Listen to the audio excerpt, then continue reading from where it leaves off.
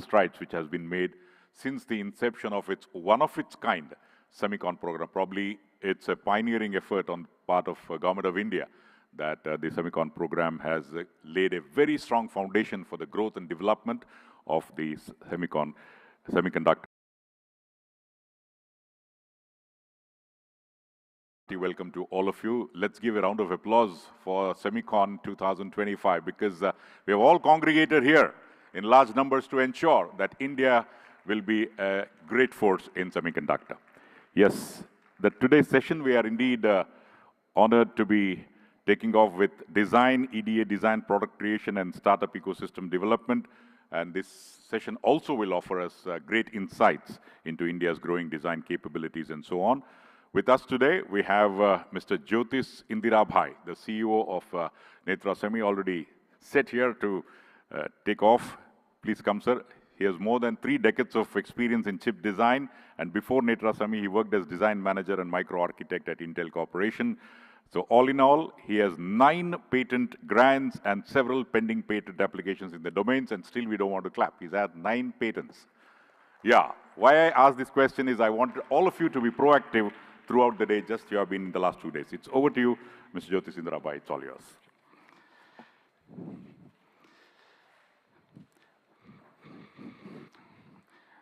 Good morning, everyone. Thank you. Thank you for the introduction. And thank you for having me here. It's a great honor. So let me give a brief introduction about myself and my company. I'm Jyotis Indirabhai. I'm the CEO and co-founder of Netra Semi. It's a company building semiconductor chips. This is a fabulous semiconductor chip company building chips for edge AI market. That means enabling AI and computer vision on small devices and on-premise computing without the need to send data to the cloud and servers. So SEMICON India has a great impact to our startup.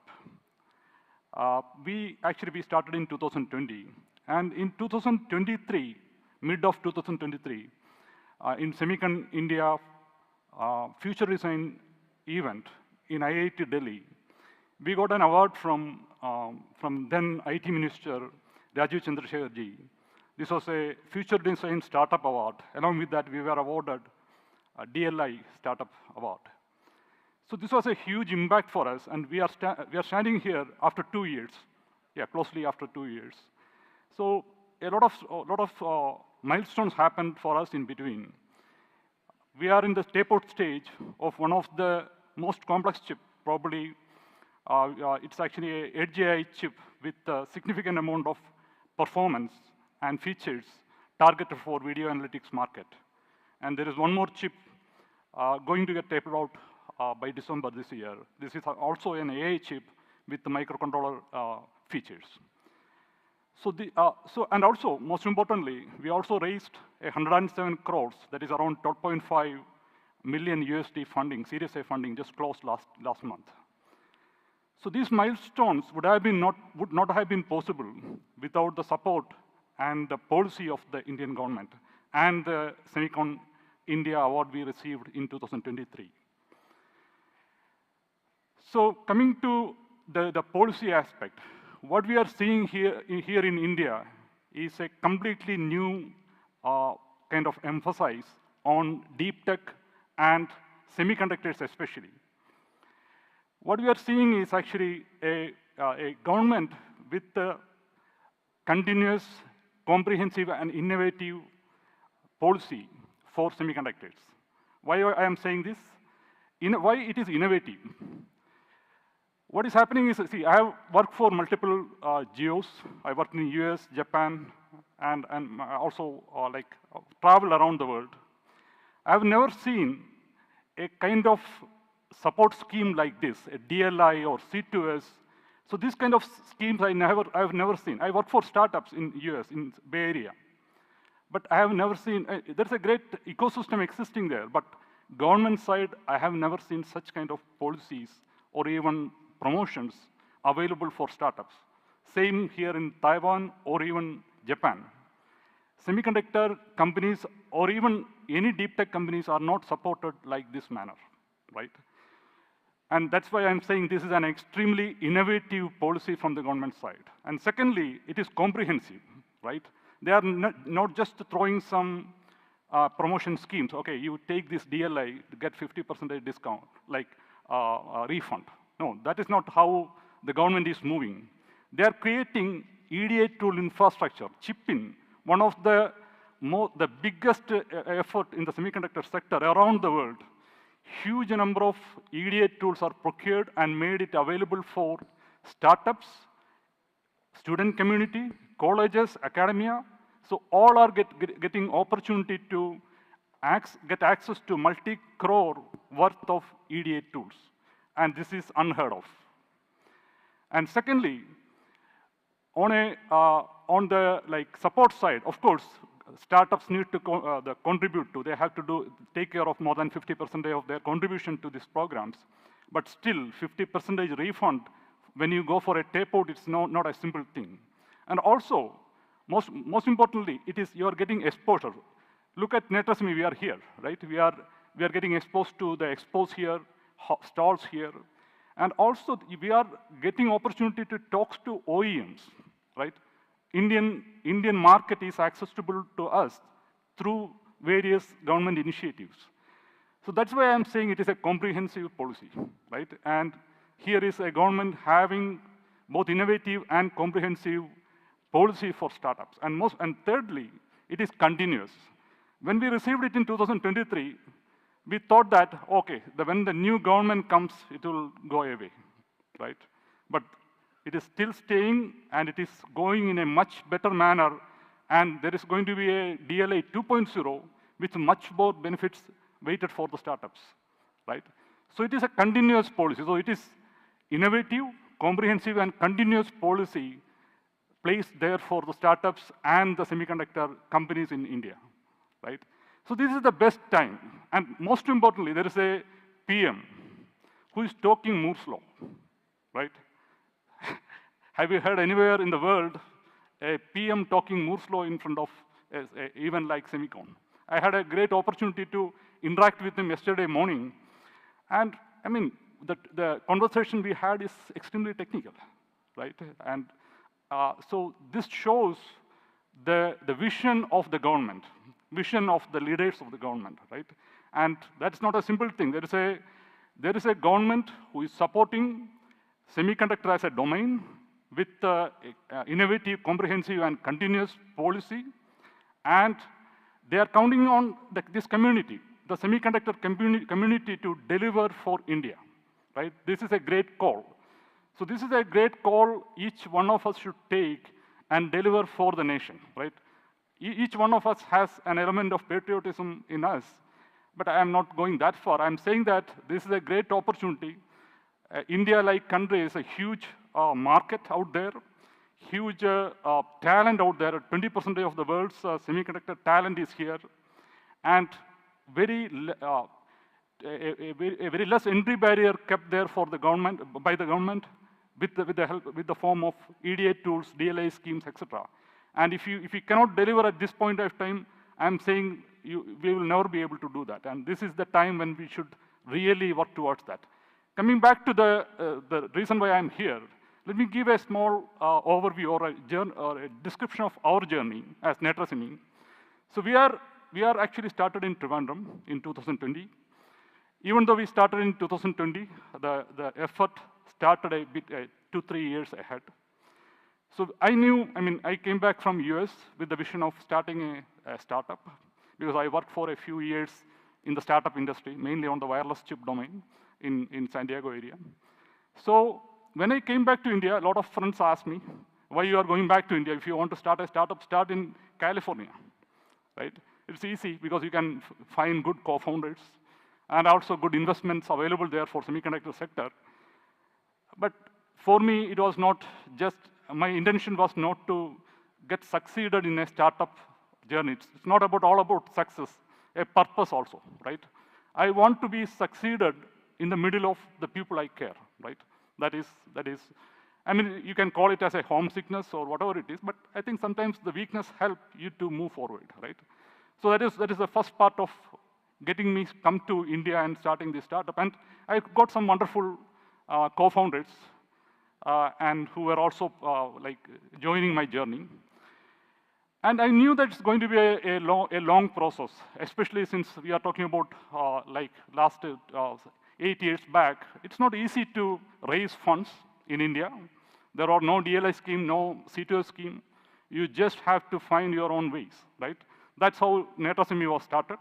I picked Trivandrum as a place to be because that's my hometown, of course. Again, the homesickness helps. But most importantly, it's also part of a strategy I have taken. India as a country has talent everywhere, right? I mean, if I borrow the statement of our investor, say, Sridhar Vembu sir, if you put a dot in any geo of India and consistently put effort around it, you will see great results, right?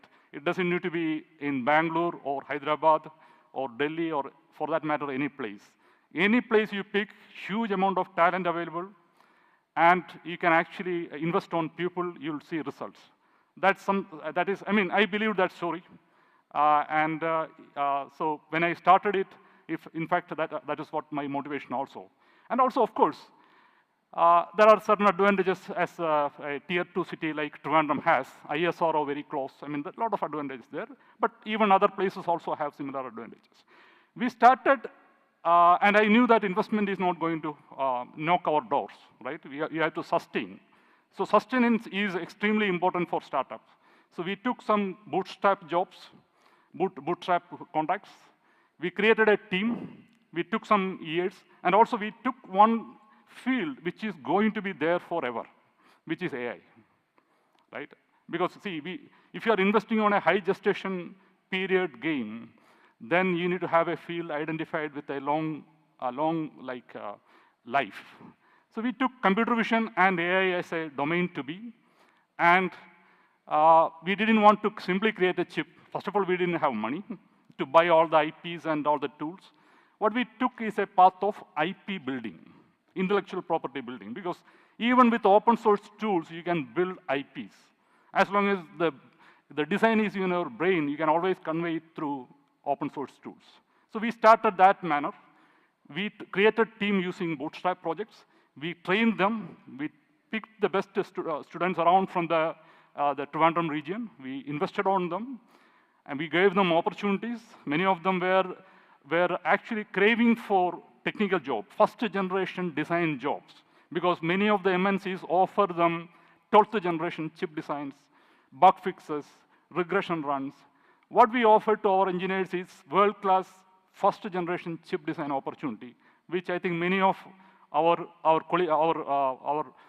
students from the nearest colleges took it as a great opportunity. And in fact, that's what I tell all the freshers even today. Go and join startups. Startups have nothing in their hand. They have fresh ideas. You will be given opportunity to design. You should be given opportunity to architect.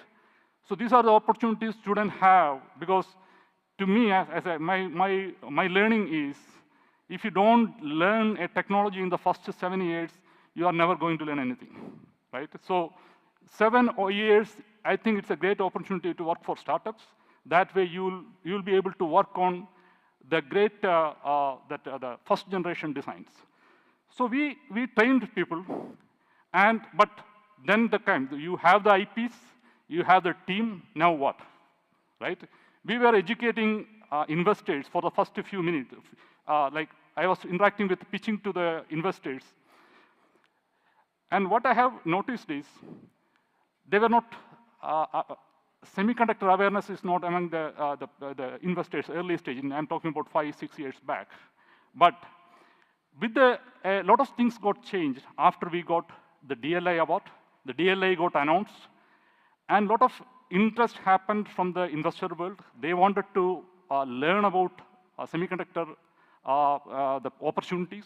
They started interacting with us, and what we are seeing is the last 2 years, we were able to raise multiple rounds of investment, and last is the Series A investment I just mentioned. So my point is, after the DLI and the SEMICON kind of initiatives, the Indian scenario is changing. There is a lot of interest among the investors. I'm seeing in the last few days, investors are roaming around looking for good startups to invest on. And so this is the opportunities I ask each and every startup aspirant to capture. And good luck. Thank you very much for having me here. Thank you.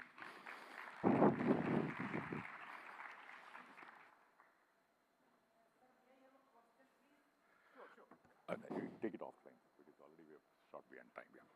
Sorry about that. This is the first session, and we can take the question offline because it's already short going back. Don't think otherwise, please. Yeah. Thank you, Mr. Jyotis Rabai. I think he has come straight towards you, and you can have a discussion there. We move on to the next keynote. The next keynote will be presented by Mr. Ruchir Dikshit, the Vice President and Country Manager, India of Siemens EDA. He has more than 25 years in semiconductor industry, has executed multiple levels of responsibility in design and development of ASICs, FPGAs, and PCB products. He is the chairperson of ISA Board of Directors and personally driving 2 core interest groups, WISE. WISE means Women in Semiconductor and Electronics, and Startup Mitra, to improve the ecosystem for ESDM startups in India. So put your hands together and let's welcome Mr. Ruchir Dikshit. The next 10 minutes is yours. Thank you so much. Can you guys hear me in the back? No? Let's try again. Yes? No? Yes. Now yes. But otherwise I'd have to scream really loud. Oh, there's a countdown timer here. I'm 15 minutes into it already. But before I start, the previous speaker, I hope that we hear his story, we heard his story, and take inspiration from his success. So, Indra Chandrabai, thank you. Netra Semi is a big example, and I'm glad that we started today with that talk. Today is all about design. So what I thought I would share my views, Siemens' views on what we believe will drive semiconductors and electronics in the future. We believe there are 3 pillars. Now, in any talk for the last 2 years, if you don't talk AI, the talk does not become legitimate. The person does not become legitimate. So I'm going to quote Jensen. Very recently, just about 3 weeks ago, Jensen said that if there is anything moving today, it will move with AI in the future, which means that there will be physical AI, a term that we may not have used, that we may not have heard very often. So let's start breaking this physical AI thing down. What is it? What is it? It's essentially a mechatronic system. Starts with perception. Think of a car. Best example, an autonomous car. Starts with perception. After the perception, it has to understand what it perceived. Once the understanding comes in, then it has to make a decision. Once it makes a decision, then the most important part comes in, action. Should I continue driving? Should I brake? Should I swerve? Should I change lane right now or not? And then outcome of that decision defines what it does next. That is learning. And that's what a physical AI system will do. So, built on real-world interaction, sensor-driven, action-oriented, and adaptive. So that's the universe. The question is, what enables it? What enables it is software, because software-driven hardware is the future. What will the software run on? It will run on semiconductors. And where do the semiconductors live? They live inside of electronic systems. So that's what we are seeing the world evolve to. That's what you in this room will take the world to. Now, a mention was done earlier, open source EDA tools. Yes, they are very valuable, very useful, but there is a point in time when you want to build a complex system, you may need something a little bit more mature, a little bit more, how should I say, invested in developing technology. So you look at what EDA allows us to do, right? It allows us to do architectural exploration. It allows us to go and design and build IC chips. It also helps us verify them. It allows us to go to manufacturing so that whatever we have designed, we can manufacture. And once we have manufactured it, it allows us to put that into a system, because without the system, the user doesn't get to experience any of the good things that you have developed. So that's the value chain, right? The first two parts, they are about making sure that whatever you build will have a piece of software in time, and that software will design and define what your user can do with it. So that's the first step. The second step is all about IC design manufacturing. A lot of people here are doing it: logic design, physical implementation, and validation. You do that. Once you've done that, GDS is still just ASCII file. It has to actually go into production. And now we are starting to hear about heterogeneous integration, 3D IC, because that's the next step in what will allow us to solve complex problems. We take that 3D IC or monolithic IC and put it on an electronic system. That's when the world sees your efforts. Without that, the world doesn't get to see your efforts.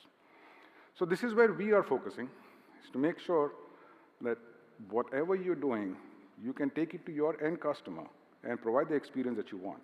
And of course, the foundational element that will take us forward is AI across the board.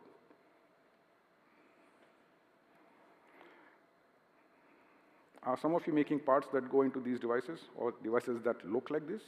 Could be a consumer electronics device, could be an industrial device.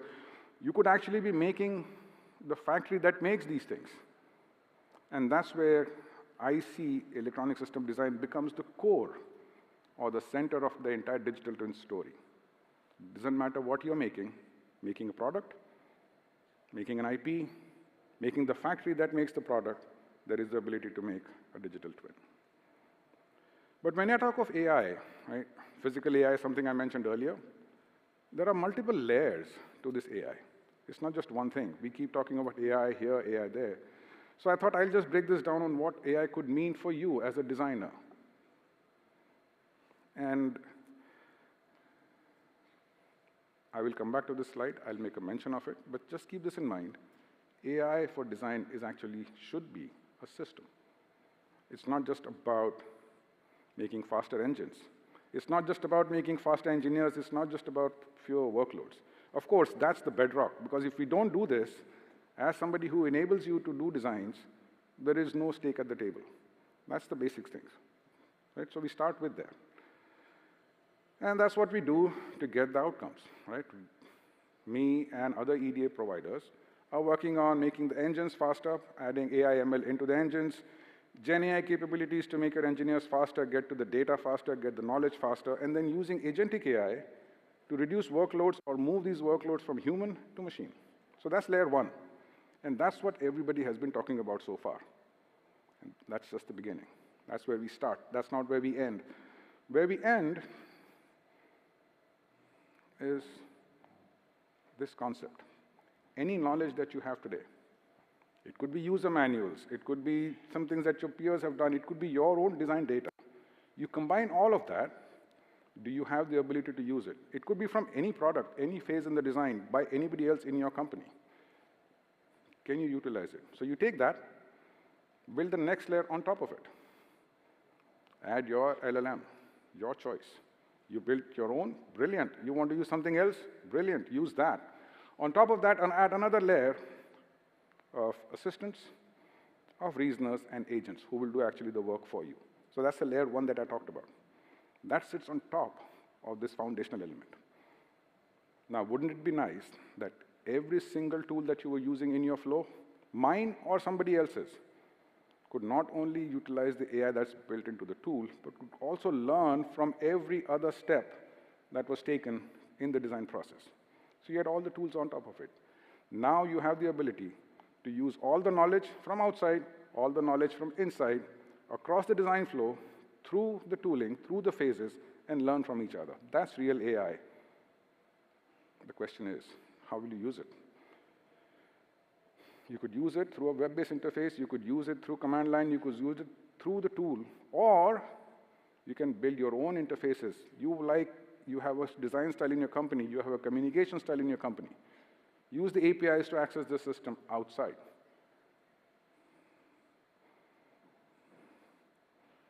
That's what our vision is. This is what we provide to you. Your knowledge, your expertise, added and augmented with our knowledge, our expertise, to do things that you want, to get the outcomes you want, the way you want them. That's real AI. Anything less than that is not taking you where you should be.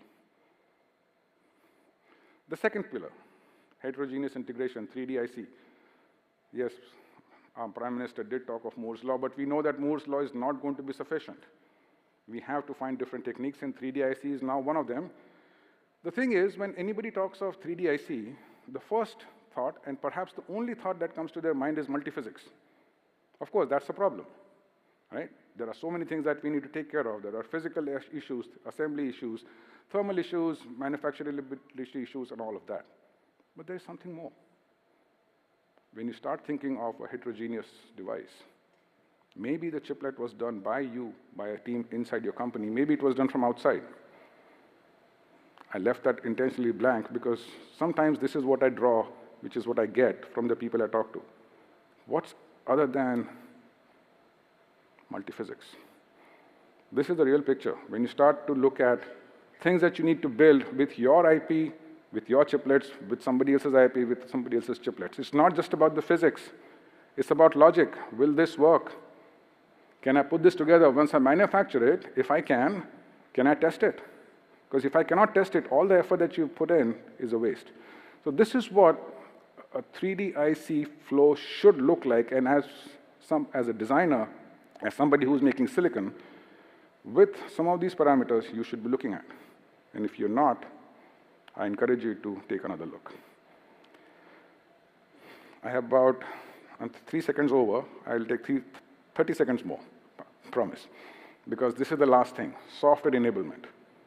How many times have you gone into hardware design, have your silicon ready, but your software is 6 months behind? How many times has software held your silicon from being exposed to your customer? It happens all the time.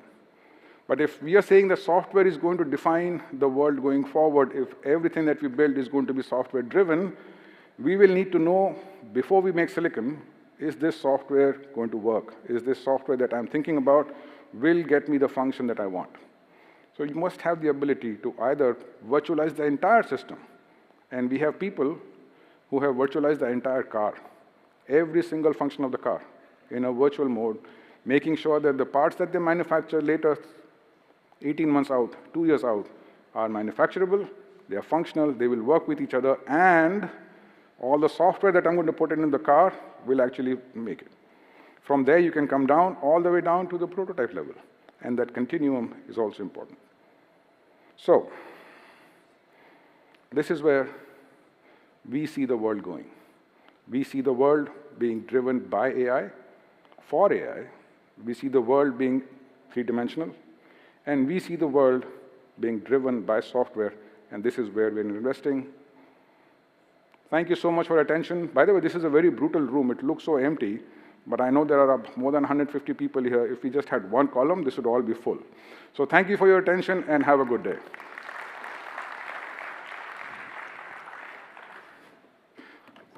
All well.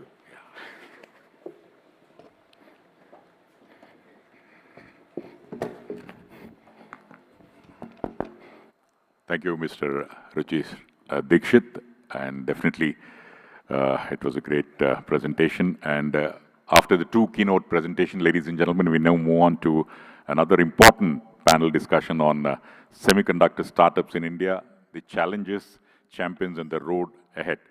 We have a galaxy of panelists, and this particular session will be moderated by Shri Jaswinder Singh Ahuja, ex-MD of Cadence. Before Mr. Jaswinder comes over, it gives me great pleasure to say a few words about him. He has been a deep tech investor, of course, board advisor and a startup mentor with over 37 years in the semiconductor industry, and most recently he served as corporate vice president of international headquarters in Ireland and India and managing director at Cadence Design Systems. He has been instrumental, ladies and gentlemen, in building India's semiconductor ecosystem as a founding member and former president of the VLSI Society of India. He's also been the founding member and past chairman of ISA and a key contributor to initiatives like Entrepreneur Park and the India Semiconductor Mission. So please put your hands together and let's welcome Mr. Jaswinder Ahuja onto the stage, please.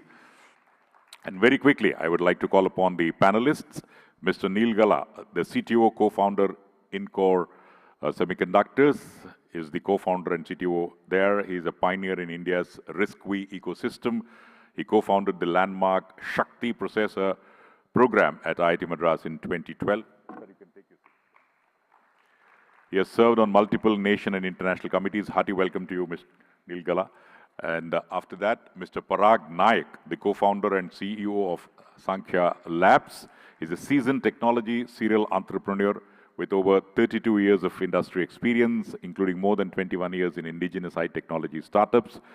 And of course, he has won several awards. So let's give a round of applause to Mr. Parag Naik, the co-founder and CEO of Sankhya Labs. We will also be having Mr. Jitendra Chadda, the Managing Director and Country Head, GF India, Vice President, GFES Fab Operations. He's a thought leader with 2 decades of experience in executive roles across multiple geos, US, India, Mexico, and Canada. Hi, how are you? And under his leadership, GF India's team has grown rapidly, evolving GF India into a microcosm of GF. So very hearty welcome to you, Mr. Jitendra Chadda. We also will be having Mr. Sridharan Mani, CEO of Ahisa Digital Innovations, and more than 3 decades of senior leadership experience in IT product innovation and business expansion. And post-AMI at Amazon, he led a team to build Amazon Academy and EdTech platform for IIT, JEE, and NEET platforms. Hearty welcome to you. Namaskar, Sridharan Maniji. And finally, Dr. Kamaljeet Singh, Director General, Semiconductor Laboratory. He worked in ISRO as RF designer and subsequently became Group Director of Hybrid Micro Devices, has published more than 200 technical articles in various journals and conferences, has written 6 technical books. Hearty welcome to you, but I can hear the clapping only from the left-hand side. No clapping from the right-hand side. Okay.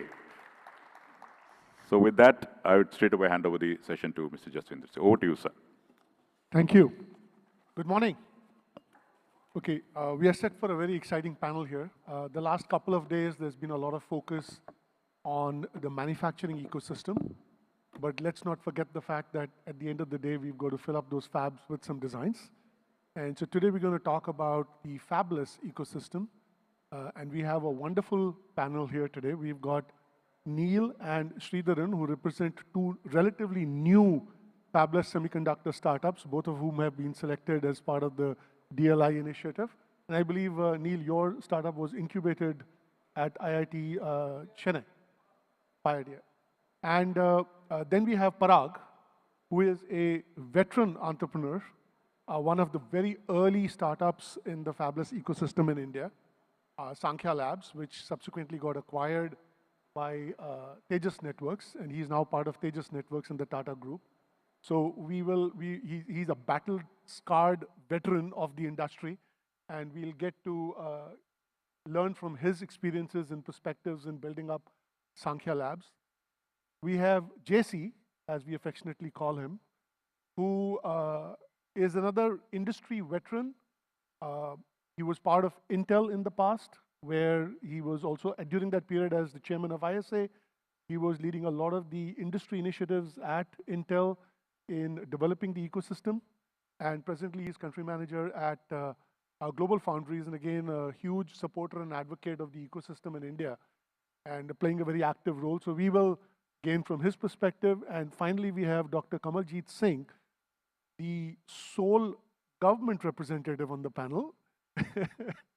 So we'll pick his brains in more than one way, but I think SCL, as we all know, is an iconic Indian enterprise and is playing a very vital role in the strategic sector.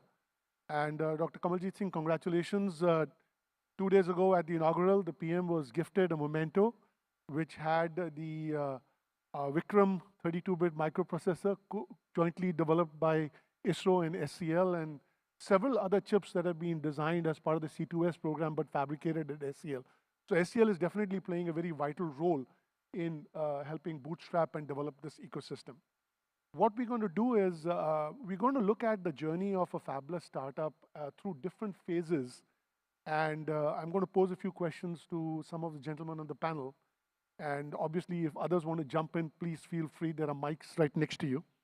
So my first question is going to go to the two relatively new startups, Neil and Sridhar. Neil, you can start first. You know, right on the onset, when you are thinking of, starting an enterprise or building a product, there are some fundamental questions that need to be asked. Excuse me. What product will you build? Which market will you serve? Who your customers are? What the competitive landscape looks like? Is it India-centric? Is it global? How do you differentiate yourself?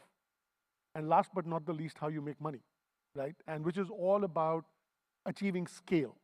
So why don't you kick us off by sharing a little bit of your experience in how you went about this process, and what can you share as a reflection for others to benefit from? Thanks, Jaswinder, for the question. I'm happy to be here amongst these gentlemen. Hope to share a lot more of what our journey has been so far. So my journey as a founder at Encore starts with the academic roots, right? I think the most important thing is we can build very great technology. I don't think there's a doubt about that. But are we building it for the right problem, right? So the first question is, are you in love with the problem or are you in love with the solution? If you're in love with your solution, you're not going to go anywhere, right? If you can keep beating your chest that you've built the fastest processor or the tiniest core, if it's not a problem that a large people can appreciate, it's not going to be sold, right? So definitely from my roots, coming from academia, building Shakti, we knew that there is a technology, there is RISC-V, and that's going to be the bedrock of what we build on. But we made certain assumptions, we made certain wrong decisions, which we learned the hard way, right? The first one was you assume what the world needs, right? That was the first thing. We assume that with RISC-V, you can build cores and the world is waiting for these cores to happen, waiting for these processors to come out, but that's not the reality. So there's a lot of academic arrogance that you start with. There's a lot of fulfillment that you say, oh, I've done these simulations, I've been shown power, but once you go to market, that's where the reality kicks in, right? We were sort of bootstrapped for a good amount of time, right? 3-4 years, we were doing multiple different things. And then we started customer traction. Then we reached out. We had the conversation with the first customer, the 10 customers, 20 customers, 50 customers, and they all taught us what last 4 years of development did not, right? We were trying to build Ferraris, whereas the world wanted a reliable Toyota with a custom paint job. That's it, as simple as that. And that's when we realized that we need to change ourselves, right? So the third learning was, you got to listen to the market, you got to read them, and you have to turn around. And that's only a startup can do. No MNC can turn around that fast, right? And that's the strength you have.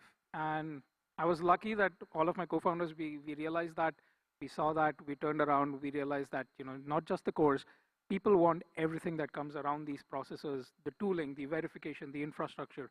If you're just going to give them an engine and say, go build your own car, that's not going to work, right? You got to give a good amount of assembly line to them. And that's where the pivot happens, right? So that was the third step. We said, okay, this is good. This makes sense. There are people wanting the solution. And then we moved to building these generators out of it, SoC generators, subsystem solutions. And then comes the validation part, right? That's when you need extreme amount of focus.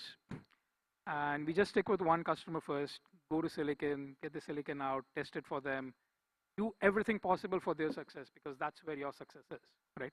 You may not get paid enough for it, but what you get paid is the word of mouth.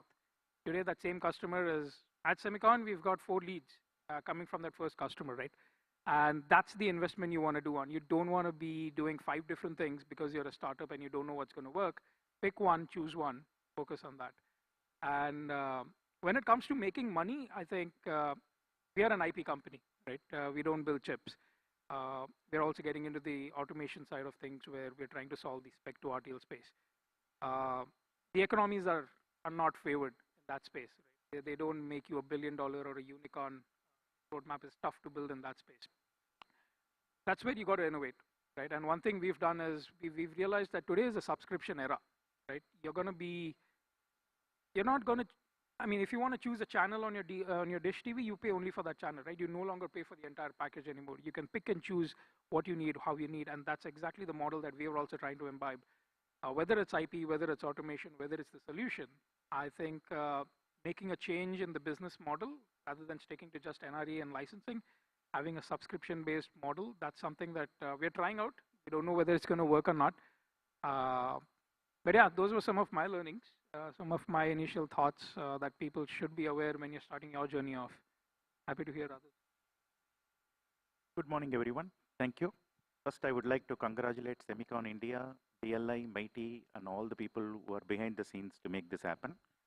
Our journey started almost 1 year of doing a complete market study in understanding what is available in the market, what are the differential factors we can bring in, and more importantly, we wanted to pick something that will have a mass appeal and where we don't need to go through so much of regulatory compliance and several other requirements, because at the end of the day, when you're getting into a semiconductor fabless design, we really want to make sure whatever we are building can go in masses and it can also meet the market price which is already there.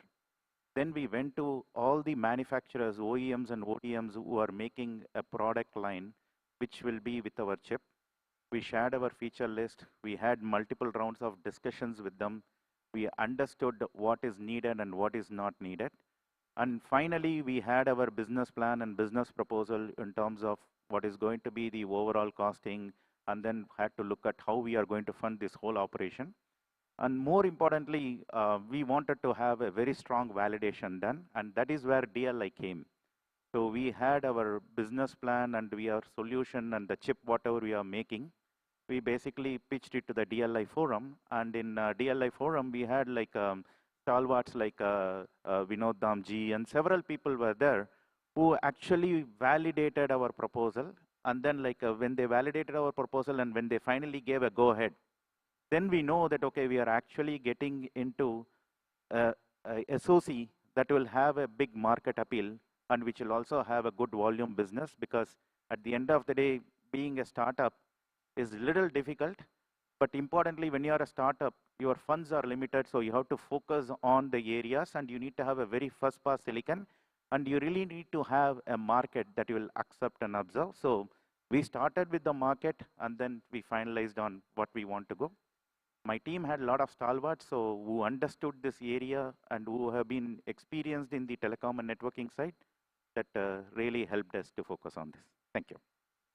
Thank you. So clearly, I think investing upfront in ensuring a good product market fit, getting your early customer win, and gaining credibility on the back of that is critical in the early stages, and an intense focus on execution. Great.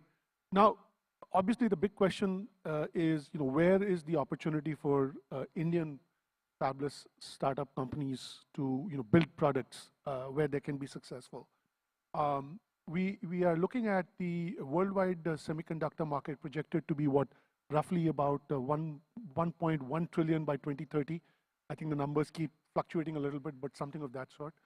And I think a lot of the survey results show that India might be roughly 10% of that in terms of consumption.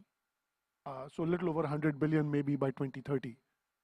Out of that, maybe about a 60% or so is going to be in the GPU, CPU type of an area, which is dominated by a handful of players. And I'm going to go out on a limb and venture that competing head-on with them is not the smartest strategy for a startup.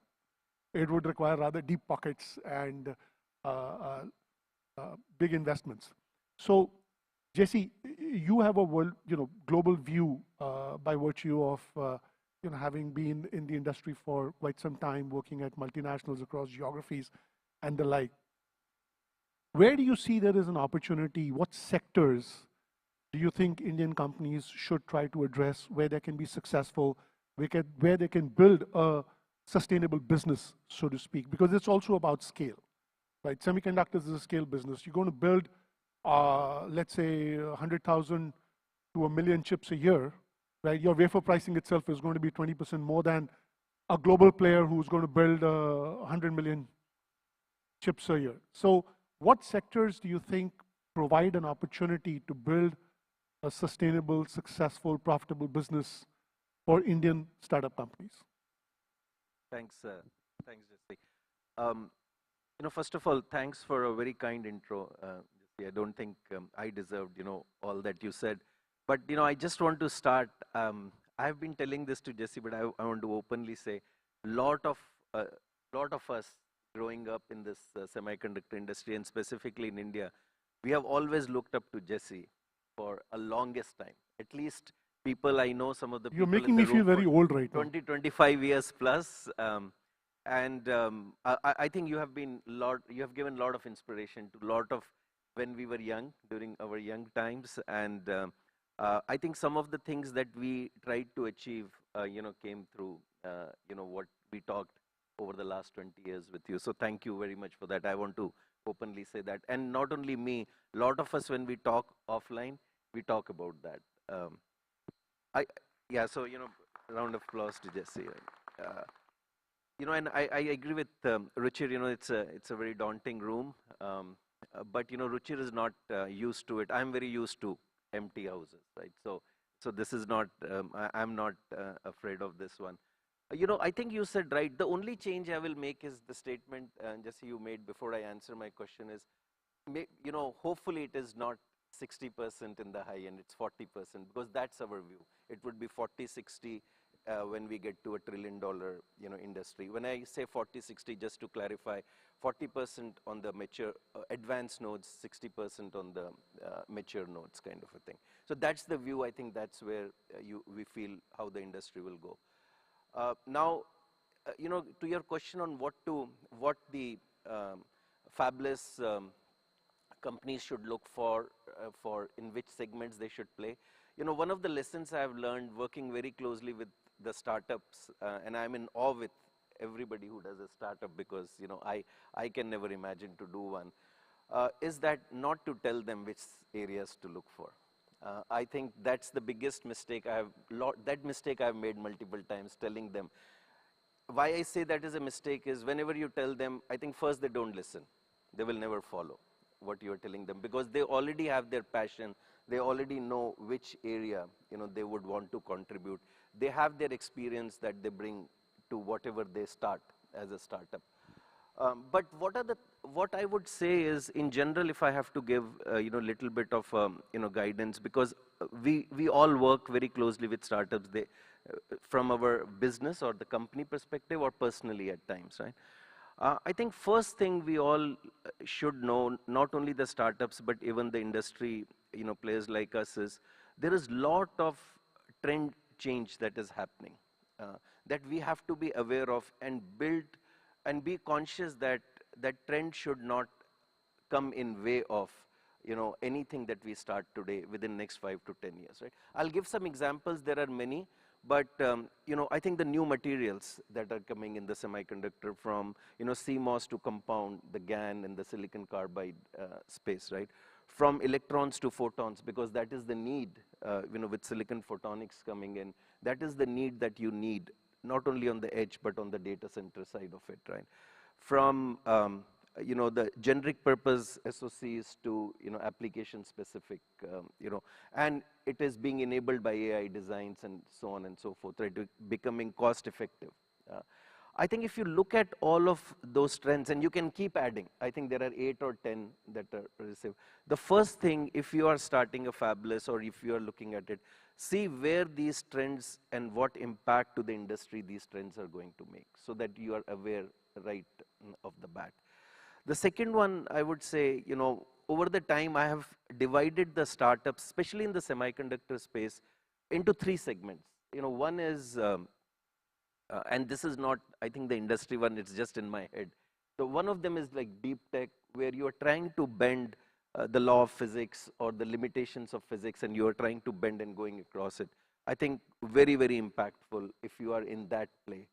The second one is the Me Too. Lot of us that we see is, this SoCs are, being already in play. Some other part of the world, the Taiwan ecosystem, China ecosystem is developing that.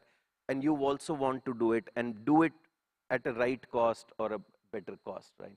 You can become a Me Too player there. And the third one is, can we develop a platform? Is somebody thinking of developing a platform on which you can develop multiple solutions over the time, either for a vertical or little bit of the generic, right? So I would say for India, I'm actually just reversing it. Rather than startups thinking of which segment to go, and Jesse, with your new role with the ISM, I think this is something I would like you to propagate. This will be very powerful. Can we look at the top 10 problems that we can solve in India and rally all of our startups maybe around those 10 problems, right? And I will give you some examples and then I will close. For example, in the infrastructure space, Mr. Amitesh was here, but railways, can we build the whole stack or a solution for railways? Not just think of a fabulous startup, but the solution for the railways, which lot of startups can come and play a role. Or, our toll, management system. Why do we have to stand 5-10 minutes, for the toll? 25 years back, if you were in Singapore, you were just crossing by. But our road conditions, our systems are little demand that we have something that is indigenous for us or something specific. Can we build a $2 billion solution for multiple startups to play, and Fabulous being one of them there? And there are multiple of those examples. But we can take those top 10 and say how we can then $2 billion business for each of them and take it from the ISM as a challenge back to the DLI companies, non-DLI companies, and so on and so forth. So that would be my guidance. Awesome. So if I were to summarize what you just said, Jesse, one is look at the trends going forward and focus on areas which are emerging. That's one. And the second big pillar would be let's look inwards to the challenges and opportunities we have within the country and address those with novel and innovative solutions. Those would be two key messages that you'd leave everybody. So that way you're not competing with the global players who are already doing. Competing with established global players is just going to create headwinds. That's going to make it more difficult. Excellent. And so my next question is going to go to you, Kamaljeet. Yesterday, there was in one of the panels, there was talk about the fact that when it comes to surveillance and CCTV cameras, there are new, for reasons of security and privacy, there are new STQC guidelines that, in a sense, create an opportunity for Indian companies to come in and build both chips and systems addressing that. I think that's another sort of example that feeds into the kind of thing, Deshi, that you are talking about. So, Kamaljeet, question to you is going to be like, if you look at the strategic sectors, if you look at space, defense, security, and other such related segments, where do you see opportunity for Indian startups to play in that space? Thanks for giving me the opportunity. I will just brief you that whenever there is a need of a strategic sector, like in the case of a space, if you take, or take the case of a defense, nowadays there is a lot of startups in the space also. I think mostly around 200 plus are there, and they are doing very good. And the segment is also not only on the rocket side, but satellite side also. You are doing a lot of things in the bus systems also. In the case of defense also, you have a lot of startups, more than 1,000 startups are there. Now, where the opportunities lies, now comes to this, in this segment, the most important point is that you should have a repeatable system, you should have reliable system, and you should have reproducible system. Now, all these factors, what it makes is, you used to go with a heritage system then, because it is highly, highly reliable, and you don't take chances in that type of system.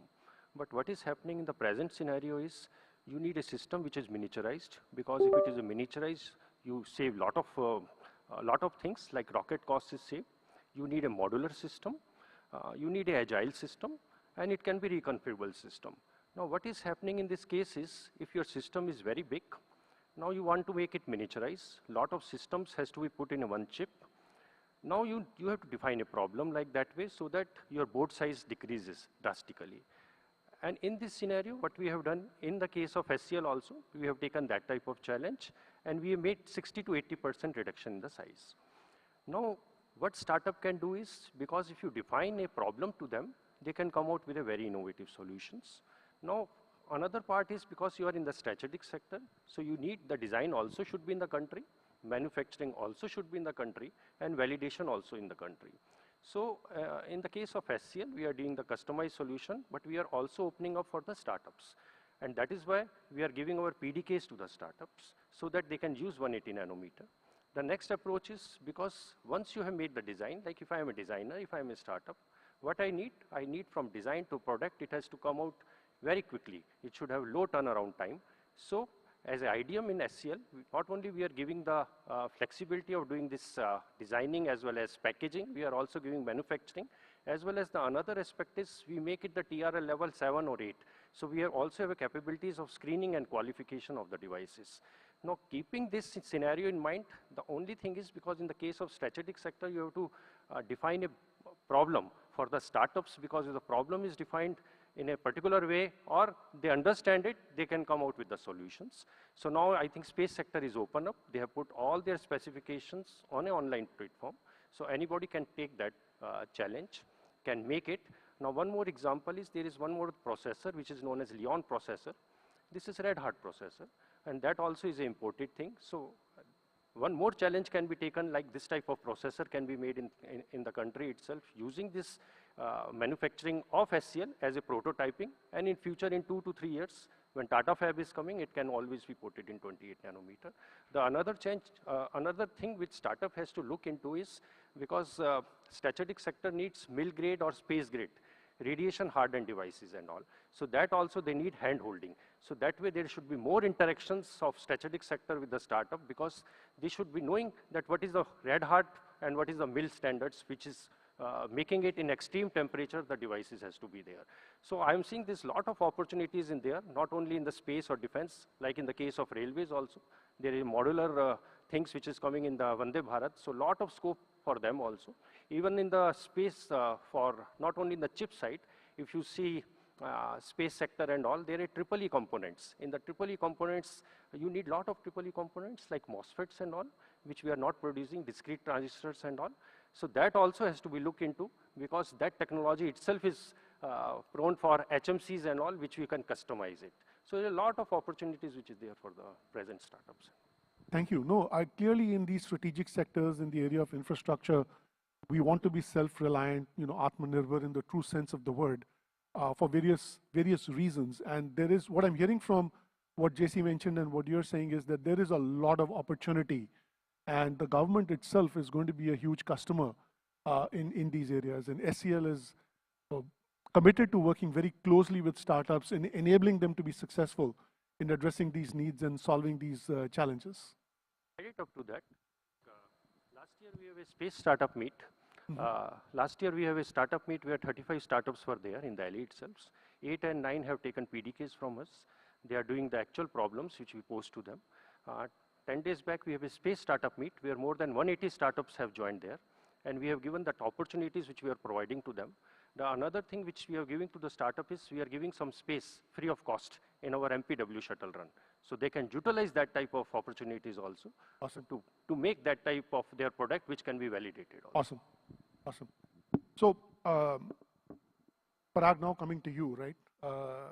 As we said, you were one of the very early fabless startups in the country, perhaps maybe the first one? Okay, good. And a successful one at that. I'm sure there are many that didn't make it, but you're one of the very early and successful startups. And you've been through like the full journey, right? Culminating in the acquisition, a strategic exit, if you will, and an acquisition by Tejas. So from your experience, what can you share in terms of the challenges that you faced, beyond what's already been shared by Neil and by Sridhar, right? What challenges did you face? What can we learn from your experience, both for the startups, but also from a policy perspective, right?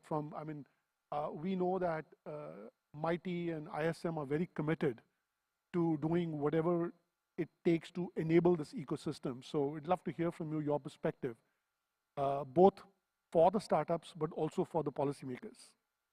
Yeah, thanks, Jess. Sometimes I think I can write a web series on what we did for the last 14 years and survive. I think if you look at it, our story has largely been pivots, near-death experiences, and a lot of headwinds. Right? I'll come to each of them. I think pivot is a fancy American euphemism for saying that you failed, right? And you turned around. So we did multiple pivots. The first one was,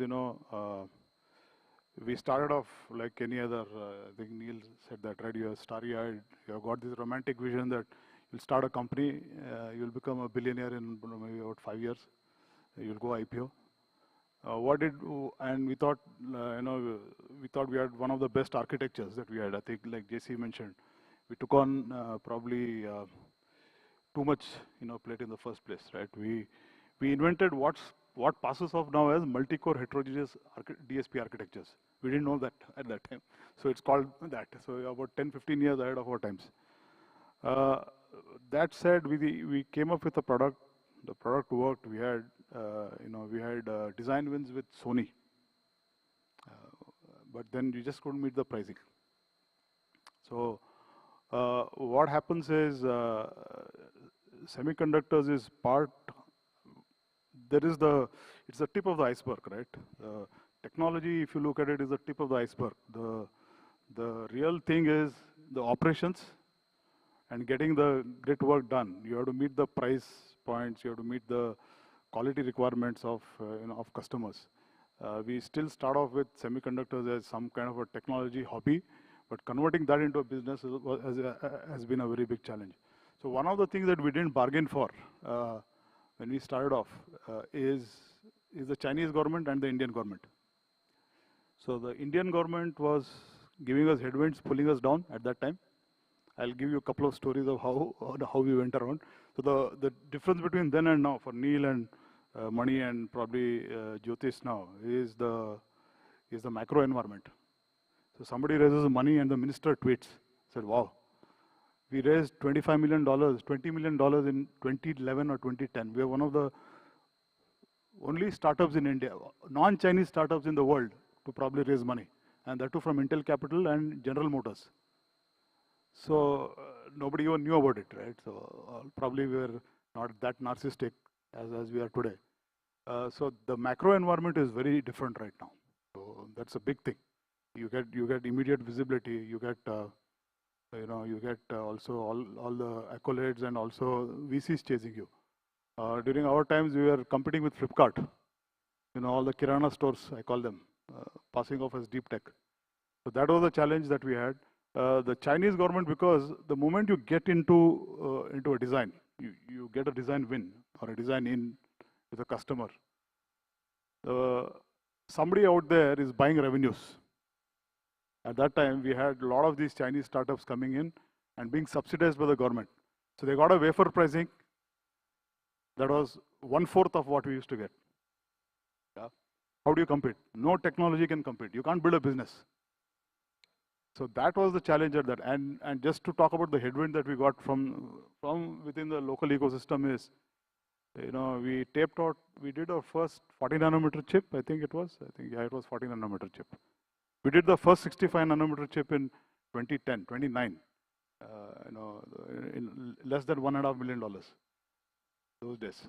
Then we did the 40 nanometer after we got the Intel, in spite of the Intel backing, we are doing this tape out. We have a contract with TSMC. So we are sending out, payment to TSMC. And we have to send out about $750K or $1 million those days. We're not getting anything back. So the RBI thinks that we are doing a Ponzi scheme. We are doing some hawala. So they sat on the file for about 4 months. TSMC being TSMC, they threatened to, cancel the contract. Because we keep telling them, the government is not allowing us. Then finally, we had to use our good books in ISRO, go to the finance ministry and tell them, look, these guys are our boys. They're not doing hawala. They're a semiconductor company. This is how things happen in India. So at that time, the guys before us used to actually have then we realized it's better to have a headquarter in Singapore or somewhere else, sell the thing that and get the chips back in India. So those are the kind of headwinds that you faced with, right? And on the near-death experiences, I think we had two. We first in 2011, just before when Intel came in and invested in us, and next in 2016, I think 2016 or 2017, where we are 1 week away from closing down the company. And it was impossible to raise money. And Intel was just exiting for a whole lot of other reasons. Most investors thought that, we have done something wrong because Intel is exited, because they had their own challenges at that time. So those were some of the issues that, that we had. And then the pivot that we did was we realized that, it's extremely difficult. I mean, part of the part of selling semiconductors is operations, right? If you don't have good operations and good product marketing, however good your technology is, you won't go too far with that. Yeah, and so the pivot that we did was we had a very interesting architecture, and we initially started off looking at the global markets out of India. That was one of the mistakes. We should probably had been incorporated elsewhere at that time. Now the macro environment is different. So we pivoted in building systems ourselves. So we started to build satellite modules for ISRO. ISRO was our first customer. Then we worked with the Indian Army to build software-defined radios. That's one of the key technologies that we built. So what we realized also then is we had to go out because we didn't have a Samsung or a Sony based out of India. There are no motherships. There are no motherships in India, systems company in India that actually pick up these products, pick up this fabulous products and actually take it to market. An important part of the ecosystem I also realized over a period of time is not just building the product. You also need a customer who's willing to take a 70-80% product ready and pull it out of you. And if that element is missing, no amount of, and any startup, right, they will all be raw always, right? You won't have that thing. So the final thing I always, and it is true then and it is true now, I call this the Swami Vivekananda route. The route to Delhi, anywhere in India, goes from Chicago. So even before he went to Chicago, he was just hanging around like a fakir in India. Nobody knew about him. So when a Caucasian baptized him, then he suddenly becomes popular in India. Same thing with Gandhiji, right? If you had not had a stint in South Africa, I think you wouldn't have recognized him.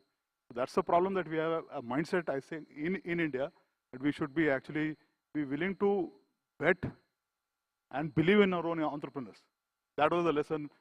The building of the trust was, is something that I think was the major important lesson that we learned. Awesome. No, thank you. Thank you for sharing your journey, Parag. A lot of very valuable lessons, but if I were to very, very quickly summarize, I'd say that the macro is definitely changed significantly, as evidenced by this event, as evidenced by the fact that the PM showed up twice over 3 days. I think the macro is very different. The time maybe is right now for fabless and semiconductor companies to build products in India. But the one thing which still remains a challenge is the fact that we don't have a vibrant systems ecosystem in India, which means we can design and build all the chips we want, but who's going to design, who's going to design in those chips into systems? Because eventually it's the systems that sell, that it's the systems that businesses or individuals buy. And so that's a gap that remains. And I think I'd like to circle back on that once again. But before I go there, very quickly, we heard this from Jyotis in the morning that, DLI and schemes like that have been very helpful in supporting the ecosystem, C2S and DLI both. They provide, lower a lot of the entry barriers by providing access to things like the EDA grid, providing financial support, the support that comes in from the Chip-in Center at CDAC, the support that gets through the MPWs at SCL and things like that. So very, very quickly, and I see that the timer is showing we only have 4 more minutes. We're going to exceed that for sure by a few minutes. I got a thumbs up there, so thank you very much. But really quickly, 2 questions. One is, if you can, of all the support that you got, what's been the most valuable to you? How has it helped you? But more importantly, where do you see there is further support required? Again, I want to sort of address 2 key stakeholders here. One is the aspiring startups and what they can look forward to, but also the policymakers, because I do believe that this is the beginning of the journey. A lot's been done, but a lot more needs to be done. And so we'd like to tap your experiences to capture both of them. So I'd request Neil, you, and then Sridhar to quickly talk about it. Thanks. No, I think the DLI incentive was godsend, especially at the point that we were developing stuff, right? The EDA tools was amazing for us. I think that's the biggest thing that's helped us. It's helped us characterize our IPs, optimize them for different PDKs, for different nodes, build an ecosystem. As I said in my previous answer, right, my response, Just doing the core, giving you the RTL was not the end of the story. I had to validate it across the tools because my customers could be a Cadence customer, they could be using Synopsys flows. Having access to all three of them with, eat as much as you can sort of a buffet. That was one of the biggest benefits. I think we still have, we are still abusing it to our best capabilities. Very proud of that. Couple of other things that we saw coming in later was what Chipin started putting up these tutorials, right? Now, as a startup, you don't get the liberty to go hire these veterans across the stack, right? You're going to be fresher heavy, you're going to be graduate heavy. And you can't do those trainings yourselves because that's going to take a lot of time and the contributions come in late. So having Chipin do that for us, that was a major benefit that we've tapped into as well. For us personally, I think what I would like to see next would be, we're an IP company, right? We stop at RTL, verification, collaterals, FPGA prototyping. But to do a first MPW, I need to do physical design. I could either outsource it, but if I could have CDAC or someone else as an aggregator, maybe a larger variety of aggregators rather than the few that exist today, if somehow we can break that, make those accessible to the startup, saying if your RTL is ready, they can support us to go to GDS, go to the fab and track them, because we'll be doing a lot of MPWs just as prototypes, not as production. So supporting there where the ideas can translate to GDS, I think that's where, I mean, that would eventually become the need for the next wave of startups to come. Yeah. I agree with Neil in terms of like the support provided by DLI and tools and trainings was phenomenal, because as a startup, when you go, typically they ask what is the volume, and then like the time to get the tools and licenses, it takes quite a time, and DLI and the EDA has really made it very easy. What I would like to see is like testing equipments, like oscilloscopes, high-end oscilloscopes, spectrum analyzers, and these are some of the things, if it is made available at the various local areas, because once you have the chips done, SOCs done, you really need to have access to those testing equipment. The labs for testing and validation. Testing and validation, and also debugging also. It's very, very critical. Okay. Thank you. One thing that's a pleasant change for me personally is I've been in the industry for many, many years. Every time in the past I used to go as a representative of Cadence, the #1 complaint was always about cost of EDA tools. I think DLI has taken that out of the equation. So, the EDA vendors don't have to deal with that question anymore. That's a big relief. Okay, great. The next panel after this is going to be a VC panel, right? And we know that semiconductor, the fabless semiconductors, really to get to production, to get to volume, eventually requires you to raise funding, right? And Neil, you've raised some funding. Parag, you mentioned that you had raised funding in the past, long time ago. But what are some of the challenges in the process of raising the funding? And what advice do you have for startups? Because it doesn't matter what level of support DLI provides or ISM provides, it's never going to be enough to get to that level. Eventually, you have to get to a point where you have to raise funding, right? It could be 10 million, 20 million, 50 million in today's context. It varies, depends on the kind of chip you're building. So what advice do you have? Yeah, and anything to No, don't believe the VCs when they sit here, right? They'll say something and something else when they go out. So they are all a herd, I'm telling you, in India. Well, that's my person. So I mean, between 2007 to 2011, they were laughing at us, right? Of course they would. The Valley plan trying to build it out of India. So I have stories after stories that, from where I've learned, on how they wouldn't ever focus on, they would ask me to do sensitivity analysis on Excel sheets. So then anybody tells you to do sensitivity analysis right now at this stage, just walk away from that. I mean, there's no point in doing it. We stopped going to VCs because at one point in time, one of the VCs asked me, so you think you can build better silicon than Intel? I said, I lost that conversation. I said, yes, you don't understand how the startups work then, right? If that was the case, startups wouldn't have existed. So those are the conversations that we had. Then we realized the best way for us at that time was to go to strategic investors. And that's why we got Intel. We got General Motors. And they understood what they knew what we were trying to do. And that is one thing. That is one of the things. I think the Initially, I think right now there are enough HNIs, there are enough, I would say, I would say angel investors that can actually take you to a round where you at least have a proven unit economics. You got some unit economics going, and then you get the VC or probably go to a PE. What VCs like, I realize now, are very good cash flows. Cash flows can be negative, right?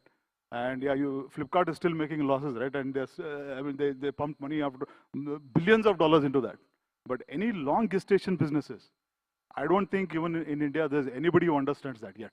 Yeah. No, you're absolutely right. I think this is a very specialized industry. It has its own characteristics and dynamics, and sort of the VCs that understand this domain. And I think that the landscape is changing today, right? And one last point: every time we've raised money from anybody or raised, got a customer, first customer, were these one-look guys. They look at you for 15 minutes, listen to you 15 minutes, and they say, I'm going to work with this guy. And that will happen only if you have been an operational entrepreneur, not an IIT, IM guy with Stanford or I don't know whatever, and sitting there. You don't have operational experience. So you don't know, you can't size up a guy. How do you size up a guy? Only the guy who's done that before does that. We don't have entrepreneurs in residence there in the VCs who are actually guiding them. Probably that is required. You're absolutely right. I think it needs to be a VC who either understands the industry or has somebody on their team or extended team that understands the industry, because this industry works differently from the businesses that they're used to. Neil, you raised money recently. Oh, absolutely. Recent is just 2 years back, and I don't think I have too many differences, different opinions than what Parag has mentioned. Back in 23, we raised our first round with Peak 15. We were talking to all investors who were interested, global and local. But as he mentioned, it was like explaining rocket science to someone who is used to riding bicycles, right? They're happy, they like the cash flows in those SaaS and fintech startups. And then what happens is they try to map those into our, they try to retrofit our models into them, right? So they treat us as a broken SaaS company. That's what Semiconductor was at that point. But we spent a lot of time. We were very choosy. Yeah, that's what we are rebranding ourselves now. So we have to do that. But yeah, I think we were extremely choosy, and that's what I would suggest to all entrepreneurs, right? You want to go to a VC who can open doors, not just write a biggest check, right? Don't go behind high valuations. Find the VC who has the patience to stay with you, who can open doors for you, because I think the biggest challenge you're going to face is not the technology. Whether you're an IITian, a triple IITian, or NITs, wherever you come from, you're going to build amazing tech. What you're going to struggle is the market access, right? Government is doing its part. It's going to take its own time. But in order to go global, you need those investors to open those doors. And that's where we were picky. We sat with our investors for 6 months. We had near-death experiences back then. We were all, not drawing salaries. Everything was bad. But we waited 6 months before we took that check-in, because we wanted to make sure that they understand what they're getting into. And that's the first order of business. The next one is what I would tell the VCs is, you have to treat us as a different clan, right? We are a different beast. Stop trying to retrofit us into fintech flows. Our growth profiles are different. Our risk profiles are different. And the patience level that you need is exactly what you saw yesterday, waiting from 9 to 12 at the entrance, right? If you had the patience to wait there, only then invest in the semicon industry, right? That's going to happen on a daily basis. That patience capital is exactly what we demand at this point. I've been told that our time's up. We have to wrap up. So before I wrap up, I'll just one rapid fire question to all the panelists, which is, if you had to lay out a 5-year roadmap for scaling India's fabulous startup ecosystem, what would be your top 3 priorities? Really, really brief answers from all the panelists, starting with Kamaljeet, your end of the thing. Really brief answers, and then we'll call it a wrap. I think the first and foremost, we should look into that whatever the need of the country should be in one place. So people should not run around for that.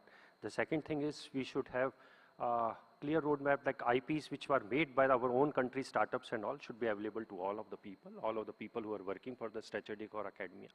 The third thing is we should also, the schemes which are there, it should be continuing so that turnaround time should be very less. whatever they are designed, it should come as a product very fast, so that if there is iterations needs and all to be done, it should be done very fast. And we should also concentrate on the reverse engineering. If there is any fault in the chip, how to diagnose that. So that capability also should be there in the country. Thank you. Peter. Provide greater ecosystem. Without design, there is no production. And second thing is better policy on finances, because banks and everybody are used to bring.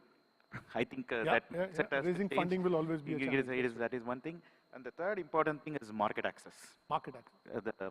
At least proof of concept, because every company, they can at least take some of the chips that is made in India and then try a POC. There is nothing that anybody is going to lose by doing a POC. And so it's again incentivizing and stimulating the systems ecosystem in the country. Yeah. Excellent. Thank you. Easy. You know, I already said, I think the market access where we create these top 10 needs for the country, I think the number one, I would say. Second, funding. I think the next panel, Parag and maybe Pradeep Vajram should be added to it. Pradeep just told me the VCs don't understand our valuation before this session. But I would say create a fund that even if 30% of that government puts it in that fund, rest comes from the market, right? Create a fund that solves the problem that Parag, Neil, and Sridharan I think there are deep tech funds that are coming up, and there are VCs today who have been in the semiconductor industry. I'm myself advising a couple of the funds, helping them, look at their semiconductor investments. And the first order of the business is really to educate them that, hey, this is a different ball game, and you need to look at the companies through a different lens and not your typical spreadsheet P&L models that you're so used to. And third one, Jesse, I would say, I think I'm just copying it, but I think we need to go semiconductor stack solution way, like we have India Stack, and that has created a lot of value. I think we need to create that semiconductor stack solution. And one of the things GF is trying to do is, we have an India Foundry program Connect program that we just started last year. And we are opening our PDKs, MPWs, IPs, and most importantly, we have selected 10 engineers within the company in different domains who are now working with the startups, 10 startups, to tell them even before what solutions they are creating, will they be manufacturable or not, right? So those are the kind of things I would say. Sounds good. So two things I have. I think one is on the buyer side, right? So most corporates don't invest in R&D. We know the market access. So incentivize market access. One way to do that is large corporates, public companies in India don't invest because the fear of write-offs. The write-off, if you say invest 200 crores and that write-off happens, in one particular quarter, your stock prices go down. Quarterly financials. So instead of having a digital write-off, you have an analog write-off. So a very gentle roll-off. Doesn't hit your quarterly financials. That to me, that just one policy reform, I think will boost our R&D expenditure big time. The second one is incentivize. He knows it, right? Though he's from IIT, it's impossible to get talent for us, right? It's impossible to get. We have a social problem, right? Impossible to get, IIT grads or guys here. The IIT, in fact, is creating all the talent for the rest of the world, not for the Indian companies.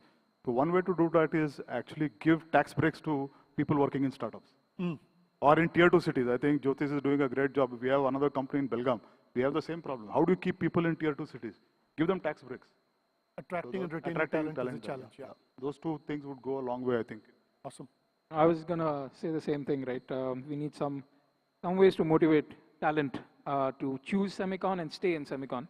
But my last point would just be India first policy, right? I think it's just not just to the government, but also to our community as well, right? If you have a local vendor who can provide that IP or that solution, choose them. This India first is not anti-China, please understand that, right? I think that's where we try to replace China, but we are replacing it with European, we are replacing it with someone else. And India first policy is, I am okay with 60% maturity, that's fine, I will improve on top of it. Give your peers, the government gives us that ability to say, learn at our cost, right? And I think that has to come up in the next 5 years. Otherwise, we'll be building for the world, but not for ourselves. That would be a shame to end up at. Awesome. No, thank you very much. I think that's going to be a wrap for the panel, and I'll just like to summarize that this is the beginning of the journey. There's a lot of progress that we've made. in the last few years, especially from what Parag described as his experience versus what Neil and Sridhar are saying. But we still have a long road ahead of us. I think with the support that we are getting from MIT and ISM, I'm very optimistic, and I'll leave you with my personal signature line, which is, the best is yet to come. Thank you.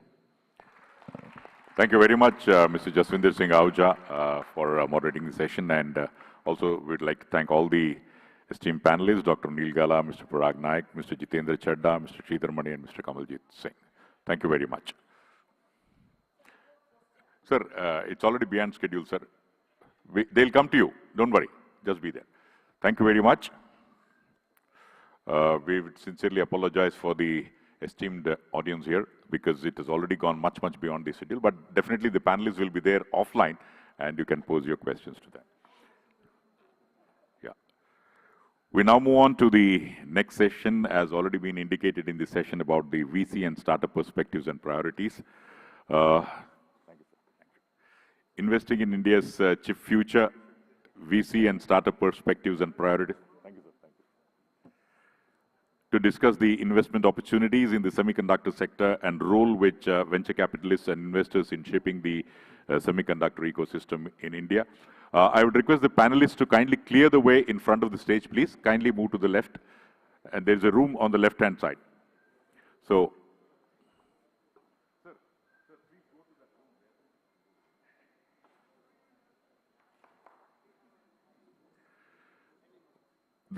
this session will be moderated by Mr. Pradeep Vajram, co-founder and general partner of Seven Rays Venture. He's a seasoned entrepreneur and distinguished leader in the semiconductor and embedded systems industry with more than 30 years of expertise. And since 1994, he has established and scaled multiple ventures across Silicon Valley and India, including founding Smart Play Technologies. And currently, he's the co-founder and general partner at Seven Rays Ventures, a USA India investment fund. So without much ado, I would request Mr. Pradeep Vajram to kindly come over. Put your hands together for Mr. Pradeep Vajram on stage, please. Our panelists,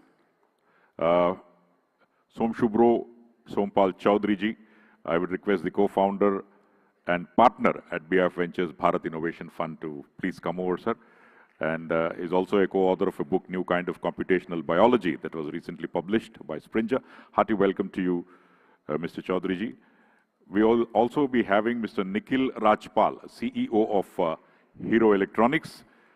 The CEO of Hero Electronics, with over 2 decades of experience across Hero Electronics, McKinsey and Company, and so on. He is deeply focused on positioning India as a hub for semiconductor and product-led innovation. Hearty welcome to you.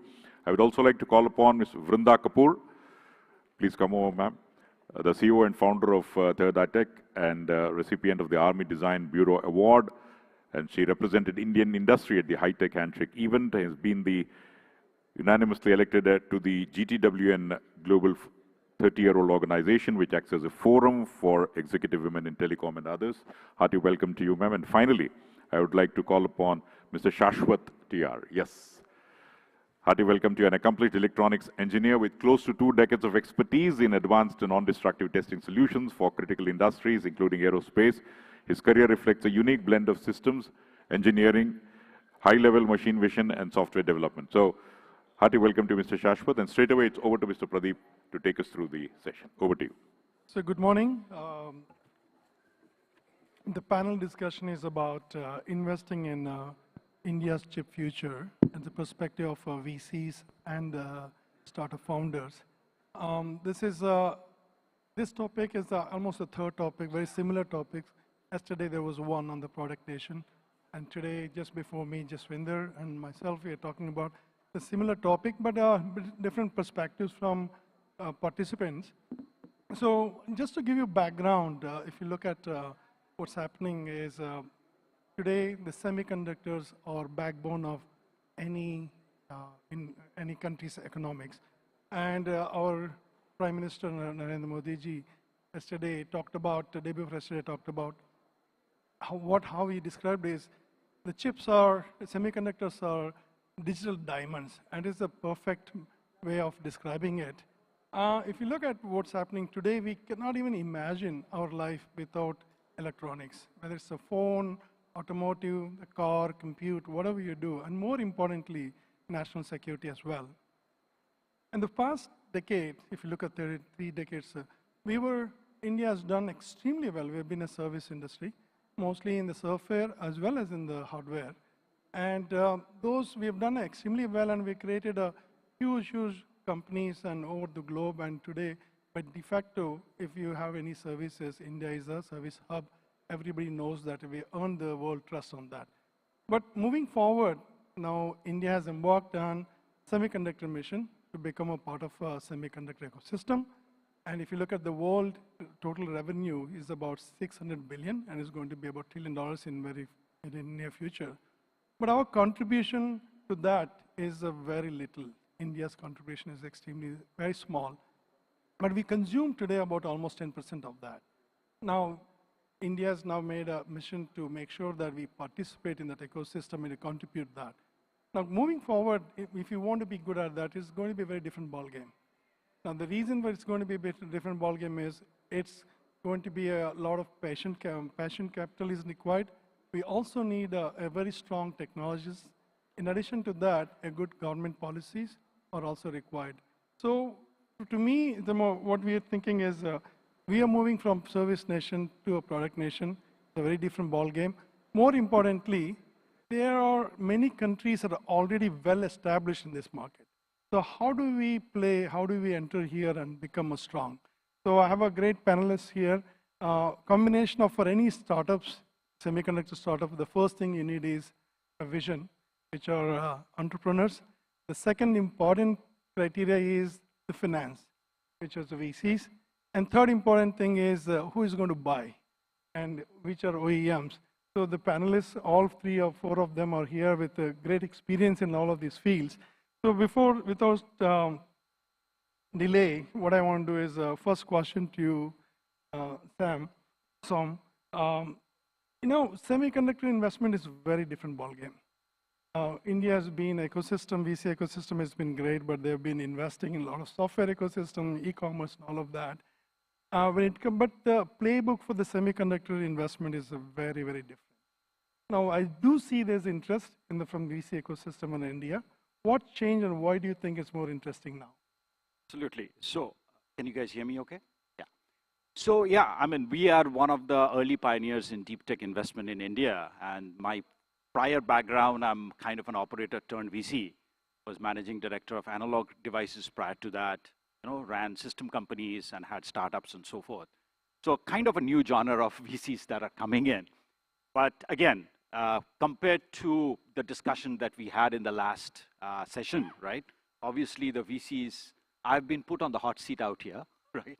But frankly speaking, see, at the end of the day, we are not investing our own money. We are investing our investors' money. So it is our fiduciary duty to scan through all and every aspect of deep tech, be it other sectors and so forth, and give the maximum returnable amount, ROI, right, out. So for us, a lot of things are about timing. A lot of about things are in sectors and so forth. So we continuously scan multiple areas, all the time, right? So be it new kind of materials, we have made investments in deep science coming out from universities and research, right? And some of them have been early stages of being pretty successful. Now, coming back to the semiconductor world, obviously, being a semiconductor person, I've been looking at this space for a long, long time. So few things, again, timing, as Parag mentioned in the last session, timing is very important, very critical. So number one, obviously, thanks to all of the geopolitical climate and so forth, everybody can turn off the chip tap at any point. Right? So it is very important for us to kind of have a homegrown entire chip ecosystem. And that's what the entire policies of the Indian government, I'm sitting on the DLI scheme and so forth, is extremely important, number one. Number two is kind of the entire market access. You mentioned about a close to $110 billion by 2030 chip potential market, the focus of indigenization and so forth, that adds to things. The third piece which we already have is the talent. Not going to elaborate on that, but we already have that. Correct. Design talent at least. We are lacking in sales, product management, product marketing aspects, which we can potentially fill up. The fourth and the most important piece is we need to look at what happened in China. I just, on Monday or Tuesday, I put up a quick post on my LinkedIn. If you just follow what happened in China, similar kind of a DLI incentives and initiatives of the Semiconductor China mission, 2014, by 2020, 2,000 have come in, right? Many of them went on initially for the homegrown Chinese market. Some of them expanded out. In India, we are tied very well over to the global ecosystem as well.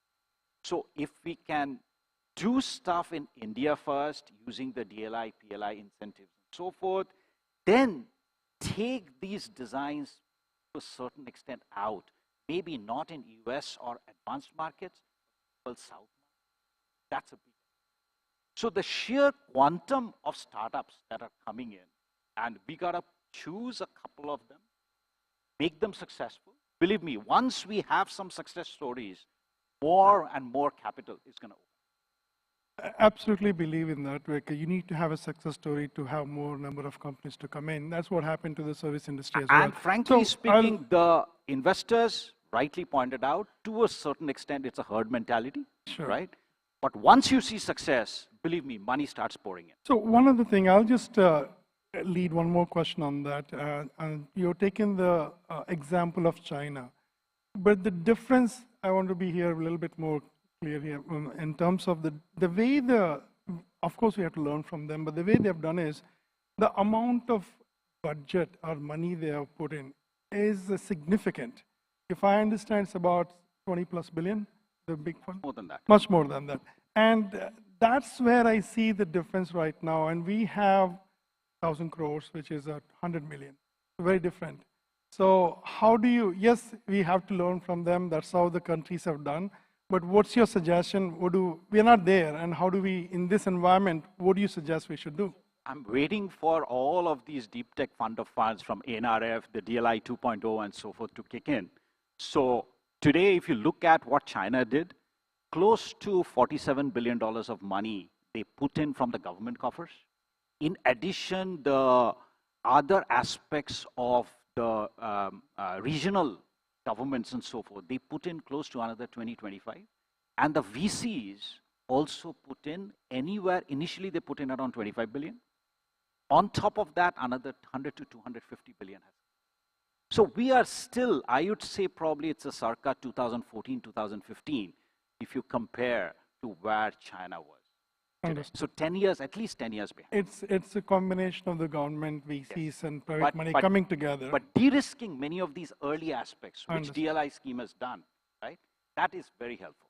So I'll go to the startup founders. For Shashwant and Vinder, first of all, congratulations on taking this journey. I've been an entrepreneur. It's not easy, especially in the semiconductor area. You've already heard what Parag said in the last session. By the way, congratulations for you guys are getting a good traction. That's also good. If you both, the same question for both of you, but either one of you can start first. If there is one thing that keeps you awake in this startup mode, what is that one? What challenges you faced, and what is the one thing that you want to see the industry or the VCs or the government should do for you to be successful? So, well, the one thing that's keeping me awake personally right now is probably my daughter. She's 2 years old. But having woken up, what keeps me awake is the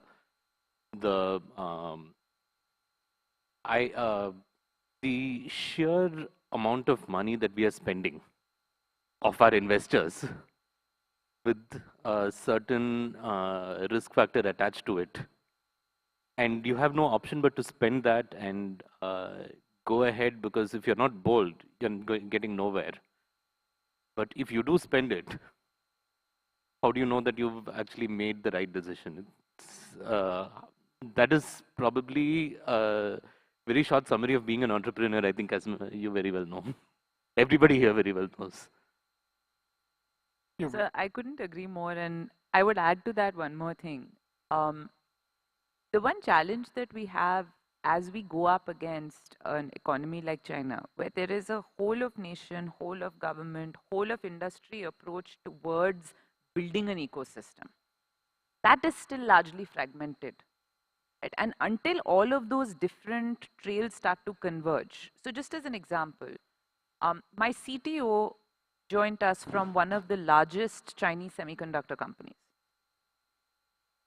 And what he said was that a lot of these things were created in parallel. So you had an OEM manufacturing something.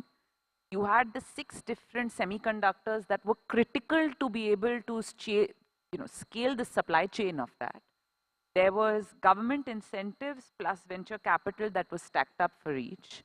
Prior to the development or prior to tape out, you knew what your order book for the next 5 years was going to look like. And as the OEM scaled, everything else along with it scaled. Hikvision is a great example of that problem. Huawei is a great example of that problem. There's a fantastic book that I think everybody should read. It's about Huawei. It's called The House of Huawei. I mean, this company is on its way to becoming probably the most valuable technology company in the world, right? Once the GPUs come out. But if you think about it, at the end of the Cultural Revolution, they started off with developing telecom network switches. And they were given preferential sales of that product by every government department, by every private company across the board for a period of 5 years. Because nothing tells your investors that you are doing well, like profitability and a bottom line. And if we can create at least the first steps of that ecosystem, that's what really keeps me up at night, thinking about how to create that ecosystem, who are the partners we need to bring together, and how to keep everybody motivated in this long design cycle. Very well said. Fundamentally, there's a lot of fragmentation, and we need to come together, right from the design and the supply chain, as well as the OEMs come together to promote this activity. That's fundamentally boils down to the revenue generation for you. Okay, understood. In addition to that, I have one more follow-up question. You guys have been part of the DLI scheme. And of course, we heard from the previous panelists that it was very helpful in terms of getting the tools and infrastructure and all of that. Is there anything, DLI 2.0 is going to come very soon. Is there anything that you guys feel that we should incorporate more changes or recommend more things to the DLI scheme so that it's just, the first step is good, but is there anything more that you can suggest or recommend to the DLI scheme? So from my perspective, a lot of what we have been going in back and forth with the DLI people has already been taken into account. So I don't think, I mean, there is going to be incremental change in the scheme. It's an amazing scheme, and there have been teething troubles, I'm sure, but it's an amazing scheme, and it is going to evolve. It has been evolving, and it is going to evolve. Our feedback has been taken. I think the most important thing we need to do is stay on the course and not examine it 6 months, every 6 months and say, why have we not got chips? Because it takes 3 months to pattern the wafers. You can't expect returns in 6 months. So instead of thinking of what we need to change into the scheme right now, I think we've set a certain path, and let's continue on the path and evaluate at the appropriate time. Understood. So there's a patient capital. Yeah, I think it goes back, coming back to the intent of the panel, right? It's when you're saying patient capital, DLI is capital. Understood. And whether our funding is coming from VCs or Ps or government or just customers believing in us, that's capital too. It takes that much time to build something, and we need to have the ability, the strength in the gut to wait. Understood. And I'm coming to Nikhil here. Nikhil, you wear multiple hats. You're a PE. You're also producing some very intelligent, smart systems to India. So why don't you describe a little bit of what you do, and then have a follow-up question for you. Yeah, thanks, Pradeep. Important to give context on why I'm here and among these guys, right? So look, I run a company called Hero Electronics, part of the Hero Group. We set this up 9 years ago with the idea of catalyzing, not deep tech, but deeper tech companies in India, right? At that point, when a hardware product company was deep tech, where everybody was doing SaaS and sharing economy, right? So I've looked at this space as an investor, and we were trying to write bigger checks, not VC, but 30 to 50 million checks, right? And we made 3-4 investments, one being a semi-engineering company called Tessolve, which has done phenomenally well for us and I think the industry. Also built a couple of product startups. One of them I run myself called Cubo, which makes smart devices, smart cameras. Today, one of the biggest players in the space. We shipped 1 million devices last year, so about 1 million chips. So I have some understanding as a customer how this space works, and I've tried to raise funding for that company as well. So I have understanding. Forget semiconductor. Try raising money for even a product company in India is so hard. Yeah. So that's the context I come with. Yeah, and you've been on the system guy. Where do you see the gaps? For example, if there's one idea or one startup you need, one chip that you need, where do you think is, I know there's always, camera is one of the biggest one. Do you have any other needs that you can give us, or you can tell where the demand is going to be? Let me make a more generic comment first, and then maybe come to Cubo and how we see startups helping us, right? I think in general, one of the problems I see is as people build startups from India, right? They're trying to build semiconductors. You got to of course we have the talent. Of course we can build it. And as Parag said, maybe idiots like us don't get it, but at the end of the day, you've got to compete in the real world, right? With real established global companies. Absolutely. And the problem is, as an OEM today, or most OEMs in India, nobody's even making modules in India. They're not deciding which semiconductor to buy. They're buying full kits from China. Let's be honest about this, right? So if I go to a Hero Motors, which is a group company, they don't know. Bosch knows, somebody else knows, right? What chips are being bought, and they don't want to influence that. The first problem is, where does demand come from? I think that's a bigger challenge to solve for. There are sectors like defense or security where I think the regulation has created real opportunities. Right? I think that's where there is something real, but one of the ways I think you'll have to get scale. I think that's where maybe what would be ideal is a few of the OEMs like us come together, provide some initial scale for them to be price competitive. I think that's where the real opportunity is in my mind. You bring a very good point. You're not deciding on the chip itself, but you're deciding on the module, because it's coming from completely, it's a module that comes and fits into your system. And that's a few rare companies like us who actually build product in India. 90% don't. I understand. And let's be honest about that, right? This is a follow-up question on that for the founding members here for the startup companies. Now, clearly it says that at least the local ecosystem, most likely others also doing a very similar thing. So just by doing chip, which you already there are incumbents that are with global presence, and by just doing the chip alone, looks like it's not going to cut it to be successful. So are you guys thinking any differently, or what is your plan to the solution, the problems he has today? No, you're absolutely right, right? We need ODMs. We need design companies in India, that's one. The second thing that we need is system on module companies. And as we think through ISM 2.0, those are areas that we need to create capacity. So if we think about the 10-year electronics journey of India, what did it start with? It started with a PLI scheme which managed to create domestic manufacturing. That was step one. The second thing that we need to start working on is local value addition. So in my mind, the next version of the PLI scheme for white goods and electronics should have additional incentives for local value addition, up to 10%, 10 to 20%, 20 to 30%, so on and so forth. In parallel, we need to create, and I think the first steps have been taken in areas like surveillance cameras, a module scheme, a PCB scheme. As we start to think through a lot of these end products in more details, and that's where I think we're going to need manufacturers to come to the table, work with the government, and outline what those schemes look like, or what the broad contours of the value addition ought to be. That's the only way I think we can create the kind of scale and capacity. The second, the flip side to that is wafer pricing. We can only get competitive on pricing when we have volumes. Right, true. And So I think your question also kind of builds up on what Parag said, right? You, in his time, he had to go from just being a chip maker to being a module maker or even a systems maker. And maybe 10 years ago, the ecosystem was not there to build systems, and you had to do everything yourself.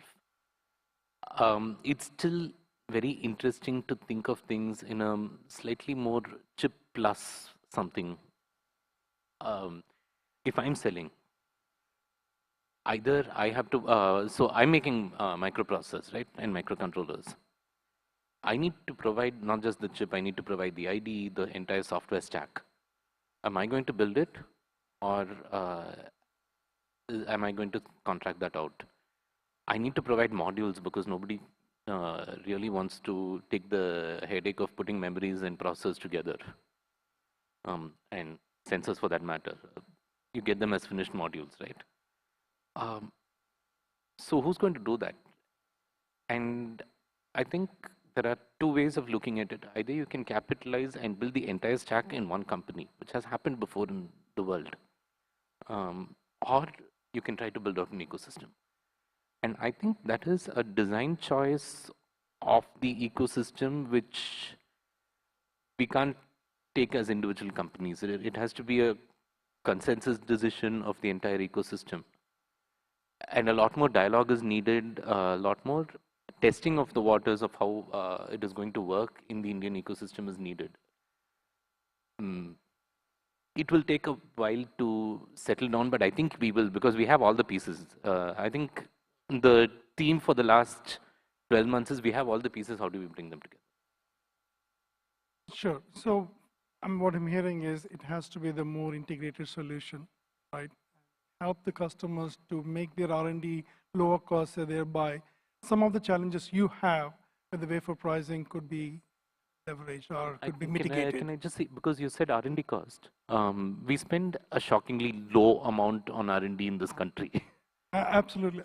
That's the reason we are importing all the modules, right? Now, either you can, what we've been looking at through DLI, for example, is subsidizing that R&D effectively at the end of the day.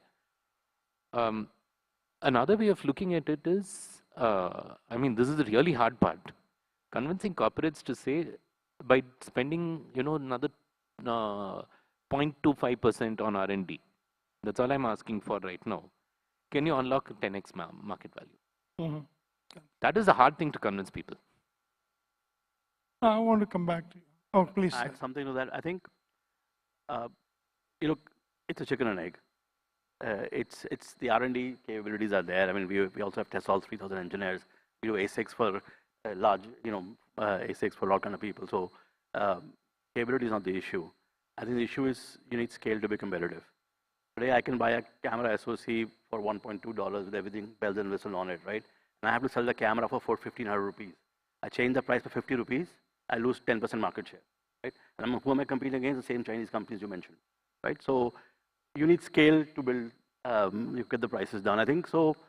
I don't think VCs alone or government can solve it. I think the real answer is who has the big volume in India, right? The corporates, ecosystem.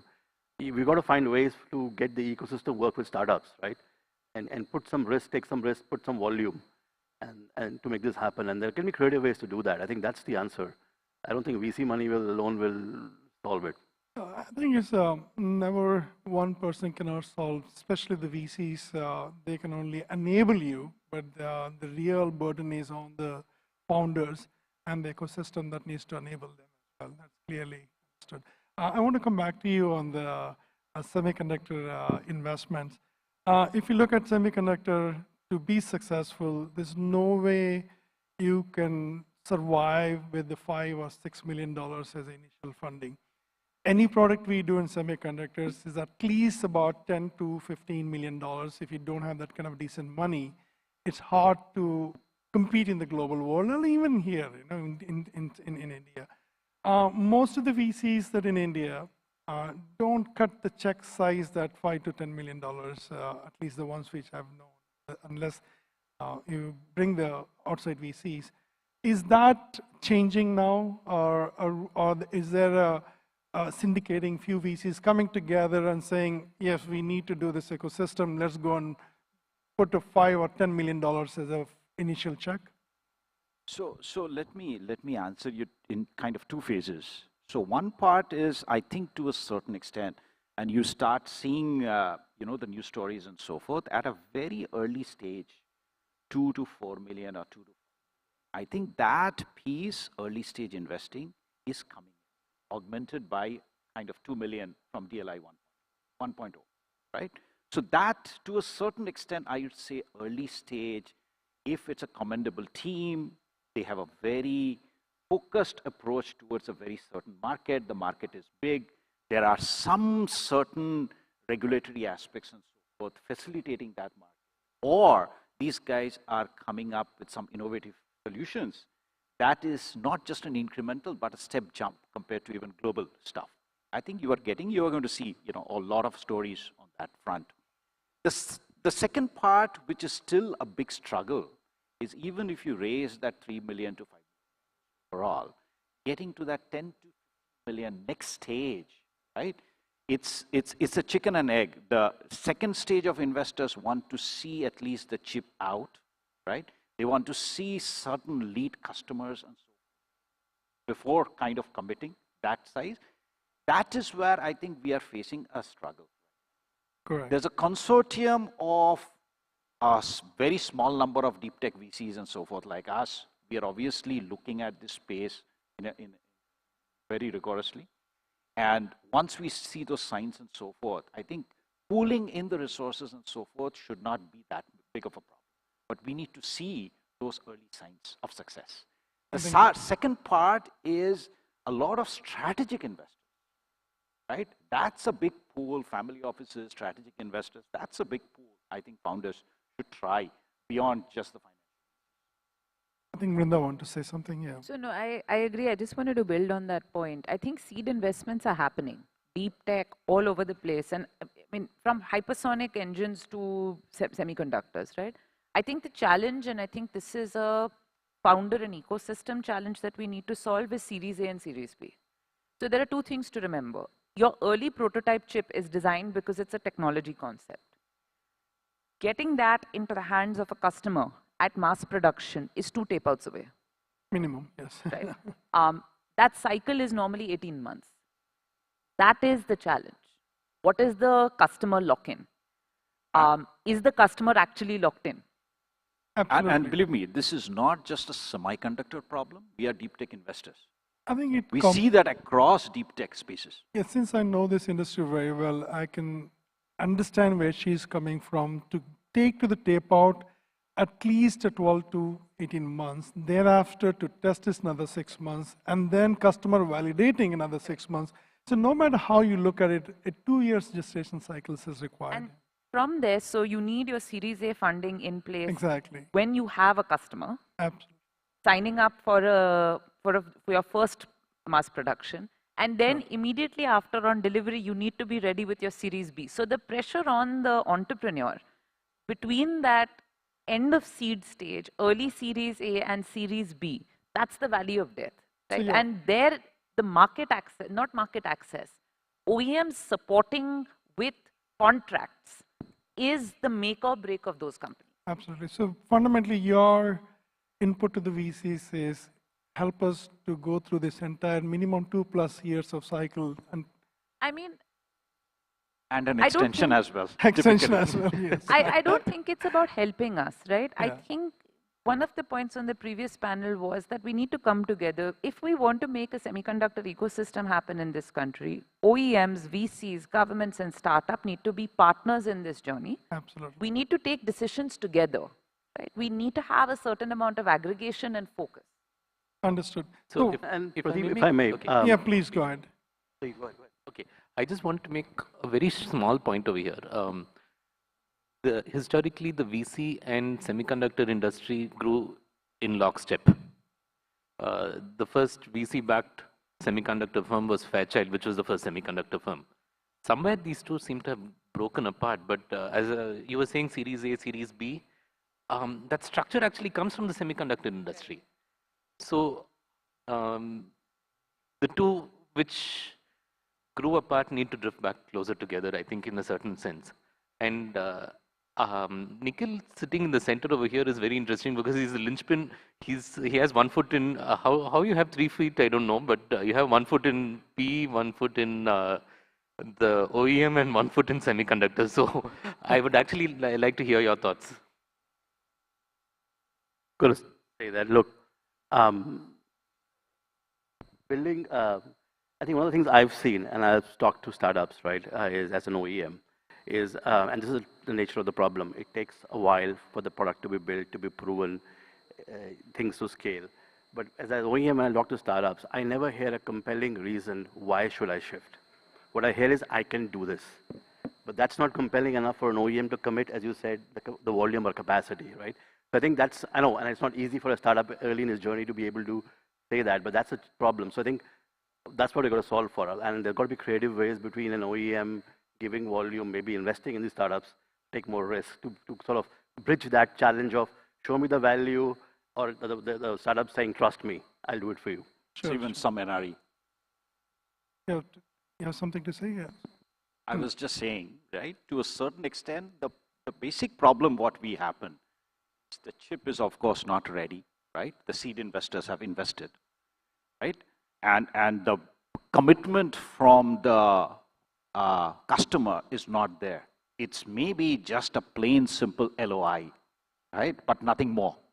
Okay. So the typically even back at Analog Devices and so forth, we had a very committed 5 to 6 or 2 to 3 lead customers, which we knew if we have the chip ready, it's working to spec. These customers are lined up, they're putting up their teams in place, their NRE dollars in place and so forth, right? So that's probably one push and so forth we need. To a certain extent, I'm seeing the strategic investors are starting to do that, right?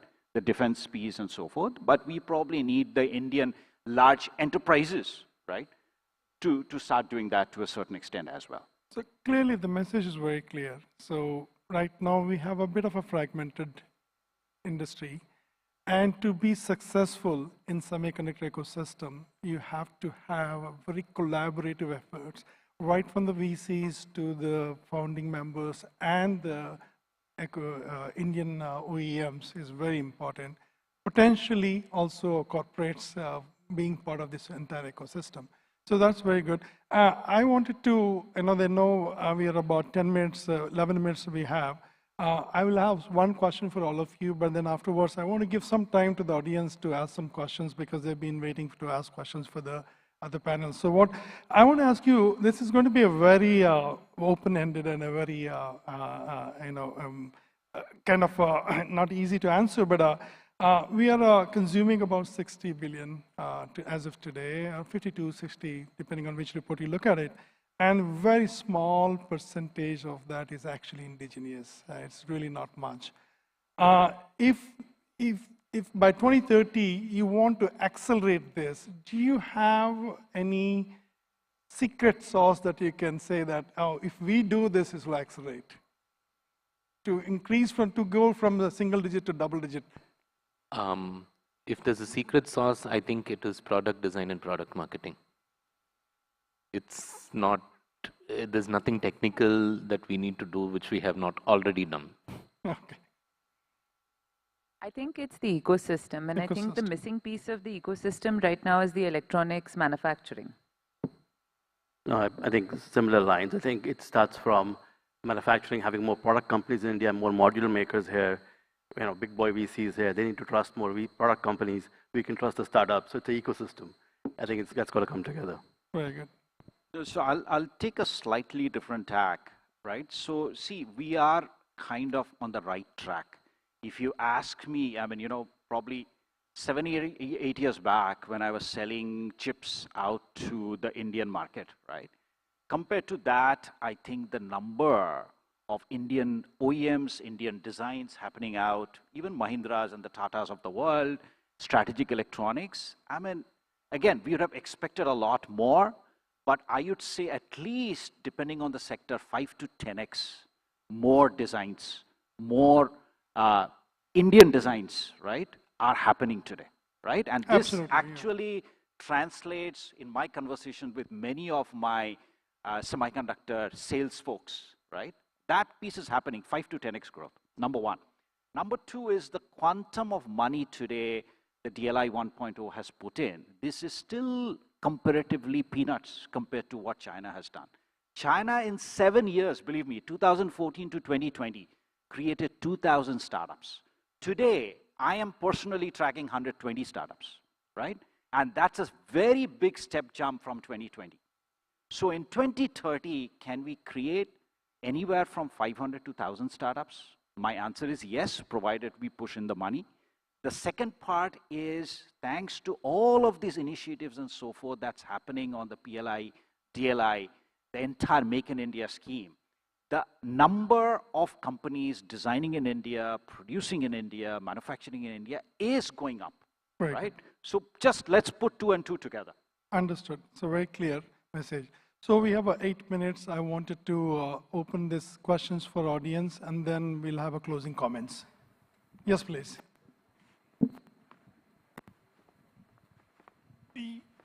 Why don't you?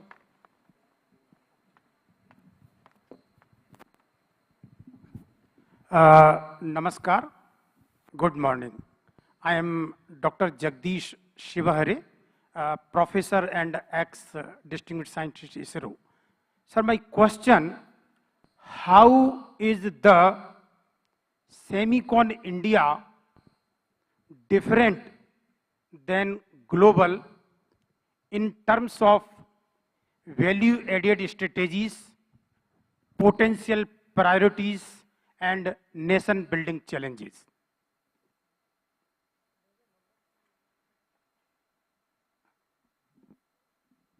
Sir, sorry, is it a question or answer? Are you going to answer that or?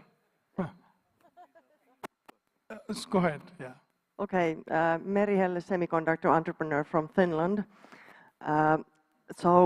We have had amazing people in our advisory board during my 10-year semiconductor entrepreneur journey. And one of them was a semiconductor company founder. They did IPO. And he said that he spends 1/3 of his time with customers, 1/3 with investors, and 1/3 founding a fab for the next production.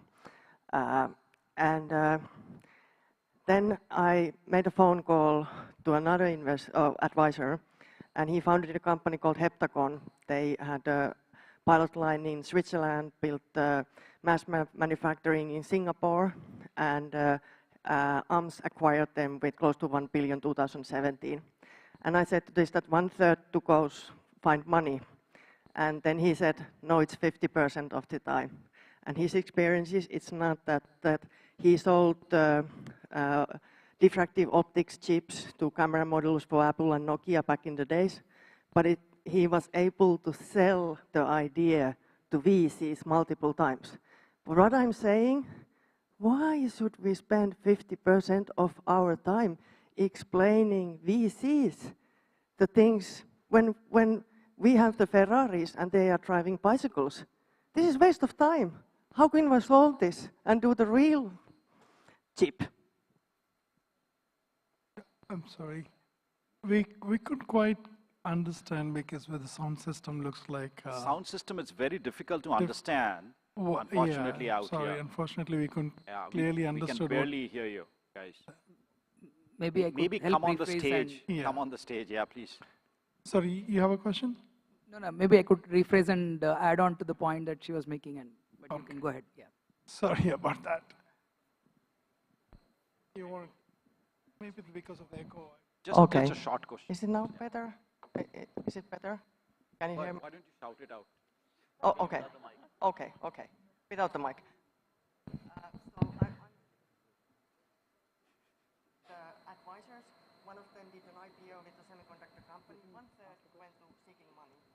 And another advisor, founder of Heptagon, that had the pilot line in Singapore, mass manufacturing for diffractive optics in Singapore, acquired with close to billion. And he said, no, 50% of the time goes to money. And this is waste of time. We should build the Ferraris and not sell to people who drive bicycles.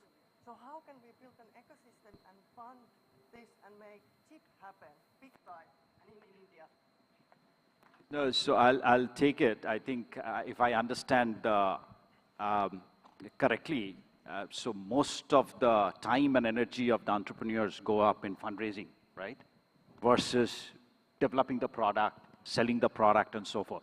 See, unfortunately, that's the case, right? So as a founder, I mean, we are fundraising from our investors, right? Our founders are raising funding. I mean, see, to a certain extent, I would say just get the right team in place, right?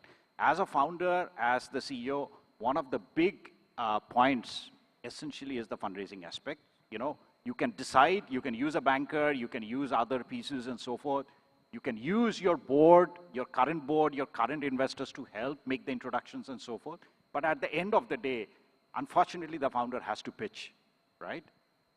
This is the nature, and this is not anything to do with semiconductor. This is true for any business, right? If I may just add one small point over here. The nature of business is about supplying goods to people who want them. And that is a supply chain problem, and one part of the supply chain problem is how do you provision the money to actually make that work. I think that's, you can't just think of building, you can't just think of selling, you have to think of provisioning the supply chain as a founder, as a CEO, and that's part of my job.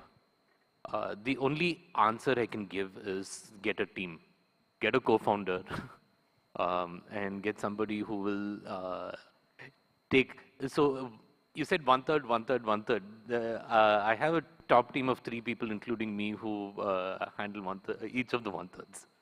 It's as simple as that. So just a classic piece we have typically seen. 2 co-founders in a box, right? One focusing on the technology side, kind of a bit inbound. The other person focusing outbound, sales, fundraising, and so forth. That works best. If it's 3, they get into a fight. very often. Okay. 2 is up to a fight very often. My point more than 3, it gets difficult. It will happen, believe me. So the 2 things that I think I would say over here is, it doesn't matter what industry you're in, whether it's e-commerce or it's semiconductors, 50% of at least one founder's day job is to raise money or raise awareness to raise money. Well, it's absolutely right, and that typically is the CEO who is the face of the company, Exactly. is selling and getting the money. Exactly. Absolutely. So whether you're I getting a agree with that. customer lock-in, whether you're working with the There's no government way- or you're doing the fundraise, it doesn't matter. Bringing in the money is 50% of one person's job. Sure. Therefore, I can take one more question. Pradeep, because we are running you out of brought in time. one very pertinent distinction, and in fact, Som was mentioning that the deep tech ones within semiconductors are the ones that get funded, and traditional semiconductor chips, like a replacement for an analog devices chip or some image sensor or anything, is where the current market demand exists. So now, the way I see it, the traditional systems which can be supported by the PLI schemes and other things, are they really VC fundable in the first place? And for the deep tech, if we don't have an ecosystem for the regular chips, whether it is power modules or ICs, sensors, basic stuff, or even processors, what ecosystem are we talking about for the deep tech ones which are VC fundable? No, so it's slightly different, right? So if you look at the type of startups we are seeing, and I'm talking about from a deep tech lens standpoint, again, I mean, as rightly Pradeep pointed out, we went from a complete services first, right, economy. We then went into a consumption first economy. And now I think from 17, 18 onwards, when we started the fund, we were looking more from an innovation lens standpoint. And believe me or not, in the last, when we started our fund, the number of deep tech startups were hardly 500 to 600. Today, that number is 5,500 plus, right? So the ecosystem has clearly grown. We have got some early success stories and so forth. But frankly speaking, the specific question you asked me, I'd love to have a deeper discussion on this. So, sorry. I think you want to summarize, and there's a time up. Okay. I'm sorry, we'll take this offline. So just sorry, a guys. last question. If you don't mind, I think we're time is up on Half a minute. Come back. We'll take this offline. Okay. Okay. Is that okay? Is it okay to take one more question? Yeah. One last question, yes, please. We just need a quick suggestion from your side. The construction sector in the semiconductor factory development, that is basically one single question we want to ask. Past 3 years, all the developments that are happening, those are at very low speed, and there are major issues on ground. We just need one kind of suggestion from your side, what needs to be done as far as construction part is concerned for semiconductor. A basic observation from your side.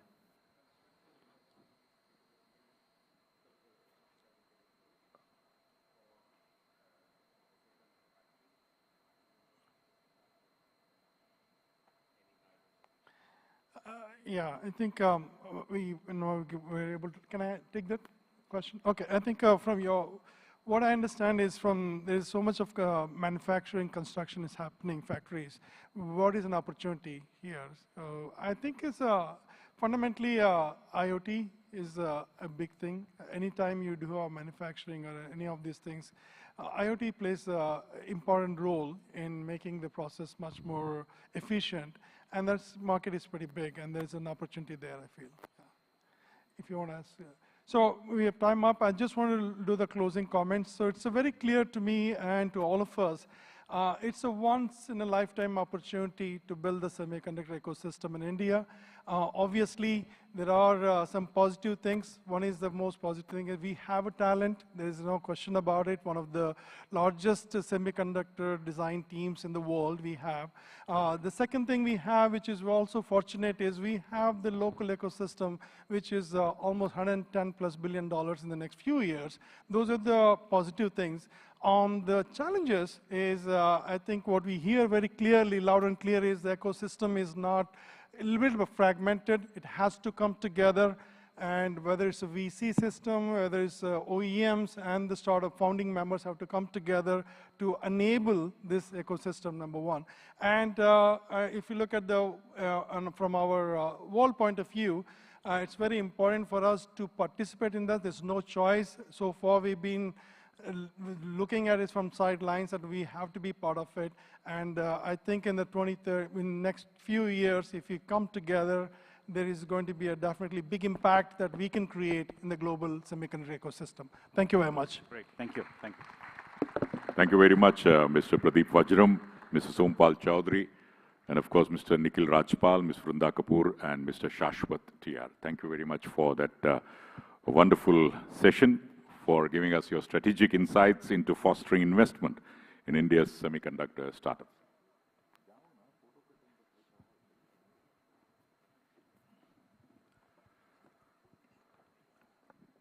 We'll now move on to the next panel discussion of opportunities for Global Investment Alliance in India.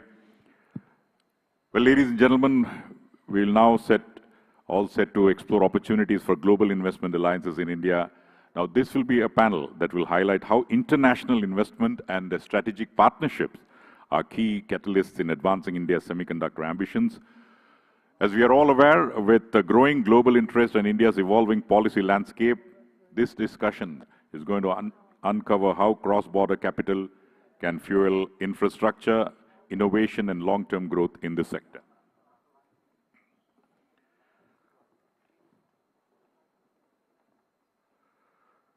Well, the panel is now, I would request all of you to kindly move to the room on the left-hand side.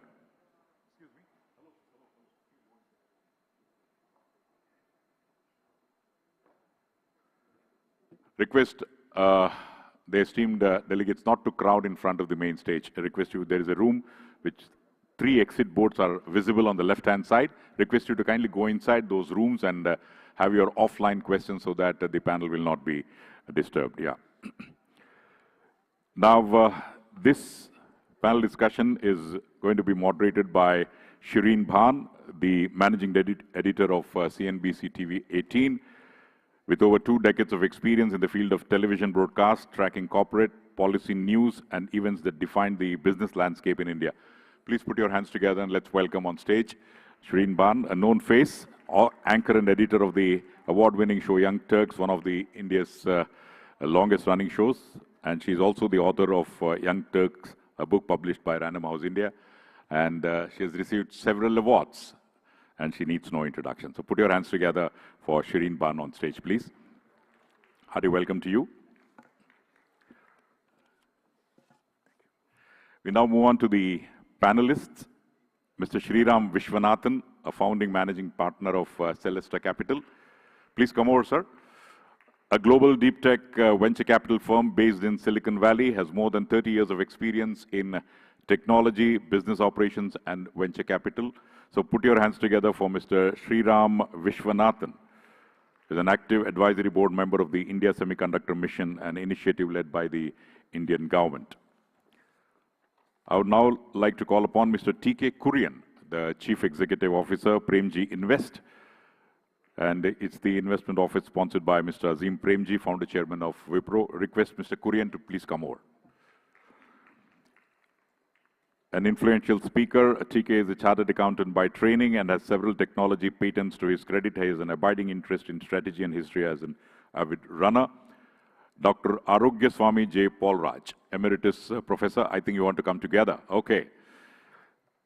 Stanford University, is also the member of ISM Advisory Committee, former Indian Navy officer, and has got several short-term naval assignments against his name. Pioneered MIMO, the foundational technology enabling modern 4G, 5G mobile and Wi-Fi networks, which are crucial to the 10 trillion global digital economy. Welcome to both of you, sirs. Mr. Omkaran Nalamasu. Mr. Omkaran, are you there? Yeah, please come over, sir. Yes, he's a transformative business and innovation C-suite leader with extensive experience driving profitable growth at Fortune 150 Global Corporation and 100 investments in 19 countries. Welcome to you, sir. And finally, Dr. Apurva Ranjan Sharma, with 11 unicorns and 100 plus Sunicorns, is one of the pioneers of the startups ecosystem in India. He has over 20 plus years of expertise in startup ecosystem, in investment mentoring and acceleration. Please put your hands together for the name itself. We have Apurva, Dr. Apurva Ranjan Sharma. Welcome to you. Ladies and gentlemen, again, it goes without saying, only on the audience on the left-hand side are clapping. Please, all the audience participate and give a huge round of applause for our panel. And straight away, it's over to Madam Shreen Ban to take us through. Over to you.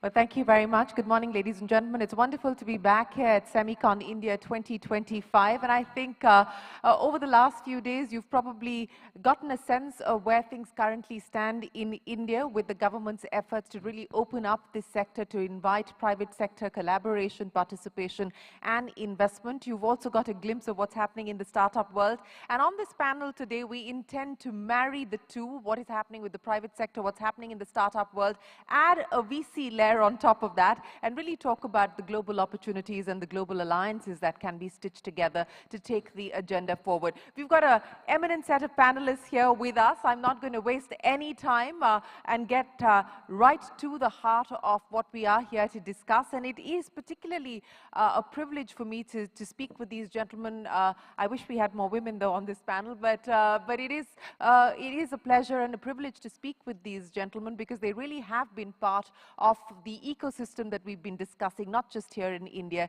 but globally as well. So without further ado, Sri, let's talk about the global alliance, the Global Investment Alliance, the India Deep Tech Global Alliance that you've decided now through Celesta to push forward ahead. What is the aim? What is the aspiration? What do you believe it could do? What is the needle that you hope to move with this? First of all, thank you, Shireen, for having me at this panel. So as you've seen over the last few days, there's been a lot of positive feedback on this alliance that we've actually announced. That's sort of a testament to people recognizing the need for it almost. And so what we really try to do is to bring together a bunch of investors and corporates really with a view towards creating a platform for promoting and providing the catalyst for creation of this ecosystem of deep tech companies. There's lots and lots of investors, lots of opportunities for people to do things, in startup world for delivering groceries. But there's not that much effort and focus around deep tech, which is crucially important. So that's the first objective, to really create this ecosystem with broad support from the industry. Number two, we're also committed to actually working very collaboratively with the government. And as you know, the government has actually proposed a very large scheme of 1 lakh crore, almost like $12 billion, to go into the sector. We believe as industry, it's crucial that the government actually takes inputs from the ecosystem, from the industry, to really drive the highest possible outcomes that they can get with collaborative, feedback from the industry and entrepreneurs and investors and such. So there are two of these objectives: bring everybody together to drive the ecosystem forward and have a meaningful dialogue with the government, ensuring that they provide the right incentives, remove the right bottlenecks that exist for the industry, and do it very efficiently and with, ultimate speed, if you will. So those are the key objectives. Those are the key objectives, and I will talk to Professor Paul Raj about some of the experiences we've had through the ISM as well as the Quantum Mission, where we've seen this collaboration take off, and we've actually seen capital being deployed by the government to promote Indian deep tech startups. But on the collaborative aspect, Shreen, I want to get a realistic understanding from you. Given the geopolitical dynamics that we're seeing today, specifically with what is happening in the US, the issues of tariffs and so on and so forth, is collaboration going to be constrained on account of geopolitics? Because at the end of the day, let's be clear, capital is a coward, it goes where it feels safe. With the export restrictions, export controls, not knowing what is going to happen when, does that constrain the ability to collaborate? Yeah, I'll respond in sort of three brief ways, right? One is, technology knows no bounds. Today, if you take your cell phone or your car or your microwave or whatever, you'd be hard-pressed to find most of these components coming from one geography, including, telecom equipment that comes from somebody else, the chips that come from somebody else, the display comes from somebody else, and so on and so forth. So there's no way in the current environment of the technology progress, any one sovereign can really hope to, become a leader. So cross-collaboration is not just an option, it's inevitable, number one. Number two, I think the current geopolitical environment drives the urgency for national security. So it's almost like orthogonal to the first statement. So you have to depend on resilience. You have to depend on self-reliance. So as a consequence, you have to find partnerships because there's an asymmetry in competence, asymmetry in capability. So you have to depend on collaboration so that you can become self-reliant.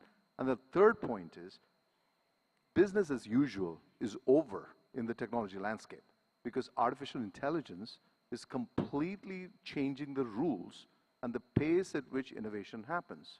So you've seen tens, if not hundreds of billions of dollars going into artificial intelligence that is going to fundamentally disrupt various industries, the least of which, arguably is, IT services. What happens to the core, engine of technological dependence that Indian economy has could be disrupted pretty dramatically. So if you put these three things together, collaboration is important, self-reliance is essential, artificial intelligence is disrupting. So all of these things bode well for the need for a cross-collaborative platform like IDTA.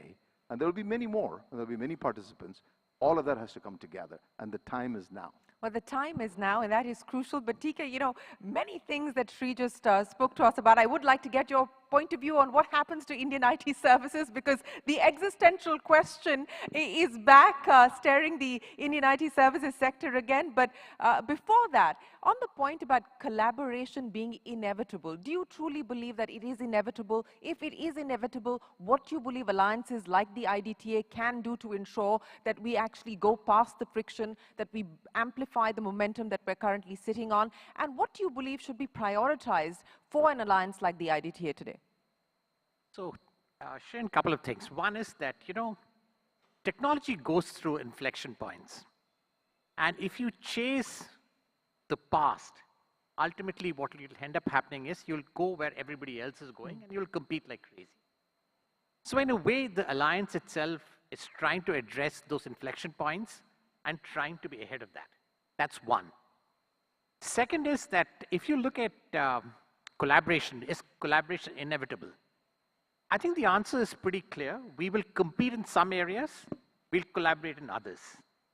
And I think there's enough room to collaborate today, because for effective companies to scale up in a country like ours, where typically risk capital has not been easy to come by, there are another two components which are very, very important. One is the ecosystem. You know, the ecosystem has to come together. And ecosystem is a big word, and it's, you know, badly used sometimes. Very loosely used. Very loosely used. But the academic collaborations which are required for this, the ability to fast prototype something, the ability to kind of have markets where you can deploy and test, those are components that we are very used to because we deploy money across the world. I mean, if you look at us together in this room, both of us together, I know both the numbers, I don't know the rest of the numbers, just both of us together would probably have AUMs, you know, well north of 17 billion. So that's a lot of money. And we also have ecosystems across geographies. I mean, we have an ecosystem in Israel, we have an ecosystem in India, we have an ecosystem in the US. So bringing all that together, both the academic collaborations as well as the technical groups together, I think is where the real value would come in. You know, you talked about inflection points, and I want to talk to you about that because at this point, I mean, all the headlines are chasing AI and everything to do with AI. And the question is, has India fallen off the wagon as far as AI is concerned? And what could be some of the other inflection points that India could potentially look at where the herd is not there yet? So a couple of things. One is that, you know, I think the foundational model of what we've seen today, that battle we can fight, but the reality is it's pretty much gone. Should we fight that battle? I don't think so. I think more and more open source is going to be available there, and we should just kind of jump onto the open source bandwagon and see what we can do with that. There's a second piece, and especially, you know, given the fact that most of your content that you have in the country, both visual content is lying on YouTube, rest of it is lying on Google or some other, or Facebook, it's very difficult for us to kind of replicate that in India.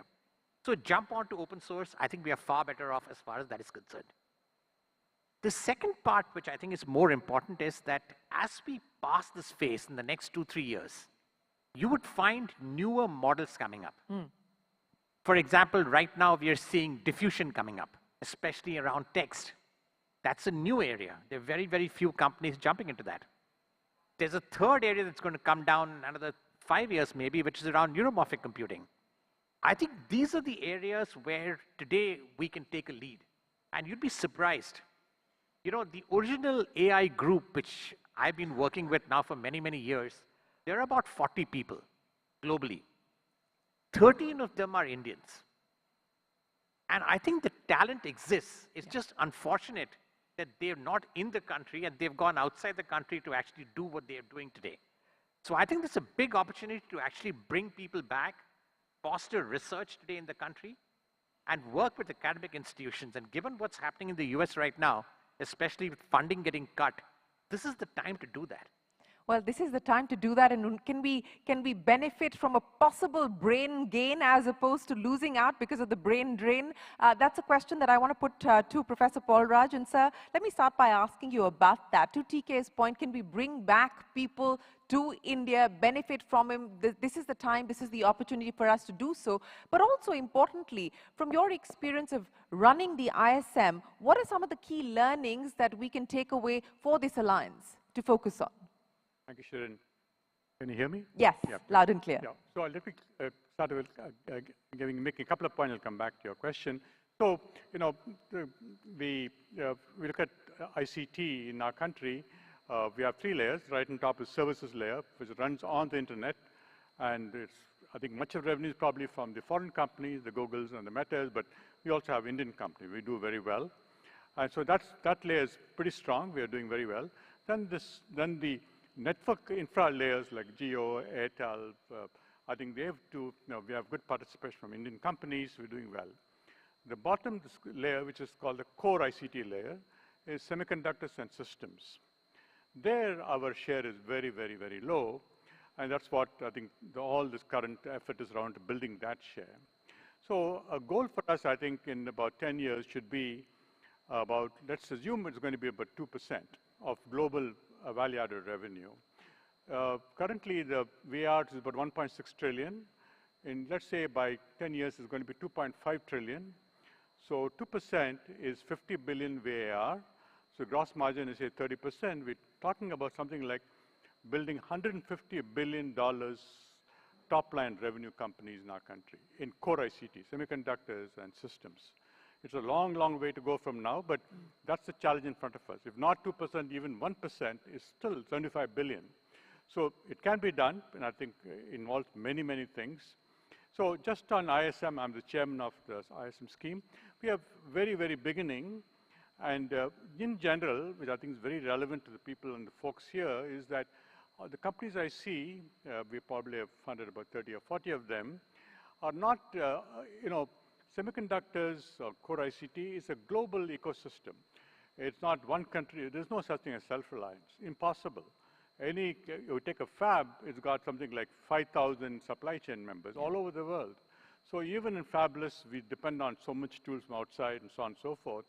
So essentially, I would say is that the knowledge of our startups of what is happening in the globe, who's doing what, and connecting with them to learn from that or be a part of it is still very small.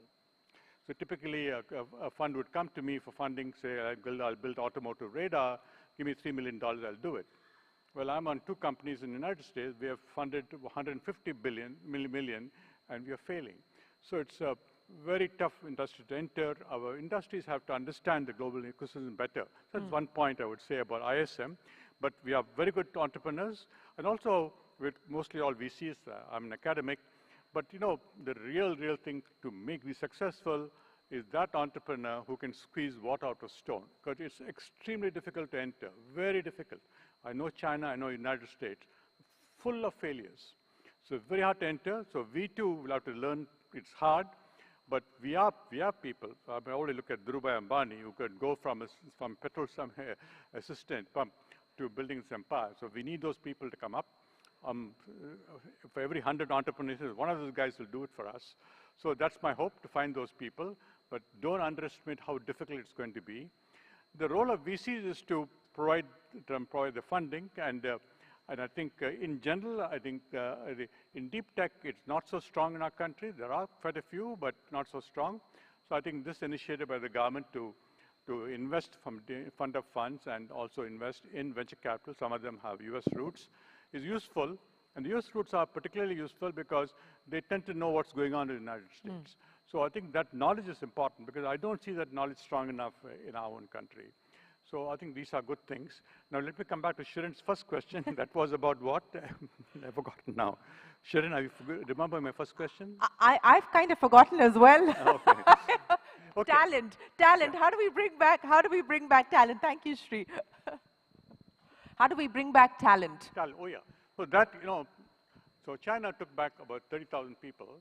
At one time, I think about 15 years ago, Xi Jinping came to Beijing. Sir, could you hold the microphone up, please? Thank you.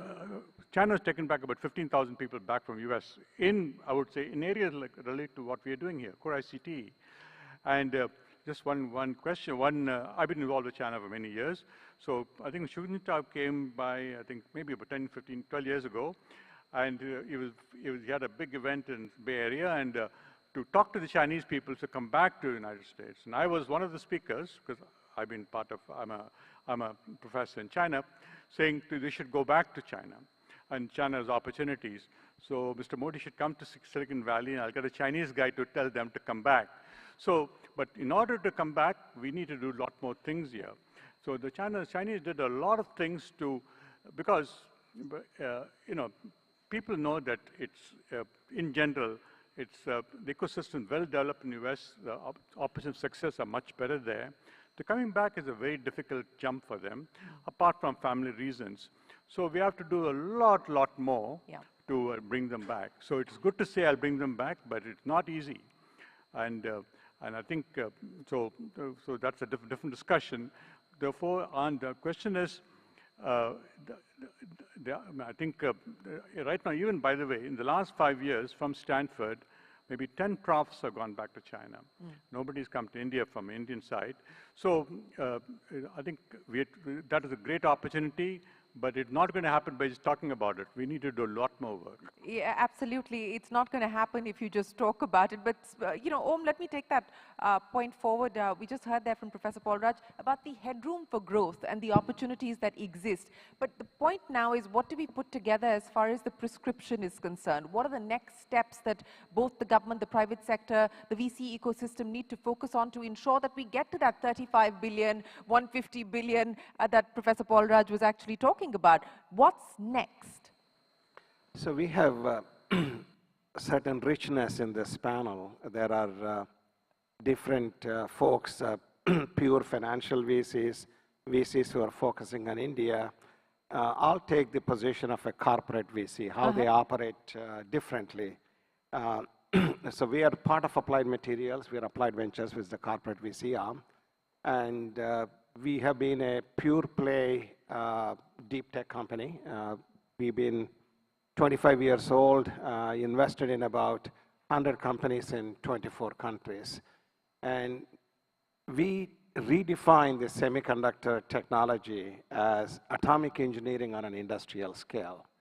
And if you begin to think in those terms, that's a fundamental capability to address multiple challenges facing the humanity. And quite a few of them are actually in the deep tech. And one of the things corporate VCs do, by definition, it is a strategic fund, and you're investing in companies where you can make a difference in collaborating with them. So out of the 100 companies we have invested, about $500 million, I would say about 90% of the companies that we actually deeply collaborate with them. So it is providing technology. And fundamentally, we are about going from lab to fab. If you can make a cool device in the lab, maybe dozens of them, what we typically like to do is to work with them so you can come up with high volume manufacturing compatible technology, so you can go from tens of devices to billions of devices in creating enterprises. And so there are some examples about similar things that are done elsewhere with the fund of funds to be able to attract the talent, have the boots on the ground, work with the entrepreneurs, work with the universities, and look at those nuggets and collaborate with them. So we have done 3 funds, 2 in Korea and 1 in Taiwan, with the organizations that are part of the government, very similar to the fund of fund concepts. With our Korea fund, we have actually invested in 6 companies, 5 have gone to IPO. And so this is about enterprise building.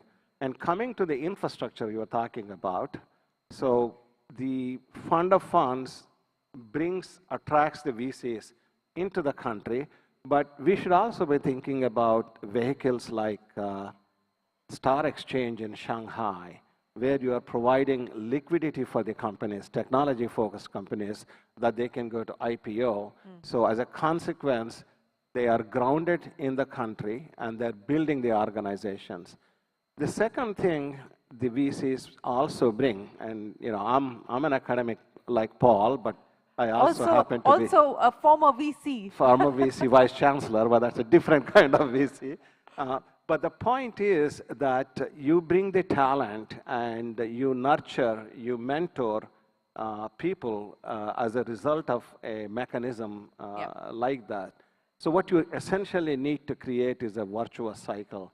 We typically say back in the United States, if you have a couple of students in the university driving Lamborghinis because they had a successful exit, that does a lot of good with respect to entrepreneurship. Well, we've started to see successful exits here in India as well. The IPO market has been buzzing. 2024 was a record year, and we've had a whole host of new age tech listings, but not deep tech necessarily, but consumer tech listings have taken place. But that's a enviable record that you spoke of there. 4 out of 5, or 5 out of 6 companies IPOing in Korea, the companies that you're backing and supporting. Apurva, let me come to you now for how you'd like to add to the conversation and the points that we've heard so far through the prism of your own investments. You've invested in a bunch of unicorns and many unicorns, as we just heard, but what's the big nugget there in terms of lessons that we need to build on? See, India is currently on the cusp of, I will say, deep tech revolution. right? Because in the last 2-3 years, we would have looked at close to 2,000 companies and invested in 35 of them. We've never seen, the kind of technologies which are coming now. And these are very high growth companies, potentials. And these are coming from the smallest corner from the India, not just the metros, So what I understand, the deep tech is a complex engineering startup. And, these are companies which are creating something very, very innovative. So it has around 9 to 10 years to reach to a certain level. India at the moment do not have that environment to foster them beyond 100 million value. And this alliance, of course, is bringing capital access to capital, as well as access to corporates, and as well as the knowledge, like Professor Powerhouse said, a lot of things which has happened in the valley and other parts of the world. That will be actually very helpful for the companies. But I want to tell you one thing that, not necessarily the deep tech which has been successful in the US, India has its own focus because we have our own priorities. For example, advanced manufacturing is one of our priorities. I'm seeing very, very good startups in advanced manufacturing, in advanced materials, especially that's our requirement also. The companies who are replacing steel, the companies who are replacing cement, and we are saying, advanced manufacturing, it's like a lot of IP-driven companies there, which are making into precision manufacturing and all. Yeah. And defense especially, because that's our current need after this Operation Sindoor. There are companies we've invested where, they're seeing the borders from here 250 kilometers using deep tech AI. So, there is a need for global investment and global knowledge transfer these companies to become big. And that's what we, as a startups in India, looking at. And that's what this alliance can probably provide. And that's what we see it. Well, that clearly is the part of the plan as well as the priorities. And, I was having a conversation with one of India's most prolific investors, also a startup founder, Sanjeev Bikhchandani, yesterday on this issue of deep tech investing. And he said, for now in India, the concept of deep tech investing is if you need a PhD to be able to tell you whether you should invest in that company or not, it's deep tech. Tomorrow, if you don't need a PhD to tell you, it's not deep tech enough. But, that was in jest. But Sri, let me come back to you now. Speed is of the essence, time is crucial, and I think that's what everybody seems to be alluding to at this point in time. There was a meeting that happened with the Prime Minister here at SEMICON, where the government is soliciting feedback in terms of the pain points, the areas of friction that need to be smoothened out. For this vision that has been painted by each one of you on this panel to actually be a reality, what needs to be done today? It's actually a very good question, because this is exactly what the Honorable Prime Minister asked yesterday at the round table when you had a whole bunch of CEOs from, from ASML to KLA Tencor to others. I think there are you have to frame this in two parts. One is, okay, this all sounds great. It sounds like motherhood and apple pie, fantastic. How do you make sure this happens? That's one question. The second question is, what can go wrong, right? I mean, you really have to pin it down, right? So the first question, what do you need to do to make these things really happen and accelerate? I think there are two parts to that. One, the government is not a picker of winners and losers. As much as the government is interested in supporting, the government shouldn't decide whether the fab that comes about is a 5 nanometer fab or 4 nanometer fab or 2 nanometer fab. The market has to decide. Because the government doesn't have the resources. That's not how the support and the subsidies are designed. For instance, you're backing specific technologies. You're batting for EV versus hybrids. I'm just giving that as an example in the automotive sector. So in a way, the government is picking the winners and the losers, right? It's different. Even in the US, there's this concept of ICET, critical and emerging technologies, right? Which is okay for the government to set priorities and say these are fundamental areas where, as Paul said, self-reliance is almost an impossible. It's like perfection. It's a good goal to try to aspire to get to, but you'll never get there. Self-reliance is almost impossible in technology. So the government can actually say, these are 3 or 4 critical areas that we need to focus on. My point is, don't dictate how that evolves. Let the industry do it. Right. So the government should provide it's invariably what you measure improves. And you put the right incentives for the right outcomes, the outcomes you intend show up. So the government should really ensure that they are providing the right incentives and they're measuring the right metrics of how effective they are. That's what they have to do to ensure that this happens well. Now, what can go wrong? So what can go wrong is that when you actually, it's like peanut butter. If you spread your interests all over, it just becomes a lousy sandwich. You have to really think about it and say, how do I focus it on a few areas and not try to do everything? If you look at the sectors of focus, everything from putting a man on the moon in space and having our own indigenous rockets to robotics to quantum to biology to everything else, that is fantastic as a laundry list. But pick 5. Pick 5 areas and put your muscle behind it, because as TK said, it's easy to be a follower. It's hard to be a leader, and you cannot be a leader in 50 areas. Yeah. Just pick a few. So that's the reason why many of these programs could end up not being effective, because you're just spread too thin. So that's the one thing that our recommendation has been, to just focus, focus, focus, and then I think you can measure it better. TK, to pick up on the second point there, and I think that's an important aspect that that Sri brought up. You talked about the experiences that you've had with building out these ecosystems or being part of these ecosystems in the US and Israel, for instance. What do you believe we need to be mindful of as we go about this? Also, the prioritization aspect. I think Sri is absolutely right. How thin do you want to spread yourself? Because we do have limited fiscal room and fiscal space. It's not as if we've got a never-ending tap as far as capital is concerned. So what do you believe should be the priorities that we bet on? So, I'll just give you an example of how some other countries have done this, and maybe we can learn from that.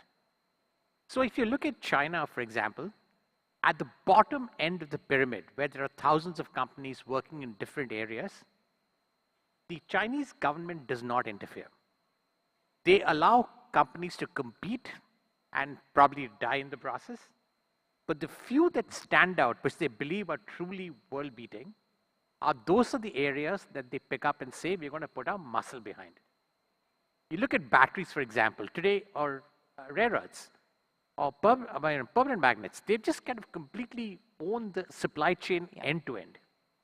When they started it, it was something the West was not interested in, for pollution or whatever other reason there was in terms of rare earths. But now they have a dominant presence there, and they're not going to give it up, because there's nobody else in the world. So you should allow extreme competition at the bottom, and then decide where you want to focus your attention.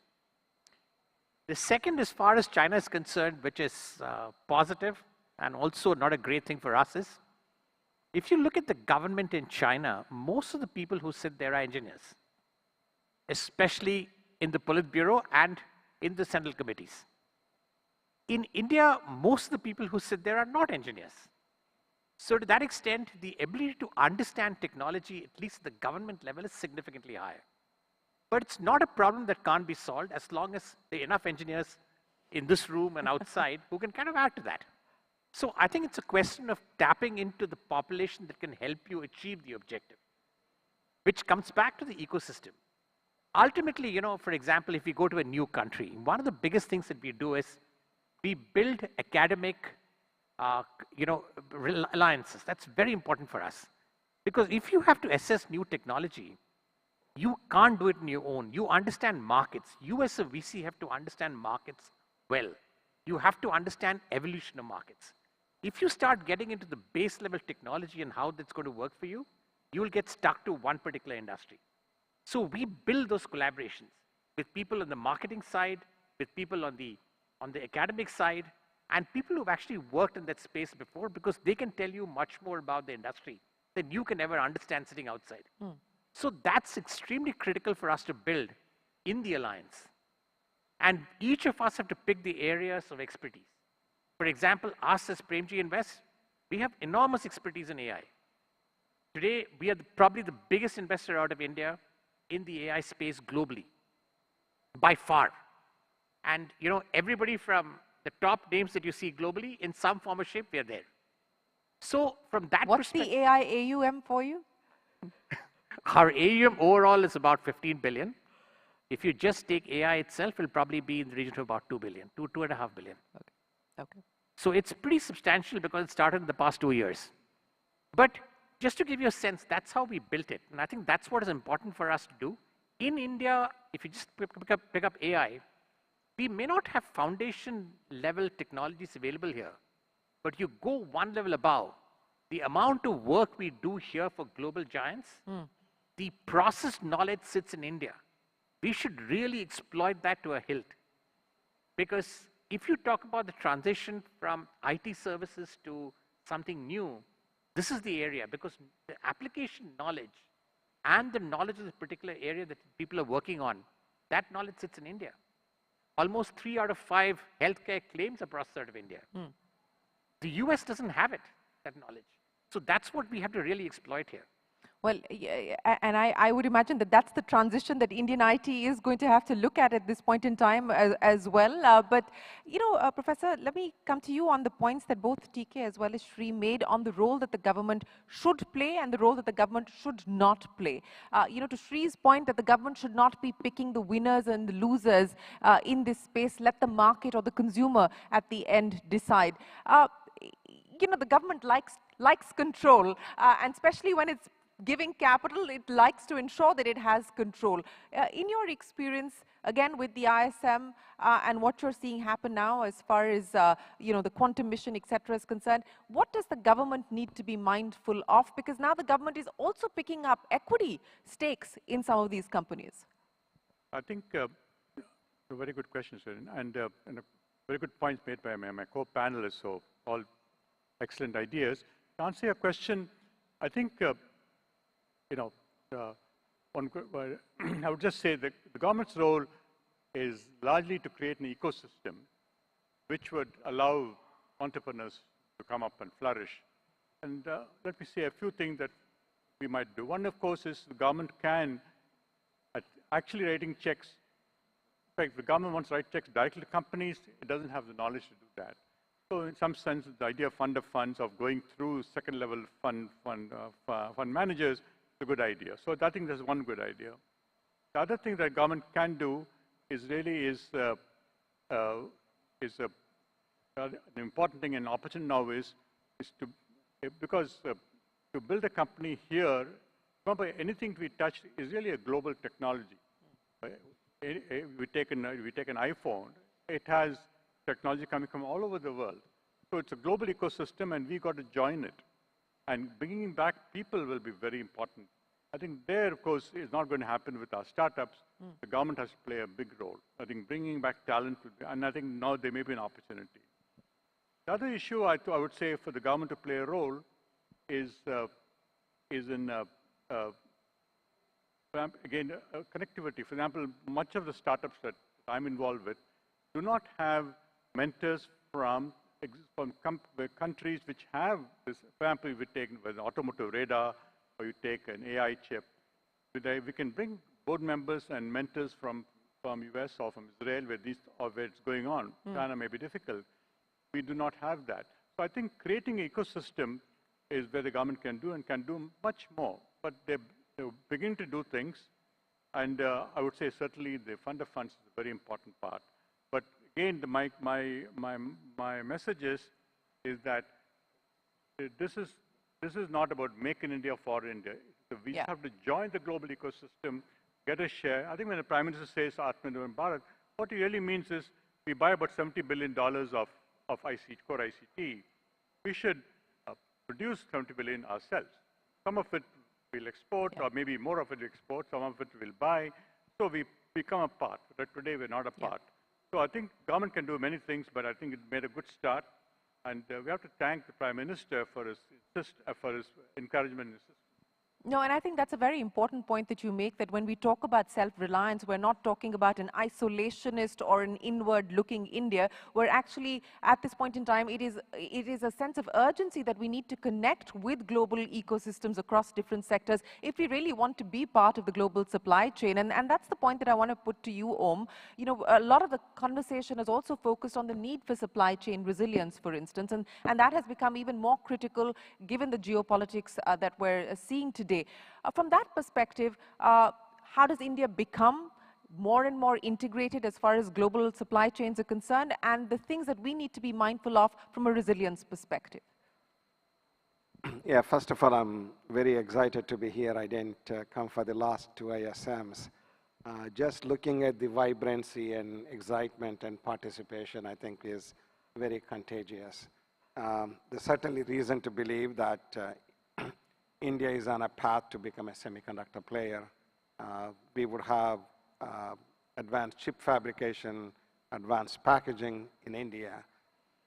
But to build a sustainable industry, you really need to have a supply chain that goes hand in hand with the manufacturing ecosystem. So if you're looking at a semiconductor fab, there are equipment makers, there are materials providers, there are gas provider. So there is that entire ecosystem that is going to have a multiplicative effect on the whole economic development.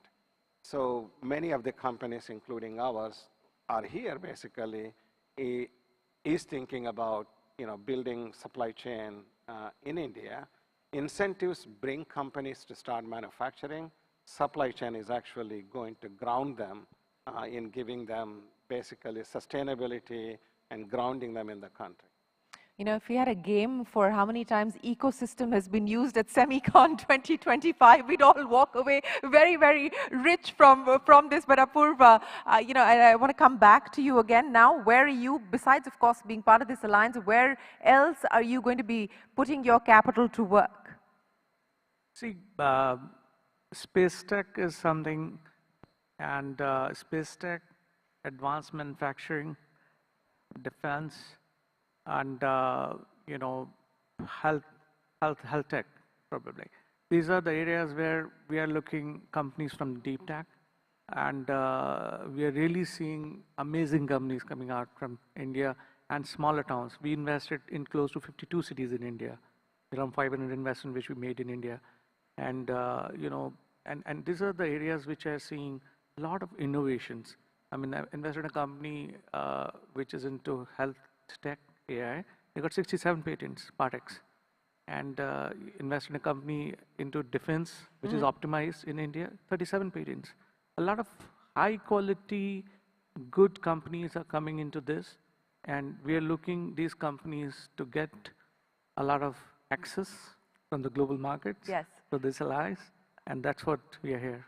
Well, not just access to capital, but also access to the network that this alliance can provide. We've got about 5 minutes. If there is a specific question, then please raise your hand and we'll try and get a microphone across to you. And hopefully we'll be able to hear what you have to say. There's two there. Sir, request you to stand up so they can bring the microphone across to you. Okay, we'll go to that gentleman first and then we'll come to you. Thank you very much. Go ahead. Maybe it's switched off, I don't know. Can you try again? Yeah. Hello. Yeah, go ahead. Good morning, everyone. I have two questions. Many industries are growing in India, but students have skill gap. How can we overcome? Okay. And second question, if Indian founders come from USA due to high tariff, will they migrate again? If USA reduces tariff, how can we stay them in India? Okay. Well, we don't know what's going to happen with tariffs. Only one person knows, and he hasn't tweeted so far this morning. So we'll have to wait to see. But on the talent and the skill gap issue, Shri, you want to take a shot at that? Well, I think Professor Paul Raj and Dr. Om are far more qualified, given the fact that both of them have been academics. Yes. And I think they have some phenomenal programs to work with the IITs and ISCs and all of that. I think there was a comment about, you know, ensuring that there is a steady supply of skilled labor. And I think there has to be a national priority for that. Absolutely. Yeah, Purvi, you want to So make there's a a program which is on Saturday. getting launched here in Delhi. That's called Campus Tank. All AICT institutions, students who are becoming entrepreneurs, the large scale, they're being thrown to the investors there. So that for a student, they should be part of that. Okay. It's a very huge program at the national level. And it is with the support of the government, Department of Science and It's a Technology pressing need that requires the government and the private sector to also to collaborate in a much meaningful and robust way. Professor Paulraj, do you want to come in on that? I just want to say about bringing people back. I think I wouldn't worry about current geopolitical situation. We have to convince them they're going to make more money here than in the United States, and that is possible. You convince them, they'll come. Om? Yeah, from my perspective, I think there are three things you need to create this primordial soup to create a Silicon Valley, right? And the first one is the availability of capital. Certainly some interesting things are taking place in India that would allow companies like ours to come and set the shop here. The second one is the infrastructure. This is where government can play a role. If you go back to the United States, almost 25, 30 years ago, they created this National Nanotechnology Infrastructure Network in about 20 different universities, state-of-the-art facilities. So, students have access to state-of-the-art capabilities. And the third one is essentially talent. This is where role models are important, mentoring is important, and that need to be nurtured. And actually, there's a very interesting program in the United States started by National Science Foundation called ICORE. And what it essentially does is mandates that university developed R&D need to find a way to have a commercial impact on products and services. And they actually train the students, the postdocs, people who actually get the grants. So there are quite a few good role models that are out there that could be emulated here. Absolutely. Many templates there that we could learn from. There was a gentleman there who had a question. Yes, go ahead. Hey, good morning. Thanks for all the valuable information. So there was a time when there was a clear demarcation between a chip company and a system company, whereas today it is not there. In fact, most of the system companies are trying to build their own chips to keep the price points low, manageable. So in that context, how do you see the future of a chip-making startup? I think you're absolutely right. Large industries have a tendency to be vertical, and then they end up going horizontal. This has happened in the computer industry. IBM used to make the chips, they made the systems, they made the software, they made the services and everything else, only to find over a decade, Intel made the chips, Microsoft made the software, and Oracle made the database, and so on and so forth. And now what you're finding is back to almost to the reversal to the mean. Everything is getting back to vertical. If you look at Microsoft or Google, is it a software company or is it a hardware company?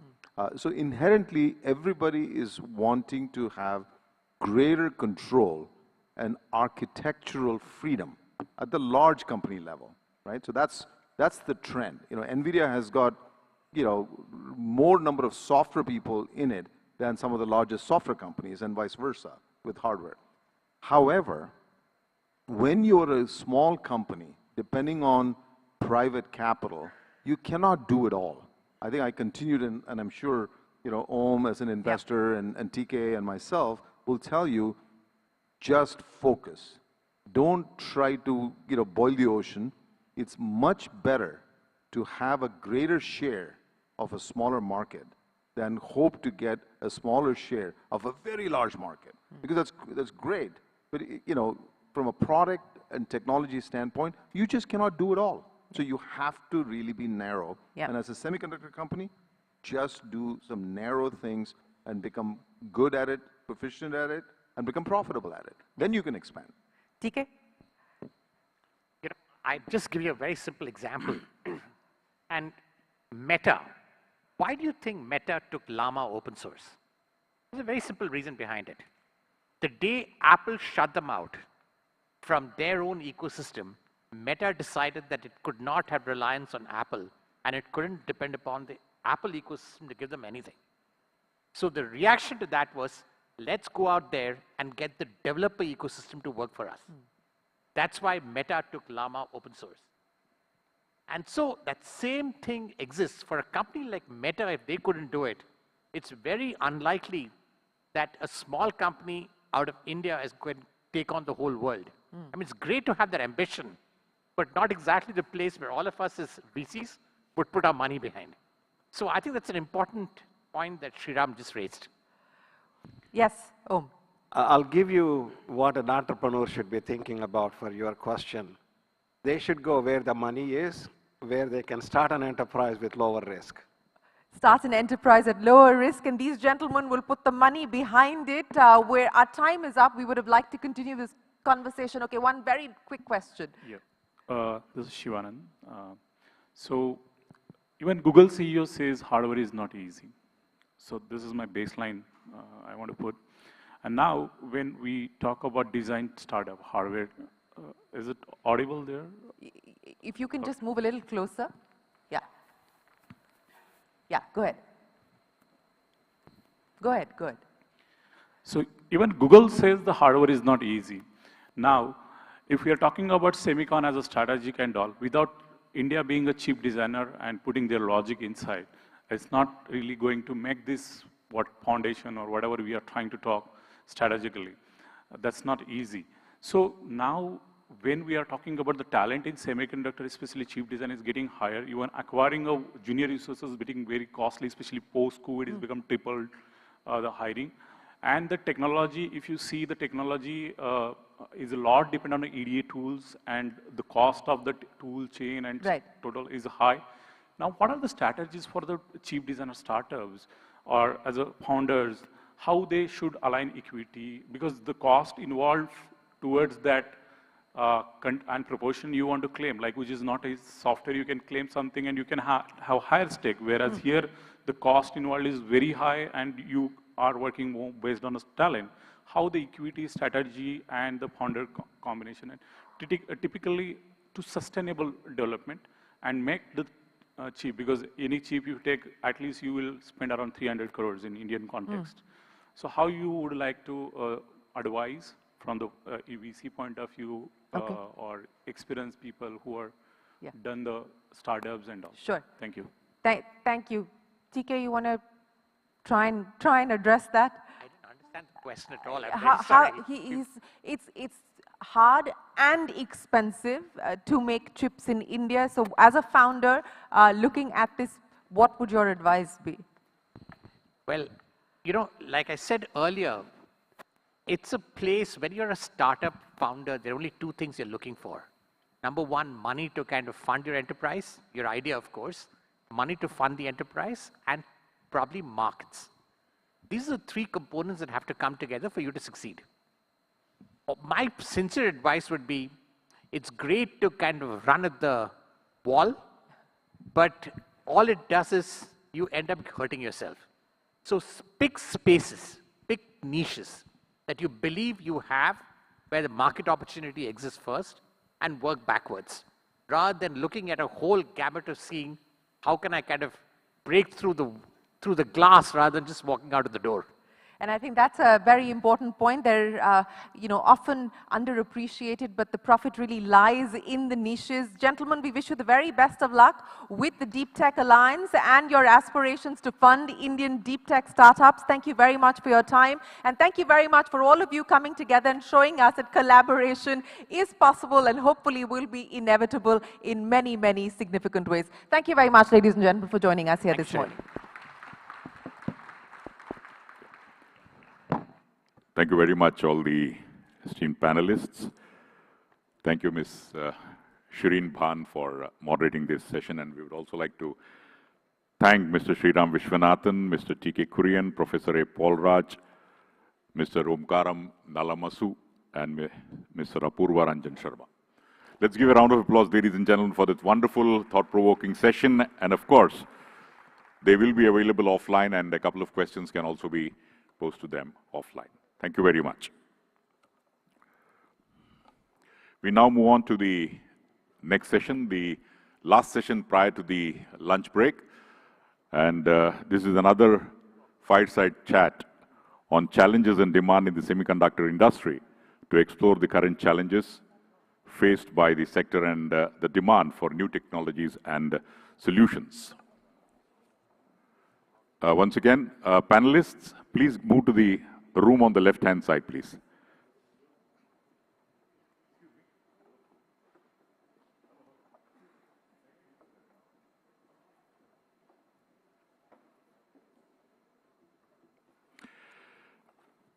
This session will be moderated by Mr. Sanjay Gupta, the Chief Development Officer and Global Head of Engineering, L&T Semiconductor Technologies. Before Sanjay Gupta comes on stage, a couple of lines about him. He's a seasoned semiconductor technology professional with more than 29 years in the global and high-tech industry and holds distinguished experience in the semiconductors, embedded software, and electronic system design. He's a technologist at heart and holds multiple US patents and numerous technical and business publications. Well, ladies and gentlemen, he has been working extensively with the government bodies, industry stakeholders, and academic institutions for advancing the Indian semiconductors and electronics ecosystem. And also, he has also been a key industry advisor and stakeholder to government MITI for various policy formulation and launches and an active member of various startup incubator forums. So please put your hands together and let's welcome Mr. Sanjay Gupta on stage, please. And joining him in this fireside chat is Mr. Jan Krolls, CTO, Siemens Semiconductor. So let's give a round of applause for Mr. Krolls, who received his MS degree in electrical engineering way back in 1992. And in 2018, Ansem NV became part of Siemens Limited. He's currently active as a Chief Technology Officer, a spin-out of Siemens established on April 1st, 2025. Hearty welcome to you, Mr. Jan. Kindly take your seat. And finally, Dr. Naveen Yanduru, CEO of Axiro Semiconductor, is, of course, a fabulous semiconductor company specializing in high-performance RF and wave integrated circuits. And he has held executive and technical leadership roles at various organizations and is the inventor of 26 US patents. So please give a round of applause for Dr. Naveen Yanduru. Kindly take a seat. I'm pretty sure this will be a very engrossing fireside chat before we all break for lunch. I would now straight away hand over the session to Mr. Sanjay Gupta to take us through. It's over to you, sir. Thank you very much. I hope I'm audible. And thank you, all the audience, for this last but very interesting, I'm sure. The discussion that we have two very eminent and the newcomers in the space of semiconductors. While I represent L&T Semiconductors, which is also startup within the umbrella of L&T. And I have my two co-panelists today who have a very similar kind of a background. They are from very established companies, and within this year, their semiconductors journey has started. So this topic is very relevant, that as we are getting into India's journey to make it semiconductors powerhouse for the world, what are the challenges and what are the opportunities that are ahead of us with respect to the demand? And we had very interesting sessions that happened yesterday and today about we have the capability to build some of the finest chips for the world, but eventually who is going to buy them? Do we have the customers lined up? Do we have the ecosystem ready to consume them? And we all discussed about the cost of development of one chip. Unlike a software application, the cost of development of one chip can anywhere range from $5 to $10 million all the way till $50 to $100 million, depending upon which kind of chip you are targeting.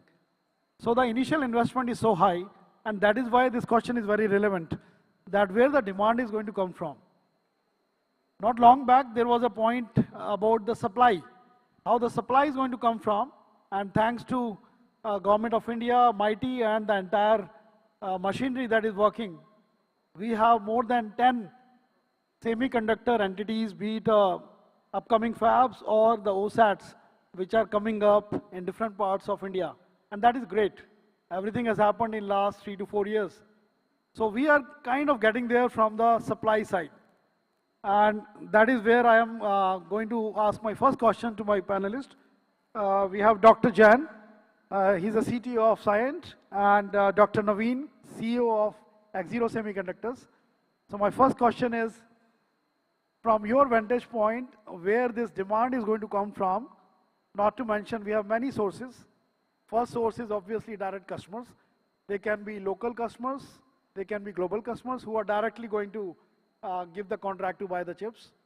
The second source could be the EMS companies. We have a lot of EMS companies which are doing the contract manufacturing, and they have kind of flexibility to pick up the semiconductor supplier. And then obviously we have the startup ecosystem that is flourishing, not to mention the intermediate tier ones, which are supplying to the OEM. So maybe starting with you, Dr. Naveen, what is your starting point on this very basic question? Thank you, Sanjay. Hope I'm audible. Thanks you all for coming to the fireside chat today. That's a very relevant question, and many people have already mentioned that India is huge from a market point of view. We consume a lot of electronics as a nation. The challenge is, how do we dip into this enormous demand that is fueled by the great country we are? And it's not an easy question to answer because ecosystem is a word that is often overused, but there are a lot of players that come in when it comes to putting a semiconductor IC into a final end customer equipment, be it a phone or IoT device or anything else. Yes, having all of these pieces being developed inside the country will help, where you have the foundries, OSATs. Now a lot of OSATs have come up to speed. Product companies like X0, as well as OEMs and tier ones, so that we can rub off of each other's experience and figure out what is the device, what is the chip we need to put into the market that the market can accept. But be very careful. Even if we develop the entire ecosystem inside the country, if the product by itself, each of these component or each of these constituent ecosystem parts, if it is not competitive by itself, if you don't have a competitive foundry and a technology node, if you don't have a competitive OSAT, if you don't have a product or a part that you can put on the table that can fly on its own merit, everything is meaningless.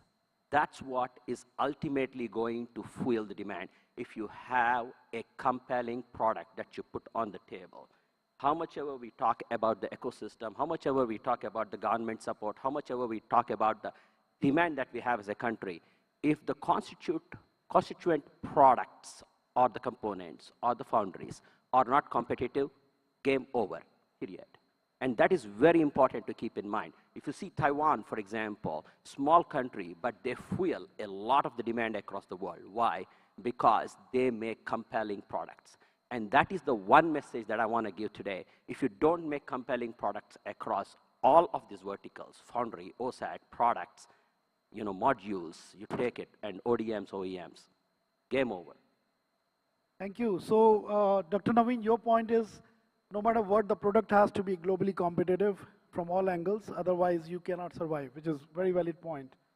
Dr. Yan, from Siemens Semiconductor's perspective, you're building a lot of mixed signal chips and entering into this niche market. What is your thought process going on in your company? Yeah, on this topic, I fully agree with Naveen. So it's really, you have to be have compelling products which are cost competitive. That is, in the end, the only thing that counts. The only thing of what I want to add to that, and that what we see as a company, which as a fabless ASIC company, is that what Naveen also said is that let's not forget that the India market as consumers is huge.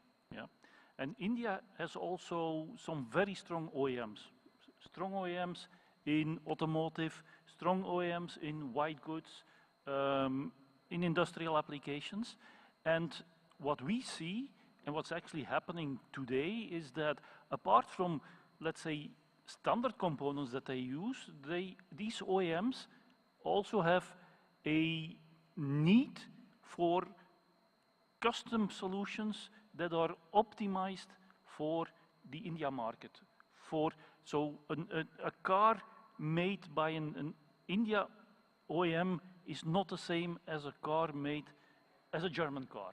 Yeah, it has different needs, it needs a different chip, and we see this. We have developed, as an Indian company, we have developed a specific version of an automotive chip for an Indian OEM, because it needs to be tailored to the needs of the market. Yeah? And this gives opportunities for India, because obviously such Indian OEMs, they will see extra benefit if they can work with companies in India that understand their needs, their markets. And we have other examples. We have developed recently like a smart electricity meter chip, really optimized for the India market, because again, the market is huge and it has its specific own needs. So there is the opportunity to do this. Absolutely, I agree. Indian market demands its own challenges from whether it is cost or power. Indian consumers are the most demanding and discerning consumers. So the innovation level I'm talking about has to actually go up a notch. You know, do not underestimate or don't underestimate the power of the Indian consumer. Exactly, and so they have their specific needs, and there is, apart from a wide range of standard components that is needed, of course, in the India market, and it's consumed in the India market, there is also optimized solutions for the India market needed. And that is a good starting point, and we see that happening today. Sure, thank you. So your point is it has to be optimized for the Indian and the local customers, and that will kind of make it a sweet spot. But very important point linked to that is Indian market is one of the most price sensitive markets in the world. So if you build the best, most optimized product, which is globally competitive, but it is not meeting the price point of Indian market, then it is a very relevant challenge that I believe companies like us are facing as we are entering into this space. And there are reasons for that, because at this point in time, while we are scaling up as fabless companies, there is a dependency on global suppliers, whether it is the wafers, it is a fab, processes, OSATs, because Indian ecosystem is yet to come to that speed. So how you are trying to cope up this price challenge linked to your previous point? Maybe I go first? Yeah, okay, thanks. It's a very good point. As a smaller companies and new players in the market, we do face some headwinds of sort, because our partners like foundries that we use outside of India, as well as whether it's CAD tools or whatever, we get a little bit of a disadvantage, or more than a little bit of disadvantage from pricing. That is a fact of the matter. But again, I feel it's the story. I think the previous panels were also talking about the story you sell to these vendor partners on how we are going to be big one day, and the relationships that you have with the key folks out there in these companies. These come in very handy, and that's what I have used. Is I call up my key counterparts in these vendors and say, hey, you know, we have worked in XYZ companies, Qualcomm, Samsung, Texas Instruments, Renesas, whatever, and now I'm here and we are going to make it very big. Look at what Modi ji is saying, etc., and give me the same price that you have been giving at some of the bigger behemoths that you have been providing. And more often than not, I have been successful. So your point is perseverance with the same suppliers to somehow convince them that today we may be small, but tomorrow we are heading for a big growth. Exactly. Valid point. How about you, Dr. Jens? Yeah, I can fully confirm that. Don't despair. This is possible. Yeah. Maybe as a starting point, you will focus on some niche where there is and you'll carve out a piece in the market where there is some room for margin, and you can buy your wafers at a bit higher price. But it is possible to really convince your suppliers and show with that beginning point, show your potential, and get the relationship, get the pricing you need, get their confidence and move forward. And yes, getting to the lowest price point is very important and is always a challenge.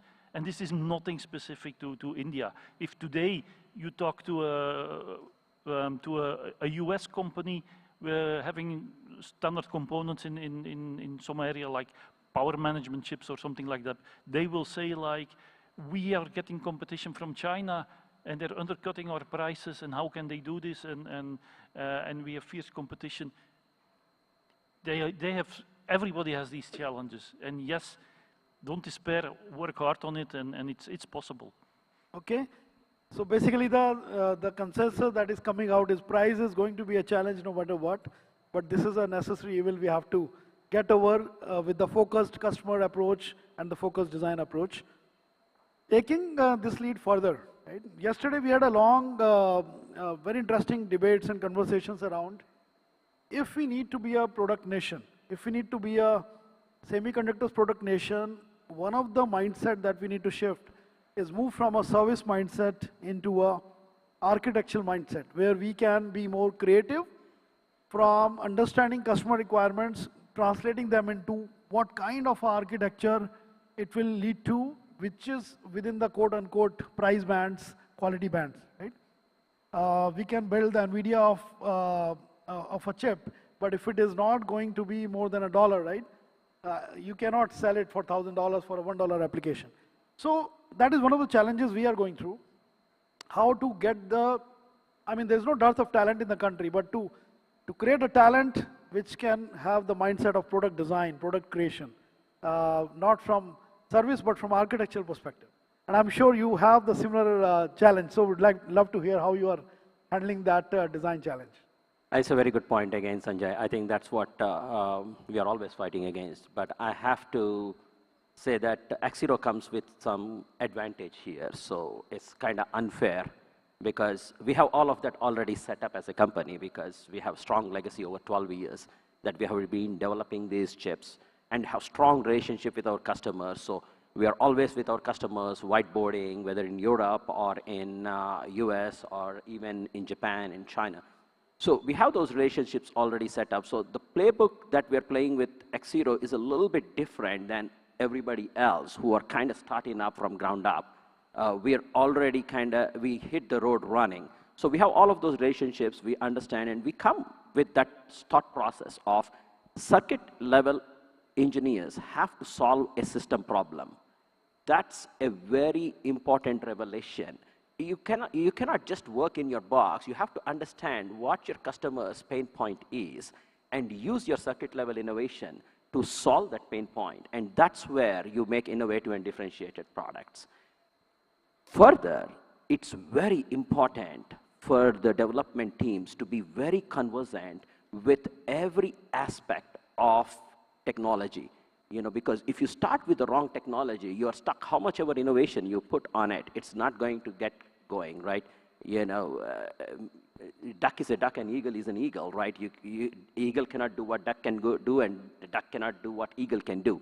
So you have to be very conversant with all technologies in the context of RF and millimeter wave and mixed signal. For example, Axiro team is very well conversant with all technologies, whether it's gallium arsenide, gallium nitride, CMOS BCD, RF SOI, silicon germanium, and that comes in very handy for us. And when we layer it with very good understanding of the system and our own circuit level innovation legacy, we come up with parts that you can see on our website that are one of a kind. Great. Dr. Jens, your views on that? Yeah, as you said, India has the talent and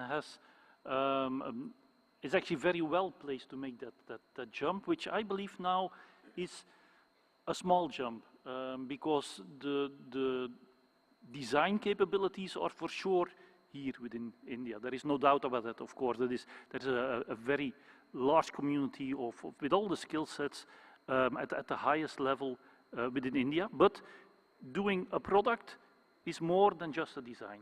Yeah, and that is this last step. Well, this step that needs to be taken. It involves, of course, the system architecture work, the sales work, the purchasing work, and so on. But also there is opportunities. There are capabilities here that come from companies that also have already done these things in India. But also, I do see a potential for the Indian community outside of India, which has for sure, this is a very large community which has these skill sets, to do some real innovative startups out of India that can convince these people to join the design talent that's here, to do innovative work and to create real value and make money here in India, either combining, working together with the people outside of India, or having them come back to India to do this. And that last step, the potential is there. It's really very close to, so here and there are the opportunities. I have a rebuttal on this one. I know a lot of people are speaking about Indian community, Indian engineers, and so on, but I don't know what the whole fuss is all about. You know, X0 is a global company. It's an Indian company, but we have sites in San Diego, California, in Europe, even in China, you know, and my CTO is not an Indian, and you're not an Indian either. So I think there is not really, you know, Indian company doesn't mean Indian people necessarily, right? You know, when we talk about Chinese companies or Japanese companies, they have sites everywhere in the world, and that's the mentality we need to be thinking about. You know, we treat our Bengaluru site on the same level as our site in San Diego, for example, right? So to me, in my opinion, we are kind of pigeonholing ourselves, thinking in the context of India, semiconductor, you know, developing as a semiconductor behemoth or whatever. We don't have to think India-centric. We can be global mindset. So I think that's a very interesting point, and as you rightly said, in some way you have advantage of having a pre-global presence, but you know, just to make it more controversial, 90% of the Indian startups which are coming up, right? They are like 2-people company, 5-people company, based out some remote place in India, may not be a tier 1 or tier 2 city, right? For them, it is actually impossible to have a global sites with multiple senior people around the world. So the realistic test bed for India is actually the people who can scale up with the global ambitions, but for the first few years, they will be completely on their own in the Indian rugged environment. And I think that is one of the challenges that probably we are throwing it out in the open. No, I agree. Thanks for straightening me up on it. Yes, we need to keep the larger context in place here. Yes. And I can tell you one of the biggest challenges that most are Indian startups, and that is I'm leading into the startups now. Most of the startups are facing is, you know, huge firepower, huge dreams, but no exposure. How to create a product which can be a customer-fitting product. And price is obviously an important element we have discussed, but whether it meets the customer specifications, right? And sometimes you can realize that at the end of the day, a product that does not sell or sell for zero profit is also going to have a very short runway, right? So eventually something, a sweet spot. And that is where another point that comes is the global partnerships. So think about a company, an Indian company, 10 college students, but having the right mentorship, the right global partnerships to scale them up. Here I would like to have some thoughts, you know. Come to X0 if you are one of those. We will provide the mentorship, we will provide the guidance. And not everybody has to be an independent company. If you think about how the Chinese and everybody else developed, you know, they kind of synergizing all the talent into 1 or 2 big companies. Think about, in the context of China, HiSilicon and Unisoc, right? A lot of startups and a lot of smaller companies, but initially, these were the 2 companies. Everybody started all the energy started channeling towards them in a way, right? So, you know, yes, startup world we value, but we can also provide some mentorship, and If they want to join forces and become part of X0, you're welcome as well. If you have good ideas and everything, we can open up a product line and kind of go about it together, right? There is no problem with that. Dan, your views on that? Yeah, so it's not unique to India, I have to say. I myself am located in Europe, and then also there in Europe, I see that for startups, it's like we all know we need to think big from the beginning, or maybe big is not the right word, global. It's not that you need a huge amount of money. It's more you need to be global, you need to be unique globally in what you're going to do, and not just locally. And also there we see, like, in the US, we think, oh, in the US it's so much easier to have access, to have visibility and so on. Yes, I talk with startups here in India, I see what you mean, but asking for mentorship, looking for partners, this is that can guide you, that can support you, is key to find that place, and that is possible here. What I'm a bit worried about is, like, you have these local initiatives that stimulate the young students to think about entrepreneurship and to do startups. Are these local agencies, I don't know exactly, are they really thinking and sufficiently capable of thinking global for them and bringing that message? There I sometimes have a bit of a concern, and I think, like, look more at contacts at companies that are willing to mentor, that are willing to support. I think you'll see a very big willingness on that. Sure. So I think the key that both of you are mentioning, that the right global connects from a mentorship, from a partnership perspective, is the key for any Indian young startup and have the global ambitions. Now, the next question, very practical question that I would like to throw at you, again from the shoes of an Indian young startup. Any SoC eventually has a lot of IPs inside, right? So it's like a wall with a lot of bricks. And we all know that some of the IPs take years to build and to reach a point where you can declare it a golden quality, and it has seen silicon many times. Now the advantage the MNCs and the established companies have, they already have a library of those IPs, whether they are big digital compute IPs or analog, mixed signal or RF, whatever case may be, they have the decades of history where these IPs are existing. You just take it from the shelf and create your SoC. For Indian companies, they have to build even those IPs from scratch. Now, if the market is waiting for you, and if you take 2 to 3 years to build IP, you lose the market. So they are forced to buy those IPs or license those IPs. That takes away the entire profit margin that otherwise, so it's not a level playing field with any global MNC. Now, getting into those shoes, what are your thoughts and advice? You always have a way to corner me here, so I understand where you're going at it, but it's very fair. I think it's very fair. This is a very fair question, and it is, let's call a spade a spade. It is an uneven battlefield. Let's not try and sugarcoat it. But there are some things startups can do, and some things new entrants can do to overcome that, and some maybe the government can help as well. First of all, if you're a startup, you probably have to build a moat where you are starting off with something differentiated enough that you are able to overcome that barrier because of the differentiation that you're bringing. But I'll also take a little bit of issue with this IP. I think it is in our mindset that, oh, big companies have this lot of IPs, they are just pulling it from the libraries and all.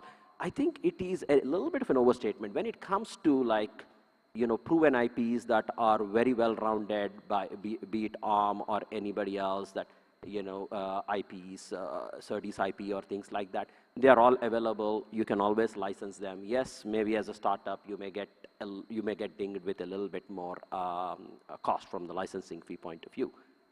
But when it comes to all other IP, over the past 25 years, I started my career as an engineer, design engineer. it's very, very hard to reuse IP. Every time I designed a circuit, Texas Instruments, Qualcomm, Samsung, so many libraries, so much IP that is available. Do you think I ever use any of those? No, I just look at them, maybe get an idea, and you can get the same by looking at some of the IEEE Explore papers and other things that are available. Because the minute you change one parameter in the design, the entire IP that was built for some other purpose, for something else, completely falls apart, because once you add a new parameter, the entire design space changes. So this is a little bit of a mental kind of block that we put that, big companies have a lot of IPs. It's engineer to engineer. If you really think about it, it's head-on engineer to engineer battle more than anything else. Okay, good perspective. Dr. Yan? Yes, I think it's not so much an issue of IP. When you're building an SoC, it's always a question like, what is the differentiating IP here, which I want to own and where I want to make the difference, and you want to do that investment anyway. And the rest you want to buy and not build, yeah? And it costs money, so there is an investment budget needed for that, and that's a challenge, but that IP that you use there, which is non-differentiating, as Naveen is saying, also the large companies, they will be going to ARM, to Cadence, to Synopsys to get that IP at maybe a bit better cost than you. So what you're looking for is, and that's the real issue, are you looking at an area which is a consolidated market? And yes, in Semicon there are of course quite a number of consolidated market, meaning that there are some dominant players in there which occupy the field, and getting in there brings all these challenges that you're competing with that. But there are also many different areas, smaller areas, niche areas, which are not consolidated, where there is not like a big player occupying that field, and that's where you have to look at. Because then you get an opening to make your business case and to make the numbers fit such that you can go for an SoC implementation where you have your differentiating IP, and the rest is indeed built on accessing IP that's readily available. Sure. My experience has been in my previous life, in big digital SoCs, we were reusing 70% of the IP portfolio. So the only need to worry about the 30%. Here, I have to worry about all 100. The other thing is, all the business cases that we are doing, IP cost itself is like in millions of dollars, in double digit, especially for complex SoCs. So we are finding definitely this as a deterrent, and thinking on behalf of all the startups, they will have the potentially similar challenges. This leads me to another key element. Any SoC or any design requires EDA tools. By the way, on the IP front, thanks to DLI scheme, a lot of startups are getting IP repository from Government of India through MIT, and they can get advantage of that. Of course, that needs to grow, but that is in the right direction. So there is a very positive support coming from the government. And so as on the EDA tools. Government is providing a lot of EDA tools so that you can build your chips from a startup standpoint. One disruption that is coming in EDA industry, the whole world is talking about the generative AI, the agentic AI, and a lot of future predictions that in a couple of years, the entire semiconductor design will be driven by things like ChatGPT equivalents with the dedicated agents trying to do place and route verification. I know it's a very interesting thought. It has already disrupted a lot of industry in last 6 months, and it is going at a super exponential phase. Any predictions from your standpoint? Yeah, maybe I'll take this one. I just talked about consolidated markets, and if I have one worry, it's about how consolidated the EDA tool market is. Yeah, Cadence, Synopsys, Siemens dominating. Yeah, and for sure, generative AI is coming towards the EDA tools will be integrated, and chip design methodologies are changing, will be changing significantly. My big worry is that the only ones who can realize this are the big players which are already dominating the market, because you need to have access to all the example designs to train the models, and only the big ones have the power to really have this access and to really have high quality differentiating AI tools for chip design. Yeah, so this is something where I would love to see, like, there are also innovative, challenging solutions to come, not just from the big players, but I'm worried about this. Sure. Naveen? I really am a big cheerleader of whatever you're saying. If agentic AI can really make these EDA tools, or it can reduce the cost that I'm paying for the EDA tools, because they do charge an arm and a leg, and I can see why, but they do charge an arm and a leg, and that's becoming, I mean, out of the labor OpEx that I have, EDA tool OpEx is the largest, and every time we cut the check, it just pains me so much. So whoever is working on this agentic AI to take over the EDA tools and provide with the open source, oh, all power to them. I really want to see that day, and then our operating margins will improve by a huge magnitude. So I met some companies in US which are the early birds into this agentic AI-based semiconductors design, and they are predicting a 70% reduction in the resources in engineers. And of course, EDA tools they will still use, because what they are trying to do, agentic model, which on one hand have an API with the Cadence, Synopsys, Siemens tools, and the other hand with the LLMs, which are trained for a specialized semiconductors job. And that engine is working as extended teams. So it will be very interesting disruption. Oh, they will be my angels. God bless them. Yes. But my worry is that the tools will reduce the resource needs to run the tools with whatever 70%. And what will happen, the main players that are there, they will increase the tool cost. They will be offering the AI-based EDA tools, and they will increase the tool cost again with a factor 2 or 3. Zero-sum game. Because they're going to tell you, I have a new tool for you, and you only need 1/3 of the people, but yeah, the tool will be twice as expensive. That's my big worry. You could be 100% right, Jan, on that, yes. There are some really good business guys out there on these EDA tool companies. So maybe a year from now, if this prediction is right, we will have a different problem to solve, right, in the next SEMICON. Now, leading to my last question is about, all that is possible with the excellent talent pool, right? Now, India is one of the largest country with largest number of engineers coming out. How we get them into a mindset of, number one, creative for converting customer problems into systems and architecture. Number two, how they are agile to work in a mindset for fast-moving time to market. And number three, mindset to compete globally, not just a me-too product, right? So what are your suggestions or thoughts about Indian engineers? Because the context is India right now. Whether it's the educational system, whether it is the finishing schools, anything that you have in your thoughts which you are trying to implement in your companies.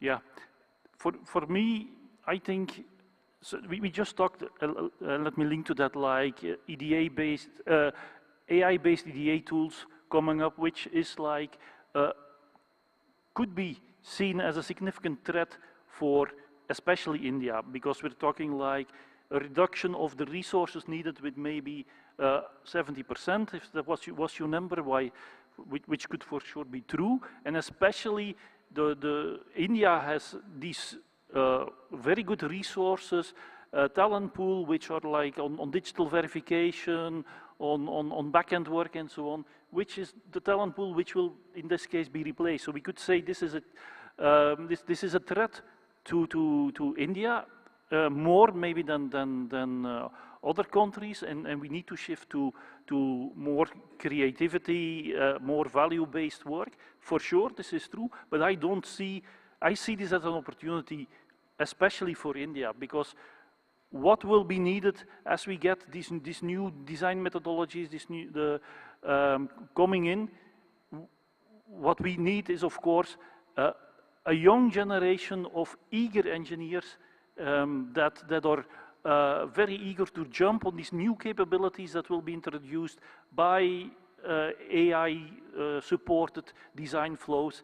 And if anywhere I see young talent that is eager to jump on that, to adopt it, it's here in India. Great. Your thoughts, Naveed?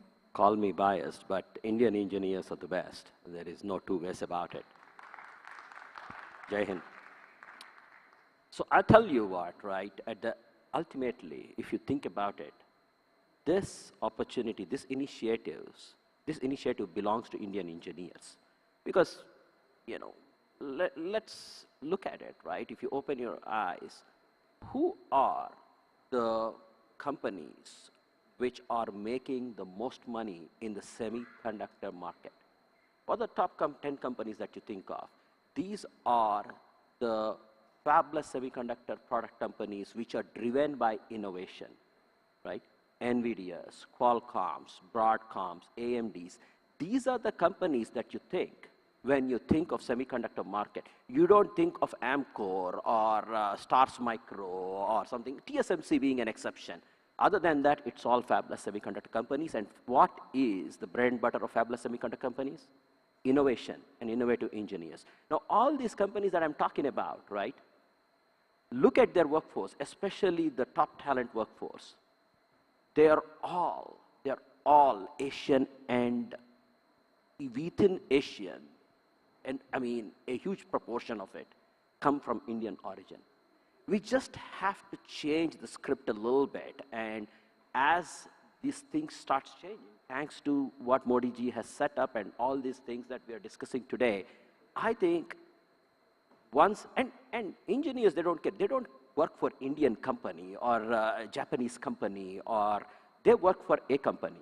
If they like the leadership, if they like the vision, that's all what the engineers care. And we just have to come up with those companies, and the engineers will come, and then we will make hay. And you know, the DNA of Indians reeks of this, and it is a pity that it has taken so long, but it won't be too long before the fabless semiconductor world belongs to Indian companies, which again takes the cake when it comes to semiconductor industry. Sure. So the general consensus is this is going to be the India's decade and maybe century. Absolutely. And a lot of young talent that are looking for semiconductors as a future. The sky is the limit to excellence and growth. So with that positive note, maybe the last question. If India has to succeed as a product nation, as a semiconductors superpower, in next 5 years, 2030, 2032 maybe, when we are saying we'll be about $100 billion plus of semiconductors consumption from the current 10 to 20, which is 5-fold, what will be your success criteria for India, whether we have lived up to the opportunity or not? So one indicator in brief to both of you. You know, all it comes down to putting your head down and making things happen. We can talk and talk and talk and talk, but I think the engineers have to put their head down, put the work-life balance, or whatever, the wokeness aside a little bit, and just become the absolute best in the art that you're doing. And the rest will slowly fall in place sooner or later. Thank you. Dr. Jain? And for me, if you want to look, then you said 2030, or like, how do we measure success for India in the SEMICON space? It is very important that there is, at the moment, all the production capacity installation, but I do think it's irrelevant to measure how much production capacity does India have by that time. The question is, how much products run on this capacity by that time? That's the key question. That's the measure that we have to look at. That should be the focus. Great. And if I have to put my 2 cents by 2030, it is make in India products, design in India products with the whole supply chain from OSAT to manufacturing, all happening in India, and we can be at par in quality and export levels to any other country. If we can have multiple products by multiple companies, I think that will be a good mission to accomplish. Competition is good. Yes. And with that, we wrap up this fireside chat. Many thanks to Dr. Naveen and Dr. Yan for this discussion, and we can now open it up for. No, I think the time is up, sir. We'll have to take questions offline. Maybe you can take one question. Okay, so maybe one question we can take from the audience.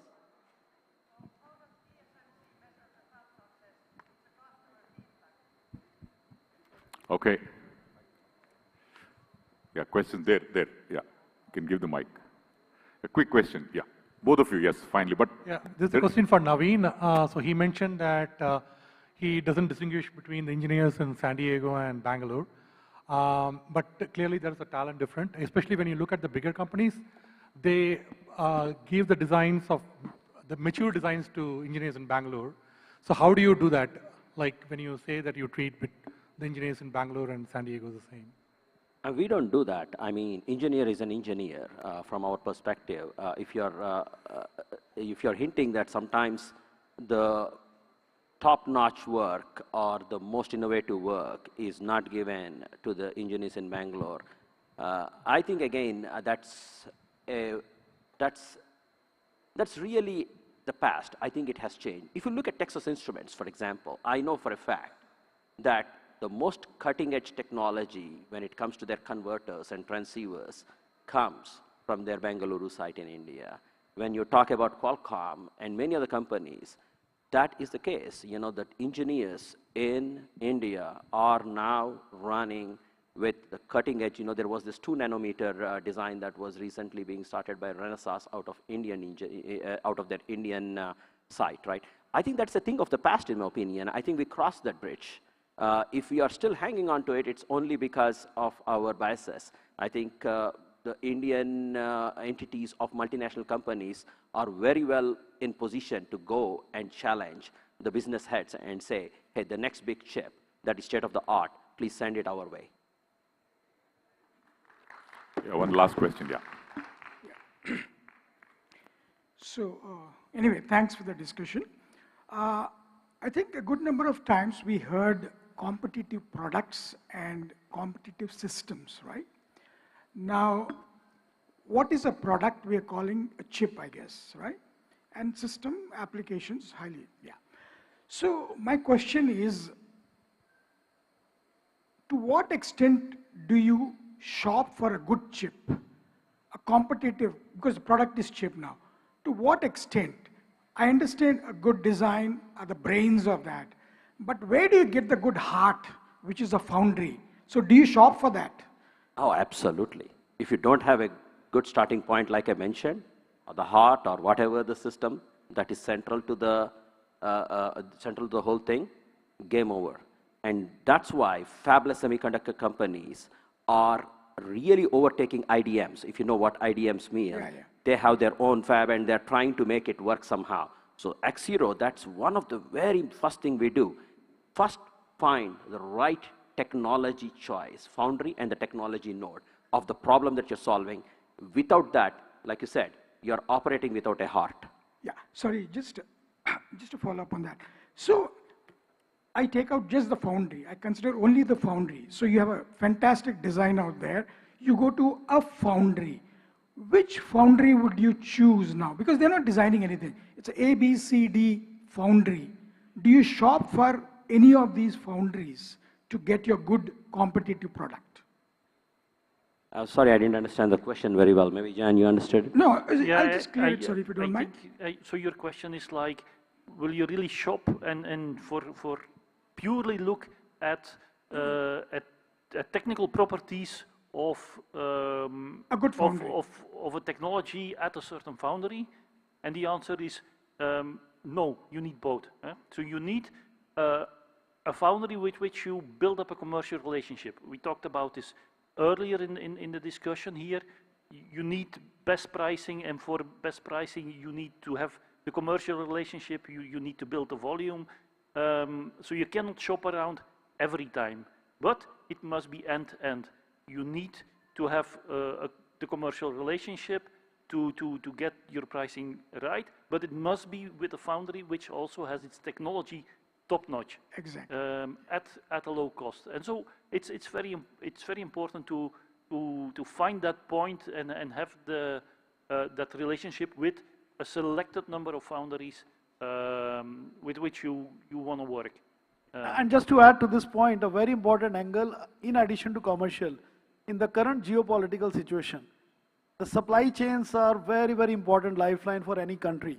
So from an India standpoint, the foundry has to be something that we can believe that next 10, 20 years, if it is a very important product for national importance, we do not get any disruption because of some decision done by somebody. True. So it should be a friendly country. It should be a country where we can leverage for a long term. And precisely that is the reason we are trying to build our own foundries in the country. That's right. Thank you. Yeah. Done, sir? Yeah. Thank you very much. And I'm pretty sure all of you might be having a few questions that can be posed to them during the lunch break. Let's give a round of applause for all our esteemed panelists, ladies and gentlemen. Mr. Sanjay Gupta, thank you, sir. And also we would like to thank Mr. Jan Krolls as well as Dr. Naveen Yanduru. Well, ladies and gentlemen, we'll now break for lunch. Do come back by 1:50 so that we'll be able to start the session at around 2 p.m. And you're all fully aware because since the last 2 days, the lunch plan is same. You need to go to the dignitaries, pass holders will need to go to Juhi in the second floor, the delegates in Amaltas at B1 and all others in the food court behind the exhibition hall. So all of you enjoy your lunch and come back by 1:50. See you all then. Take care.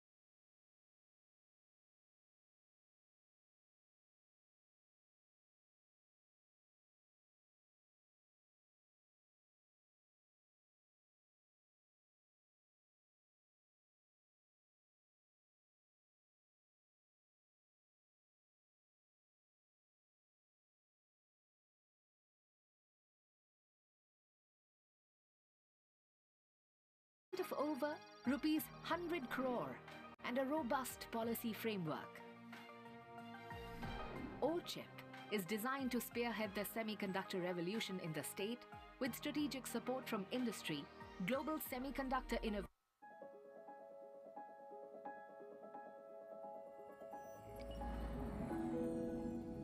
8 billion people worldwide touched by semiconductors. With over 1 trillion chips manufactured in a year, the impact of technology they enable is accelerating.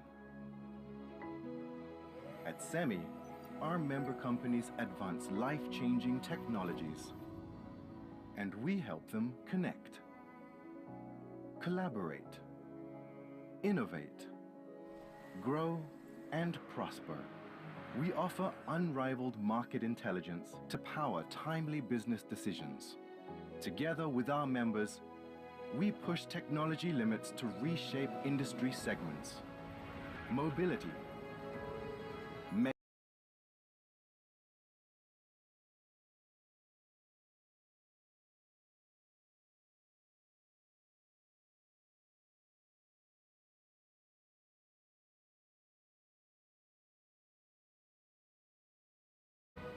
geopolitical uncertainties, and supply chain disruptions.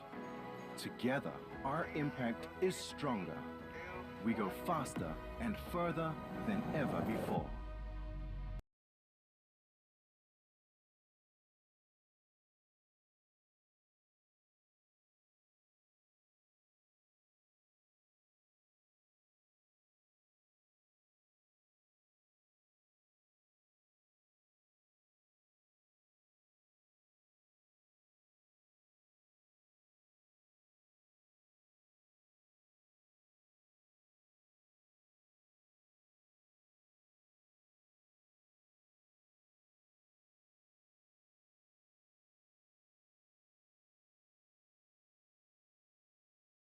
Global semiconductor supply chains. Driven by the vision of the Honorable Prime Minister, Shri Narendra Bhai Modi, Government of India has launched several progressive policy initiatives as part of the SEMICON India program. Gujarat, under the leadership of the Honorable Chief Minister, Shri Bhupendra Bhai Patel, is synergizing with the vision and policies of the Government of India. In 2022, Gujarat became the first state in the country to announce a dedicated semiconductor policy. Gujarat State Electronics Mission, GSEM, is the nodal agency of the state government that promotes initiatives to develop semiconductors, electronics, and display manufacturing ecosystem. Gujarat's specially curated electronics policy supports the upstream and downstream ecosystem partners. The state has also recently announced a dedicated electronic components manufacturing policy with crucial support to ignite growth in this industry. Gujarat's first of its kind Space Tech Policy 2025 to 30 will power a $5 billion space economy in the state by 2033. Gujarat is leapfrogging as India's gateway to Silicon, with over $14 billion worth of projects under the SEMICON India program. India's first commercial semiconductor fab is being established by Tata Electronics at Dholera SIR. India's first chip packaging cluster is emerging close to Ahmedabad city in GIDC, Sanand, where Micron Technology is setting up India's first ATMP facility. CG Power and Kane Semicon are setting their OSAT facilities. A world-class Semicon city is being developed in Dholera, featuring state-of-the-art infrastructure, seamless 360-degree multi-modal connectivity, and cutting-edge common facilities, all designed to foster a thriving semiconductor ecosystem. Gujarat is establishing as a preferred destination for high-tech manufacturing with its proactive model of governance, excellent connectivity, huge reservoirs of skill and knowledge, and vast business and investment potential. The government of Gujarat reaffirms its commitment to supporting semiconductor, display, and electronics manufacturers and their supply chain partners. Welcome to Gujarat. Explore your next business opportunity. Suswagatam.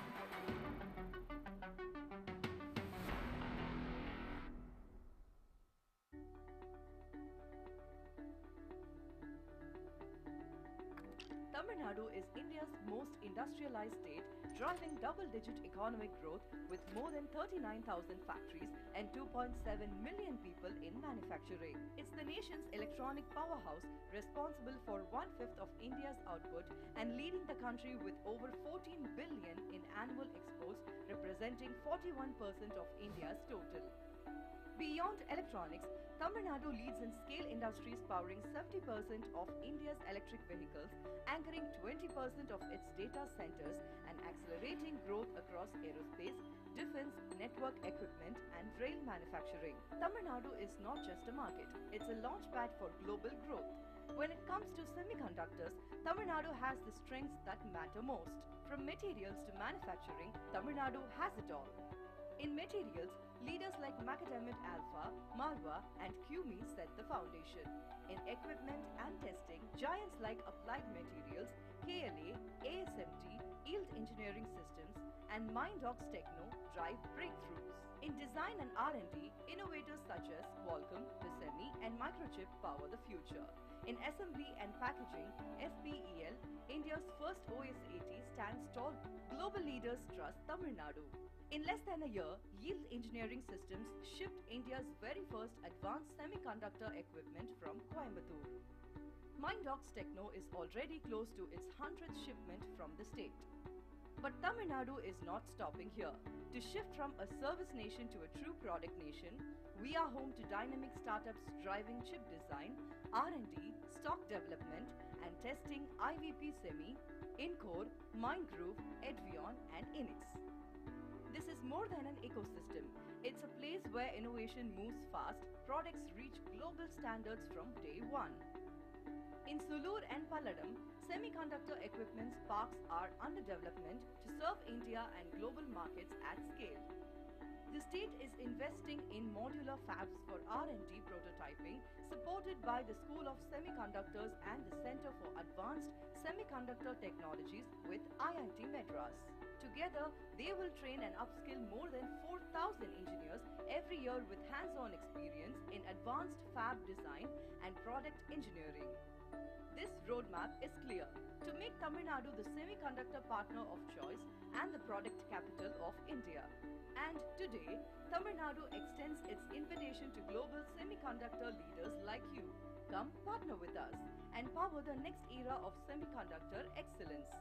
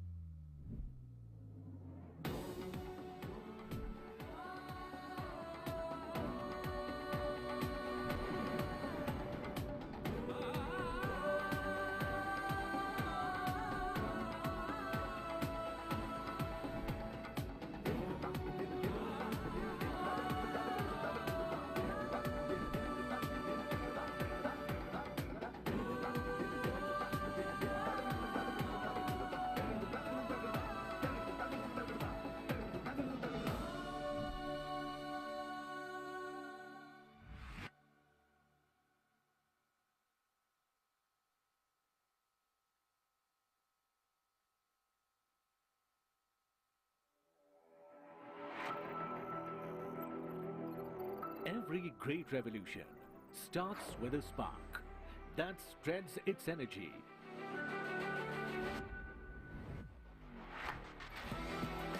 and changes the landscape around it forever. Semiconductors.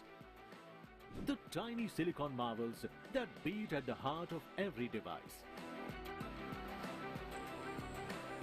Semiconductors are the new oil, powering intelligence. In the last 10 years, under Prime Minister Shri Narendra Modi's visionary leadership, transformative policy reforms have driven exponential growth in India's electronics manufacturing sector. India's semiconductor market is projected to reach $110 billion by 2030 in the $1 trillion global semiconductor market. India's semiconductor mission started with launch of SEMICON India program in December 2021 with a vision of positioning India as a trusted global partner in the semiconductor supply chain. This landmark initiative marked a turning point for India's transformation into a global semiconductor hub. DLI scheme empowers domestic companies with support up to 50% cost for chip design and 6 to 4% of net sales turnover, along with EDA tools, third-party IP cores and post-SI validation. हमारा सपना है कि दुनिया की हर device में Indian made chip हो. 10 projects approved. These include Silicon Fab, Silicon Carbide Fab, and 8 packaging facilities producing 24 billion chips annually. With focused investments, policy support, and collaboration across industry and academia, India's semiconductor revolution is taking shape across the country. There are 20% of the world's semiconductor design engineers in India. Under DLI scheme, 23 startups have been approved for designing semiconductor chips. 60,000 students trained under the Chips to Startup program. Together with Design-Linked Initiative Scheme, electronic design automation tools provided to over 280 plus institutes and 72 startups, making it the world's largest centralized EDA tools facility provided to students. These transformative projects will open up thousands of new job opportunities for startups, technicians and engineers. Revised semiconductor curriculum implemented by AICTE in more than 500 institutes. MOUs and MOCs with the US, Japan, Singapore and the EU. Partnerships with multiple countries for R&D and workforce development. Under New Bharat, industry will be encouraged to do R&D and setting up manufacturing facilities for equipment, semiconductor-grade chemicals, gases and materials for the development of complete ecosystem. और अब भारत अगले 25 वर्षों के लक्ष्य पर काम कर रहा है. From spark to silicon, from ambition to achievement, Bharat is rising and emerging as a reliable and trusted partner in global supply chains. This is Bharat, building the next semiconductor powerhouse.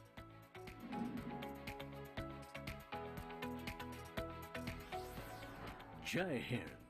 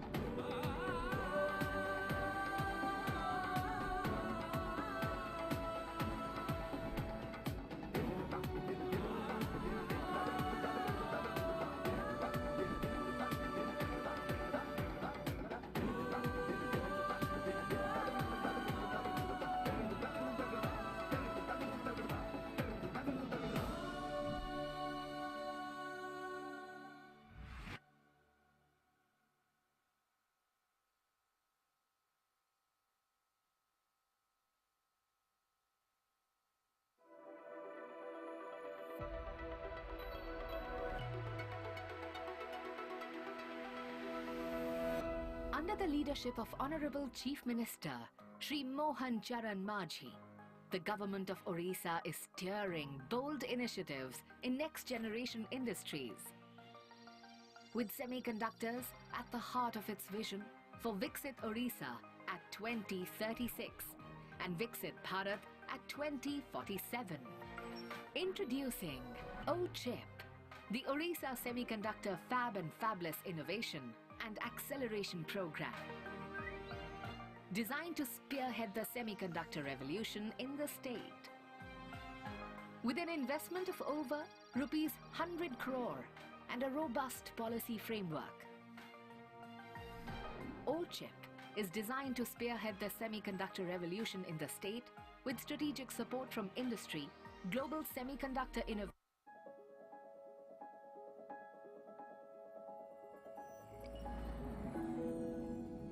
8 billion people worldwide touched by semiconductors. With over 1 trillion chips manufactured in a year, the impact of technology they enable is accelerating.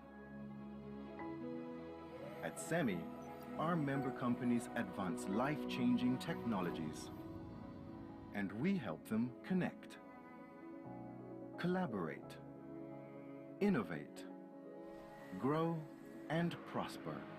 We offer unrivaled market intelligence to power timely business decisions. Together with our members, we push technology limits to reshape industry segments. Mobility, medtech, AI, manufacturing. Working in tandem, we overcome the toughest industry challenges: the talent gap, the environment, geopolitical uncertainties, and supply chain disruptions. Together, our impact is stronger. We go faster and further than ever before. Making life better for the 8 billion and generations to come. SEMI.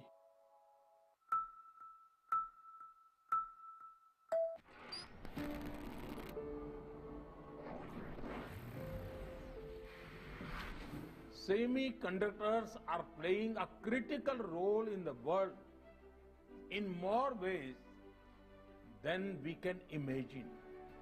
It is our collective aim to establish India as one of the key partners in global semiconductor supply chains.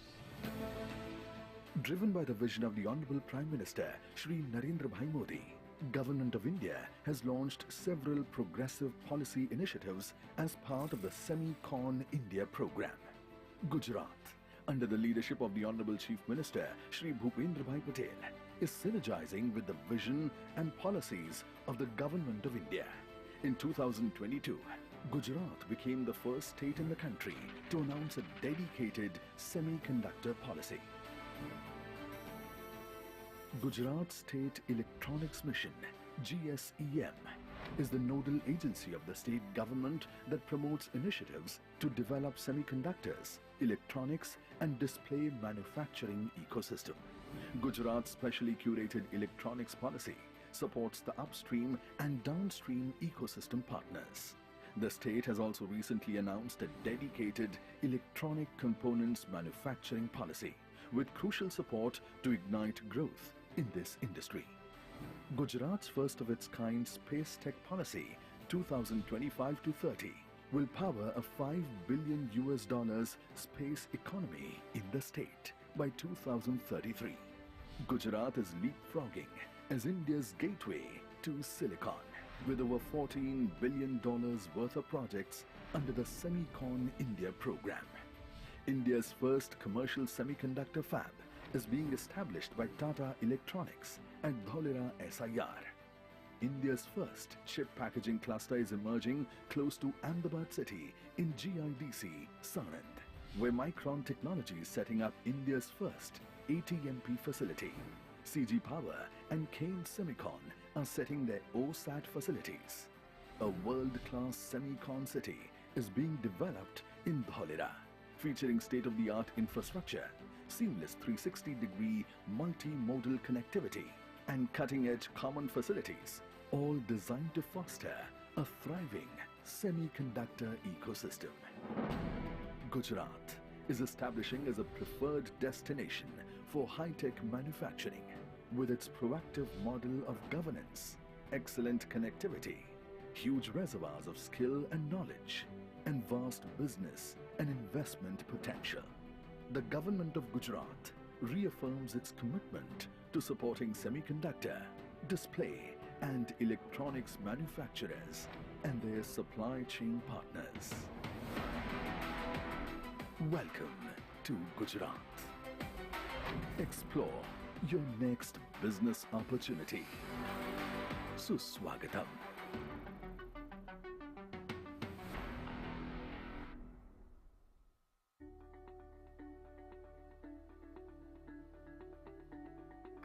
Tamil Nadu is India's most industrialized state, driving double-digit economic growth with more than 39,000 factories and 2.7 million people in manufacturing. It's the nation's electronic powerhouse, responsible for 1/5 of India's output and leading the country with over 14 billion in annual exports, representing 41% of India's total.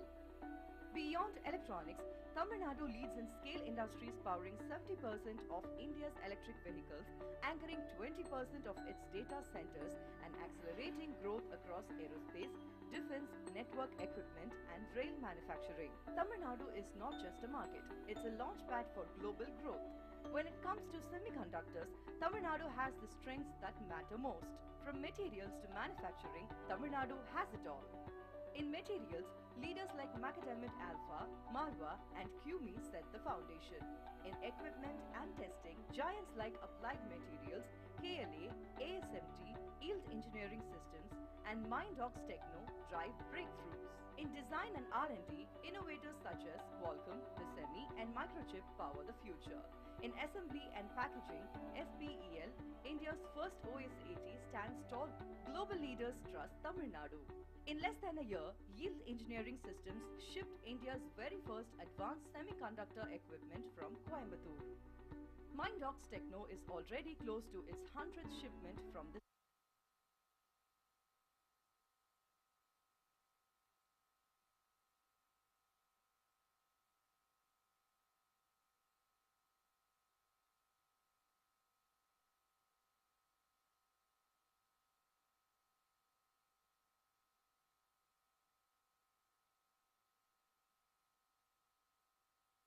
standards from day one.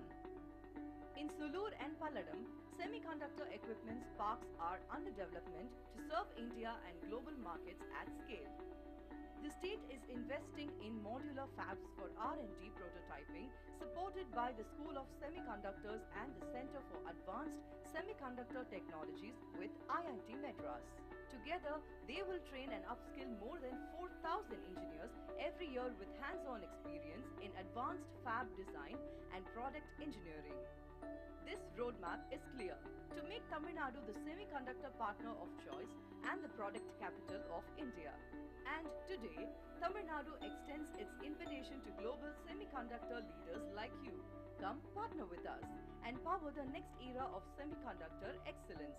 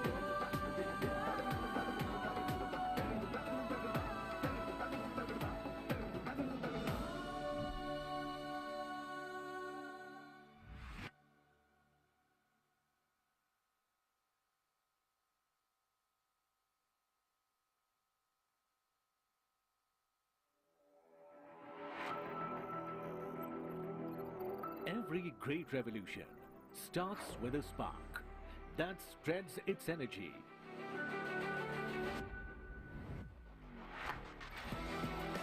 and changes the landscape around it forever. Semiconductors.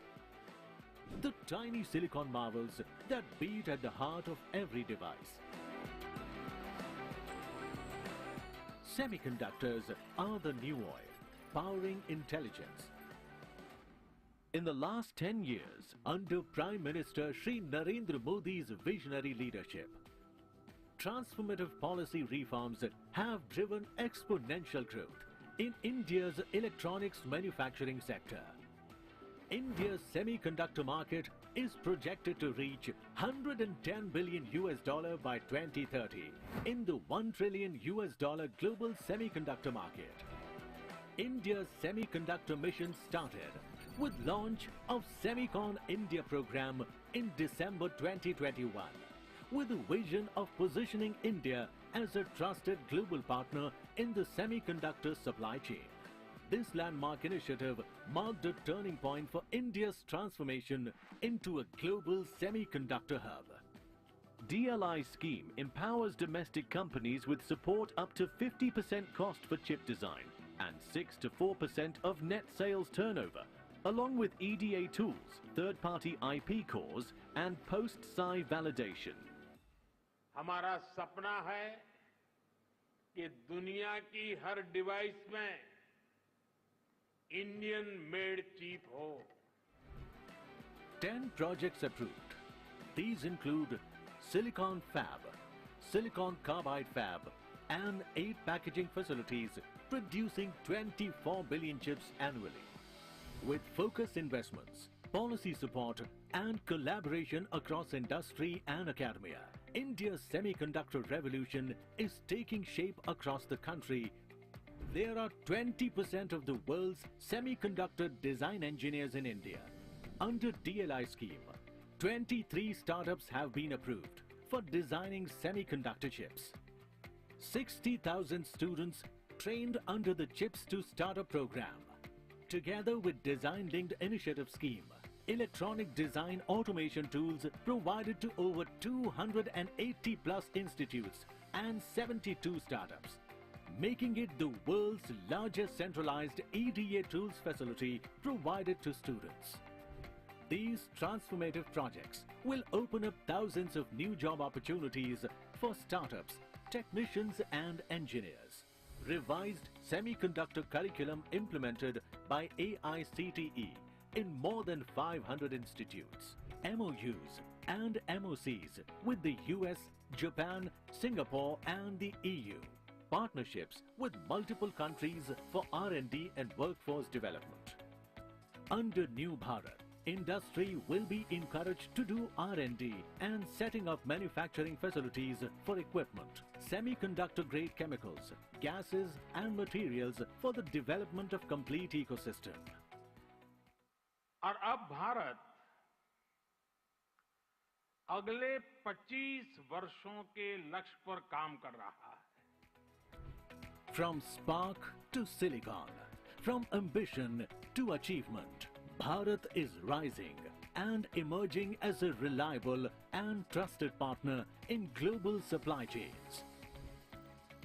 This is Bharat, building the next semiconductor powerhouse.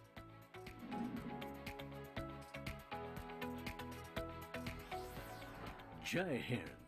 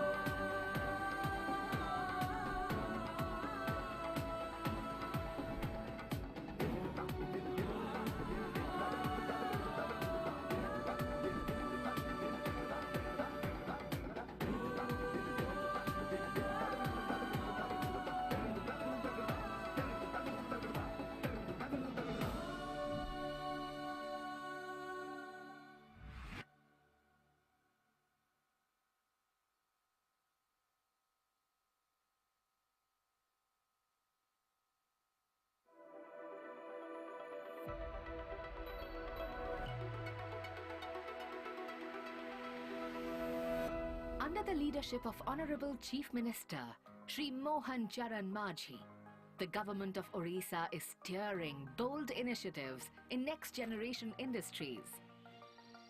With semiconductors at the heart of its vision for Viksit Orissa at 2036 and Viksit Bharat at 2047.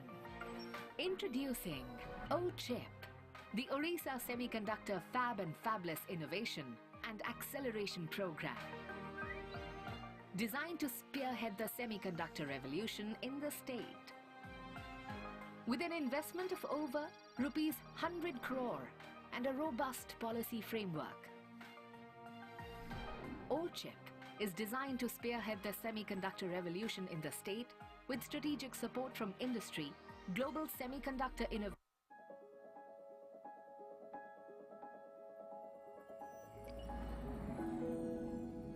8 billion people worldwide touched by semiconductors. With over 1 trillion chips manufactured in a year, the impact of technology they enable is accelerating. At SEMI, our member companies advance life-changing technologies, and we help them connect, collaborate, innovate, grow, and prosper. We offer unrivaled market intelligence to power timely business decisions. Together with our members, we push technology limits to reshape industry segments. Mobility, medtech, AI, manufacturing. Working in tandem, we overcome the toughest industry challenges, the talent gap, the environment, geopolitical uncertainties, and supply chain disruptions. Together, our impact is stronger. We go faster and further than ever before. Making life better for the 8 billion and generations to come. SEMI.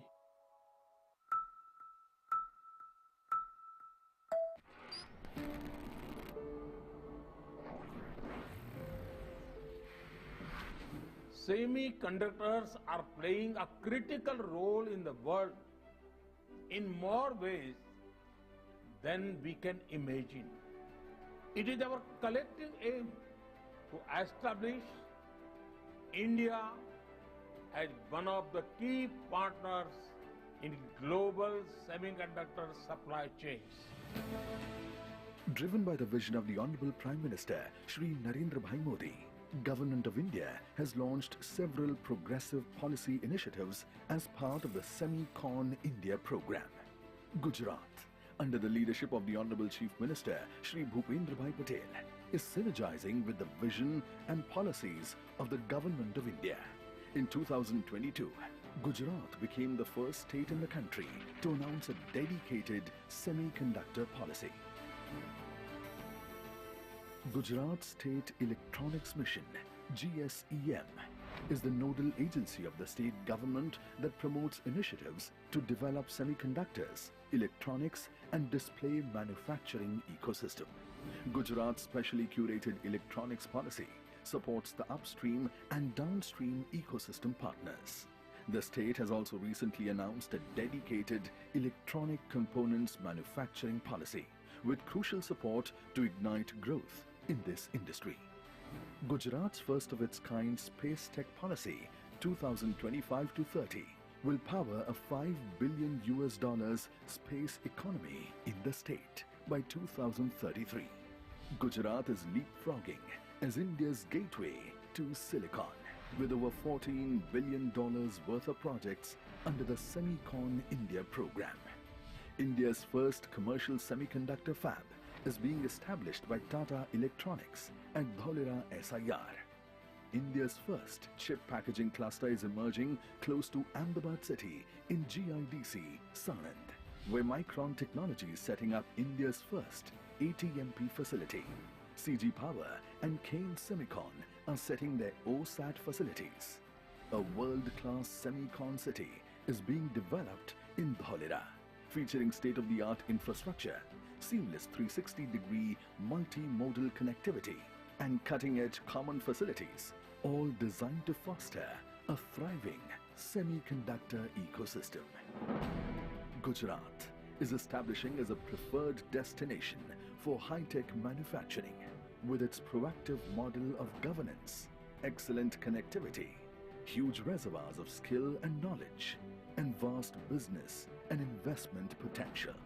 The government of Gujarat reaffirms its commitment to supporting semiconductor, display, and electronics manufacturers and their supply chain partners. Welcome to Gujarat. Explore your next business opportunity. Suswagatam.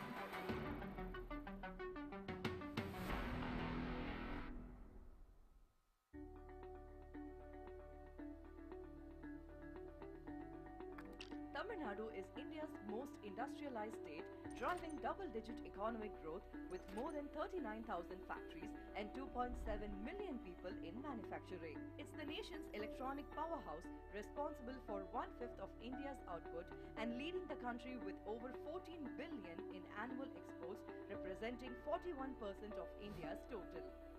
Beyond electronics, Tamil Nadu leads in scale industries powering 70% of India's electric vehicles, anchoring 20% of its data centers and accelerating growth across aerospace, defense, network equipment and rail manufacturing. Tamil Nadu is not just a market, it's a launchpad for global growth. When it comes to semiconductors, Tamil Nadu has the strengths that matter most. From materials to manufacturing, Tamil Nadu has it all. In materials, leaders like Macadamit Alpha, Marwa and QME set the foundation. In equipment and testing, giants like Applied Materials, KLA, ASMT, Yield Engineering Systems and Mindox Techno drive breakthroughs. In design and R&D, innovators such as Qualcomm, Visemi and Microchip power the future. In assembly and packaging, FPEL, India's first OS80 stands tall. Global leaders trust Tamil Nadu. In less than a year, Yield Engineering Systems shipped India's very first advanced semiconductor equipment from Coimbatore. Mindox Techno is already close to its 100th shipment from the state. But Tamil Nadu is not stopping here. To shift from a service nation to a true product nation, we are home to dynamic startups driving chip design, R&D, stock development and testing IVP Semi, Incore, Mindgroove, Edvion and Inix. This is more than an ecosystem. It's a place where innovation moves fast, products reach global standards from day one. In Sulur and Palladam, semiconductor equipment parks are under development to serve India and global markets at scale. The state is investing in modular fabs for R&D prototyping, supported by the School of Semiconductors and the Center for Advanced Semiconductor Technologies with IIT Madras. Together, they will train and upskill more than 4,000 engineers every year with hands-on experience in advanced fab design and product engineering. This roadmap is clear to make Tamil Nadu the semiconductor partner of choice.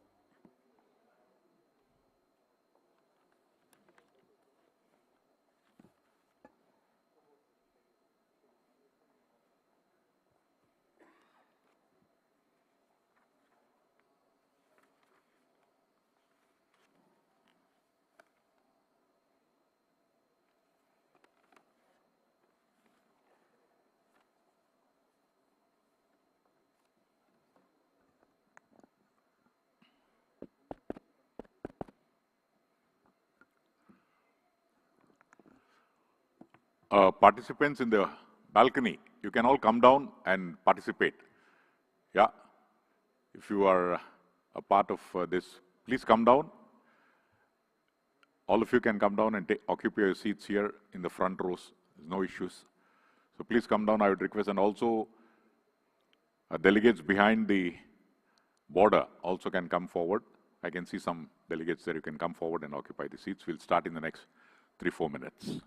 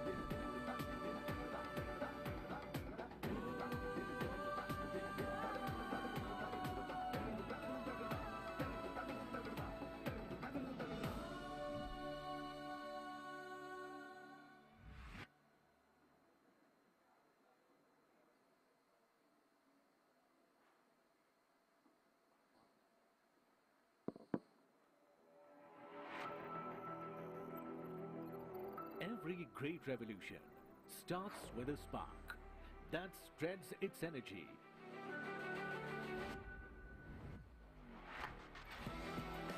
And changes the landscape around it forever. Semiconductors.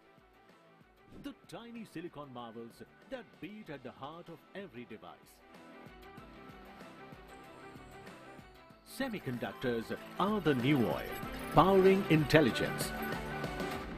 In the last 10 years, under Prime Minister Shri Narendra Modi's visionary leadership, transformative policy reforms have driven exponential growth in India's electronics manufacturing sector. India's semiconductor market is projected to reach $110 billion by 2030 in the $1 trillion global semiconductor market. India's semiconductor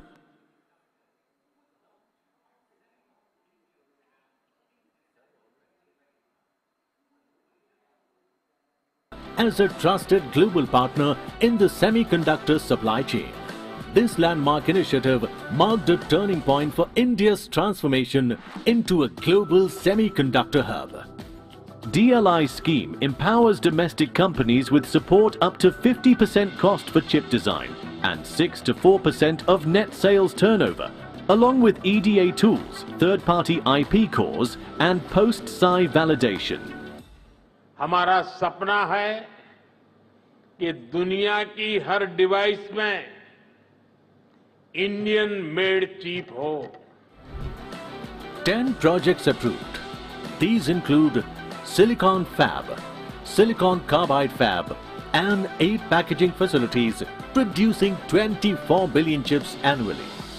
With focused investments, policy support, and collaboration across industry and academia, India's semiconductor revolution is taking shape across the country There are 20% of the world's semiconductor design engineers in India. Under DLI scheme, 23 startups have been approved for designing semiconductor chips. 60,000 students trained under the Chips to Startup program.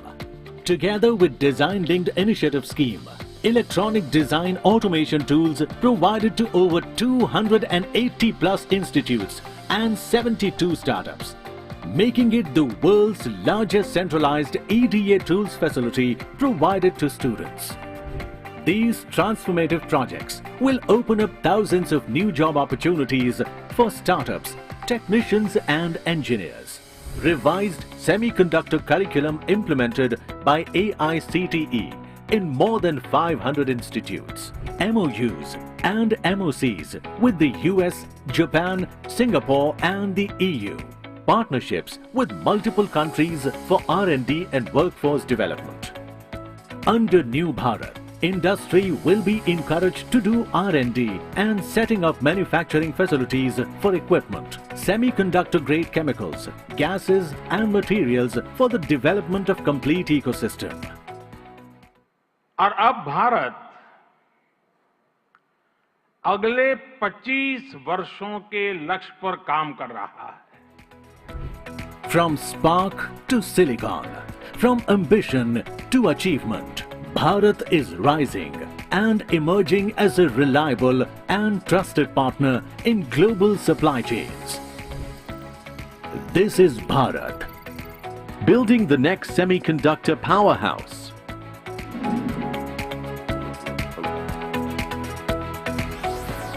Jai Hind.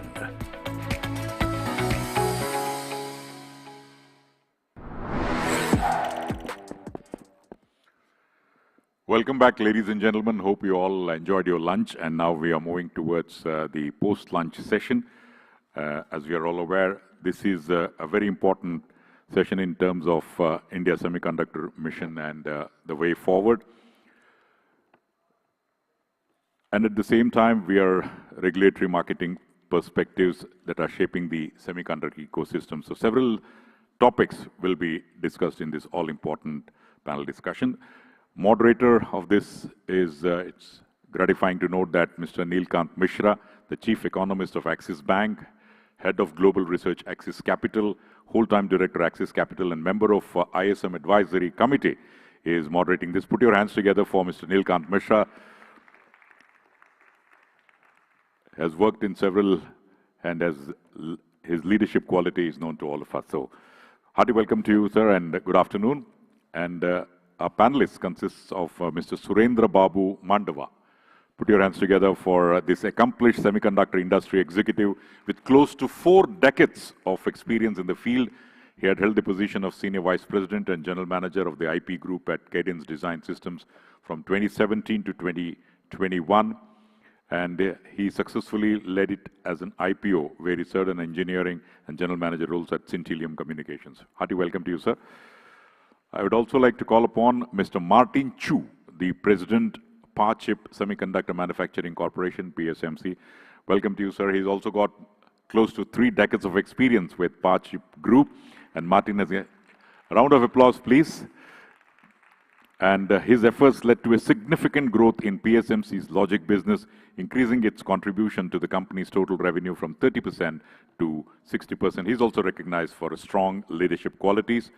I would now like to call upon Mr. Viresh Patel, the Vice President of Renesas, heading the global team of assembly and packaging worldwide, has got more than 35 years of packaging background with chiplet, advanced flip chip, and so on. Is holding many patents in various packaging and sensor technology. Hearty welcome to you, Mr. Viresh Patel. And now I would like to call upon Mr. Shuichi Sawamoto, Corporate Officer, AOI Electronics, handling legacy to advanced packaging technology, currently a Corporate Officer at AOI Electronics, and Mr. Sawamoto is working as a sales top at AI. His career started as an engineer, and now with 15 years of experience there, is the role of a technical program manager at an overseas OSAT before joining here. So give a round of applause for Mr. Shuichi Sawamoto. And other gentlemen will be there so that we'll be able to understand what he's communicating to all of us. And he's also, so let's give a round of applause to him also, because he'll make us understand what's going on. So with this, I would like to straight away hand over the session to our esteemed moderator. Over to you, sir, Mr. Ji. Yeah. Thank you. Yeah, good afternoon, everyone. I'm quite honored to moderate a panel with such elite partners that we've got. So as we all know, semiconductors are some of the most complex products that humans have ever built. They're also the most research intensive. They're also the most collaborative and products that require a lot of partnership. So even the most advanced of companies need a large number of global partners.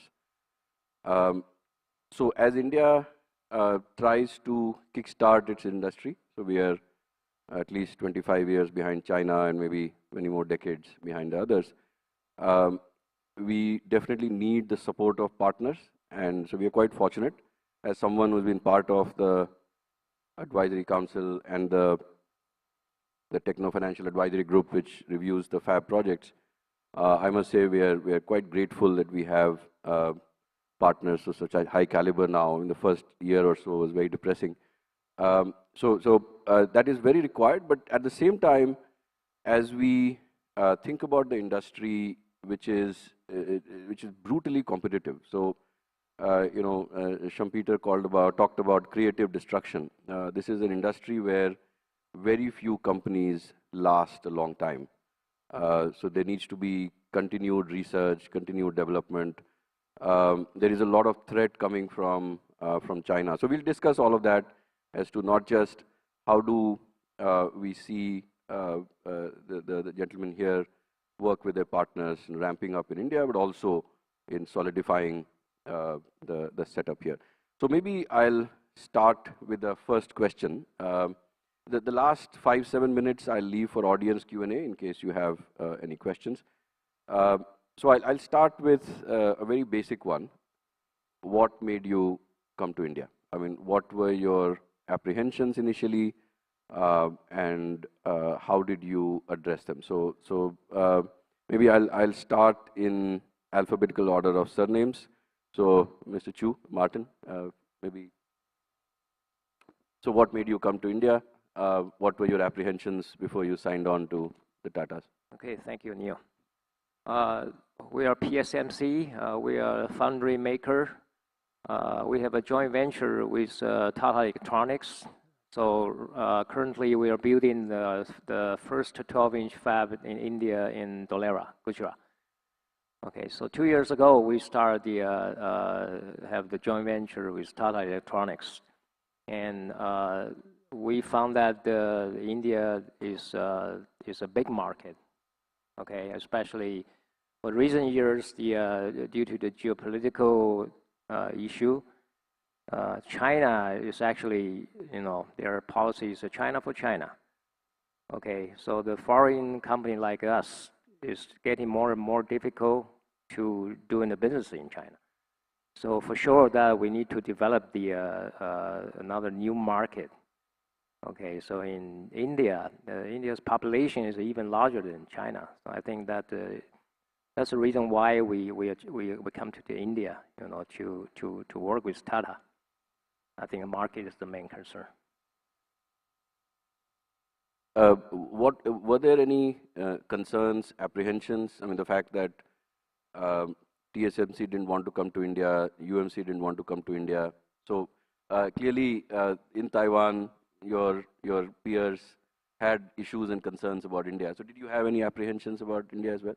Yeah, this is a very good question. Yeah, from the beginning, my understanding is the Indian government actually talked to Taiwanese government and said, well, okay, please help, right? So the Taiwanese government asked TSMC, TSMC said, no thanks, right? They don't share technology with anyone, right? And after that, they talked to UMC. UMC, there's some discussion between Tata Electronics and UMC, but my understanding is that they can reach the deal because UMC would like to control the fab in India. So our chairman, Frank Huang, is very open-minded, and when the Taiwanese government come to him, he said, okay, so we are free to talk, we're open to talk, And then we started a dialogue with the Tata Electronics. That's the reason, the background. Okay.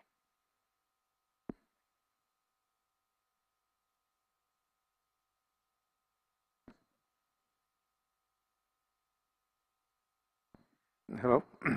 So for me, there are, I would say, many reasons, but I'll call out four. Okay. One is, of course, the incentives are phenomenal. They're the best in the world, and thanks to the government for that. The second one is that the talent pool here, I'm from India, born here, and spent first 26 years of my life. The talent here is world class, no question, right? You can see that Indians go outside and succeed and be CEOs and very successful. So talent pool is very important. And then the third one is the market potential. It's not there today, but it will be there. And you got to look ahead, right? You got to go where the puck is going, not where the puck has been. So that's another attraction. The fourth one is personal for me. The desire to give back to the country that educated me. That's important to me. And also, most of you may not know, my first job was at a company called Semiconductor Complex in Punjab, Chandigarh. So first fab in India. Back in the late 70s, early 80s, no TSMC, there was no UMC, there was absolutely no China as far as semiconductors are concerned. And that's an opportunity lost, and I still feel guilty about it. Not that I could have done anything, I was out of school, just first job. But these are the four reasons, and there are many, many more, but these are the most important. Thank you. Vinesh? Thank you, thank you. I'm part of the Japanese conglomerate Renesas that has a joint venture with Morogapa. Why we came? I think India is the next China, in my opinion, from the demand perspective. So having that market, and as Babu said, that the market is emerging here, I think we were looking at how do we address this market? Do we put factory here? Do we start with small? Many years ago, starting the back-end factories was quite feasible. With today's cost structure and competitiveness and the capacity worldwide, it's kind of difficult to start something on your own. Having a joint partner in Morogapa allowed us to play the ecosystem here, as well as trying to participate in the demand that will be required to be fulfilled. Today, I think we see about $110 billion projection. Even the back-end projection of, let's say, 10%, that's a $10 billion opportunity for manufacturer. That's huge. So having that foresight, and then on a personal level, I left about 45 years ago this country as a little boy. Coming back with a 35 plus years of experience in the industry, coming back to my home state where I was born, and being able to do something that I've been passionate about several years. That allowed me to be part of this. Having a right partner was very important.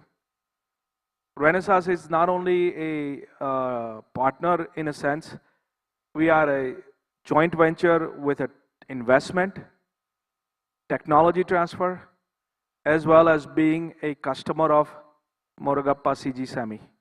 So for us, it was a lot more commitment at a hybrid level, whether we build our factory or we go with somebody.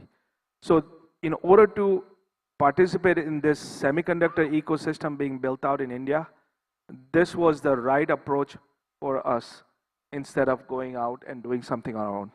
So that's how we came about. Yeah, and I'm sure the fact that the incentives made the IRRs much better would definitely. Having a government subsidy in today's days and ages for building a very, very capital intensive ecosystem definitely helps. The idea is to model it after Taiwan. Best in the class. Over the 30, 40 years, they've become the best in the class. If we can reach even 80% of what Taiwan has reached, we will be ahead of many other Southeast Asia countries.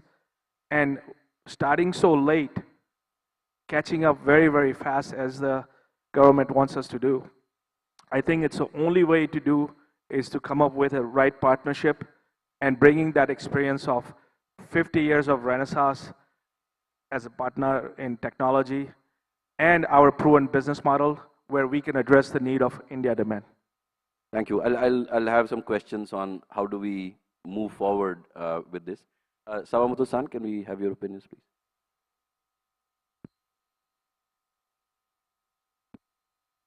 Thank you very much. I'm also Sawamoto of AOI Electronics. AOI Electronics is a Japanese OSAT. Today I am speaking to Japanese, then translate to English. 青い電子はですね、日本では非常にメジャーな OSAT でありますけども、海外に関してはですね、経験値が非常に乏しい会社です。工場もですね、現在国内のみにとどまっておってですね、海外での生産経験というのも基本的にはないと。インドに関しても当然ですね、知識というのはほとんどないというような状況です。その中でですね、今回パートナーであるケインズセミコンの方から、技術サポートに関する、オファーをですね、今回いただいてですね、約2年間、長き時間を使ってですね、検討を進めてきました。これがインドとの関わりの最初になります。ケインズ、こちらの企業の、一つの企業だけでなくてですね、インド政府も含めた非常に大きなプロジェクト、これに関わるということで、経験値の少ない青い電子にとってはですね、大きなプレッシャーを受けての検討となっておりました。その結果、多くの会話をですね、必要としてですね、長い時間をかけて、進めてきたという。今回取り組みの中ではですね、日本のトレーダーである三井物産、こちらの協力も得てですね、青いが不足している海外でのコミュニケーション、こういうものを補ってですね、いただいて、合意に至ることができたというところです。私がですね、今回インドプロジェクト合意に至らせようと思ったきっかけというところがかなり多くあるんですけれども、強くに感じたポイントというのがですね、インド政府のプロジェクトメイクインインディアというものに対する半導体関連の強力なサポート体制、それと日本との親和性というところ、それから、ケインズセミコンさん、こちら多くの話をしてきたんですけども、将来を描くビジョン、こちらの実現性が非常にかなり高いなというところ。材料装置メーカーなどですね、多くの関係者から最近多くヒアリングをしてるんですけども、インドの半導体の可能性というのが非常に高くなってきているなというところ。この辺も含めてですね、今回インドの方のプロジェクトに参加をしたと。インドのこの半導体成長というところの一環にですね、関われる、このまたとない機会をですね、直接感じながら楽しみたいと、このプロジェクトを進めさせていただくということになりました。AOI Electronics is a leading OSAT in Japan, but it has not much opportunities and not much experience outside Japan. Their factories are only in Japan, so we have not much experience in overseas. So of course, when it comes to India, we had not much of experience and also intelligence in this area.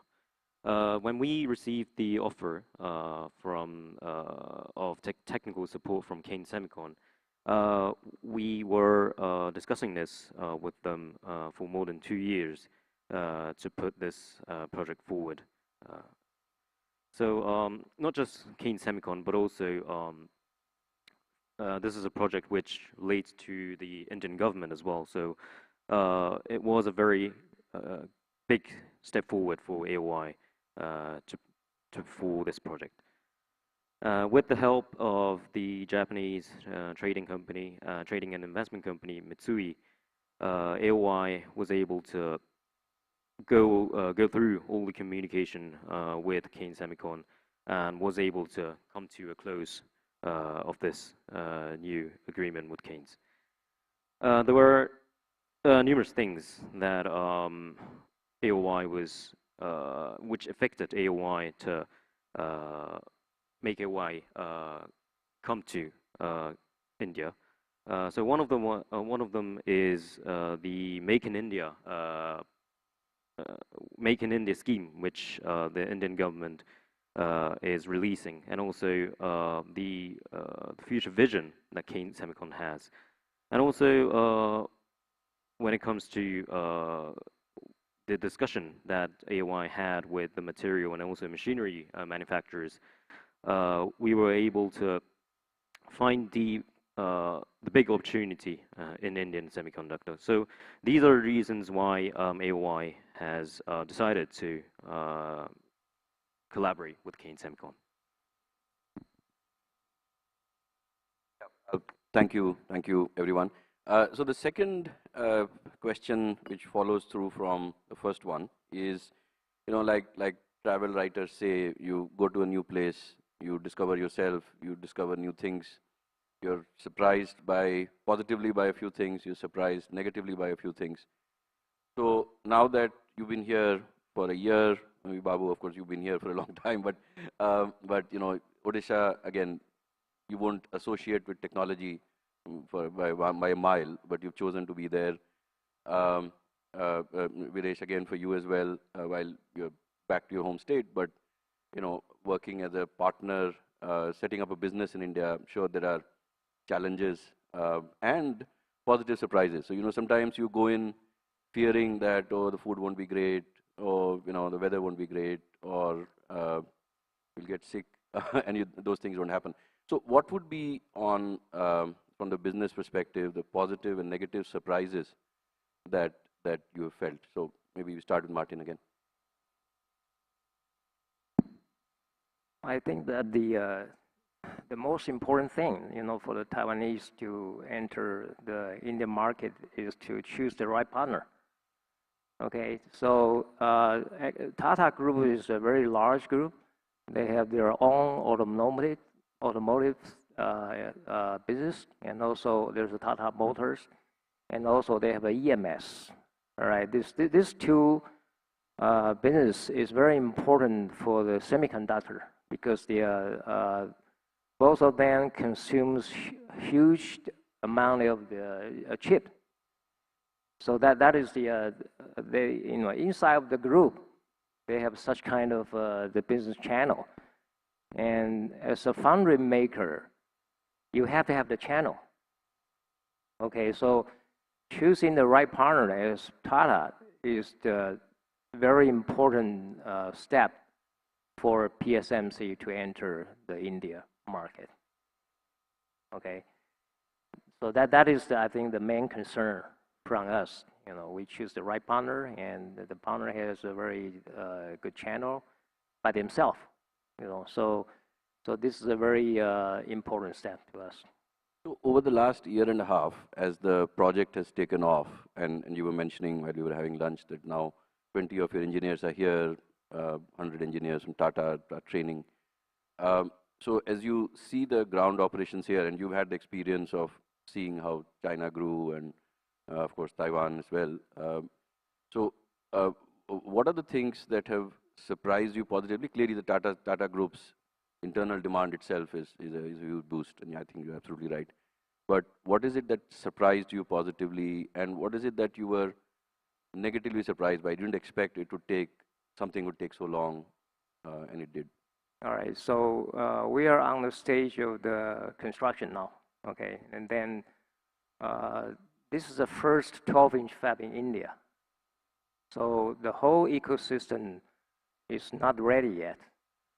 All right, to build from our experience, we need at least 1,400 vendors, which might covers 25,000 items to purchase for building a 12-inch fab, which means that the whole ecosystem is very complicated and need a lot of support, especially there's no such kind of ecosystem domestically, so we need to import, right, from outside. And then you have to make sure that there are so many foreign engineer and worker will come to India. And if we set up the fab in the very rural side, like a Dolera, right? There's a very, it's not a big city, it's a very rural side. You have to have a very good social infrastructure. Okay, so that is the very basic and the fundamental for the foreign engineer or foreign worker can work in India, right? That's the basic one. And then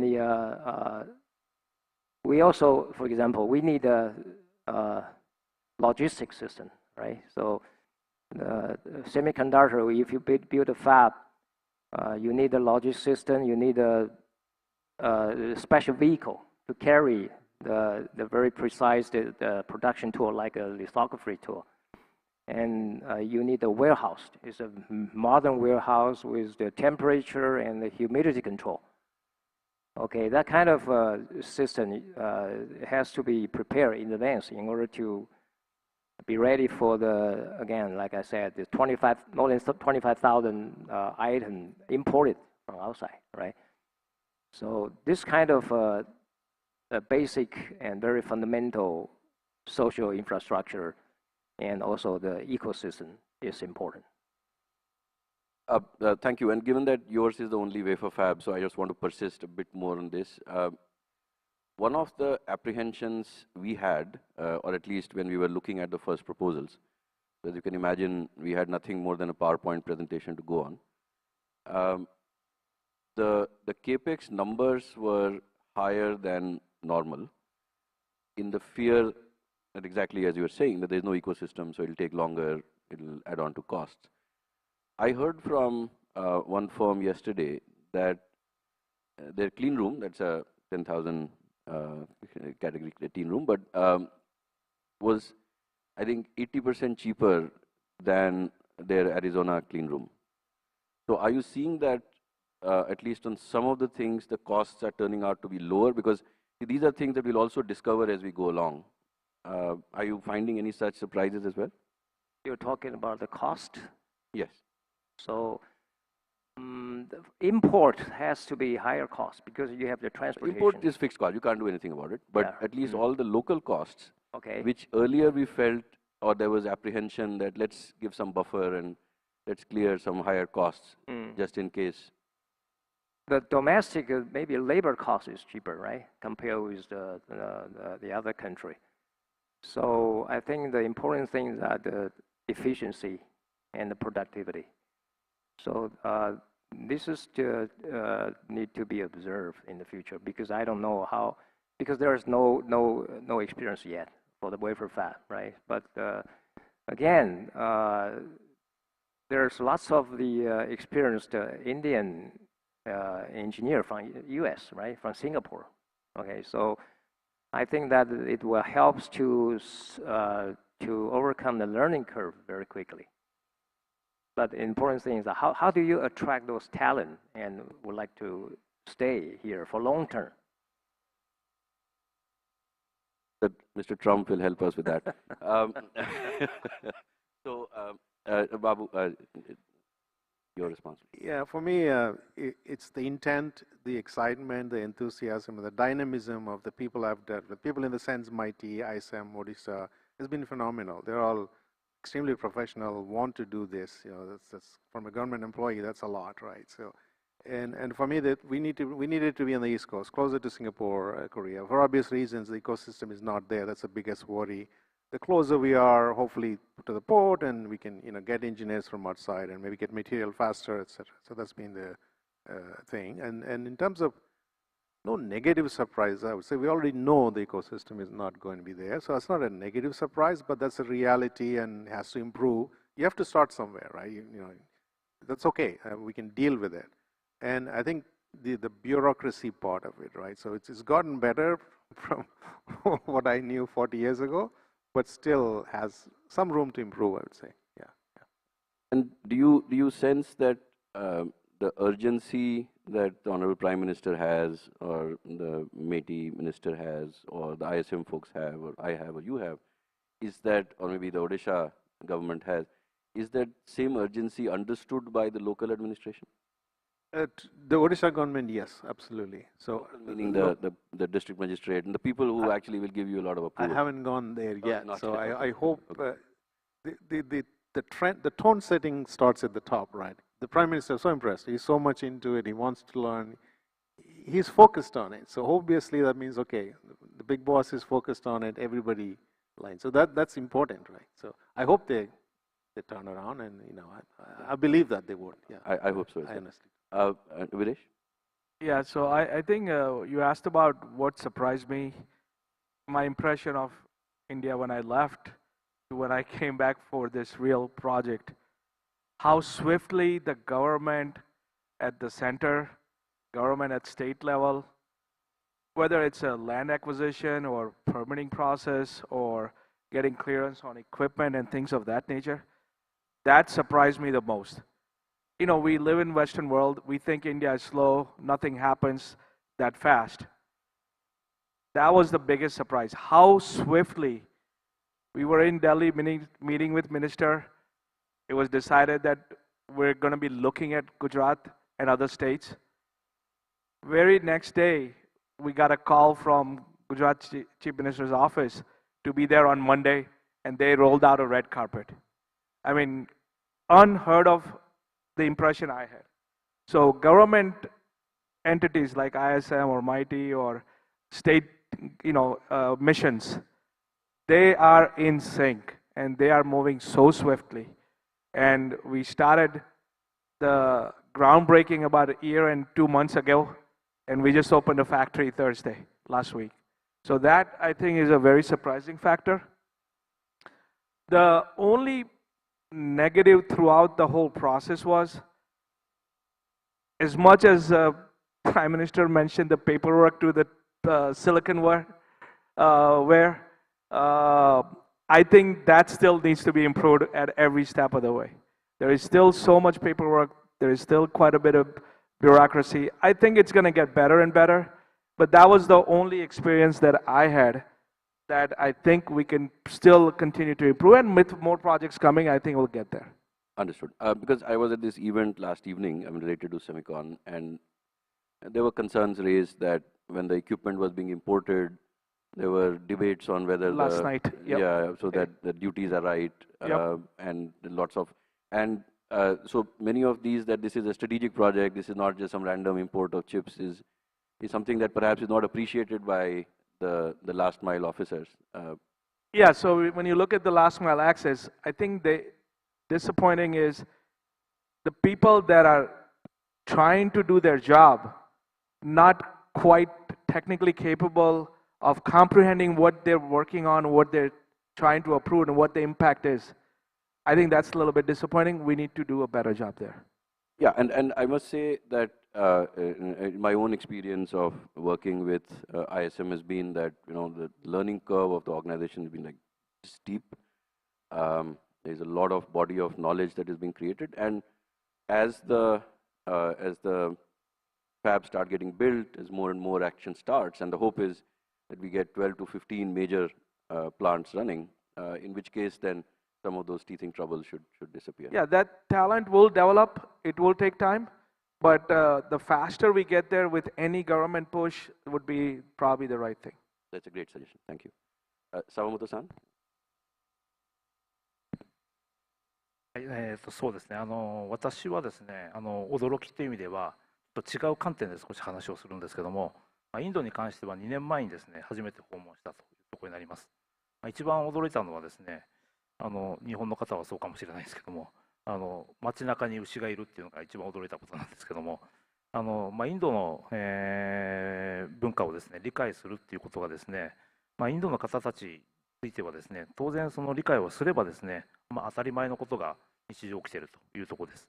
だからそれを含めると、今あまり違和感を感じて私もいないというところです。驚きという意味ではですね、やはりその今まで自分が経験してきたことと違うということが、その部分に関わるということだと思うんですけども、いわゆるポジティブ、ネガティブというところに分けられるものではないというふうに考えています。やはり受け入れるということが一番重要なことだというふうに考えています。この改善すべき点ということに関しての質問なんですけども、前提としてはですね、インドの現状を受け入れたということになりますけども、今回我々ケインズさんにですね、テクノロジーサポートをするという観点のことから考えたときに、我々日本のサプライヤーとしてですね、品質に対しては非常に強い誇りを持っております。しかし日本の品質管理がですね、決してベストなものだというふうには全く思ってないというところです。ワールドワイドの品質賞ということもですね、日本の管理とはかなり異なっているというところです。要するに国や地域ですね、この辺にある文化とかですね、教育、そういうものが異なる人たちと一緒にやっていくということに関しては、その日本オリジナルの手法をですね、コピーしておいても、基本的にはうまくいかないというふうに考えています。日本的な管理手法、ワールドワイドの品質要求、こういうものをですね、インドの方たちのそのような背景、文化とかですね、考え方、こういうものを、特性をですね、ミックスして新しい品質管理基準ということを作っていきたいというふうに今考えています。その中でお願いしたいというのは、やはり自分たちの考え方を決して押し付けるということではなくて、より良い方向に目的を共有してですね、一旦受け入れたというような上で議論すると、このような柔軟な姿勢をですね、ぜひ持ってほしいなというふうに考えています。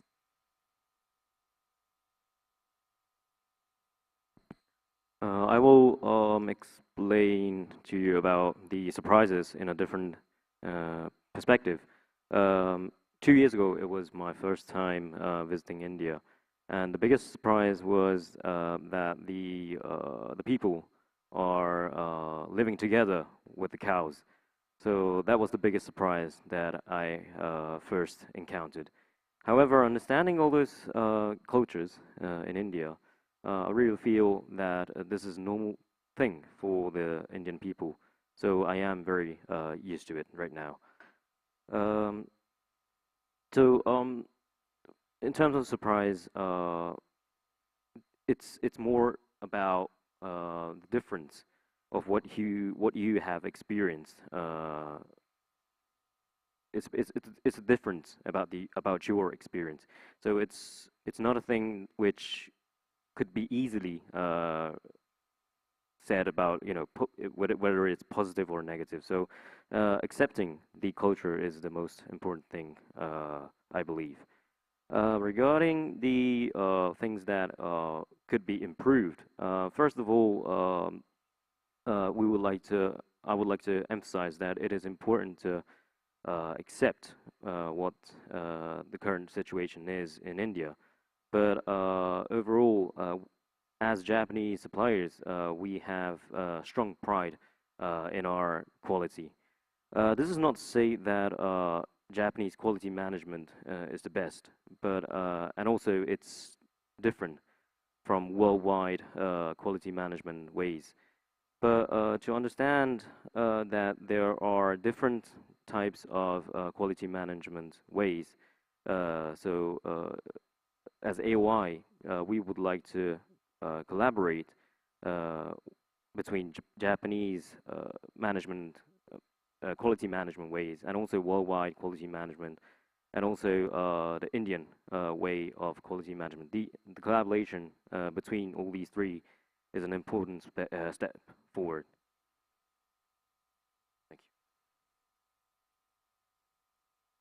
And given that we are taking slightly longer than I had budgeted, so I'll keep it to the last question, and then we'll open up for audience questions. So you see, this is also an industry which keeps changing, which is evolving very rapidly. And one of the biggest changes I see is the rise of China and the amount of money that they're throwing in. So when China had surplus labor, they destroyed labor-intensive industries globally. Now that they have surplus capital, they're out to destroy capital-intensive industries globally. So autos, we've already seen. Compound semiconductors, we were discussing at lunch, they've already done a lot of damage. There are scary reports of the capacity build-up in the 28 nanometer and higher nodes in China. And same in wire bonding. I mean, so there's some thousands of companies that applied for subsidies and all that. So as we prepare for the next 5-7 years, and of course this is while the Chinese threat is emerging, is also new technology development. Some products are becoming obsolete. So what are you and your partners doing to safeguard the future? So I know, Martin, your view is that first get the fab up and running, and then we'll figure out the future. But my sense is that you may have to start preparing for it a bit in advance. maybe Babu, your company, given it's already kind of cutting edge, you have different concerns. But なんですけども、公正な競争というものが、どうあるべきかということについて、やはり市場経済とですね、国家資本主義との関連、中国という話ですけども、ここを踏まえての検討が必要だというふうに考えています。あるいはですね、そこだけではなくてですね、例えば同盟国間で同じ課題意識を持つ国々とですね、連携強化、経済的な連携ですね、こういうことも対応の一つかなというふうに個人的には考えています。これを企業という視点で見た場合なんですけども、日本の半導体もですね、やはり労働集約型のですね、中国に大きな影響を受けて、非常に苦戦を強いられたというのはもうご承知の通りかなと思います。これに対する対応としてはですね、コスト競争にですね、やはり無理に、応じるというようなことは必要ないのかなと思っています。やはり高付加価値の製品、高信頼性、環境規制対応、こういうものがですね、キーワードになって、差別化する領域の製品へですね、集中させるということが重要なポイントかなと思っています。質問にもあったんですけども、今、半導体という分野に関してはですね、非常に多くのイノベーションがですね、提案されてきているというふうに思っています。その中でもですね、何を選択して集中していくのかということに関して選択するっていうのはすごく難しいことかなというふうに思っています。多くのテーマをですね、選択するっていうことはですね、逆にその機会を増やしますけども、マンパワーを含めてですね、そのリスクということも生じてくると。今、青井電子、これは OSAT になるんですけども、現在、日本国内のですね、にある、OSAT とですね、今、大きな連携強化をですね、始めているというところになります。従来、青井電子はですね、ラインナップを増やしてですね、ビジネス拡大というチャンスを増やしていう戦略をですね、取ってきましたけれども、やはり今後はですね、その不足する製品とかプロセスはですね、連携した、協力会社、こういうものに、委託するということを含めて進めていきながら、自分たちで得意とする分野、それから製品ですね、こういうものを絞ってですね、開発をしていくことで、資源の集中をさせると。これによってですね、効率的な対応を進められるというふうに考えています。そういう意味では、そういう、いわゆる資本主義的なところのですね、考え方、ここに対してはいいアプローチかなというふうに考えています。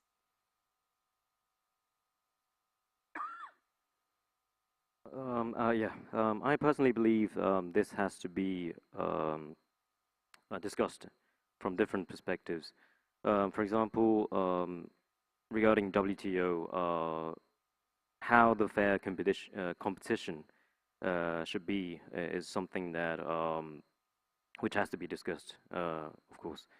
And also, for example, if you have the countries which are in ally partnership, if they have the same difficulties, those kind of economic collaboration is something that which could happen between those countries. As AOI, as a private company, Japanese Semiconductor has been affected deeply by China, which is a country which is a manpower concentrated country. So we did have big difficulties. In order to get over that, it's important to not just concentrate on cost competition, but also high quality, high reliability. These are the things that we would like to concentrate on as a OSAT. Yes, and also there were a lot of questions. There were some questions about how we innovate semiconductors. So something that we have to do is to select and also concentrate on something. So not just as AOI, we are not having a lot of lineups in our business. We are concentrating on something which is highly competitive in our area. So As AY, right now, we are collaborating with Japanese, other Japanese OSATs in order to enhance our competitiveness as a global OSAT. So my take is a little different. So as in the past, the ecosystem worldwide in semiconductor has developed. There are pockets of research area and a collaborative effort that has happened. Example, in US, it's Semtech. In Europe, it's Fraunhofer or IMEC. In Japan, it's ASRA. I think India needs to set up something like that. That covers basically advanced material, advanced reliability, advanced interconnect, advanced packaging technology. Not only that, but in the front end as well. That has to be collaborated and supported by the industry, and to some extent some government support, but it is purely a research institute that each of the stakeholders in India has a role to play in it, with support of the resources that they can station for several years in that facility, and they get some of the latest and greatest technology from the best and the brightest equipment maker in the world or the material suppliers. And they get to do that pathfinding, and as a benefit, the participant who are stakeholder in the ecosystem in India get to access those IPs or some of the advanced capability of testing, reliability, and so forth. So I think that would be the future. Each of the companies should be looking at that already. I know CG Semi is already looking at advanced packaging, and this is how we're going to catch up 20 years of gap that we have in hopefully less than 10 years. So that would be a way I would approach the future advancement. All right, China's competition is very bloody. We are actually facing the very serious challenges from it, especially the China's government subsidy. They give subsidy not based on the profit loss, they're based on the revenue.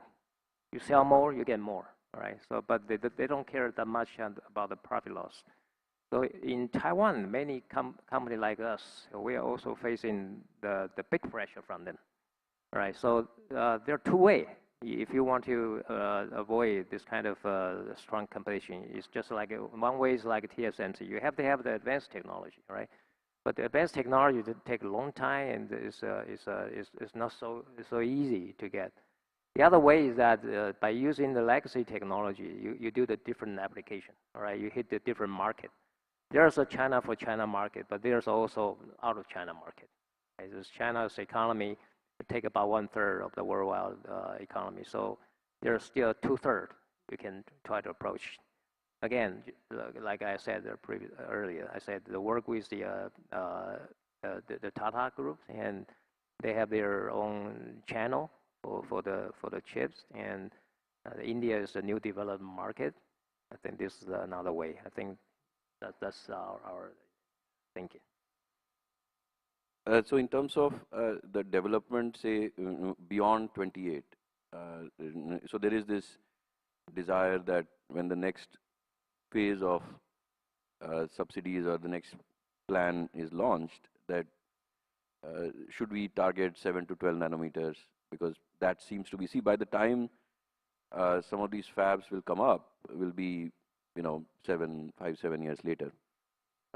So does it make sense then for the government to actually prioritize some fabs which will then come up at that node, because that will be the most common node and the most commercial node 5, 7 years later? Yeah, of course, from the beginning, you can aim high. You can aim to 5 nanometer, 3 millimeter, right? But it's not easy as a beginner. It's not easy to enter such kind of advanced node from the very beginning. So the majority of the consumable market is mature technology. So even there's AI, even there's robots, but still lots of the small IC in the market is there's a great demand from that. So I think that to use the legacy technology as the entrance is not a bad idea. Okay. Thank you. Babu, your views, please. So this is a difficult question. So at the end of the day, I believe strongly to survive in this industry, you got to be world class. Otherwise, you're going to perish one day, sooner or later. That has to be the goal. But how do you get there? That doesn't mean you have to go develop 2 nanometer, 3 nanometer. That may not be the answer.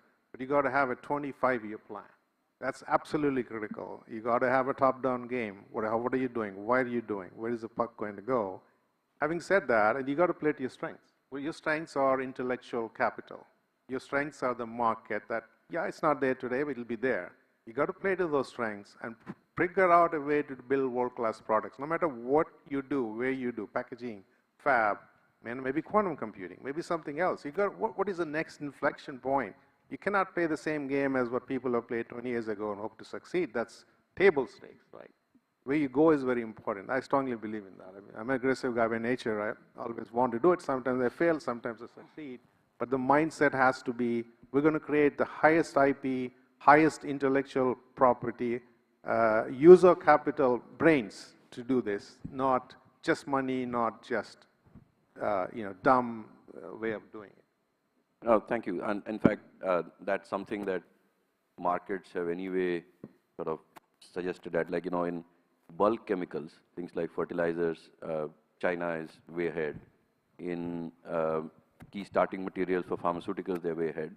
But when it comes to precision chemicals, when it comes to active pharmaceutical ingredients, then India, because there's a lot of chemistry required, sophistication required, India is actually dominating that market. Yeah, the fundamental sciences are very important. I keep saying this. Don't go do programming and think you're going to succeed in life. You're not. You got to be very strong in math, physics, chemistry, engineering. You have that. How do you utilize that? And that's where the government and the strategy is in, right? Right. We only have 3.5 minutes left. So I can see some hands going up. We'll start with the lady first, and then we'll come to you. Can someone hand over the mic to her, please? Good afternoon, sir. Hold on. Did I just not say that let the lady go first? Okay. Hi. So thank you for the very interesting discussion. I was wondering that while we say that India starts late and silicon is a very intensive industry to be in, while we have the leverage of very high quality engineers, what do you think should India probably focus on so that while we arrive at the point, we are not still kind of catching the late trains? As we are saying that, the 2 nanometer kind of nodes, reaching there straightforward is not the way. We'll have to go step by step. So what are the leverage or inflection points do you see India can leverage? Okay, so what we'll do is, we'll take maybe 2 or 3 questions, and then one of the speakers can address each of them. So there was another question from the lady back in blue, I think. Can you give the mic to her, please?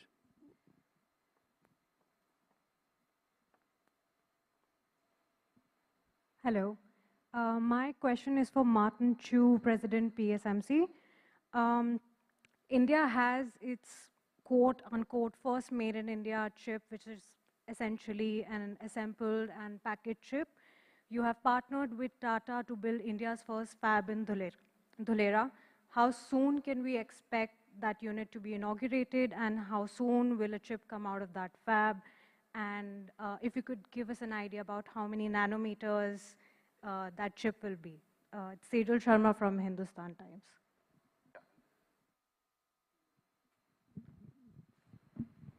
Good afternoon, sir. How Indian startups and international partnered companies are equally benefited in this process, sir? Sorry, can you elaborate that a bit? How Indian startups and international companies are benefited in semiconductor industries in further, sir? I mean, didn't equal understand your benefits. question. Maybe we can take it offline once we are off the stage. So Okay, maybe, sir. Martin, there was a specific question to you, and then I'll point to that. All right, quick answer to that question. We plan to get the clean room ready before the middle of 2027. Then we can move into tool. And most likely 1 year later, we have the mass production. Okay, and then for 28 nanometer, my understanding is that before 2030, we need to complete the technology transfer and make the mass production. Yeah, and the question on inflection points, maybe Viresh, if you could take a shot at it. Yeah, I think it is not how fast can we catch up, what is the differentiator? And those aspect of, we are behind, let's just face it, right? We come to the party late. We're gonna have to have a differentiator to catch up. It is not that we're gonna start 2 nanometer. We're designing those chips already. In Noida, Renesas is designing 2 nanometer ADAS chip already. So it's not that we are completely out of it, but when it comes to manufacturing, back end, front end, there's gotta be a differentiator, but there is a step-by-step process. It's gonna take time. The surprising thing is that the people we are bringing in, partners with a lot of vast experiences, that will accelerate that learning quickly. It will still go through the methodical process. The surprising fact for me, specifically for CG Power and Renesas experience, is that the people that we are bringing in from rural and bringing into the factory, training them, sending it to our factory in Malaysia, getting them trained, they're coming up. If you looked at the video of 3 young girls coming from rural India with a single parent, some of the challenging stories. These young ladies are taking over and confidently running processes, and every day they get applauded saying, yes, this is the right way to do it. More confidence comes. That's a differentiator. That will get us quicker. But the technology aspect of it, it will have to go through step by step. Yep, thank you. So I think we'll have to close on that count. The time's up has been flashing for a while. Thank you for being an alert audience after a reasonably heavy lunch. Thank you to the panelists for being partners with India and for sparing time to share your ideas with us. Thank you.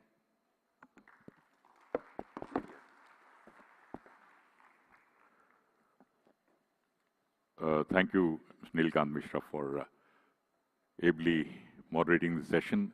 We are all aware the industry demands massive capital, cutting-edge technology, and global value chain integration, which would forge strong cross-border cooperation will be the key to accelerate India's journey towards becoming a global semiconductor hub.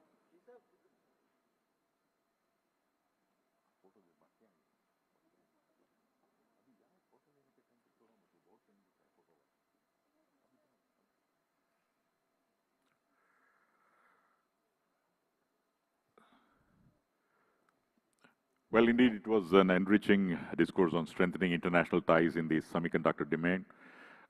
The importance of international cooperation in advancing the semiconductor industry cannot be overstated, and we have gained a lot of insights. Thank you, sir, for moderating the session. Thank you very much.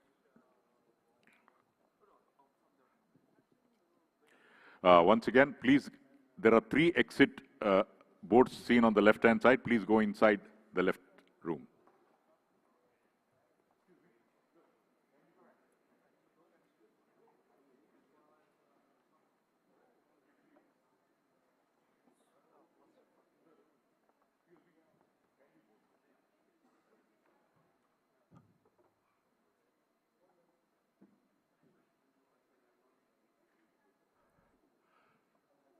I request all the fans of the panelists to kindly move to the room on the left-hand side of the stage.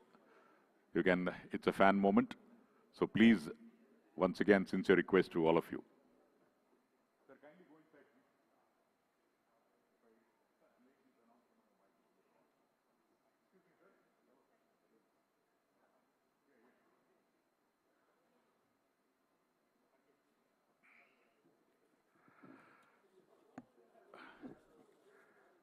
Well, the request was a little vocal, understandably so, because we are now going towards a fireside chat. So it will be more vocal there. And this is a very important session. And moderating this session will be Mr. Aarti Shivanand, a distinguished corporate lawyer with over 23 years of experience, a senior partner at ASZB and Partners. a top-tier national law and serves as the head of the Taiwan desk. Please put your hands together and let's welcome on stage Aarti Shivananji. Please come over, ma'am. She has built a prestigious practice advising marquee clients in the semiconductor industry as they evolve from setup, counsel on strategic transactions, negotiate cross-border intellectual property arrangements. She works on the intersection of technology, law, trade, and geopolitical considerations in the semiconductor sector. Please come over.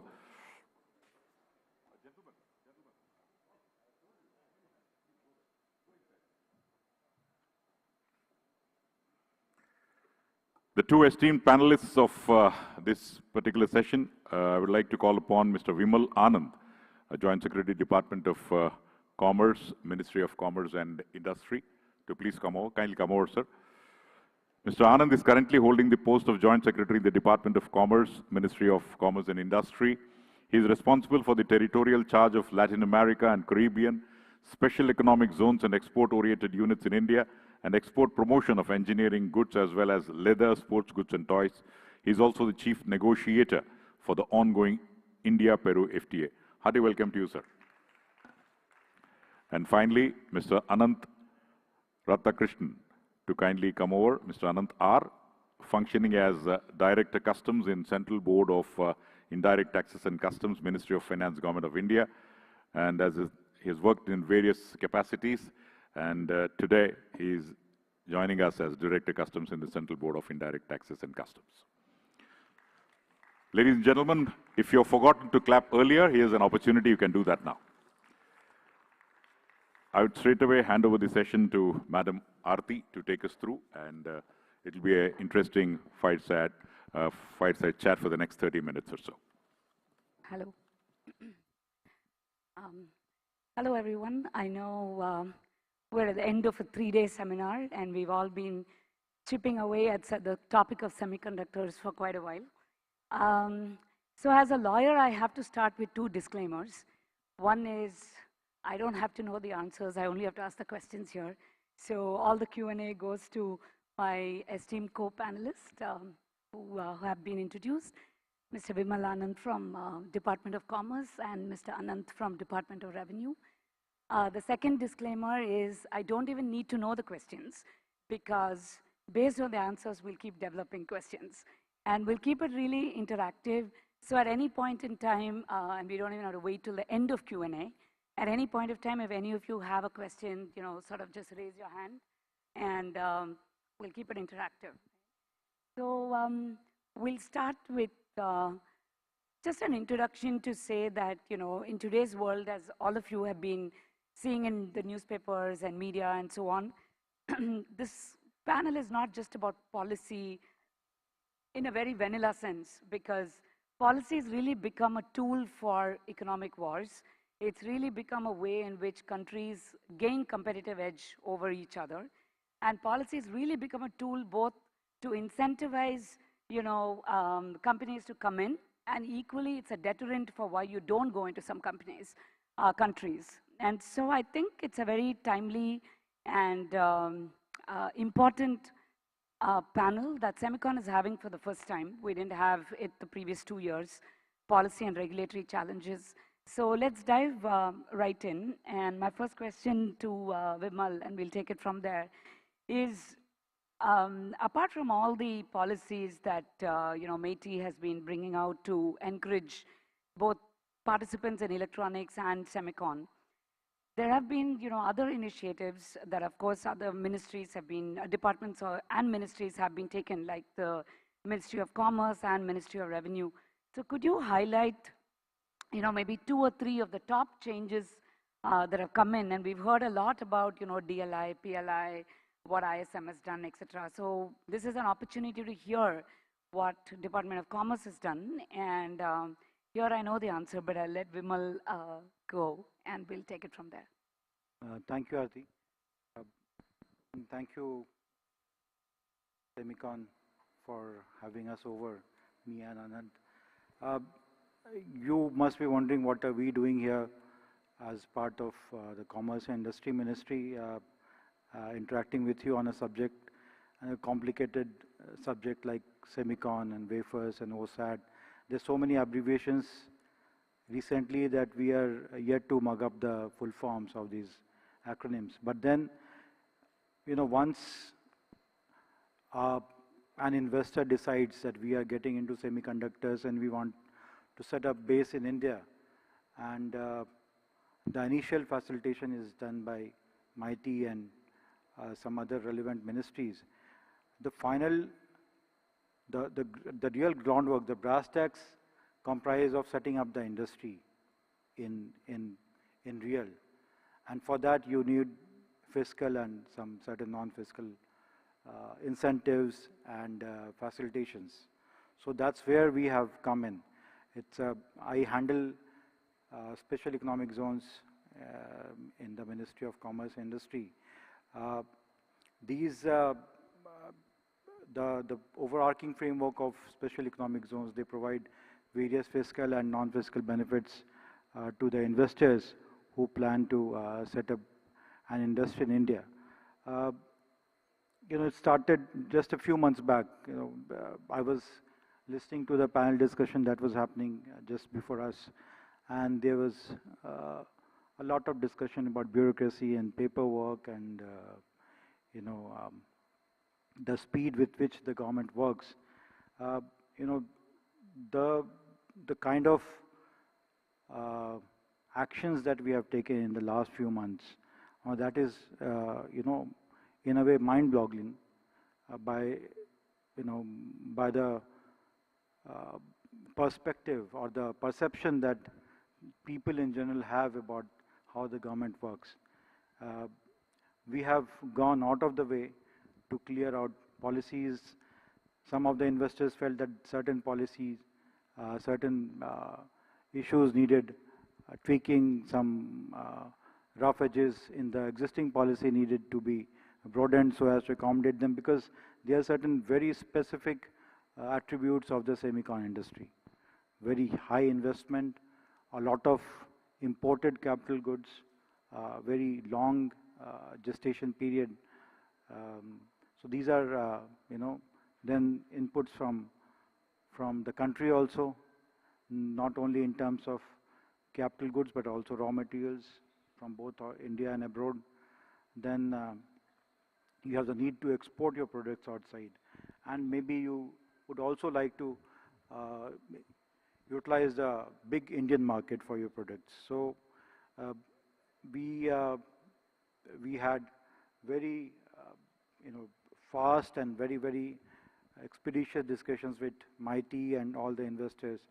And we have recently come up with quite a few policy changes in the SEZ regime, which has paved the way for many more semicon companies to come and invest in the country.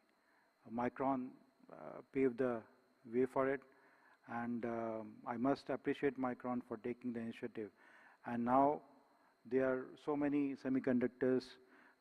Just last week we approved 2 new semiconductor plants in the country, one by CG, we were just listening to them, and the other Keynes.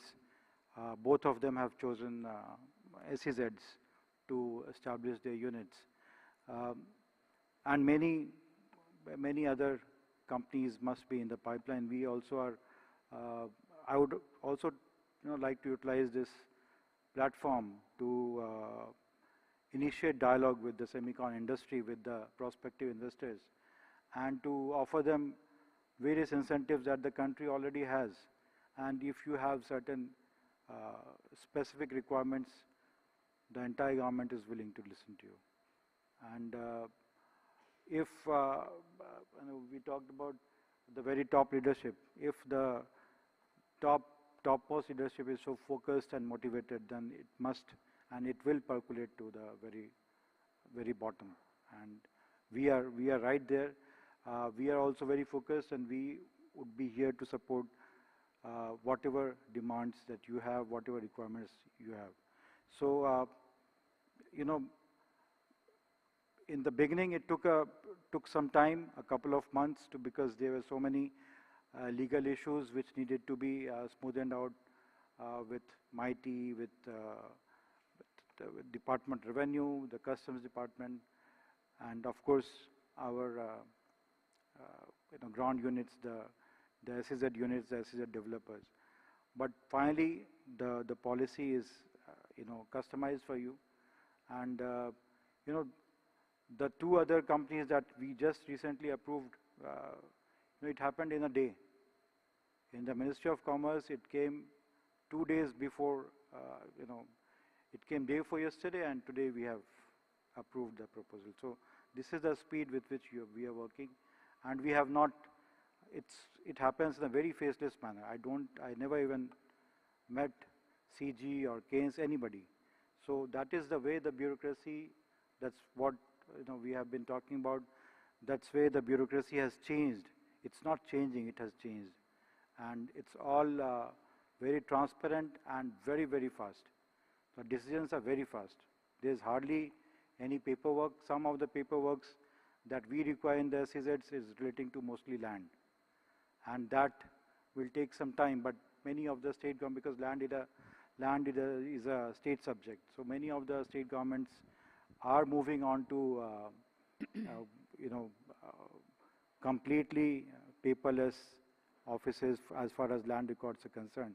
But it may take a bit of a time, but our approval systems are very, very paperless and transparent. So, and like Bimal is saying, I'm also happy to contribute here a point in saying, the SEZ authorities under Mr. Bimal, they've been super proactive. So, they've looked at initially the land requirement in SEZ, Bimal, used to be 50 hectares. And, they have on their own looked at saying that the land requirement was too much. Semicon companies didn't need so much, and they have tweaked it to say, 10 hectares would be sufficient. And after saying 10 hectares, they made very quick changes to say, if that land was allotted to you from the central or state government under the SEZ scheme, they've also clarified that it's supposed to be encumbrance-free, right? Even though state or center hold it, you could get financing, etc., and they would give you, proof that this was encumbrance-free land. So they've been really proactive, especially with the semicon sector, in saying, let's do what it takes to make the industry move forward. So thanks, Vimal, for that comment on SEZ. And similarly, there are advantages for export-oriented units and whichever, mover, the different schemes that you go under them. I'll go on to Mr. Anand to say, do you want to highlight one or two of the changes that your department has focused on for semicon industry from a revenue perspective? Thank you. Good afternoon, everyone. So from the revenue, from the customs perspective, we are very much involved with the industry and with MIT to understand their issues. In fact, we the way semicon industry or electronics industry works is something very different from the way traditionally the import or export happens. So keeping sensitive to that changes or where there is a need for a very complex supply chain, we did several changes. One, one is in terms of making the schemes. Let us say we have something called mover, which is a custom bonded warehouse. So that is one where we did many process changes to accommodate the needs of a semiconductor industry. And we have also seen that every industry has a unique requirement. So it's not like we say you will have to go to particular tax regime. So we do have a multiple set of tax exempt regimes, which could be EOU, which could be SEZ, which could be, let's say, mover. In some cases, it could be advanced authorization or IGCR. So industries can actually see what is best for them and then choose for it. We are willing to guide this one. And from the exemption point of view, we had seen those products which require which require tax concessions. So it could be capital equipments or other things. So we have provided a very calibrated approach, and we are with MIT. Wherever MIT announces, let us say PLI, MIT announces space manufacturing. So we are with MIT or it's a design linked incentive.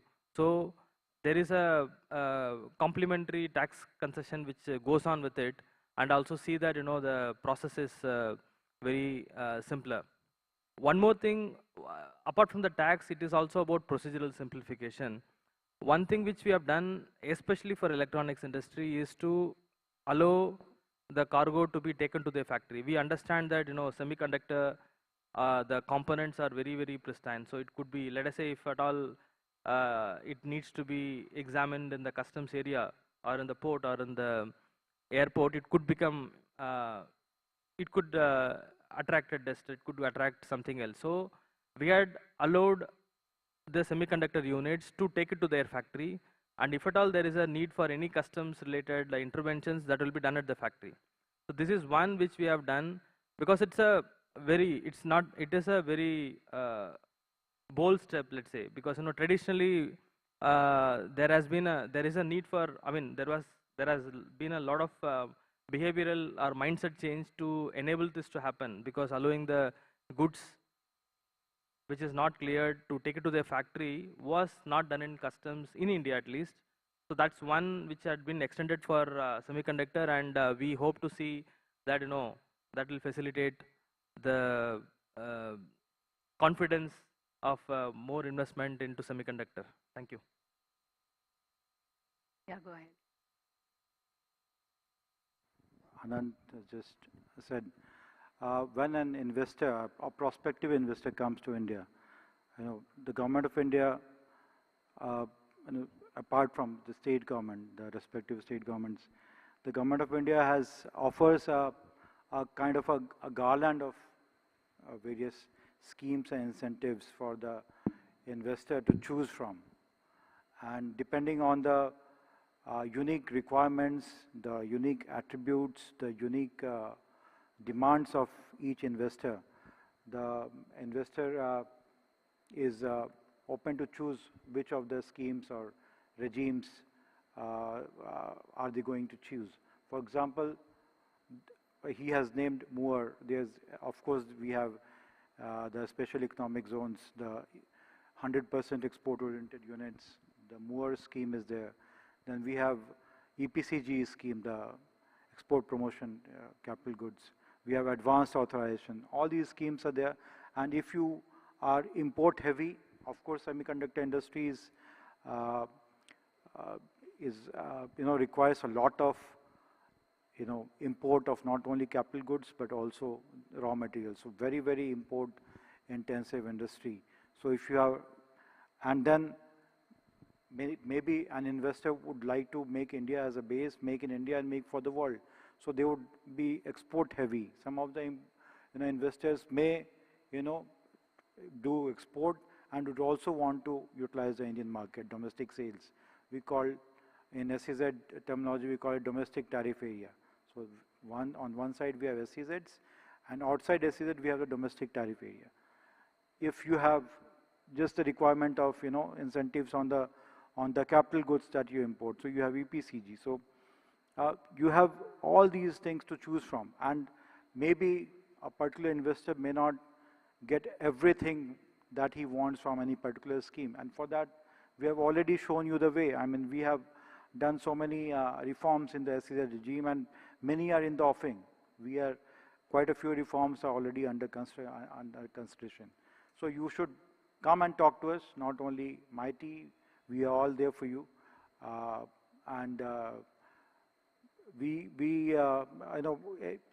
Reforms are, in the process. I mean, whatever you want, we are willing to listen to you.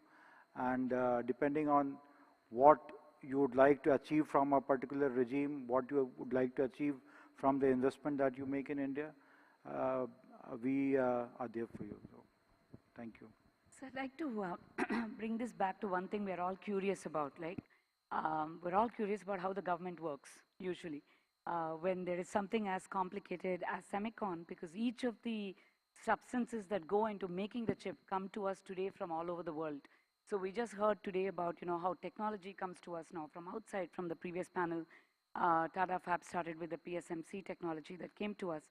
But there are several other things that we need apart from technology, right? You need several kinds of gases, substances, products, water, purified water that has to come in from somewhere else.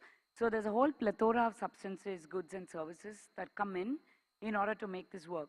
So my question to both my co-panelists is, with a nuanced supply chain where each of those products touch more than 20 plus countries, it comes in and we have, several ministries, several departments that work together.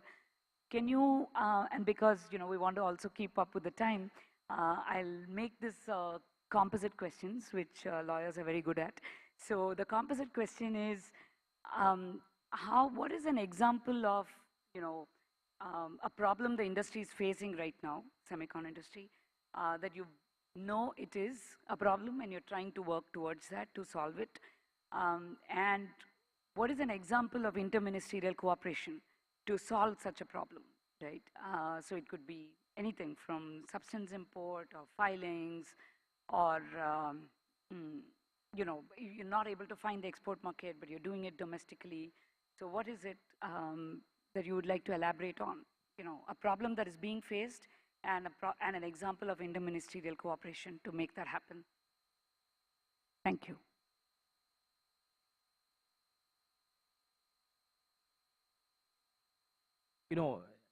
In fact, in case of semiconductor, it has always been interministerial. It is a government as a whole. When SEZ policy was changed, it was MeitY, Department of Revenue and Department of Commerce all sitting together and finding a solution. Or maybe if it is, I'll not go into semiconductor components, but electronics as a whole. Let's say when we had given some concession for display assembly, display panel, and when it was a consulted, very well consulted, and definition which is given, and a clarification which is given, which seemed absolutely clear when it was issued 2 years ago. But then when the technologies change, when the new components come, and then it looked ambiguous. But we were very clear. We had consultation with MeitY, and MeitY was also very proactive in clarifying, so that there is no. It was taken in the right sense. Yeah. Thank you.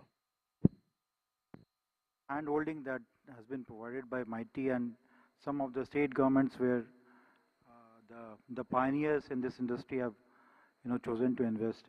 And I know how the government of Gujarat came forward and held their hands and gave them all the support. And it was the initiative that the state government of Gujarat took was phenomenal. When you set up a plant, you need, for example, you mentioned water, the land that you require, and environmental clearances. So that's where the state governments come in play.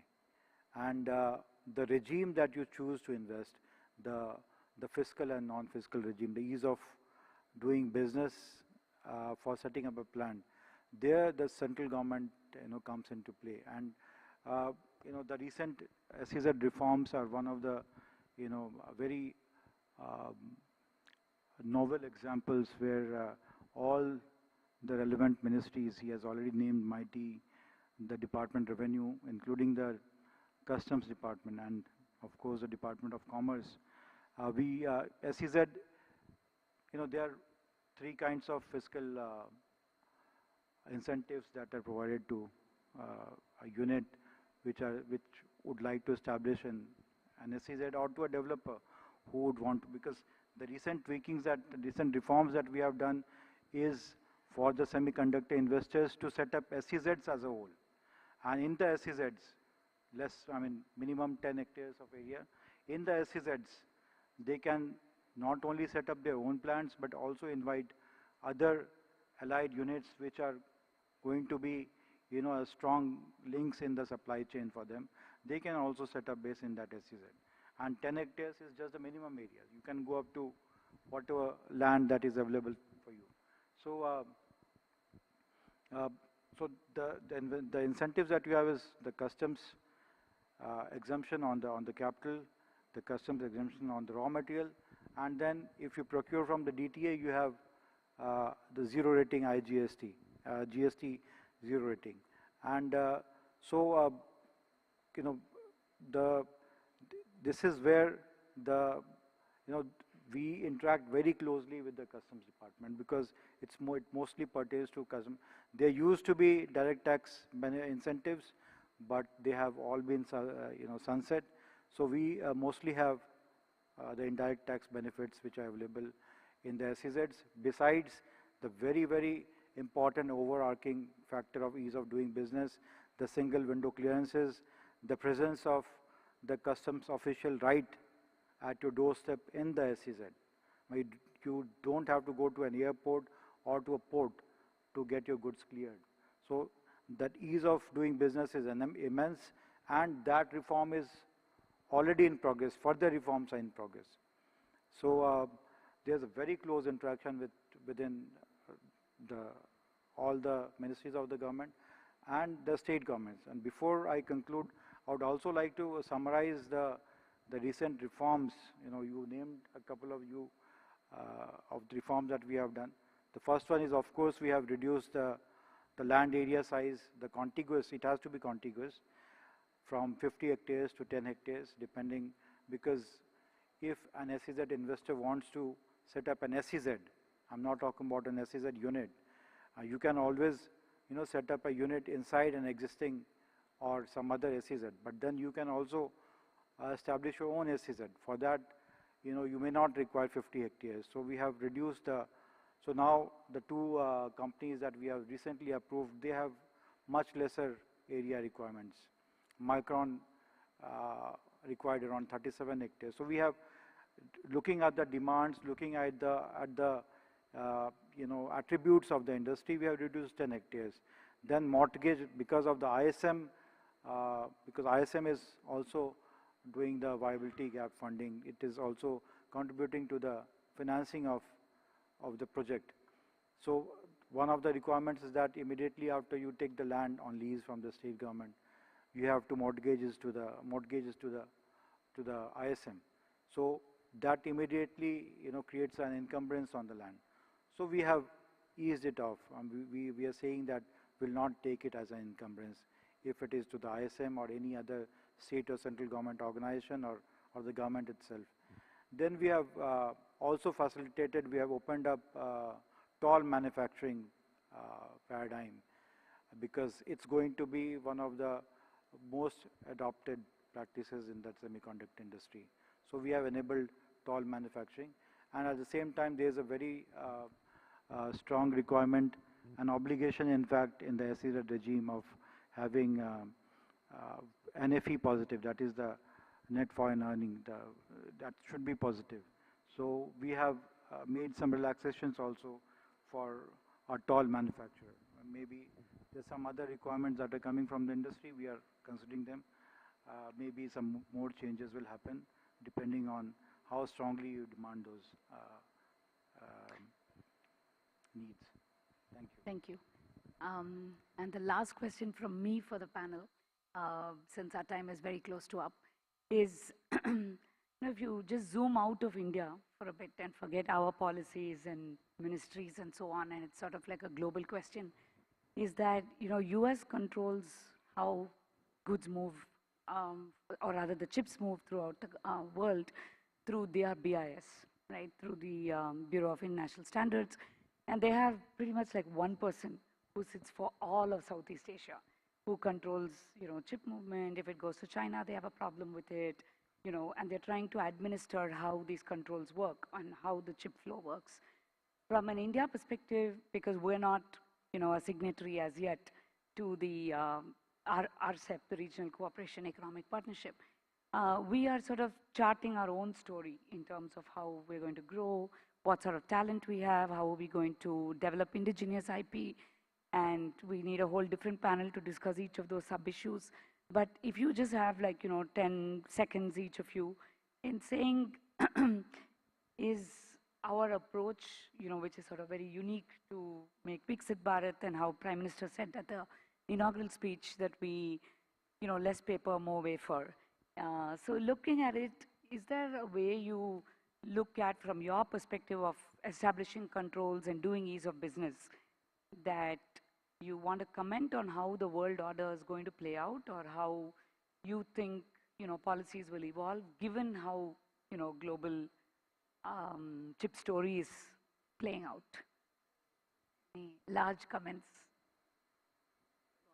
With many countries to see that there is a green laning of the import and export. Let's say what we are experimenting with Singapore or with UAE is to have harmonized procedure so that there is we cut down on the process to do an import and export, because we understand that always semiconductor industry has a lot of lot of movements which takes place.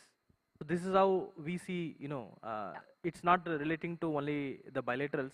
We have a lot of agreements with country. We are cooperating at FTAs. the FTS level.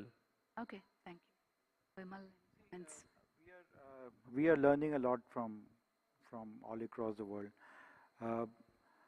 But semiconductor industry is something which is very new to the country, and we would be relying a lot on the prospective investors, those who have already started the units in the country, and those and the entire stakeholders, the gamut of stakeholders relating to the semicon industry, to come and talk to us about how the changes are happening in the world and what is missing in India.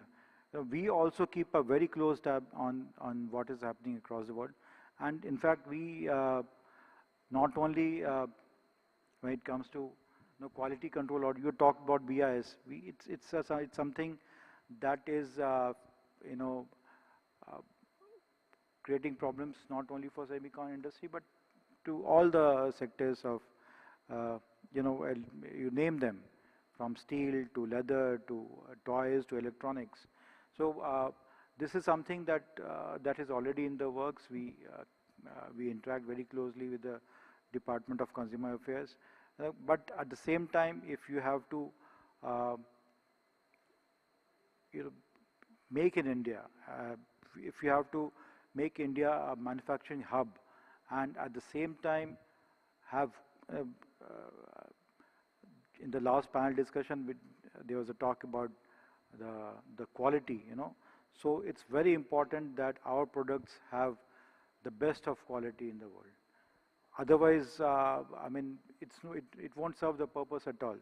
So if we have to maintain the quality, it's very important that we must have a quality control regime in practice. So that's why QCOs are important. The BIS that's where the BIS comes into the picture, that only the quality product should come into India and go into the supply chain of the products that are completed or that are manufactured in the country. So that is one aspect. The other aspect is we are also very closely and growingly getting interlinked with all the other countries through, Anand talked about FTAs and many other MOUs that we keep signing, not only on government to government, but also department to department, and organization to organization. So those changes are happening. We are learning and we are growing. I would call forward all the stakeholders from the semicon industry to tell us more and give us the guidance to pave the way further for you. Great. Thank you so much, Vimal and Anand. And it's a wrap for the panel. So do we have time to take a question? Okay, go ahead.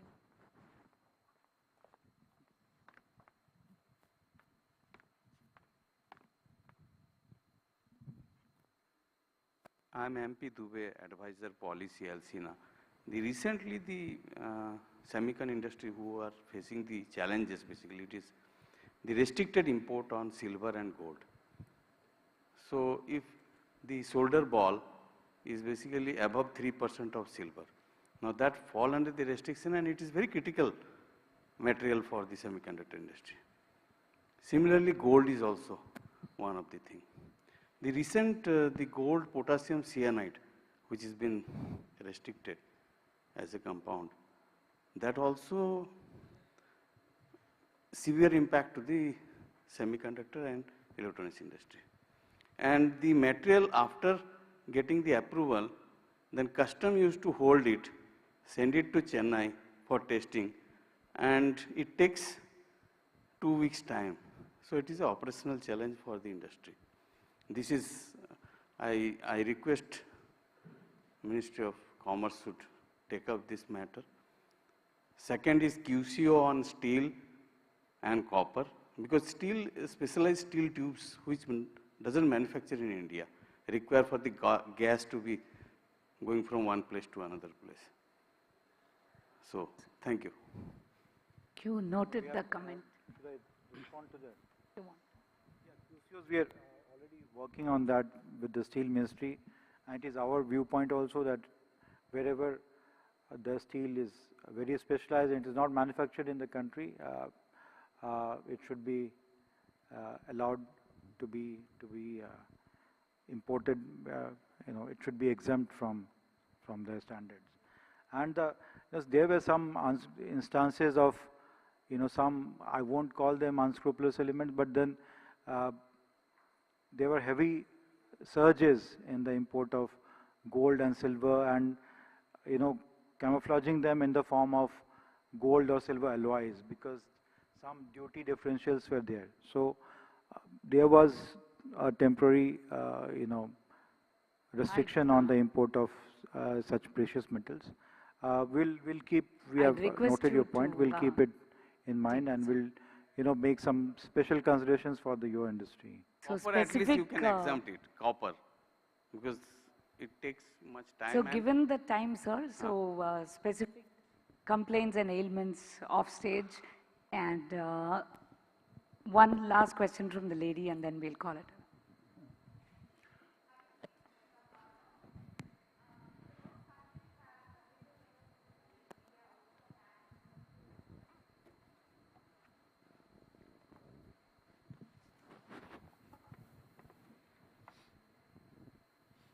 Can you hear me? Yeah. Thank you. A lot of countries have the single window clearance system. India also does. What I have come to understand from going to countries like Taiwan is that the single window clearance over there is truly single window. It encompasses much more than the Indian approval system does. And Sir mentioned about the mover license and the SEZ license, which are very helpful to the semicon sector. I was wondering, is it already part of the single window approval? Because it seems to be like a fait accompli that every semicon company would choose to apply for those. And if not, is there a plan to kind of assimilate it? So India has a single window system for those clearances which come after the arrival. Let's say when you require food or when you require quarantine. And we have already started SWIFT 2.0, where the clearances which are required pre-arrival, let's say, which could be mover license, which could be your BIS certificate, those are work in progress. I believe maybe in another year or so, we would have all the certificates, license, everything applied in single window, and you will have a single dashboard. And in case you have one license, then there is, we'll also see if there is any duplicity which could be avoided. So that's very much in cards, and it is being monitored. And around 63 ministries which involves in different clearances are already on board, and we are interacting, developing a system. Thank you. Thank you so much, everyone. Yeah. Ladies and gentlemen, let's give a round of applause for this great fireside chat, and I'm sure the other questions can be answered offline. Thank you very much for this wonderful session. We now quickly move on to the next segment of our session, the market research and equipment and semiconductor consumption perspective.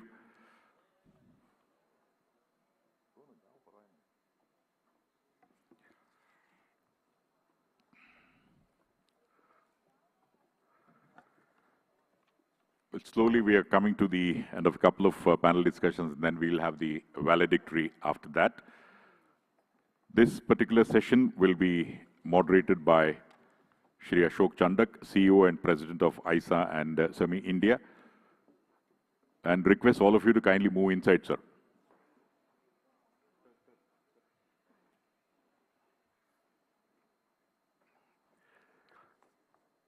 India's premier industry body for semiconductors and electronics, it goes without saying. And in fact, he has been actively contributing to India's ESDM sector growth strategies and initiatives. So please put your hands together and let's welcome on stage Mr. Ashok Chandak. Kindly come over, sir. And a quick word about our panelist, Mr. Pankaj Mohindru, Chairman of ICA India Cellular and Electronics Association, with more than 4 decades of leadership experience across diverse industries, has a keen focus towards sustainability initiatives. So put your hands together for Mr. Pankaj also. I would now like to call upon Mr. Sanjay Kumar, Vice President, AT Kearney, with deep expertise in semiconductor, data center hardware, and global supply chain, and so on. So hearty welcome to you, Mr. Sanjay Kumar. Mr. Ankush Vadera, as the leader of the semiconductor practice, Ankush is focused on shaping the growth trajectory of one of the country's most critical and rapidly evolving sectors, MD and partner of BCG. And finally, Mr. Neil Shah, co-founder, Counterpoint, is sought after frequently quoted industry analyst with a wide spectrum of rich multifunctional experience of more than 2 decades. So let's give a round of applause and welcome the panel. And in the interest of time, straight away, I would hand over the session to Mr. Ashok Chandak. Over to you, sir. I would request Mr. Ashok Chandak to take us through. Yeah. Good evening, everyone. I know it's the end of the day, so we can see diffuse amount of people here, but no problem. We are very eminent and very esteemed leaders here, those who have got a full grasp of the overall market, particularly electronics and semiconductor related is our storyline. And they are expert in their own domain and have been involved in this industry for decades. So I'm looking forward to a very constructive dialogue, discussion, and getting out some messaging which could be relevant for most of you.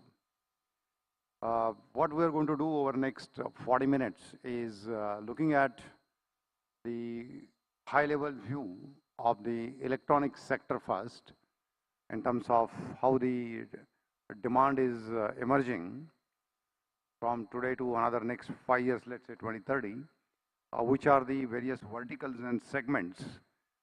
Those show the promising growths. And then within that, we would drill down into further semiconductor related topic, because this is the semiconductor event now, as how does the semiconductor demand scenario looks like. We would also look into electronics manufacturing, how it relates to the EMS opportunity, as well as the semiconductor related supply chain topics, which is the equipments and other stuff. And then sum up overall so that everybody understands how the markets are shaping and opportunities there. So the high level view, our value chain is a bit complex in the semiconductor as well as electronics, which includes the materials, the processing, the manufacturing of the components, the semiconductors, then assembly into various boards, the PCB, it goes on. And the first topic is actually what is the electronic end equipment market looks like. And there are multiple agencies which are doing the bottoms-up calculations, different methodologies, and we are getting to some numbers and some ideas actually, and that's what the point we will debate first actually. So I would first bring to Pankaj in terms of, Pankaj, how is your view on a total electronic market size? That is one, and number two, within that, the end equipment electronics manufactured goods. Because we want to differentiate also the market size and is electronic goods actually, otherwise we get confused. So let's go ahead, what your views are. Thank you, Ashok. So 25, 26, we should be ending up with about $72 to $75 billion of smartphone output and about 145 to 150 billion of electronics output. That's what we estimate this year. But I think the question is, what do we want to become? What do we want to achieve? I have some super news to share with everybody. We today just inaugurated, Ashwini Vaishnav just inaugurated a 300 million cells per day plant. I mean, for the cynics who talk about value addition, this is one of the largest plants in the world. And my only point there was that this has happened because of the scale we've been able to achieve in smartphones. So it is all about scale and actually delivering on the ground. We've been giving projections for too long. In 2012, we spoke about 400 billion by 2020. I think we should just keep shut and perform and, deliver. And beyond smartphones, we have to register strong manufacturing growth in IT hardware, in consumer electronics, in auto electronics, hearable wearables, defense strategic electronics, and industrial electronics. And you all know that ECMS scheme has been kicked off now, so that the middle, which was largely absent, that is also kicking in now very strongly. So by 2031, we'll be a very different animal, very, very different animal. We would have optimized most of the verticals. I mean, they will not be performing as gloriously as smartphones, but the void which is there, we are still importing laptops. It's a absolutely sacrilege and a crying shame that we are doing that. So all of that is going to end, and we will at least have all the nation's demand being met here and a significant portion of the supply chain being done here. The second one, I think after we have the first round, that how does it impact semiconductor demand, I think that we should come back. We'll come back in the next round, yeah. So Ankush, from your perspective, as you guys have been involved in doing the lot of analysis as well as considering the macroeconomic conditions of the country, you are usually BCG kind of company creates very good models in terms of how the forecast could look like. So have you done anything in this sector, and if yes, how do you see this electronic goods demand shaping up in future? Thanks, Ashok. So I think, two parts to your question. One part Pankaj addressed in terms of what's happening today and how it is expected to shape up, what's the ambition that we've set for the nation. Within that, when you look at the EMS sector particularly, or the outsourced electronic manufacturing that's happening, again, with the advent of a lot of the Apple phones being manufactured in India, the kind of growth that is going on, we see this continuing to grow at over 30% CAGR year on year. What is probably today at about $50–55 billion, we see this becoming a $200 billion market by 2030. And there are two parts to it. There is a part around the design piece, which is the ODM piece, which will be about $40–45 billion. And there's this actual manufacturing, which will be about $160 billion plus. So that's, that's at the end of it, right? I also wanted to request if you could please bring up a couple of slides that I wanted to show. There is a ripple effect that's going to happen, because at the start of it, there is, ISM 1.0 has created, with the 10 approvals that are there in place, the fab that will start, or the fab ecosystem that will start developing. So if you just look at the overall value chain, you look at the inputs, you look at the machinery, you look at the fabs, you look at the whole design piece, right? And we were talking about EMS, which is in the end. Across the value chain, the outlook for India is far more bullish than the global outlook. So just a couple of numbers on the next page. And it's not about the numbers, right? Everybody will do their numbers bottoms up. It will go sort of a little here or there.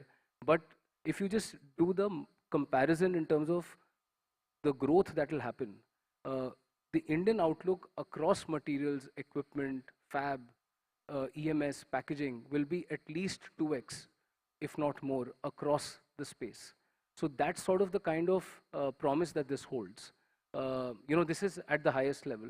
And then Pankaj was talking about the EMS piece. Within that, there are parts that have to get in, which ECMS is enabling. And on the next page, you will see that if I've just taken a few slivers there, you look at PCBs, you look at copper clad laminates that are required for PCBs, or you look at display or camera modules. Here again, the growth in India is going to be far, far stronger than the global expected growth. So larger message is that the promise that India has, the potential that India has is, is in front of everyone. We just need to make sure that we get the right people to come in and invest, the right policy push, and we should see a lot more happening. Okay, thanks. I think you already shared some more detailing on that, which I was reserving for next question, but that's nice of you. Thank you.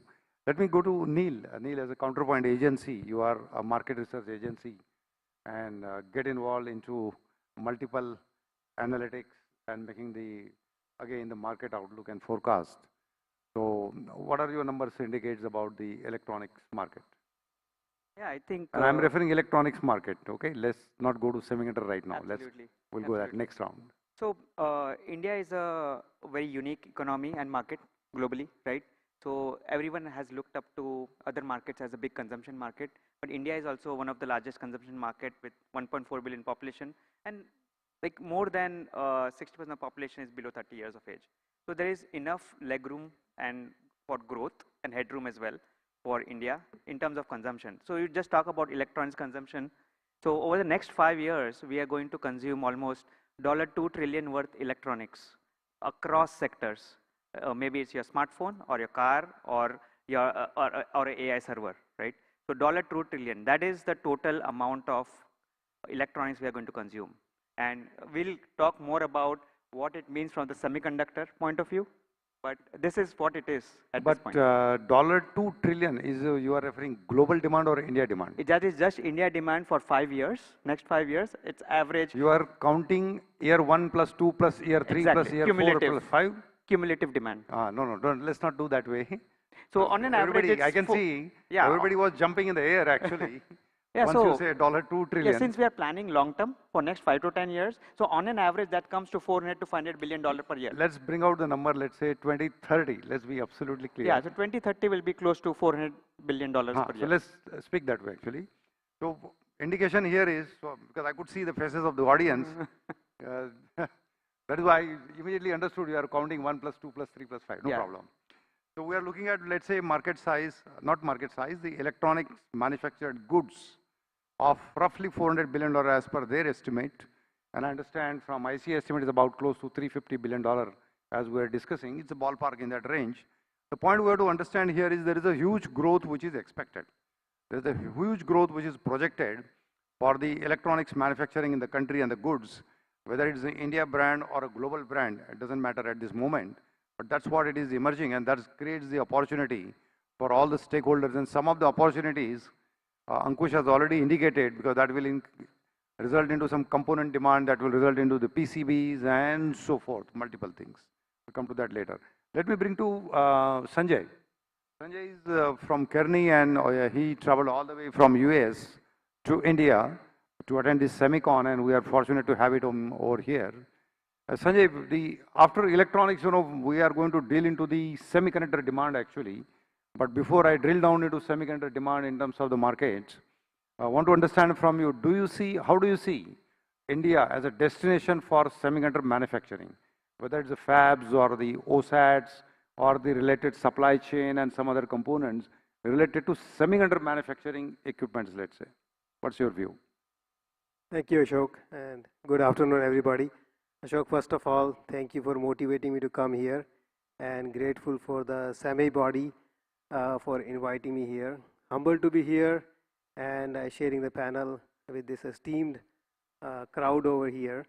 So in your question, how do we see India as a destination? I think first of all, congratulations on Tata. I think it's a big achievement. TSMC and other foundries. So India jumped all the way to the top of the food chain by establishing a semiconductor foundry. I think it's a very, very big achievement. But because the demand is driven, because the investments are driven by demand, so India has done that big piece, and there is a lot more to go. How do the companies make the decisions when they are looking for investment decisions? And this value chain is quite intricate. is thousands of companies are there in this value chain. So there is, India has a right to play and in different parts of the value chain. So let's talk about, OSAT. There are 3 or 4 verticals, 3 or 4 fundamental axes that defines which country gets what part of the value chain. So the OPEX heavy businesses, India has a natural advantage over there. We have a lot of talent. We have a lot of human capital. So the businesses which are OPEX heavies, for example, OSAT business. Low end of the OSAT business is OPEX heavy, and high end of the OSAT business 2.5D, 3.5D, that's fully automated.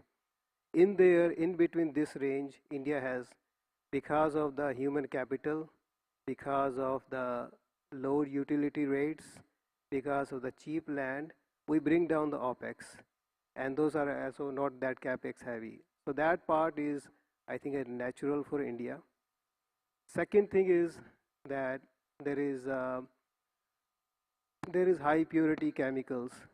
So it takes some countries, they drag their feet in terms of environmental reviews and so forth. So if India accelerates on the environmental reviews and make, single window decisions, so there is, India also has a right to play in high purity chemicals. And third piece is essentially when we look at assembly, if we think about a camera, so there's a camera chip, but then there's a camera module that needs to be made, there's a filter that needs to be applied. Those are in the value chain. There, the other countries, they have not invested as much. So I was in the US Department of Commerce as a senior director, so I underwrote big deals, about $6 billion in deals, and I interacted with the European government, Singapore government, Japanese governments, and Indian governments, and we coordinate, what investment goes where. And if we think there are white spaces, if we track the investment done by Europe, the investment done by Japan, investment done by Singapore, and investment done by India, there are white spaces.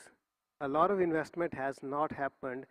We have invested a lot in the front end. All the countries, they have tried to buy the front end, basically the fabs, by investing. But other parts of the value chain, they have not kept up the investment. So right now the lead times are long. For example, in the equipment, the lead times are long because the countries did not subsidize the equipment. As far as I know, most of the countries did not subsidize. So that investment is happening organically, whatever the companies can do. So we probably will, that's why we are a long lead time. So India can potentially leverage those white spaces and go into the value chain where the investment has not happened. Second is lower end, the margins which are sensitive, 5%, 10% margin businesses, they have not been subsidized. If we look at the equipment themselves, so there is high end of the equipments from applied and lab and so forth, and then there are sub-fab equipments, chiller, vacuum pumps, and others. Those are low margin business, pretty sensitive to that, and countries have not paid that. So basically this is a non-sexy portion of the supply chain. And so India has a right to play over there with the right policies.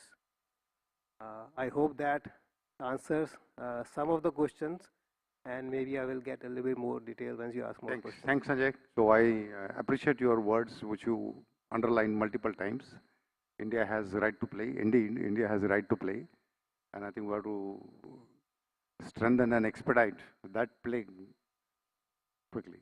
Let me, after that, now get down into quickly, a very crisp answer I would like to seek from our panelists is, we have seen the electronic markets are growing and there are multiple verticals.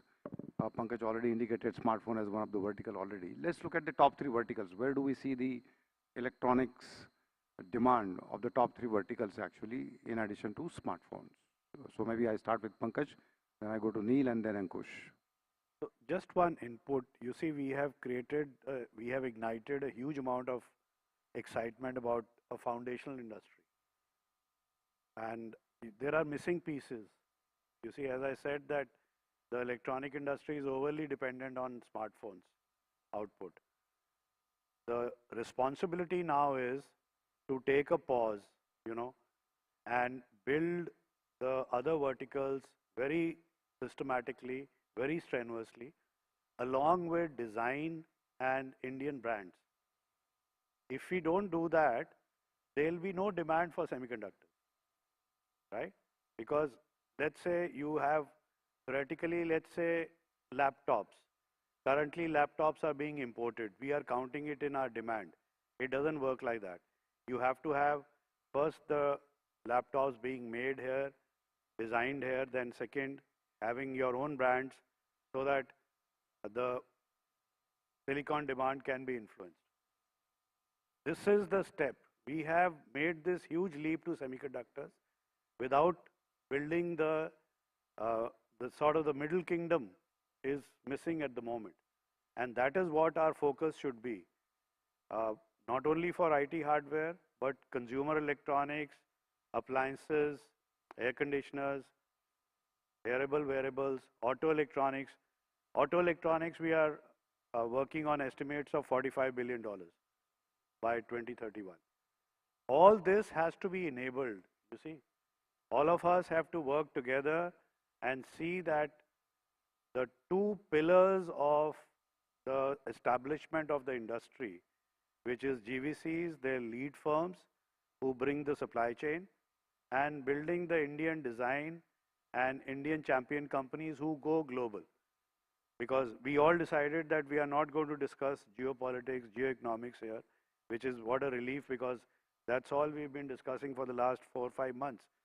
So purely on establishment of the industry, I think beyond smartphones, Ashok, that answers your question, that the $350 billion manufacturing target, I think smartphones will have to do some heavy lifting, go up to about $150 billion. And we cannot say, one of the panelists in our pre-discussion was saying that, there is going to be no demand of silicon from the smartphone industry. We can't have that thought process. By 2030, 31, we should be having our own silicon, right? That's why the Semiconductor Product Design Leadership Forum has been put in place to work on that very, very seriously, right? Then the IT, which is the laptops, etc., the other heavy hitting segment, there also we should be able to turn out about $30 to $35 billion. Amitesh ji worked so hard on the PLI 2.0, we are still struggling with it because that's a hard nut to crack. But very serious effort is going on, and I think that requires more concentrated effort to see that all the big players are here producing and Indian brands are here. That will also, there also we have to work on our silicon. That will actually add up to the demand. Otherwise, what Sanjay was saying is that currently the residual demand of what is available is very tiny. I like him to repeat that, what we were discussing at tea before this. So the very serious tasks are in front of us. Let us stop being Vishwa Gurus for the time being, and for the next 4 years, 5 years, put our heads down, slowly build all these segments and deliver this number for the nation.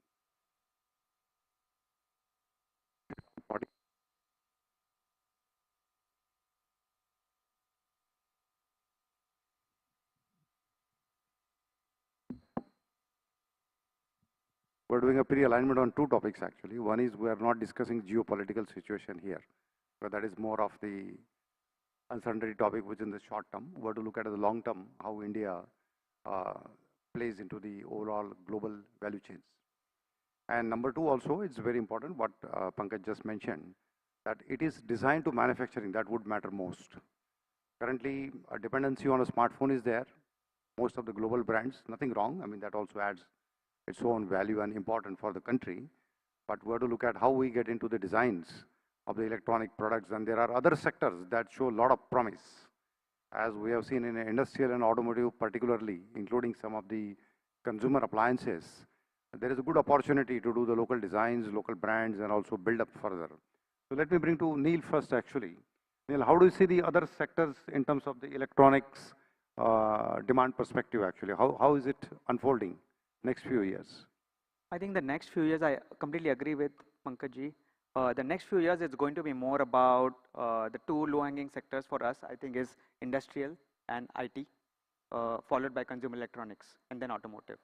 So if you look at industrial, why it is low-hanging opportunity for us, because there's so many multiple segments, right, from smart metering utilities to smart grids and other industrial automation, because we are getting into this manufacturing era where we are manufacturing everything, right, from smartphones to white goods and others. So I think industrial automation is going to be a low-hanging opportunity for factories. And at the same time, we are also upgrading our energy infrastructure. So smart meters is also a big opportunity. And since we have a lot of fabs which are coming on the mature node side, a lot of chips and electronics, semiconductors we are going to manufacture are going to go into these industrial sectors and applications, because these does not require NVIDIA or Qualcomm type CPU, GPU, which we are not going to anyways manufacture for next 3 to 4 years. So from that perspective, I would say industrial and IT is low-hanging opportunity. Within IT also, if you look at, like Pankaj said, we need to follow the same process which we followed for smartphones to make sure that 99% of the laptops are manufactured in India at CKD level, not just SKD or imports. Similarly for wearables, and similarly for servers and other storage systems. So that will drive a lot of domestic consumption and ecosystem around to suffice the electronics and semiconductors opportunity for that particular segments. Great, thank you. So now let me go to the next element, which is related to the semiconductors, and why I brought electronics first is from there the semiconductor consumption gets derived actually. So I will come to first now to Ankush. Ankush, how do you see your modeling of semiconductor demand in future? And I want to clarify to the audience, the way we want to look at right now, the semiconductor demand is, whatever electronic goods consumed in India, whether the semiconductor is purchased locally or not, whether it is ordered and received as a chips, or it is coming as a kits, we will count everything together, because that is the total semiconductor consumption, just to make sure everybody comes on the same page. By assuming, just as a hypothetically, if everything was built here, everything was purchased and supplied here, what is that demand going to be? It's a different topic, because we know that there are a lot of kits being imported. So you don't place the order for the chips and ICs also in many equipments. Sometimes you place the order to the overseas suppliers, because obviously India does not make much of a semiconductors today, so let's not worry about that. We look at the total consumption aspects of the semiconductor chips, which is not only integrated circuit, but the power devices and sensors and anything for that matter, which will be in the category of semiconductors. So Ankush? Sure, thanks. What do you say?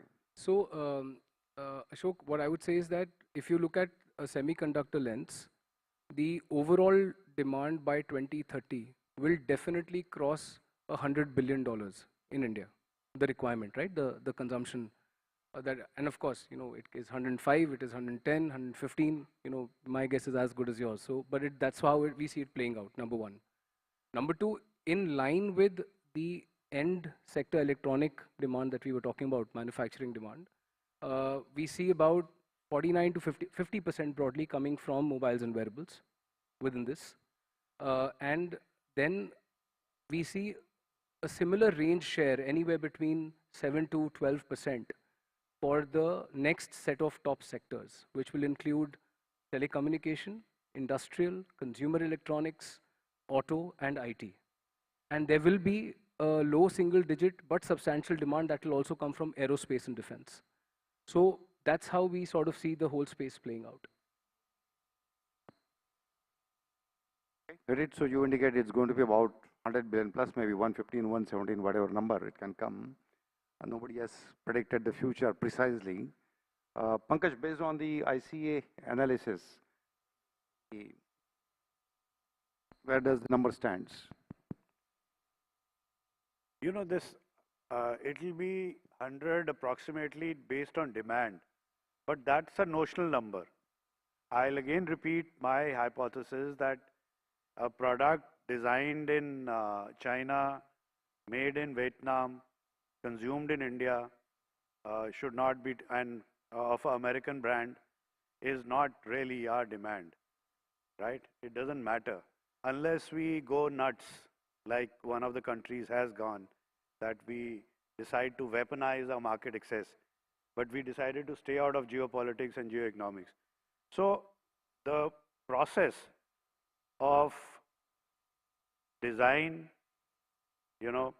first semiconductor design or first product design, system design, I think the silicon guys will also have to play a big role in the product design by offering the system design altogether, because the entrepreneurial talent of India is, I can use the word a little superficial. It's very ebullient, but it doesn't want very deep, patient work over decades. So I think providing systems will be very important for the silicon guys, which is the full system design. And we saw the complete radical change of the smartphone industry because of what happened. So 100 billion, yes, if it makes us happy, but if out of this 100 billion, 50 billion is solid Indian designed, Indian brands, silicon demand derived, that will be real value. And also the silicon designed by Indian product companies.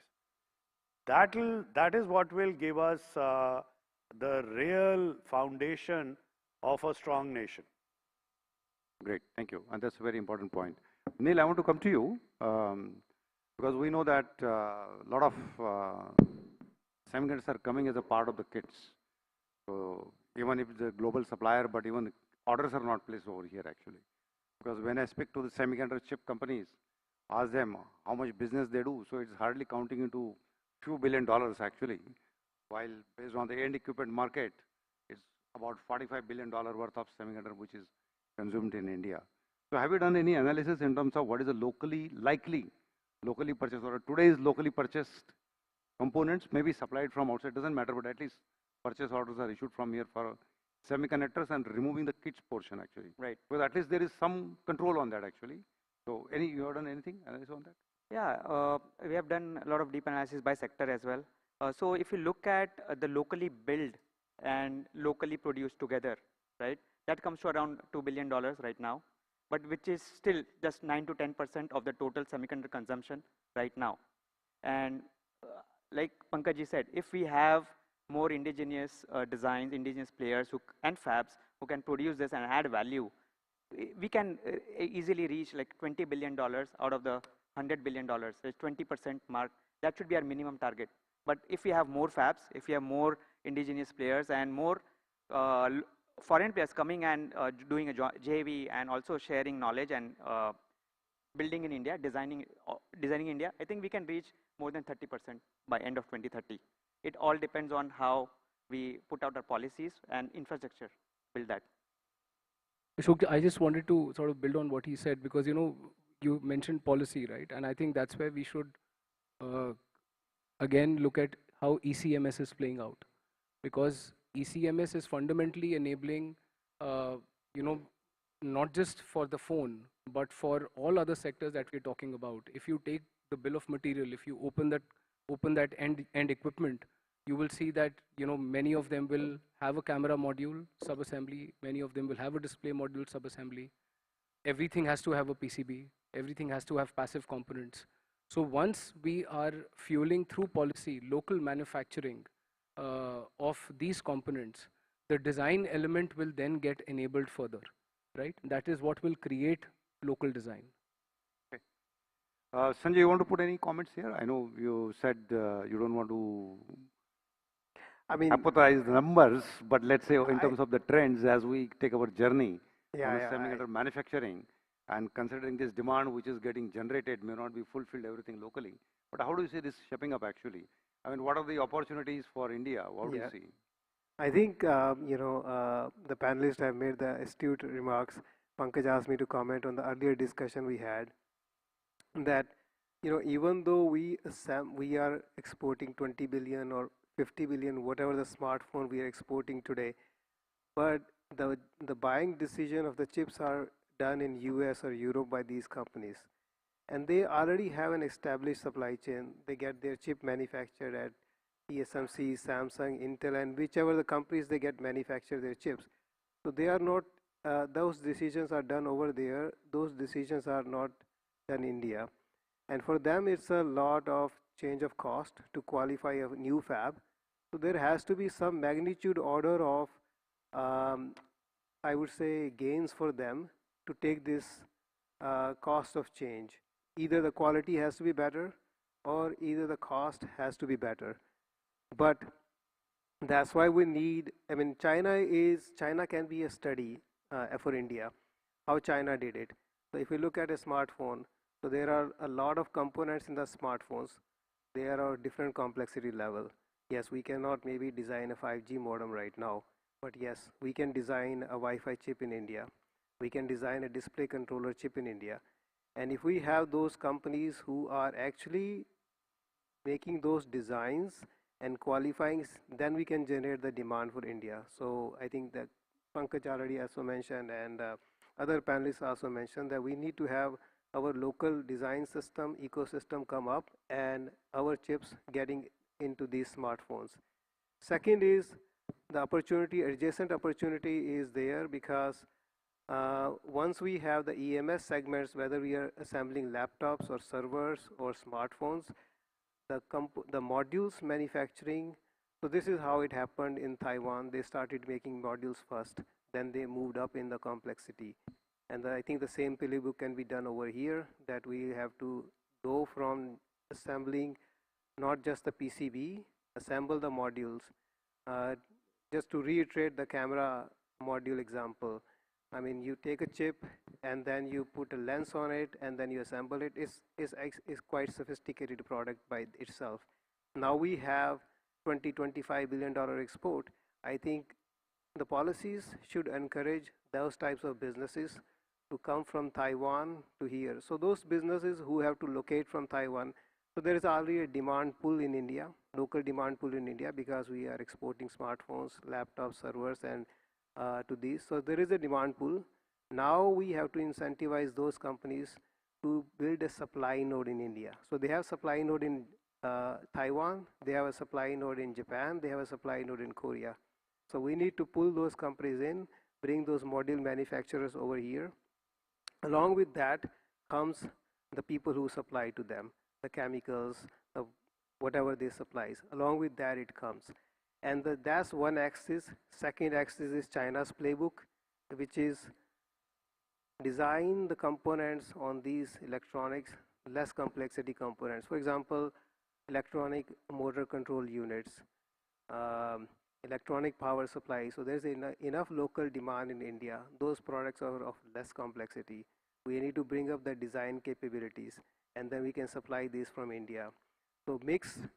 So India's opportunity is not 2 nanometer, 3 nanometer, or even 28 nanometer. It's I would say specialty fabs, power electronics, RF, which are of less complexity, less capex, and with the local demand already there. I think that's where India's opportunity is. I think this is happened in China also. If we study what happened in China for last 20 years, that's how they grew from 100 some nanometers. So they supply the largest. They are the largest suppliers of PMICs to the Western world, power electronics chips. Thank you. So I think we have 14 minutes more left. I would use 4 minutes for a quick, sharp, shooting question to everyone. We keep talking about make in India, make for the world. So the question is very simple. In a semiconductor industry, do we have opportunity to make in India and export for the world? If yes, what are those product categories where we could focus on? So we can start with Neil first from the end. Yeah, I think with all the fabs coming up in matured nodes and so many design houses also cropping up like Moschep, Tata, everyone. So I think there is a lot of opportunity for power electronics, and that is going not only for domestic, for world as well as the MCUs and power, I would say display driver ICs, also PMICs as well, I would say. So these are the top 5 applications which I think we should be able to. Ankush? Within the semiconductor value chain, one place where I see Make in India for the world would be the sub-modules of the semiconductor capital equipment. And this is, the logic behind this is we are a low-cost manufacturing nation, number one. Two, we have very good machining capability. We know how to do precision manufacturing and machining using material sciences. We do that for aerospace, we do that for auto. So, bringing this together and doing a lot of semiconductor equipment sub-module manufacturing is something that I see India doing for the world. And there are already examples of some small boutique players who've started doing this from India. It's about scaling and growing it. Okay, thank you. Sanjay? Just reiterate the point already made, that we have these capabilities and then we have the opportunity to branch out. There are a few companies already exploring business in India, the semiconductor equipment companies, not the very high end of the applieds and the lamps, but the component that goes into the applied and the lamps. Those companies are already exploring JVs and tie-ups with Indian companies who make the precision, who are in the precision industry already. And the second is that, yes, once we make a supply node to these module makers, then we can start exporting those capabilities to the rest of the world too. Interesting point. Pankaj? India is not going to be a vertical sectoral economy. We are going to be the largest economy in the world, firing on all cylinders. So when it comes to a foundational and the most critical industry of the present and the future, that is semiconductors, we cannot have a toe in the water kind of approach. We have to, for example, AI, GPUs, compute, we have to work on that. It's a 10-year program. That is what our focus has to be. We have to power the smartphones. We have to power the, compute devices. Those are the big boys, right? What I was saying earlier is that there is going to be certain domestic demand which can give a leg up to our design companies, right? That's all. But what we have to design, produce, your exact question, will be for the world. And in 10 years' time, we have to be the major semiconductor country of the world. Indeed. Can I say one last word? Something came to my 30 mind. 30 seconds. 15 seconds. I mean, one thing is AI infrastructure demand has quite picked up a lot, and that's a low complexity things. For example, liquid cooling. And right now there is not enough capacity to go around in the world. I think that's another opportunity, AI infrastructure. Great, thank you. So we'll take another 7 to 8 minutes for audience. You have been also keeping a confidence in the panelists to stay in the hall. So I need to give you a time actually. So can somebody move the mic in the audience if somebody has any questions or want to make any point? Yeah, we have already hand is raised there.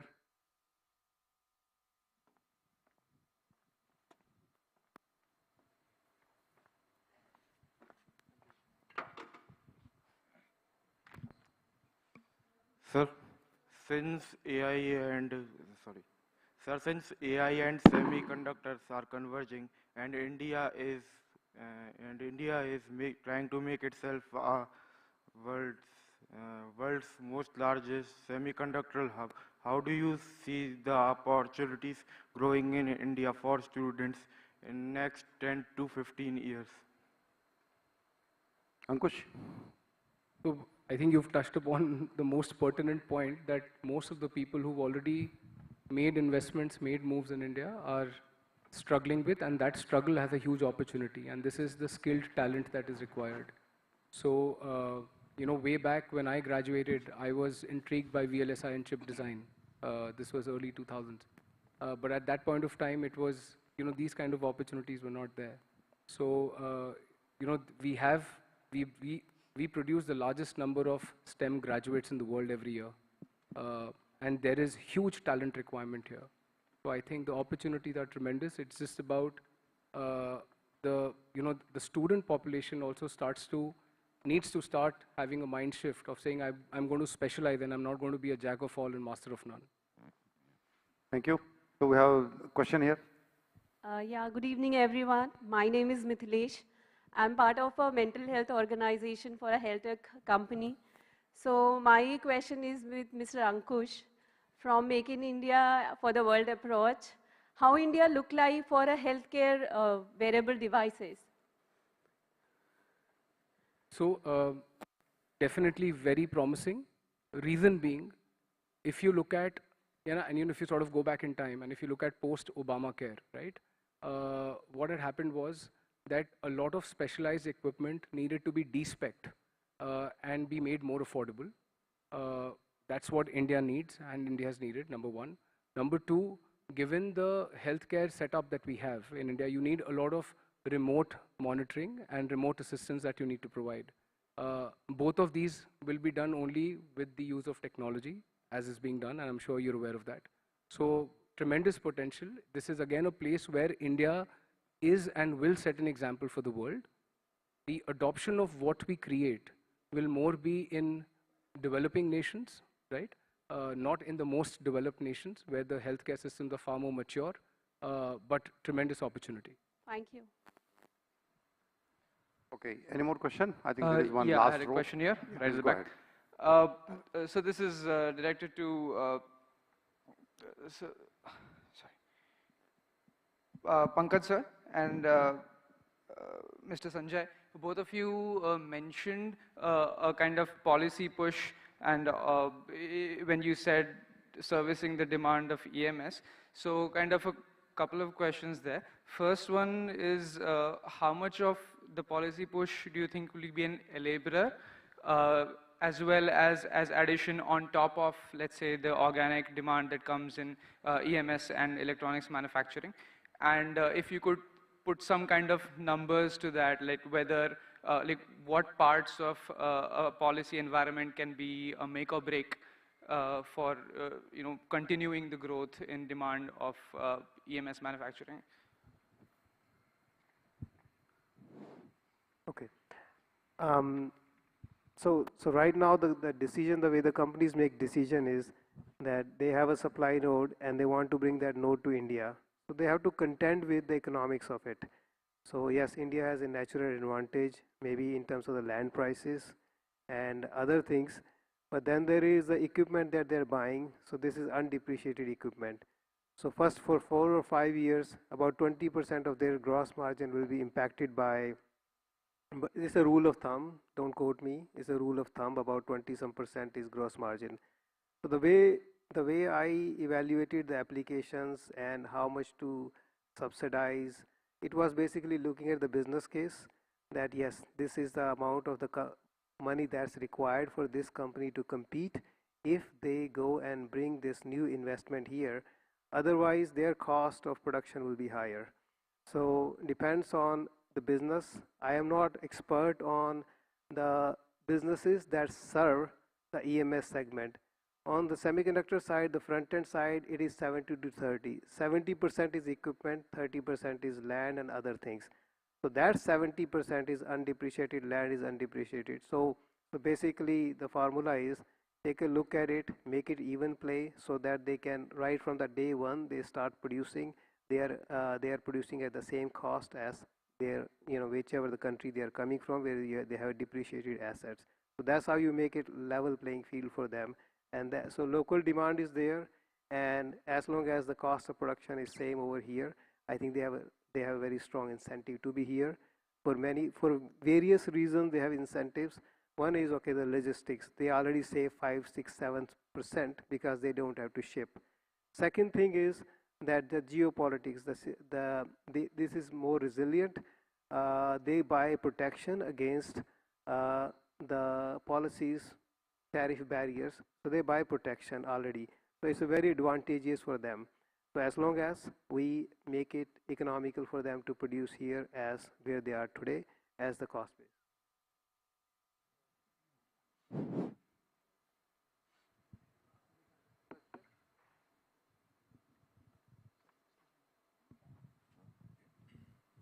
What is the specific question? Right, sir.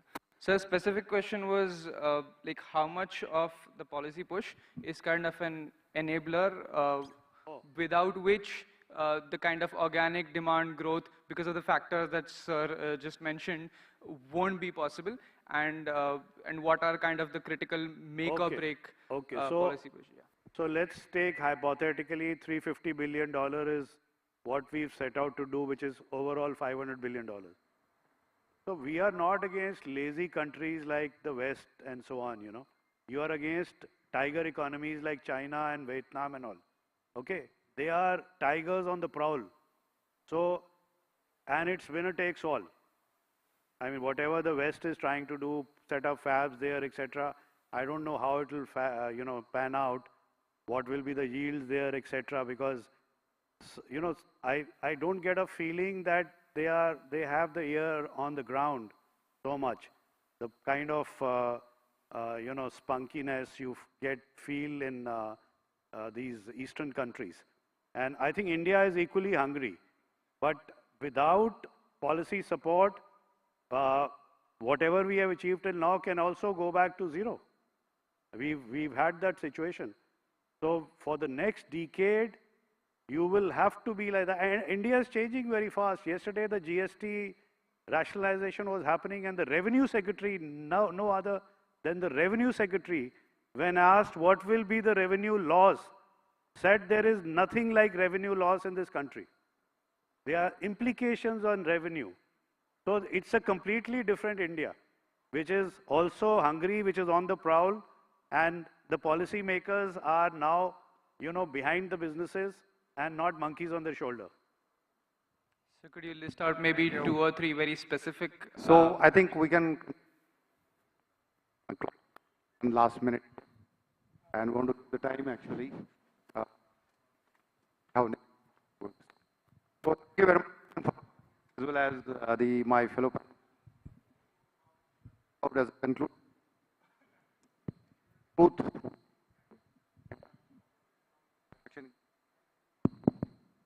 There is a major growth we expect in electronics manufacturing. Number of 350 billion to 400 billion is the range we're looking at. Not worrying about the precise number, but the growth rate and the CAGR are very healthy and robust. Number 2, the semiconductor related demand, which is translated from electronics, is 100 billion plus. Again, substantial and very huge. But also to look at what could be built over in India, in products, India brands that will create the demand for really designed in India chips is also where to look into. And that is what is going to be really very important stuff. And the third important point which is coming up is on the semiconductor manufacturing related topics. So as Sanjay mentioned, we have a right to play. And within that as well, there is something we can capture as a market for the supply chain related topics, including the components and sub-assemblies and modules that would go into the equipments as well as the gaseous chemical material. So these are the 3 broad areas which are emerging. I just made a note of a summary and we will continue to work on this. There are a few questions I know those are pending from the audience. We can take it up later. Thank you very much, and my display shows time up, so thank you very much. Thanks a lot, panelists.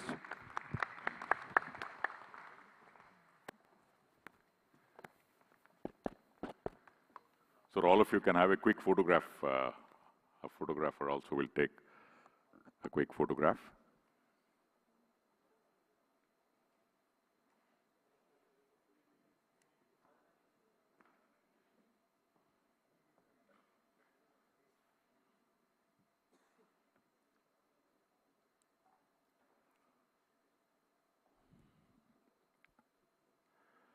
Thank you very much, Mr. Ashok Chandak, for moderating this session. And we'd also like to thank the panelists, Mr. Sanjay Kumar, Mr. Ankush Vadera, Mr. Neil Shah, and Mr. Pankaj Mohindru. We now are heading towards the final session prior to the valedictory.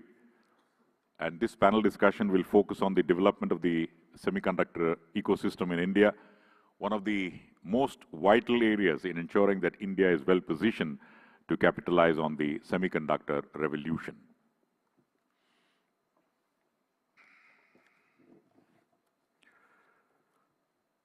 This all-important session will be moderated by Dr. Surinder Singh, advisor to India Semiconductor Mission.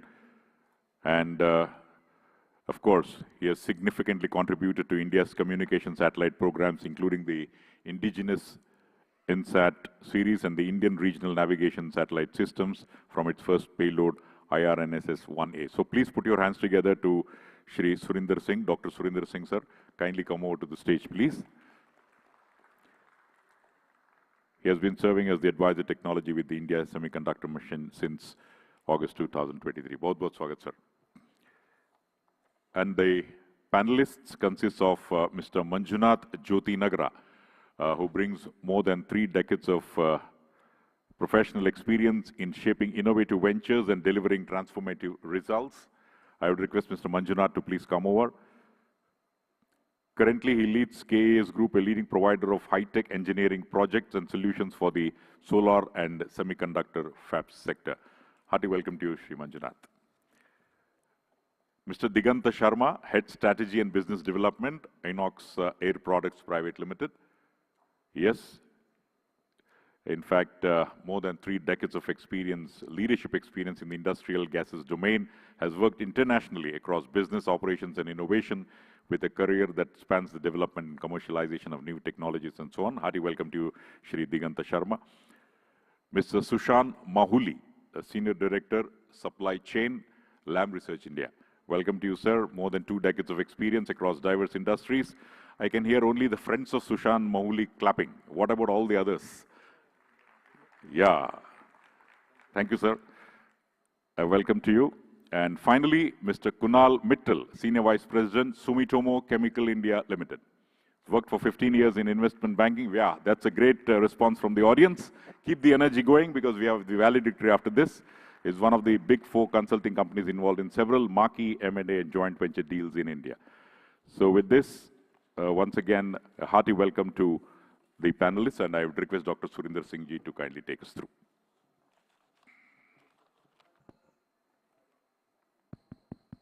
It's on, sir, it's on. So we have come to the last mile. I'm basically a communication engineer by training. So as they say in communication, we have come to the last mile of this mega event.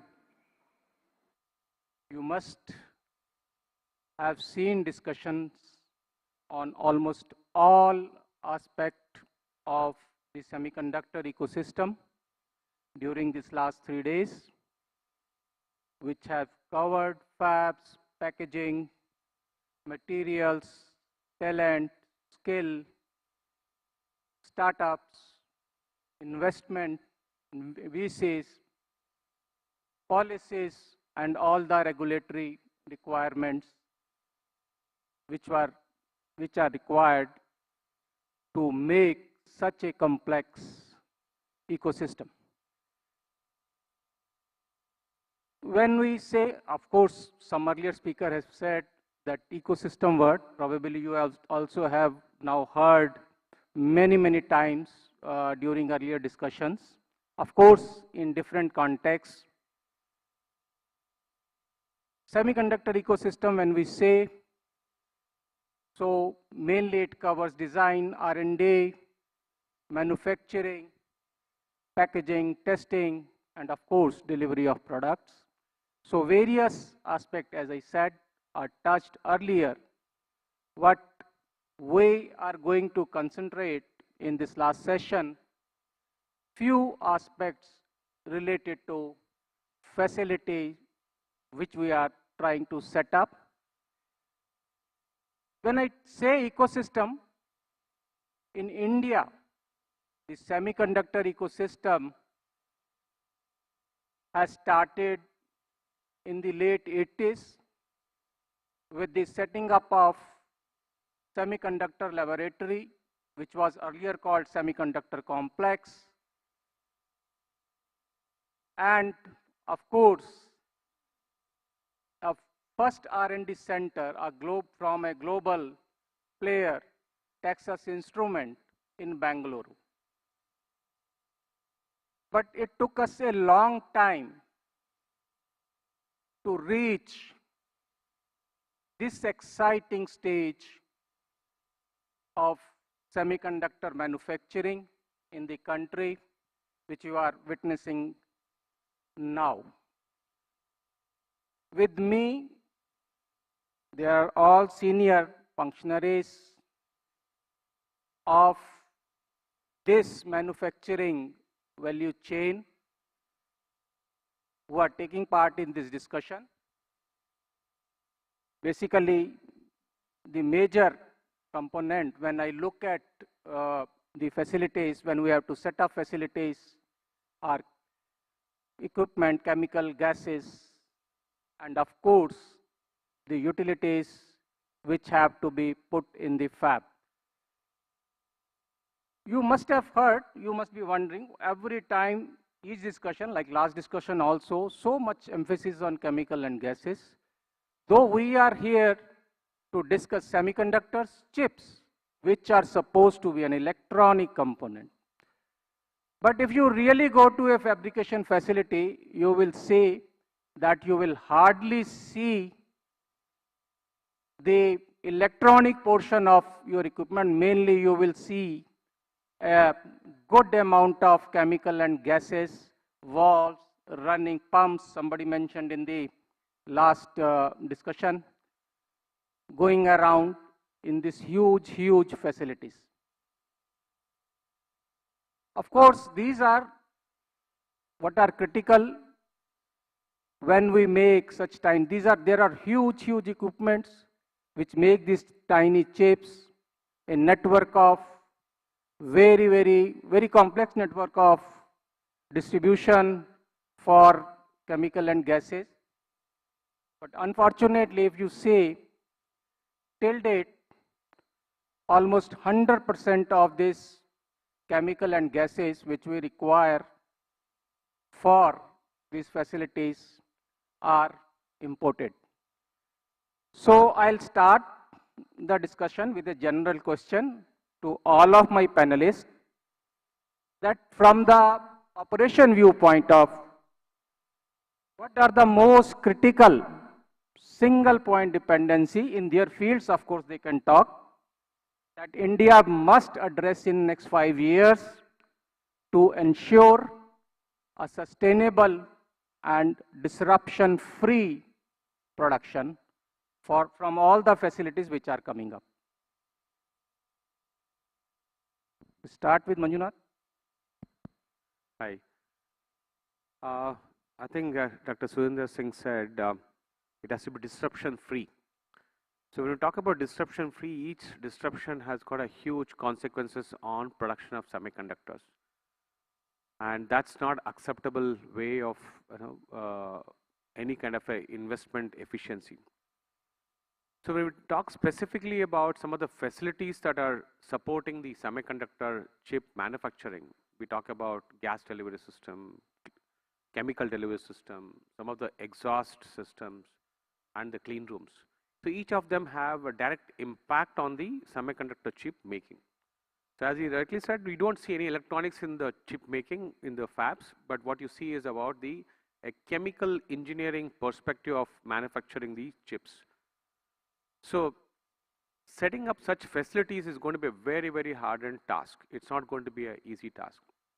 So the fabs have their own requirements to ensure such facilities are up and running 24/7 without a smallest blip in their performance.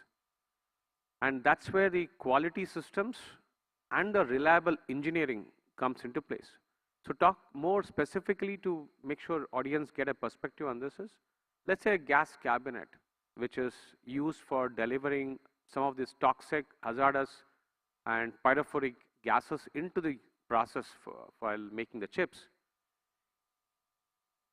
The system reliability is done for years together to ensure such cabinets are meeting the requirements of safety and the reliability. So such systems are tested for leak rates of 10 power minus 11 millibar liters per second. So you can imagine in a common man's language is a 10 power minus 5 is about 1 cc of leak over a period of 30 days. And we are talking about 10 power minus 9 or minus 11 leak rates. So it's like unimaginable decimal of 1 centimeter cube in a 1 month. So to do that, you need a lot of engineering expertise. Unless vendors meet such kind of expertise or reliability of the equipment, such fabs would not accept such equipments to deliver gases into their fabs. So where are we as a nation in this? Of course, we never had such kind of a gigantic opportunity ahead of us, so naturally the system did not really grow as fast as possible. But solar industry has taken off, and some R&D semiconductor has taken off in last 2 decades. Given that there has been some element of local expertise that has developed. As a company, we have done a lot of such installations for solar companies and some of the semiconductor R&D facilities, including SCL Chandigarh, IASC Sense, and CSR facilities and DRDO facilities. But that's not sufficient, because here we're talking about a large fab of investment up to $10 billion. So there will be a huge amount of learning, and the only way I see is how do we collaborate, connect, collaborate, and contribute into this ecosystem. So a collaboration between Indian players or Indian companies with the global expertise, or a company with a global expertise, is very, very vital today. So that's how we can make this disruption free. Otherwise, going through everything outside India is also not going to be a very valid hypothesis here, because then we'll always be dependent outside India. At the same time, expecting the Indian ecosystem to support in every angle is also not going to be feasible to begin with. So it's going to be a collaboration approach, and that is going to make us a more reliable ecosystem in the next 3 to 5 years. Thank you. Can Diganta take this? Good afternoon, everyone. Thanks for having me in the panel. Gases, as you know, are called the invisible backbone of the semiconductor industry. We can't make any chip without gases. So the supply chain for that needs to be safe, reliable, dependable, and available whenever needed. So as Manjul was saying, we are a little bit just starting the journey on the semiconductors. But if you look at the demands from the semiconductor fabs globally on the gases side, the basic demands are that you need ultra high purity at PPB levels of purity. You need capabilities to handle those gases, those toxic, those pyrophoric, and those hazardous gases that come in. You also need the capability to distribute it locally, have the last mile connectivity from the production site to the fab. And you also need people who will ensure this whole chain in terms of supply reliability, quality, and safety. So at Inox Air Products, we are very excited to see this opportunity. We also see this as a challenge as well as a great moment to contribute to the nation's first and upcoming fabs that we make in India process. So we are already investing ahead of demand in large manufacturing sites for ultra high purity specialty gases. In fact, we have just announced a 500 crore investment in Dholera to build air separation units, hydrogen plants, and specialty gases facility there, so that we are co-located or next to the real hub of the chip making.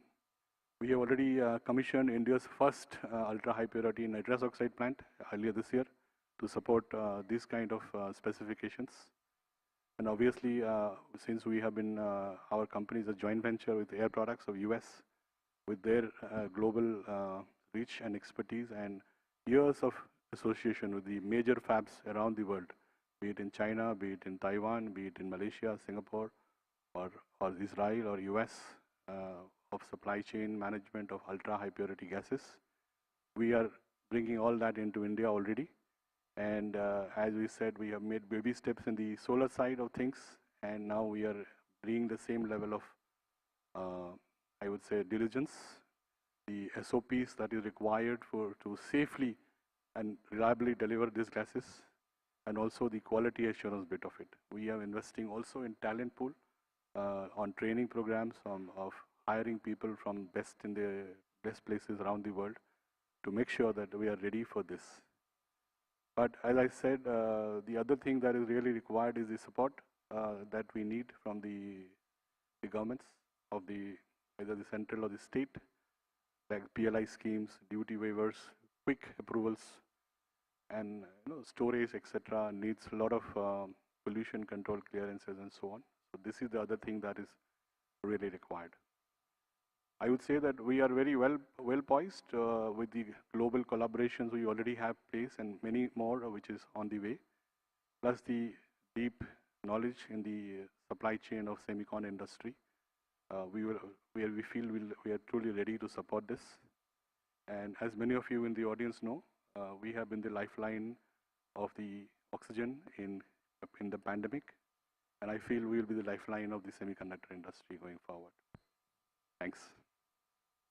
Sushan. Yeah, hi, I'm Sushan from Lam Research. To answer your question on single point dependencies, which are very critical, they are very immediate need for the next couple of years, is I would put it twofold. One is awareness of what the value chain is. We have been trying to develop, we have been involved in the development of this ecosystem for a couple of years now. I think that's taken a lot of efforts on building the awareness. Where does this ecosystem start and what is the interlinked value chain? I think awareness is very, very important. At this end, alongside that, understanding the requirements and differentiating it from the existing sectors that the ecosystem is familiar with is very critical to overcome first. Once that is done, when we are aware of what I can talk from an equipment manufacturing company, that awareness leads to developing the capability to meet that requirements. And there's a long way to go. There is a lot of bridge to be crossed in terms of establishing raw material sources, component strategy for these sub-assemblies is very critical. And that are the few things that are immediate, which we see is needed to advance in the ecosystem. So I'll keep it in short. Thanks. Thank you. Kunal? Yeah. Thank you, everyone. So I think Dr. Singh and my fellow participants like Sushant ji, Manjunath ji, Diganta ji, they have already covered most of the technical points, and I would like to make a different point. My name is Kunal. I am from Sumitomo Chemical Group. We are a Japan-based company having operations in several countries in the world. We also have a separate sector for semiconductor chemicals, and we are looking at India. So I think whatever we have learned and understood in last few weeks and months is in India, this is going to develop, and from government side, lot of support is being provided, lot of things are being done. From the customer's point of view, people are making investments, technologies. So for whatever is required to make this successful is being done already. And it is a matter of time when it will be completed. But one important point, as Dr. Singh asked about, that what is a kind of a risk factor or kind of a disruption, what is possible. I think it is about the mindset, because see, from the government side, they have everything. From investor side, a lot of things are being done. From customer side, everything is being done. But now it is about the implementation of the entire ecosystem partners. And when we interacted and researched the market a little bit more, we understand that most of the ecosystem things, especially if we talk about chemicals and gases, is available in India. But it is available at a different grade.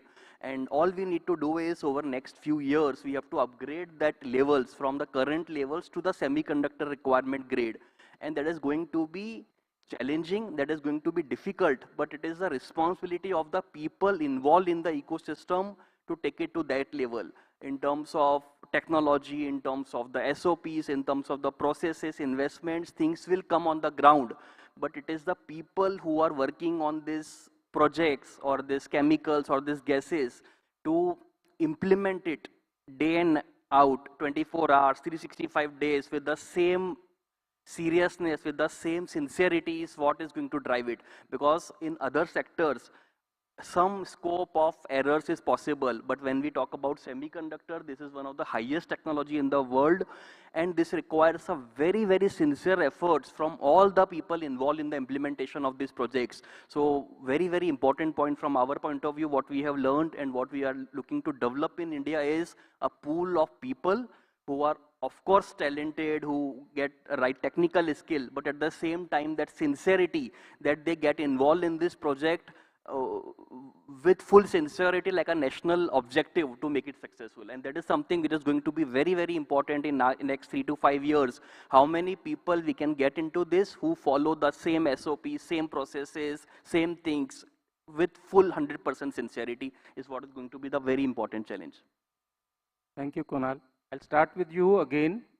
If you see the Indian chemical industry, this is 6th largest in the world, 3rd largest in Asia, with nearly 80,000 products in almost all sectors. So, do you see in future India, what is India's potential? Can it act as a base for semiconductor grade material, semiconductor grade chemicals and advanced materials? Do you see that potential exists here? Sure. Thank you. So, sir, how we are looking at it globally, our experience over last 30, 40 years is that many of these products, especially what we manufacture, they needs to be very, very close to the end customers. So the way we are starting to look at it is that whatever is being done globally, what all can be localized in India? Going to be the start. 3 to 5 years, how many more things we can do? So maybe to start with, we will start with say few things, and over the next 5 to 10 years, we believe a lot of things can be localized in India. We don't see that as such a big challenge in terms of technical capabilities or anything like this, but our current understanding is it has to be first for the Indian requirement, because many of these things are required to be close to the customer, close to the market, especially at least the products and the technologies which we are into, and the transportations become very, very difficult.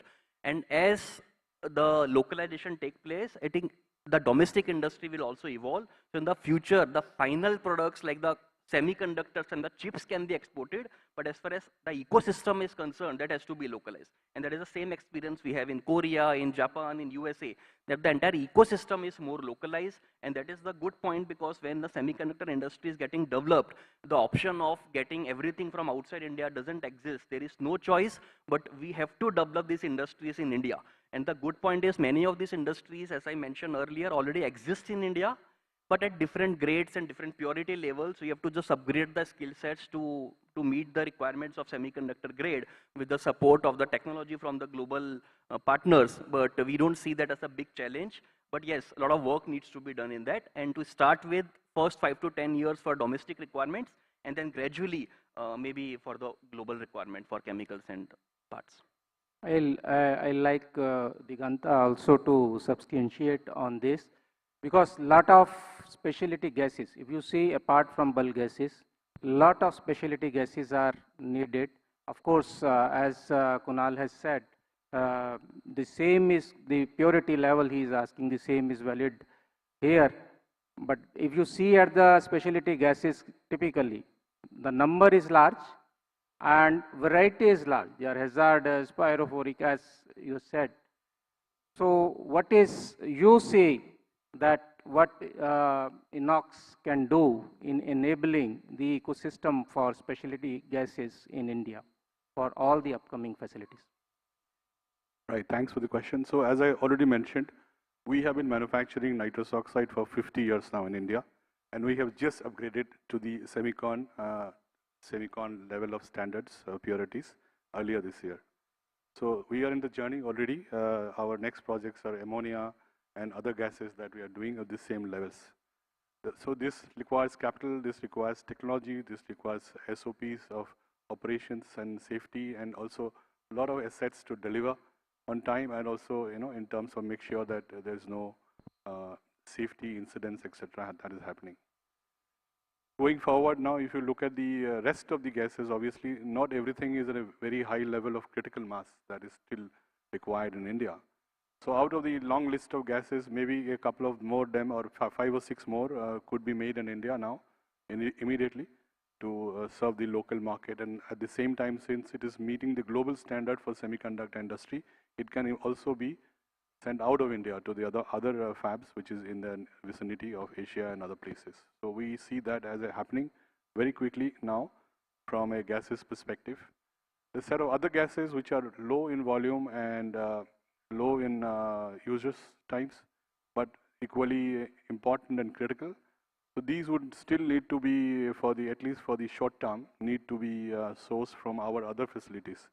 As I said, we are joint venture with Air Products, and Air Products have facilities in nearby countries for many of these gases. So that will continue to be sourced from there. And then once we see the critical mass, we will obviously indigenize the manufacturing here. And obviously, bringing the gases into India itself is not enough. You need to store them properly. You need to be ready on time for on-time deliveries. You need to make sure there are no interruptions in the supply chain. And as I already mentioned, to do this, we are building a world-class facility in Dholera to serve the semiconductor market. And we see investments into that business going even higher in the coming years with other plants and other products. So this is where we see the journey as the capital has been committed, the plans have been approved, and it is the time to execute. Thank you, Diganta. When you see at a fab, we have heard from our earlier viewer that Tata Fab is there now. These fabs are capital intensive. That is one reason why very few fabs are here in the country. Out of that capex, when I see, out of that capital amount, when I see, more than 2/3 of that amount goes to equipment. The equipments which produce those chips. But as I said earlier, all the equipments we are importing. So seeing in the context that probably there is a great push for bringing more and more facility, I would like to turn to Sushant for saying that what approach we should adopt with regard to equipment. I'll briefly say how we can evolve. See, right now we are like designing, as you know, maybe for the knowledge of the audience, Lam is having a very good base in India, and they are designing most of the equipment parts here. So how we can evolve from that design and software stage to maybe coming to manufacturing, let's say, of initially of parts, then probably sub-assemblies. And see, one critical thing, it is not that once the equipments are there, it is not that equipment maintenance and at regular intervals, because most of the fab people who are sitting there, they require refurbishing. So even, or maybe cleaning of those parts, some parts. So even for some small cleaning, those parts go outside. In the current scenario, they go outside the country again, and then, so it is time consuming, it is costly. So what you probably think that we should, which way we should approach to reduce these timelines, again to expedite the development of semiconductor ecosystem, which probably we are discussing. Yeah, thank you for the question. I think you brought up a good point. You know, in India, we've been fairly matured, I would say, over past several decades in the design and engineering areas. When it comes to manufacturing of these equipment, we are still far away from building the equipment in India. But what we can definitely achieve is creating a subset of that ecosystem in India to cater to the needs of the fabrication equipment, which forms a large part of the cost for the fabrication industry. within India, we see, I mean, we have taken up this initiative to develop an ecosystem in India for a couple years now, where we strongly believe that India already has a established foundation through adjacent industries such as aerospace, defense, healthcare, and a very matured automotive manufacturing capabilities.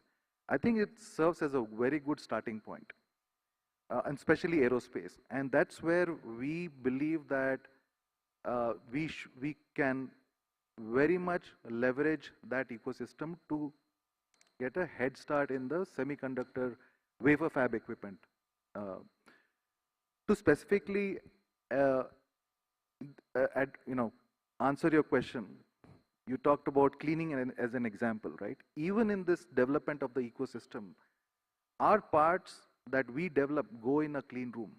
Our equipments in Lam Research are built in a clean room, and we have to package each and every critical part with precision cleaning and package it to directly come into the clean room where we open it and it goes into the equipment.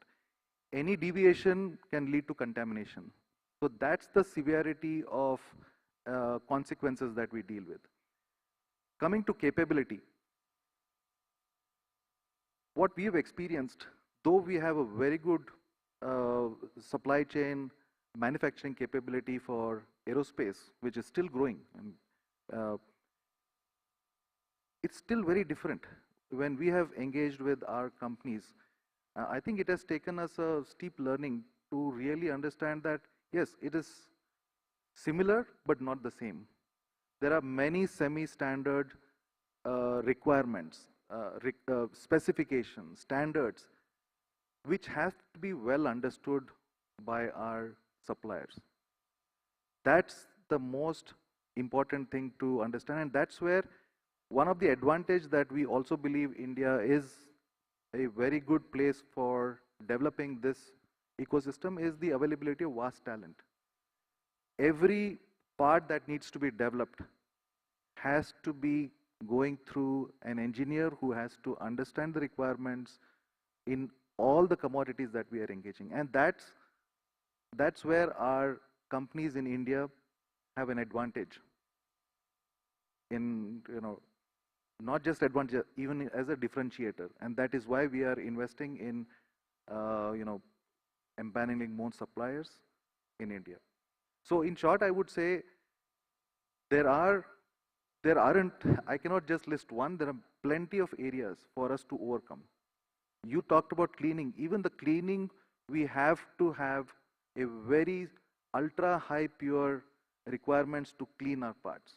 We cannot, for some of the components, our military specs, mil specs that we call is sufficient, but for many of those, we need more advanced methods of cleaning.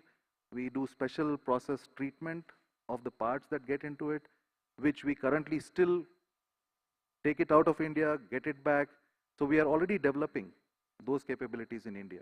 And very soon, that will cut down the lead times. It will help the overall ecosystem. And we are fostering a very open ecosystem for the country. Yeah. Thank you, sir. As far as I understand, Mr. Manjunath, UHP is also, he has told the importance of suppliers. So you are also one of the suppliers to them. So what priority areas you see? He has pointed certain things for localizing supply chain components in India, and particularly what role you see for our SMEs for participating in this ecosystem. So I was just looking at the panelists here. So we are the common link for chemicals, equipments, and the gases. So that's how we come into this ecosystem.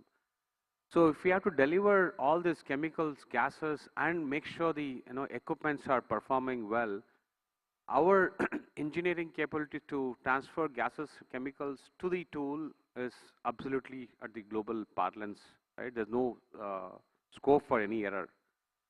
And if we have to make this local, it's not going to be a case of though we are common thread here, but it's not possible for us to do everything. So what we have initiated is, there are a lot of pockets of engineering excellence among the SME players in the country. We talk about Pune in Bangalore, Hyderabad, Pune, Coimbatore, Rajkot, Faridabad. All these places have got a lot of passionate entrepreneurs who are very good in engineering, but they don't able to connect the dots with what's happening in the semiconductor industry.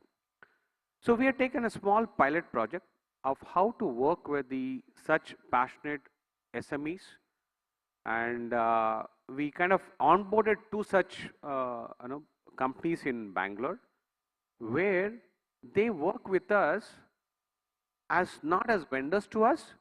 They work with along with us when we talk to people like Lam, people like Applied, people like Tel, any of these companies, global companies. So there is very little lag between what we understand and what we communicate to our vendor partners. So that's what we did, one step. And second step is, all these SMEs don't have the best of the equipments for them to meet criteria that has been laid out in the specs of the equipment building. Let's say they finished the surface coating levels, the GDT tolerances. All is not easy with a run-of-the-mill kind of equipment. So we are now initiating a new venture of setting up such equipments in our facility, where our vendor partners would come and use those machining capabilities to deliver some of these engineering components to meet the SEMI S2 standards. So this case, or this pilot we are running, is not limited to just 2 today. And we are actually, yesterday we spoke to, we gave a briefing to the media, and wherein we said we are earmarking a fund to support such SMEs in the country, and our aim is to at least tap 200 such SMEs across these 5 to 6 global, what do you call, excellence centers in the country. If we can get those 200 such passionate small entrepreneurs into this ecosystem, then we are in the game of $5 billion opportunity. So $5 billion opportunity of the component industry. Hello? Yeah. So these 200 small entrepreneurs can become leading players for component industry, which is as big as $5 billion globally. So I think, taking this cue, I would really urge many such large companies to see how we can engage with the small entrepreneurs across the 5 or 6 excellence centers in the country, and they can come into mainstream. Thank you, Manjunath. Though I had a set of questions, I wanted few more questions from you, but seeing the time paucity, it is only 4 minutes left. So probably I'll again come up with a common question to all of you, which is something similar which you have spoken already. So I'll again ask, what are the key capabilities probably which we should develop? Okay, we should develop, but we should develop those key capabilities so that we are meeting the global benchmarks, but at the same time we are competitive, because nobody, this is firm belief, nobody will let you in unless you meet these 2 requirements. So what do you think that we should try to develop in all your fields that we meet both of these requirements? Just take this one point which I forgot to add, very specific to your question that you said. It is not a game of just 1 or 2 companies in this ecosystem. So, and that calls for a very different approach. How do we connect the dots between what is happening at the macro level to the ground level with the small entrepreneurs who, if you go to any of these ecosystems outside India, I think, like for example, Malaysia ecosystem has about 500 plus small entrepreneurs supporting the semiconductor ecosystem. So given that kind of a requirement for a small country like Malaysia, we have a huge opportunity, and I see a very big responsibility which through ISM and local industrial bodies can get the small entrepreneurs into this ecosystem through education. We are not educating only the engineers or physicists or chemists from the colleges. We also have to educate these entrepreneurs from a quality standpoint from the semi requirements. And I think that will really speed in the whole process of getting the talent into the industry.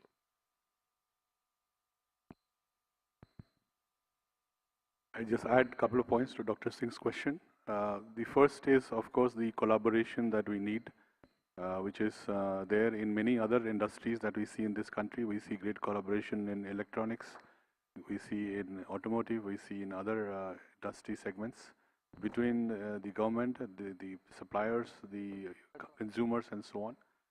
We need to build the same level of collaborative approach and very long-term partnerships with the fabs.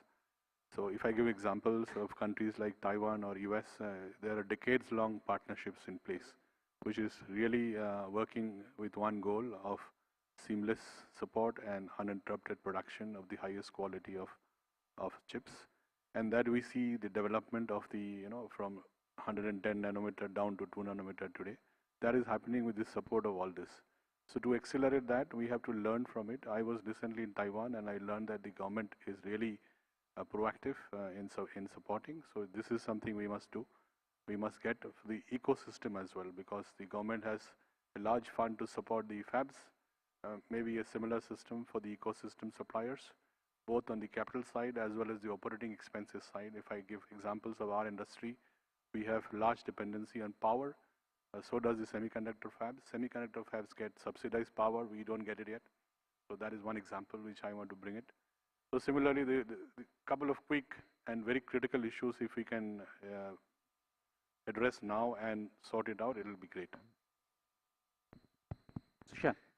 Yeah, I talked about the advantage that our ecosystem has, but at the same time, in the equipment industry, our suppliers, global suppliers, have been working with the equipment companies for several decades. They have spent and learned through several decades of experiential learning. They have invested, they've taken the risk, they've got the rewards. That's, in a way, it serves as a challenge to Indian ecosystem that they have to start competing with the matured ecosystem from day one. So we don't have decades to wait for us to be competitive. We have few months. So we have to be very agile, adopt speed in learning, and build, productive partnerships through the supply chain, benchmark, understand how this value chain is. Can we vertically integrate a lot of components to be able to to compete and be competitive with the global companies. So that puts a lot of emphasis on capability development, and also keeping in mind, this industry is also very cyclic in nature. Right? It's a capital investment is very cyclic. So it's also very important for the companies to utilize any kind of support that is there from the government to use it, and I'm sure the ISM and the government is working on that, but it's very important to use that and build that flexibility to bear the low cycles in this industry. So. Thank you, Shan. Kunal, quickly, Sure, our time is up. Yeah. So from our side, what I would like to mention is that when we talk about semiconductor grade chemicals, the purity requirements are extremely, extremely high. Like, for example, some of the metal contents required are in single digit PPTs, not even PPBs. So for meeting those, like companies like us who are the global experience player, we will certainly come in. It's a matter of time. But at the same time, the entire wide ecosystem needs to be developed. Just for example, water. So the water which is being used by the chemical industries today in India versus what is required for semiconductor related chemicals is very, very different. And in last few days, we have had a lot of experiences and meeting with the things. So it is not something that everything you need only semiconductor grade. whatever you are doing related to chemicals, gases in the ecosystem, just start thinking about how you can improve it. So if you are making a high purity, how you can go to the ultra purity water, ultra purity anything. So anything which is required in the chemical, more or less things are similar. But how we can go to the more and more purity, more accuracy is what I think is required, and it is not going to be a matter of few companies or only the global companies. As I think we very clearly mentioned, it is going to be the partnerships across the value chain, across a very, very wide network of entire ecosystem, which needs to be step up. And that is how it will be developed, and that is how it has been done globally. It is not everything was there on day one. So over a period of time, all of the wide ecosystem partners needs to upgrade their skills and their delivery patterns. Thank you, Kunal, and thank you all panelists. Before I wrap up, maybe we can take one or at the most two questions. Yeah. Please go ahead, ma'am.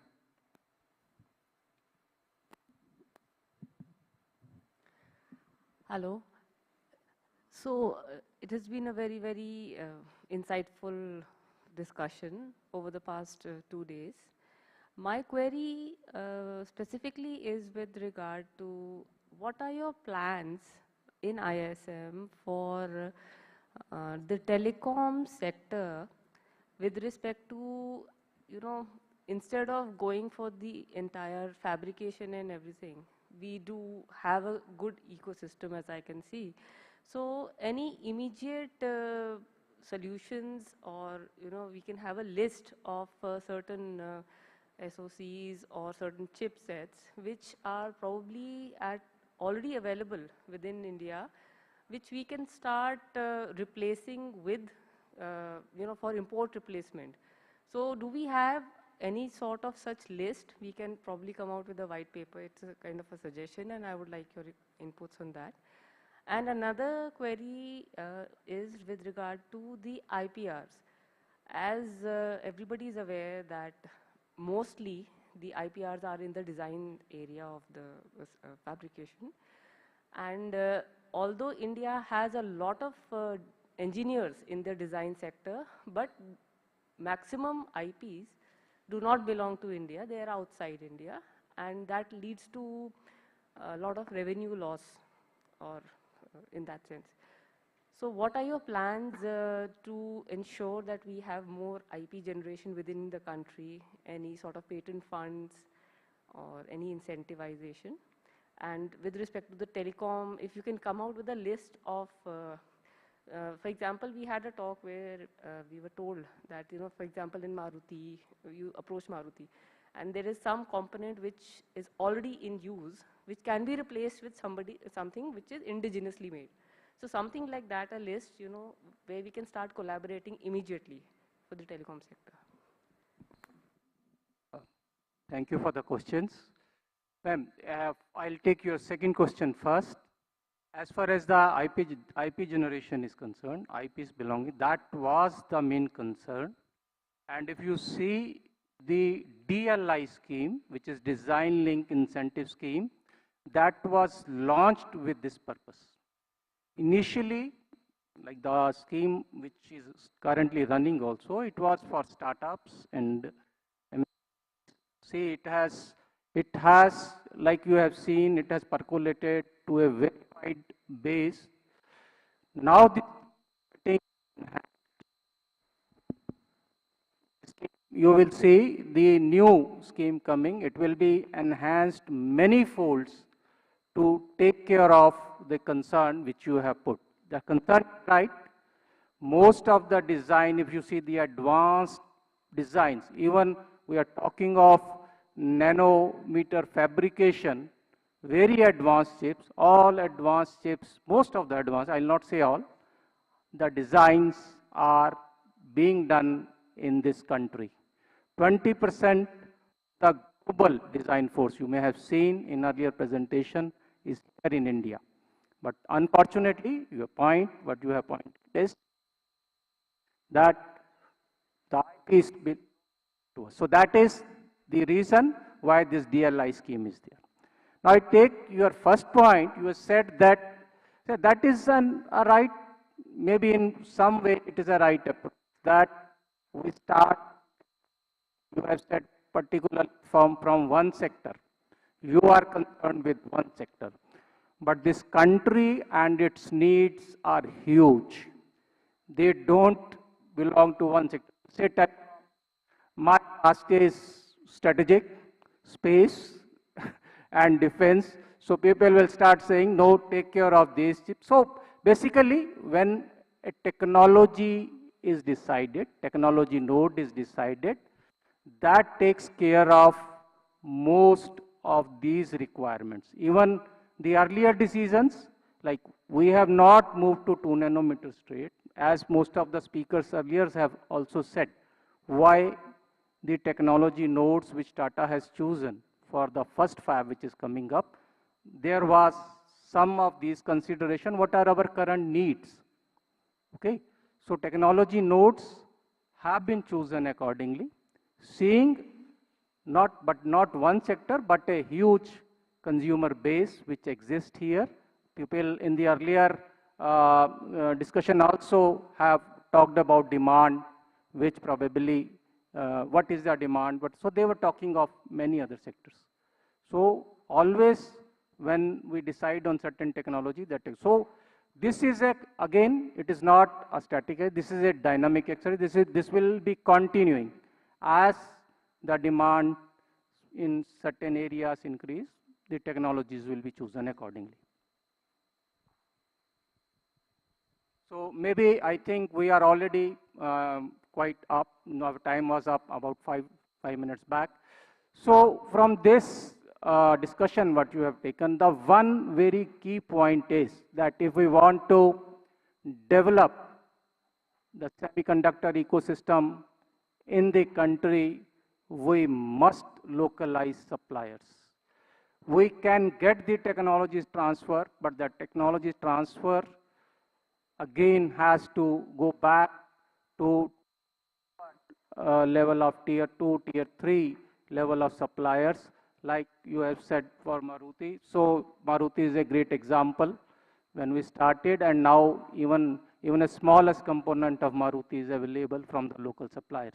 If we want to, this is also a very huge industry. If we want to really develop this in the country, we must encourage our local supply. Thank you very much. I thank you all the panelists for their time. Thank you.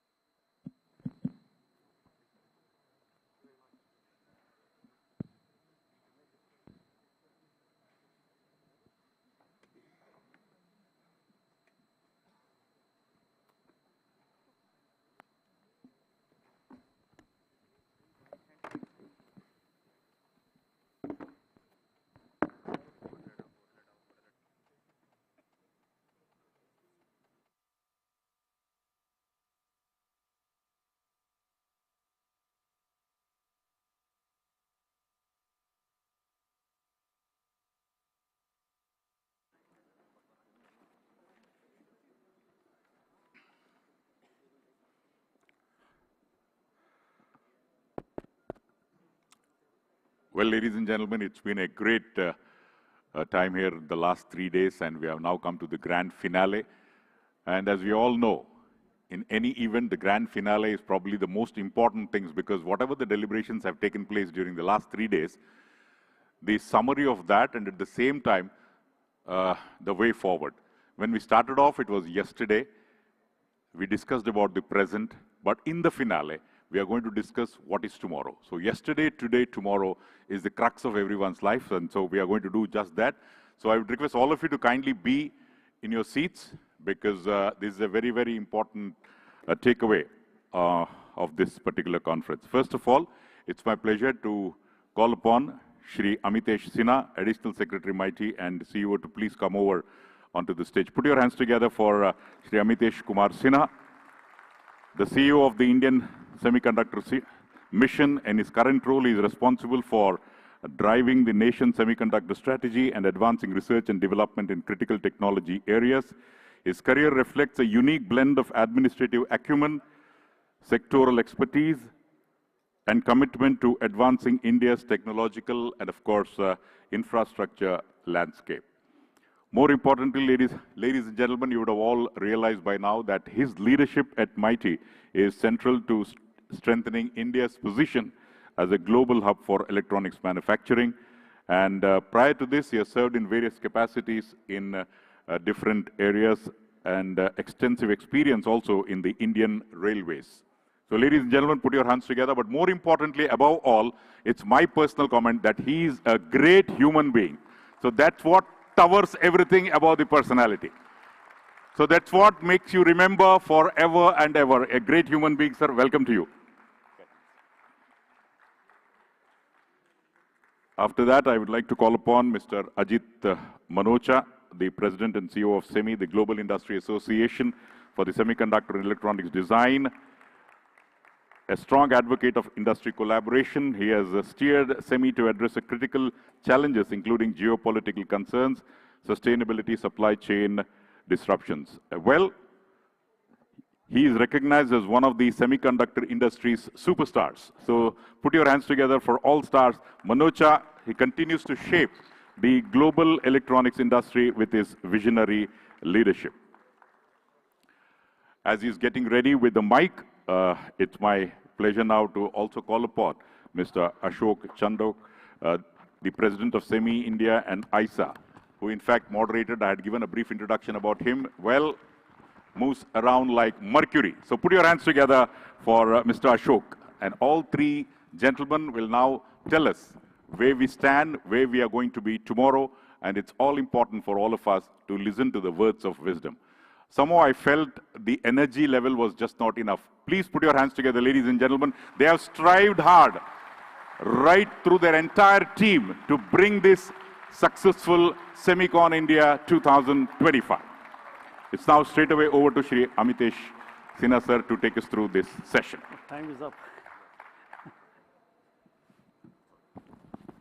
Good evening, friends. I want to hear good evening. Good evening. Nobody can be tired. Hi, good evening, everyone. I hope my voice is audible in the exhibition hall. I cannot get the feedback from there. I am assuming the exhibition hall knows what's happening into this Brahma Kamal hall. So friends, as we come close to these 3 days of SEMICON India event as a closing ceremony, we all together stand at the defining moment of India's semiconductor journey, building the next semiconductor powerhouse. Over the last 3 days, we have not only seen the cutting-edge technology, product solutions, demonstrations in exhibition hall, more than 350 exhibitors, but also we have got the word of wisdom and experience from a lot of global speakers, more than 150 speakers in multiple sessions.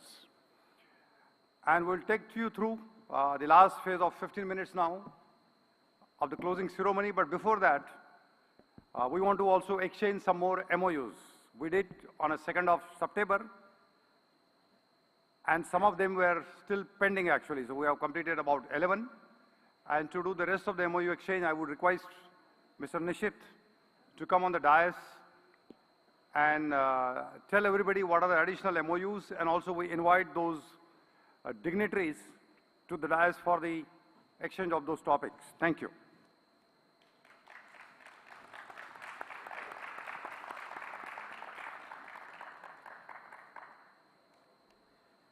Hello, good evening everyone. This is Nishit from Ministry of Electronics and IT. So in the interest of time, we are not inviting the dignitaries. So there are a list of 7 more interesting announcements during this closing ceremony of the SEMICON India. So the first announcement is about a reopening of the application window for ED tool access under the designing incentive scheme. So we were receiving requests from many startups to reopen this ED tool access, and the application window was closed for some time. So some of you might be aware of that about 72 startups are currently accessing this EDA tool under a DLI scheme. And this Chip-in Center, which is established at CDAC Bangalore, has powered about 14+ million hours of EDA tool usage across 350 organizations, including 280 academic institutions. So dear So friends, now, what Nishit is trying to say that there was a popular demand that access to EDA tool window should not be closed. So today we are happy to announce that the EDA tools window for startups is still open and anybody can apply for that. So the startups and academic institutions across the country can go to the respective web portals of the DLI scheme as well as the CTOS program, and they can submit the application. So the second announcement is regarding the announcement of 30 semi-finalists under the Digital India RISC-V Grand Challenge. We announced this challenge in the March 2025, and from over 1,200 participating teams, 30 semi-finalists were selected in the Digital India RISC-V Grand Challenge, launched under the Chips to Startup program by the Honorable Minister, Ashwini Vaishnav sir, in March 2025. And these student teams will now receive the Shakti processor and Vega processor kits ported on the FPGA boards, and also the seed funding to develop the prototype applications around these microprocessors. So these are the indigenous processors around which they will be developing now the prototype applications. So, I mean, the list of 30 semi-finalists has been uploaded on the CTOS web portal. So, yeah. The third announcement is regarding the Global Foundry, which is a leading fab, is announcing support to the companies approved under the Design Link Incentive Scheme through their India Foundry Connect program, providing access to the GF's process design kits, PDKs, multi-project wafer support, MPW fabrication support, IP access and engineering support to help the startups accelerate the process from design to manufacturing. The fourth announcement is regarding the Chip-in Center is today collaborating with the OCHIP program of the state government of Odisha. So, as we already, so Chip-in Center at CDAC Bangalore, the Designing Incentive Scheme and Chips to Startup program is collaborating with the Odisha Semiconductor Fab and Fabless Innovation and Acceleration Program, OCHIP, to catalyze the fabless chip design ecosystem in the state of Odisha by way of enabling the state-of-the-art chip design infrastructure, including EDA tools, among the student and startup companies in the state of Odisha. The fifth announcement is regarding unveiling of the roadmap of the chip by the MOSCHIP. So MOSCHIP Technologies today unveiling the roadmap for the Vidyut chip for the smart energy meter, which is fully indigenous smart energy meter chip, and they have already successfully validated some key IPs, including the power management unit, temperature sensors, clock management unit, and the LCD panel controller on a 180 nanometer foundry, which is SCL Mohali. The mouse chip is now planning to make the Vidyut chip completely indigenously, including its fabrication, supporting India's push for the self-reliance in the semiconductor chip designed by the 2026. So another similar announcement is regarding indigenization of the roadmap for the CCTV surveillance camera. So Netra Semi, which is the DLI approved company, is today collaborating with Parama India, which is a leading video surveillance solution provider. Today they will work together to work for integrating the indigenous system on chip by Netra Semi into the CCTV and surveillance devices. So basically this collaboration marks a major step towards reinforcing a secure homegrown supply chain and advancing self-reliance in the surveillance technology across the country. And last but not least, CDAC is also making various collaborations towards expanding their potential and capabilities in the cryogenic chip design. So CDAC has signed an MOU with the US-based Rigetti Computing for co-development and fabrication access and letter of intents for cooperation with Quantumware Netherlands and Control OX Finland for supercomputing chip design and fabrication facilities, software collaborations, and access to TU Delft's advanced fabrication facility. So these global partnerships will accelerate India's capability in cryogenic chip design and position the nation in the front foot of hybrid quantum computing. So these are the list of announcements, and all the respective details will be available on the respective portals of the DRI scheme and CTOS programs. Thank you very much. Thank you, Nishit. So friends, it has been really spectacular. Several MOUs, the announcements, thousands of networking meetings, business-to-business discussions. Many things happened over the last 3 days. The previous session which I conducted, there was a poll here and everybody said I was a good moderator actually. So they asked me with demand that I should question now both these gentlemen on the stage here. So I'm going to proceed with that. And I'm expecting once again all our exhibitors in the exhibition hall are able to listen and hear what's happening into this Brahmagapal hall as a closing ceremony.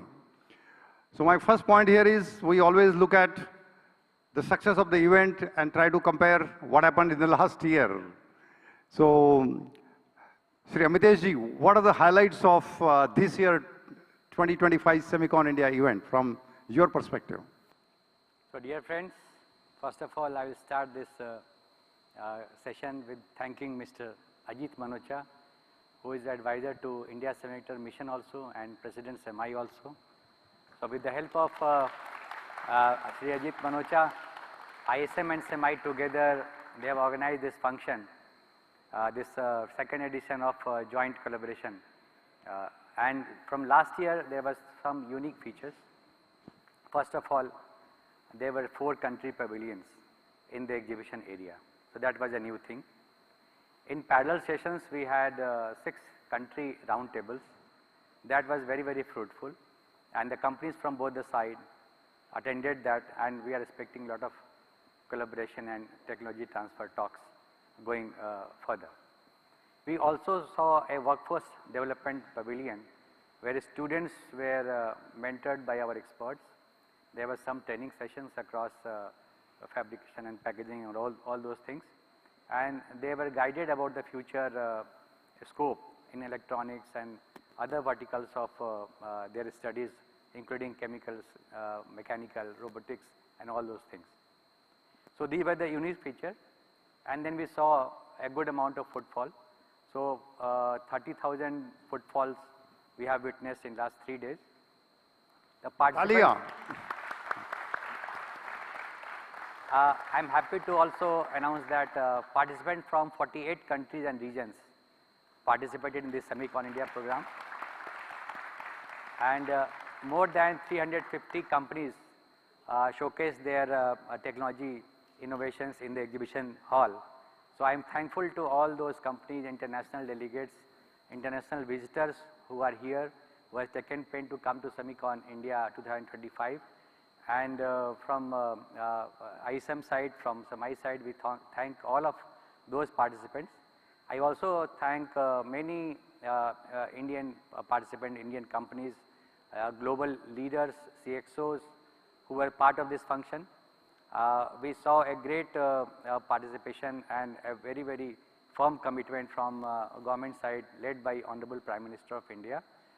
He actually came to this Semicon India 2025 twice. On day 1 he inaugurated, on day 2 he came to see exhibition, he interacted with the exhibitors, and also he chaired a round table in with the global CEOs and CXOs. He wanted to understand the global perspective and their suggestions, if they have any, for the further betterment of the Semicon India program. So this kind of commitment, participation, and all degree of enthusiasm we have witnessed. So I am very thankful to all of you who have come here in a great number. Thank you. If I may add to that. Yeah, please. I mean, I go to Semicons all over the world. SEMI holds Semicons in 7 other countries. India is the 8th country we added last year. And the leaders from those countries and different countries come to Semicons. But what happened this time, Modi ji spent more than 7 hours in 2 days. That is unprecedented. What that means is that he is committed to the ambition or the vision to making this country a semiconductor nation or the powerhouse. And that's important for India, not only for India, but for the entire world. And he is looking at that way, not just for India, but for the entire world. And that amount of time he committed is unprecedented and exceptional. Thank you. Indeed, there has been a great progress which has been made during this Semicon India 25 compared to previous year, and we will continue to march further surely. And Amiteshji very well articulated and narrated some of the key topics which we achieved. That brings me to the next point, and Ajit, as you mentioned, Semicon events are done in almost 8 countries now. How do you compare the Semicon India event to the rest of the world? I would say uncomparable. What I mean by that. Thank you. Before coming to Semicon, I had my staff provided me all the data of the Semicons, first Semicon and the current Semicon in all these 7 countries. And I was totally surprised when I saw the data.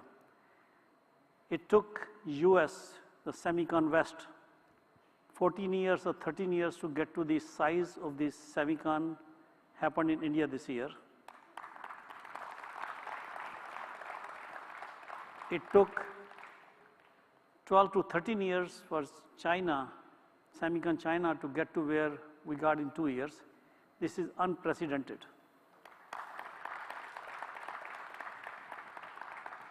And I don't know if you remember, I cheated with Amiteshji. Despite his view that no slides, I had one slide on the screen. It showed the ramp of the mature semicons from the time t equal to 0 to 13 years, then Semicon India from t equal to 0 to 2 years, vertical line. That was the exponential growth of Modi's law. And basically, Semicon India in 2 years has come to the level of maturity of any other semicons in the world. For example, Semicon Southeast Asia, for 30 years, same level as Semicon India. Semicon West, which is US, is almost same level as India. Semicon Europa for 50 years, is the 50th anniversary this year, is same level as Semicon India. Yes, there are leaders. Semicon China is the largest show on the planet. And then the 2 or 3 other large shows are second, third categories: Semicon Japan, Semicon South Korea, Semicon Southeast Asia, Semicon Taiwan. The question for all of us is, okay, it took them, these other semicons which are pretty big now, it took them 30 to 40 years to get there. Will it take same number of years for India to get to the same level? I think the answer, you should know it yourself. If the slope is like this, it should happen in 5 to 7 years.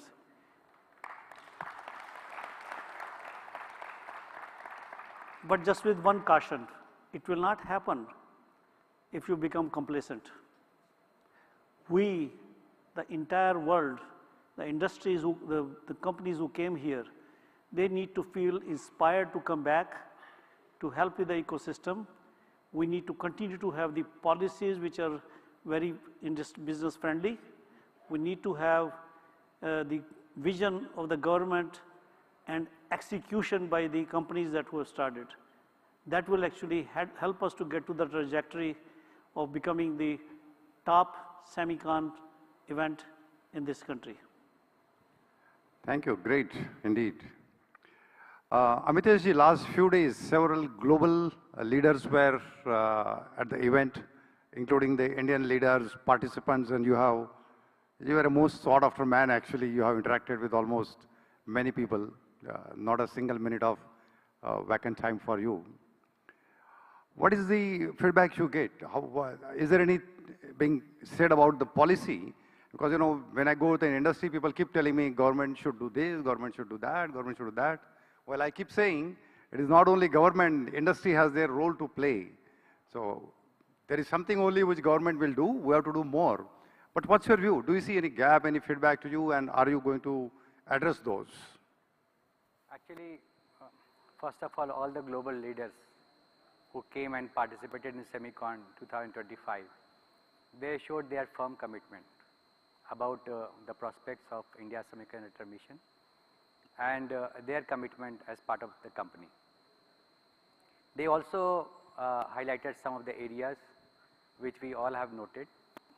During the roundtables also, they pointed out certain improvements which we have taken note of, and we will try to work on that. If you ask me about the policy gaps and how we are seeing this total landscape, the journey of electronics manufacturing started with the play of EMS, assembly. And this journey is continuing for last 10 years.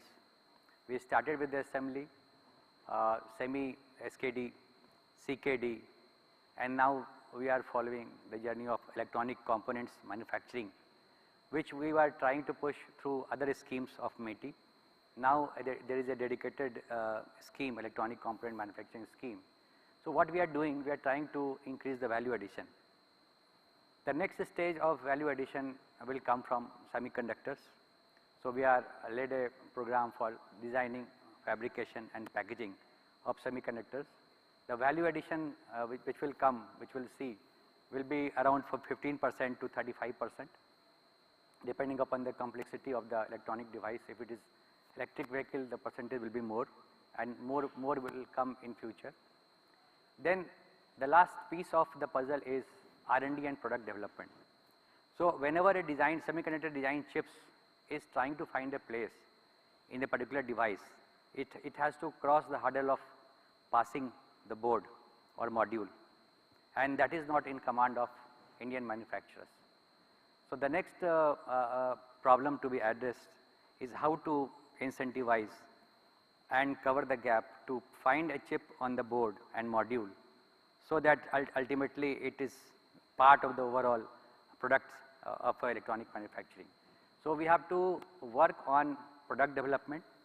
We have to fill the gap of finding chips, placing chips, Indian chips, made in India, designed in India chips on the board of different products. That gap we will try to fill up. In R&D, we will try to do some more research in technologies, whether it is fab or advanced packaging. Yeah. In design sector also, we have a startup ecosystem, but we will see that how the strength of Indian companies can be leveraged towards that. So I think these are the gaps we will try to address in the next SEMICON. Great. Thank you, sir. And it's indeed heartening to know that the government is listening, taking the feedback, and also very much willing to work on those. And I keep saying, industry people, we do our work also, actually, don't ask everything. With that, my next point is to Ajit.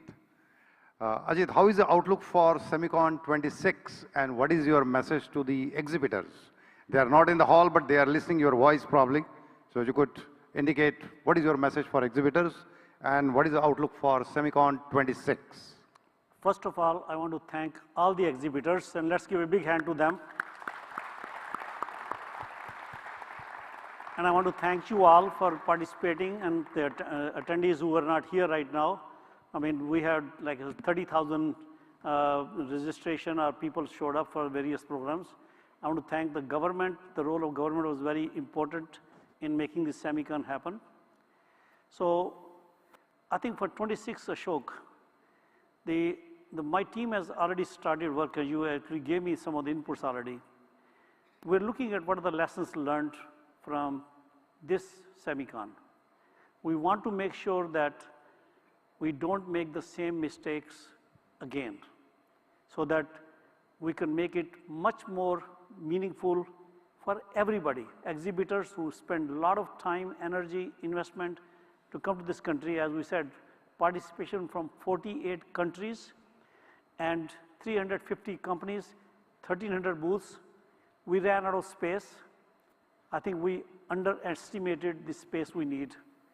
Next year, SEMICON Edition 3 will be on September 16, 17, and 18, 2026.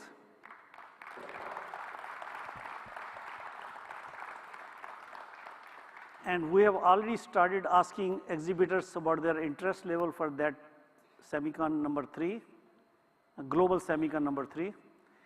And we will not have any reason to say that we don't have space. So we will make sure there's enough space. But again, the most important thing will be, can we remain on the trajectory that we already started? and I think we'll make sure that that happens. And the other important aspect is, can we really have this ecosystem get on autopilot? That will help the country to become self-sufficient in making a semiconductor nation. So that's really the big difference. And the last but not the least, as Amitesh ji mentioned, there was a big focus on workforce development. Next year, we'll take it to a newer heights. I'll give you one example. Sorry, I know we're running out of time.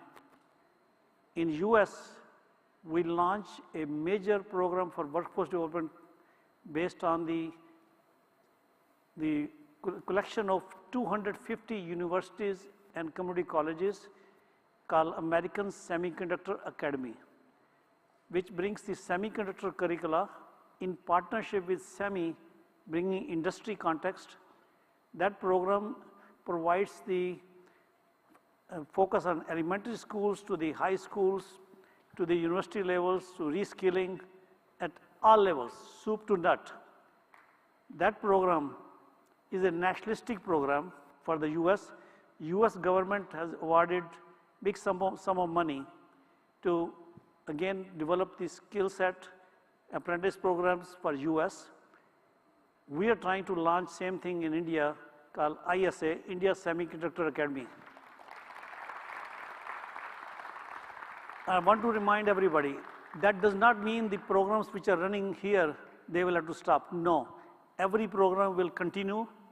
They are important. Then over that, there will be an umbrella of a nationalistic program for speeding up the talent development in the country. So wait for that. That will be another feature of 2026. Thank you. So that's a... Friends, I just want to end from Honorable Prime Minister's vision. He said that we are not here for short term. We are here for long term. And this is the commitment of government. And this commitment is way beyond the ISM 1.0. So we will try to develop the complete ecosystem, as Ajit Manucha sir has said. And complete ecosystem considers policies for everything from design, fabrication, packaging, equipment manufacturing, chemical, gases, material development. These are the things, these are the ingredients of complete ecosystem. So we will try to find out the policy measures that is required and try to address all these things together in ISM 2.0. Thank you. Thanks. Also, Honorable Prime Minister said very clearly, we are late, but we will go fast. So our journey continues on a fast track basis. And I once again want to thank you, the exhibitors. Those are in exhibition hall for their time, traveling all the way worldwide as well as from India and exhibiting those cutting edge products and solutions, which really has been very helpful, and that also helped us to increase the footfall in the event. I was given a list that I need to do a thank you to all the entities and the teams, those who have really contributed directly and indirectly for the success of this event. Total list is 51. So I cannot read everything now, but I can only say that on behalf of organizer, that is ISM and METI, as well as SEMI, big thank you to all of you, all the people, all the participants, exhibitors, distinguished guests, government dignitaries, various entities, event management agencies, service, volunteers. Keep going, everybody. Thank you very much for the great event. And my team in SEMI and ISA, they did a great job. I'm proud of you. Thank you. Yeah, it's a ISM team, SEMI team. Yeah. All our facility providers, Thomas Cook, Active. Everybody. All the team members. Thank you. Thank you very much. And I won't say see you next year because we keep meeting actually every day. So SEMICON is next year, but we'll keep meeting. Thank you very much. Signing off, triple A's. Amitesh ji A, Ajit A, and Ashok A. Thank you.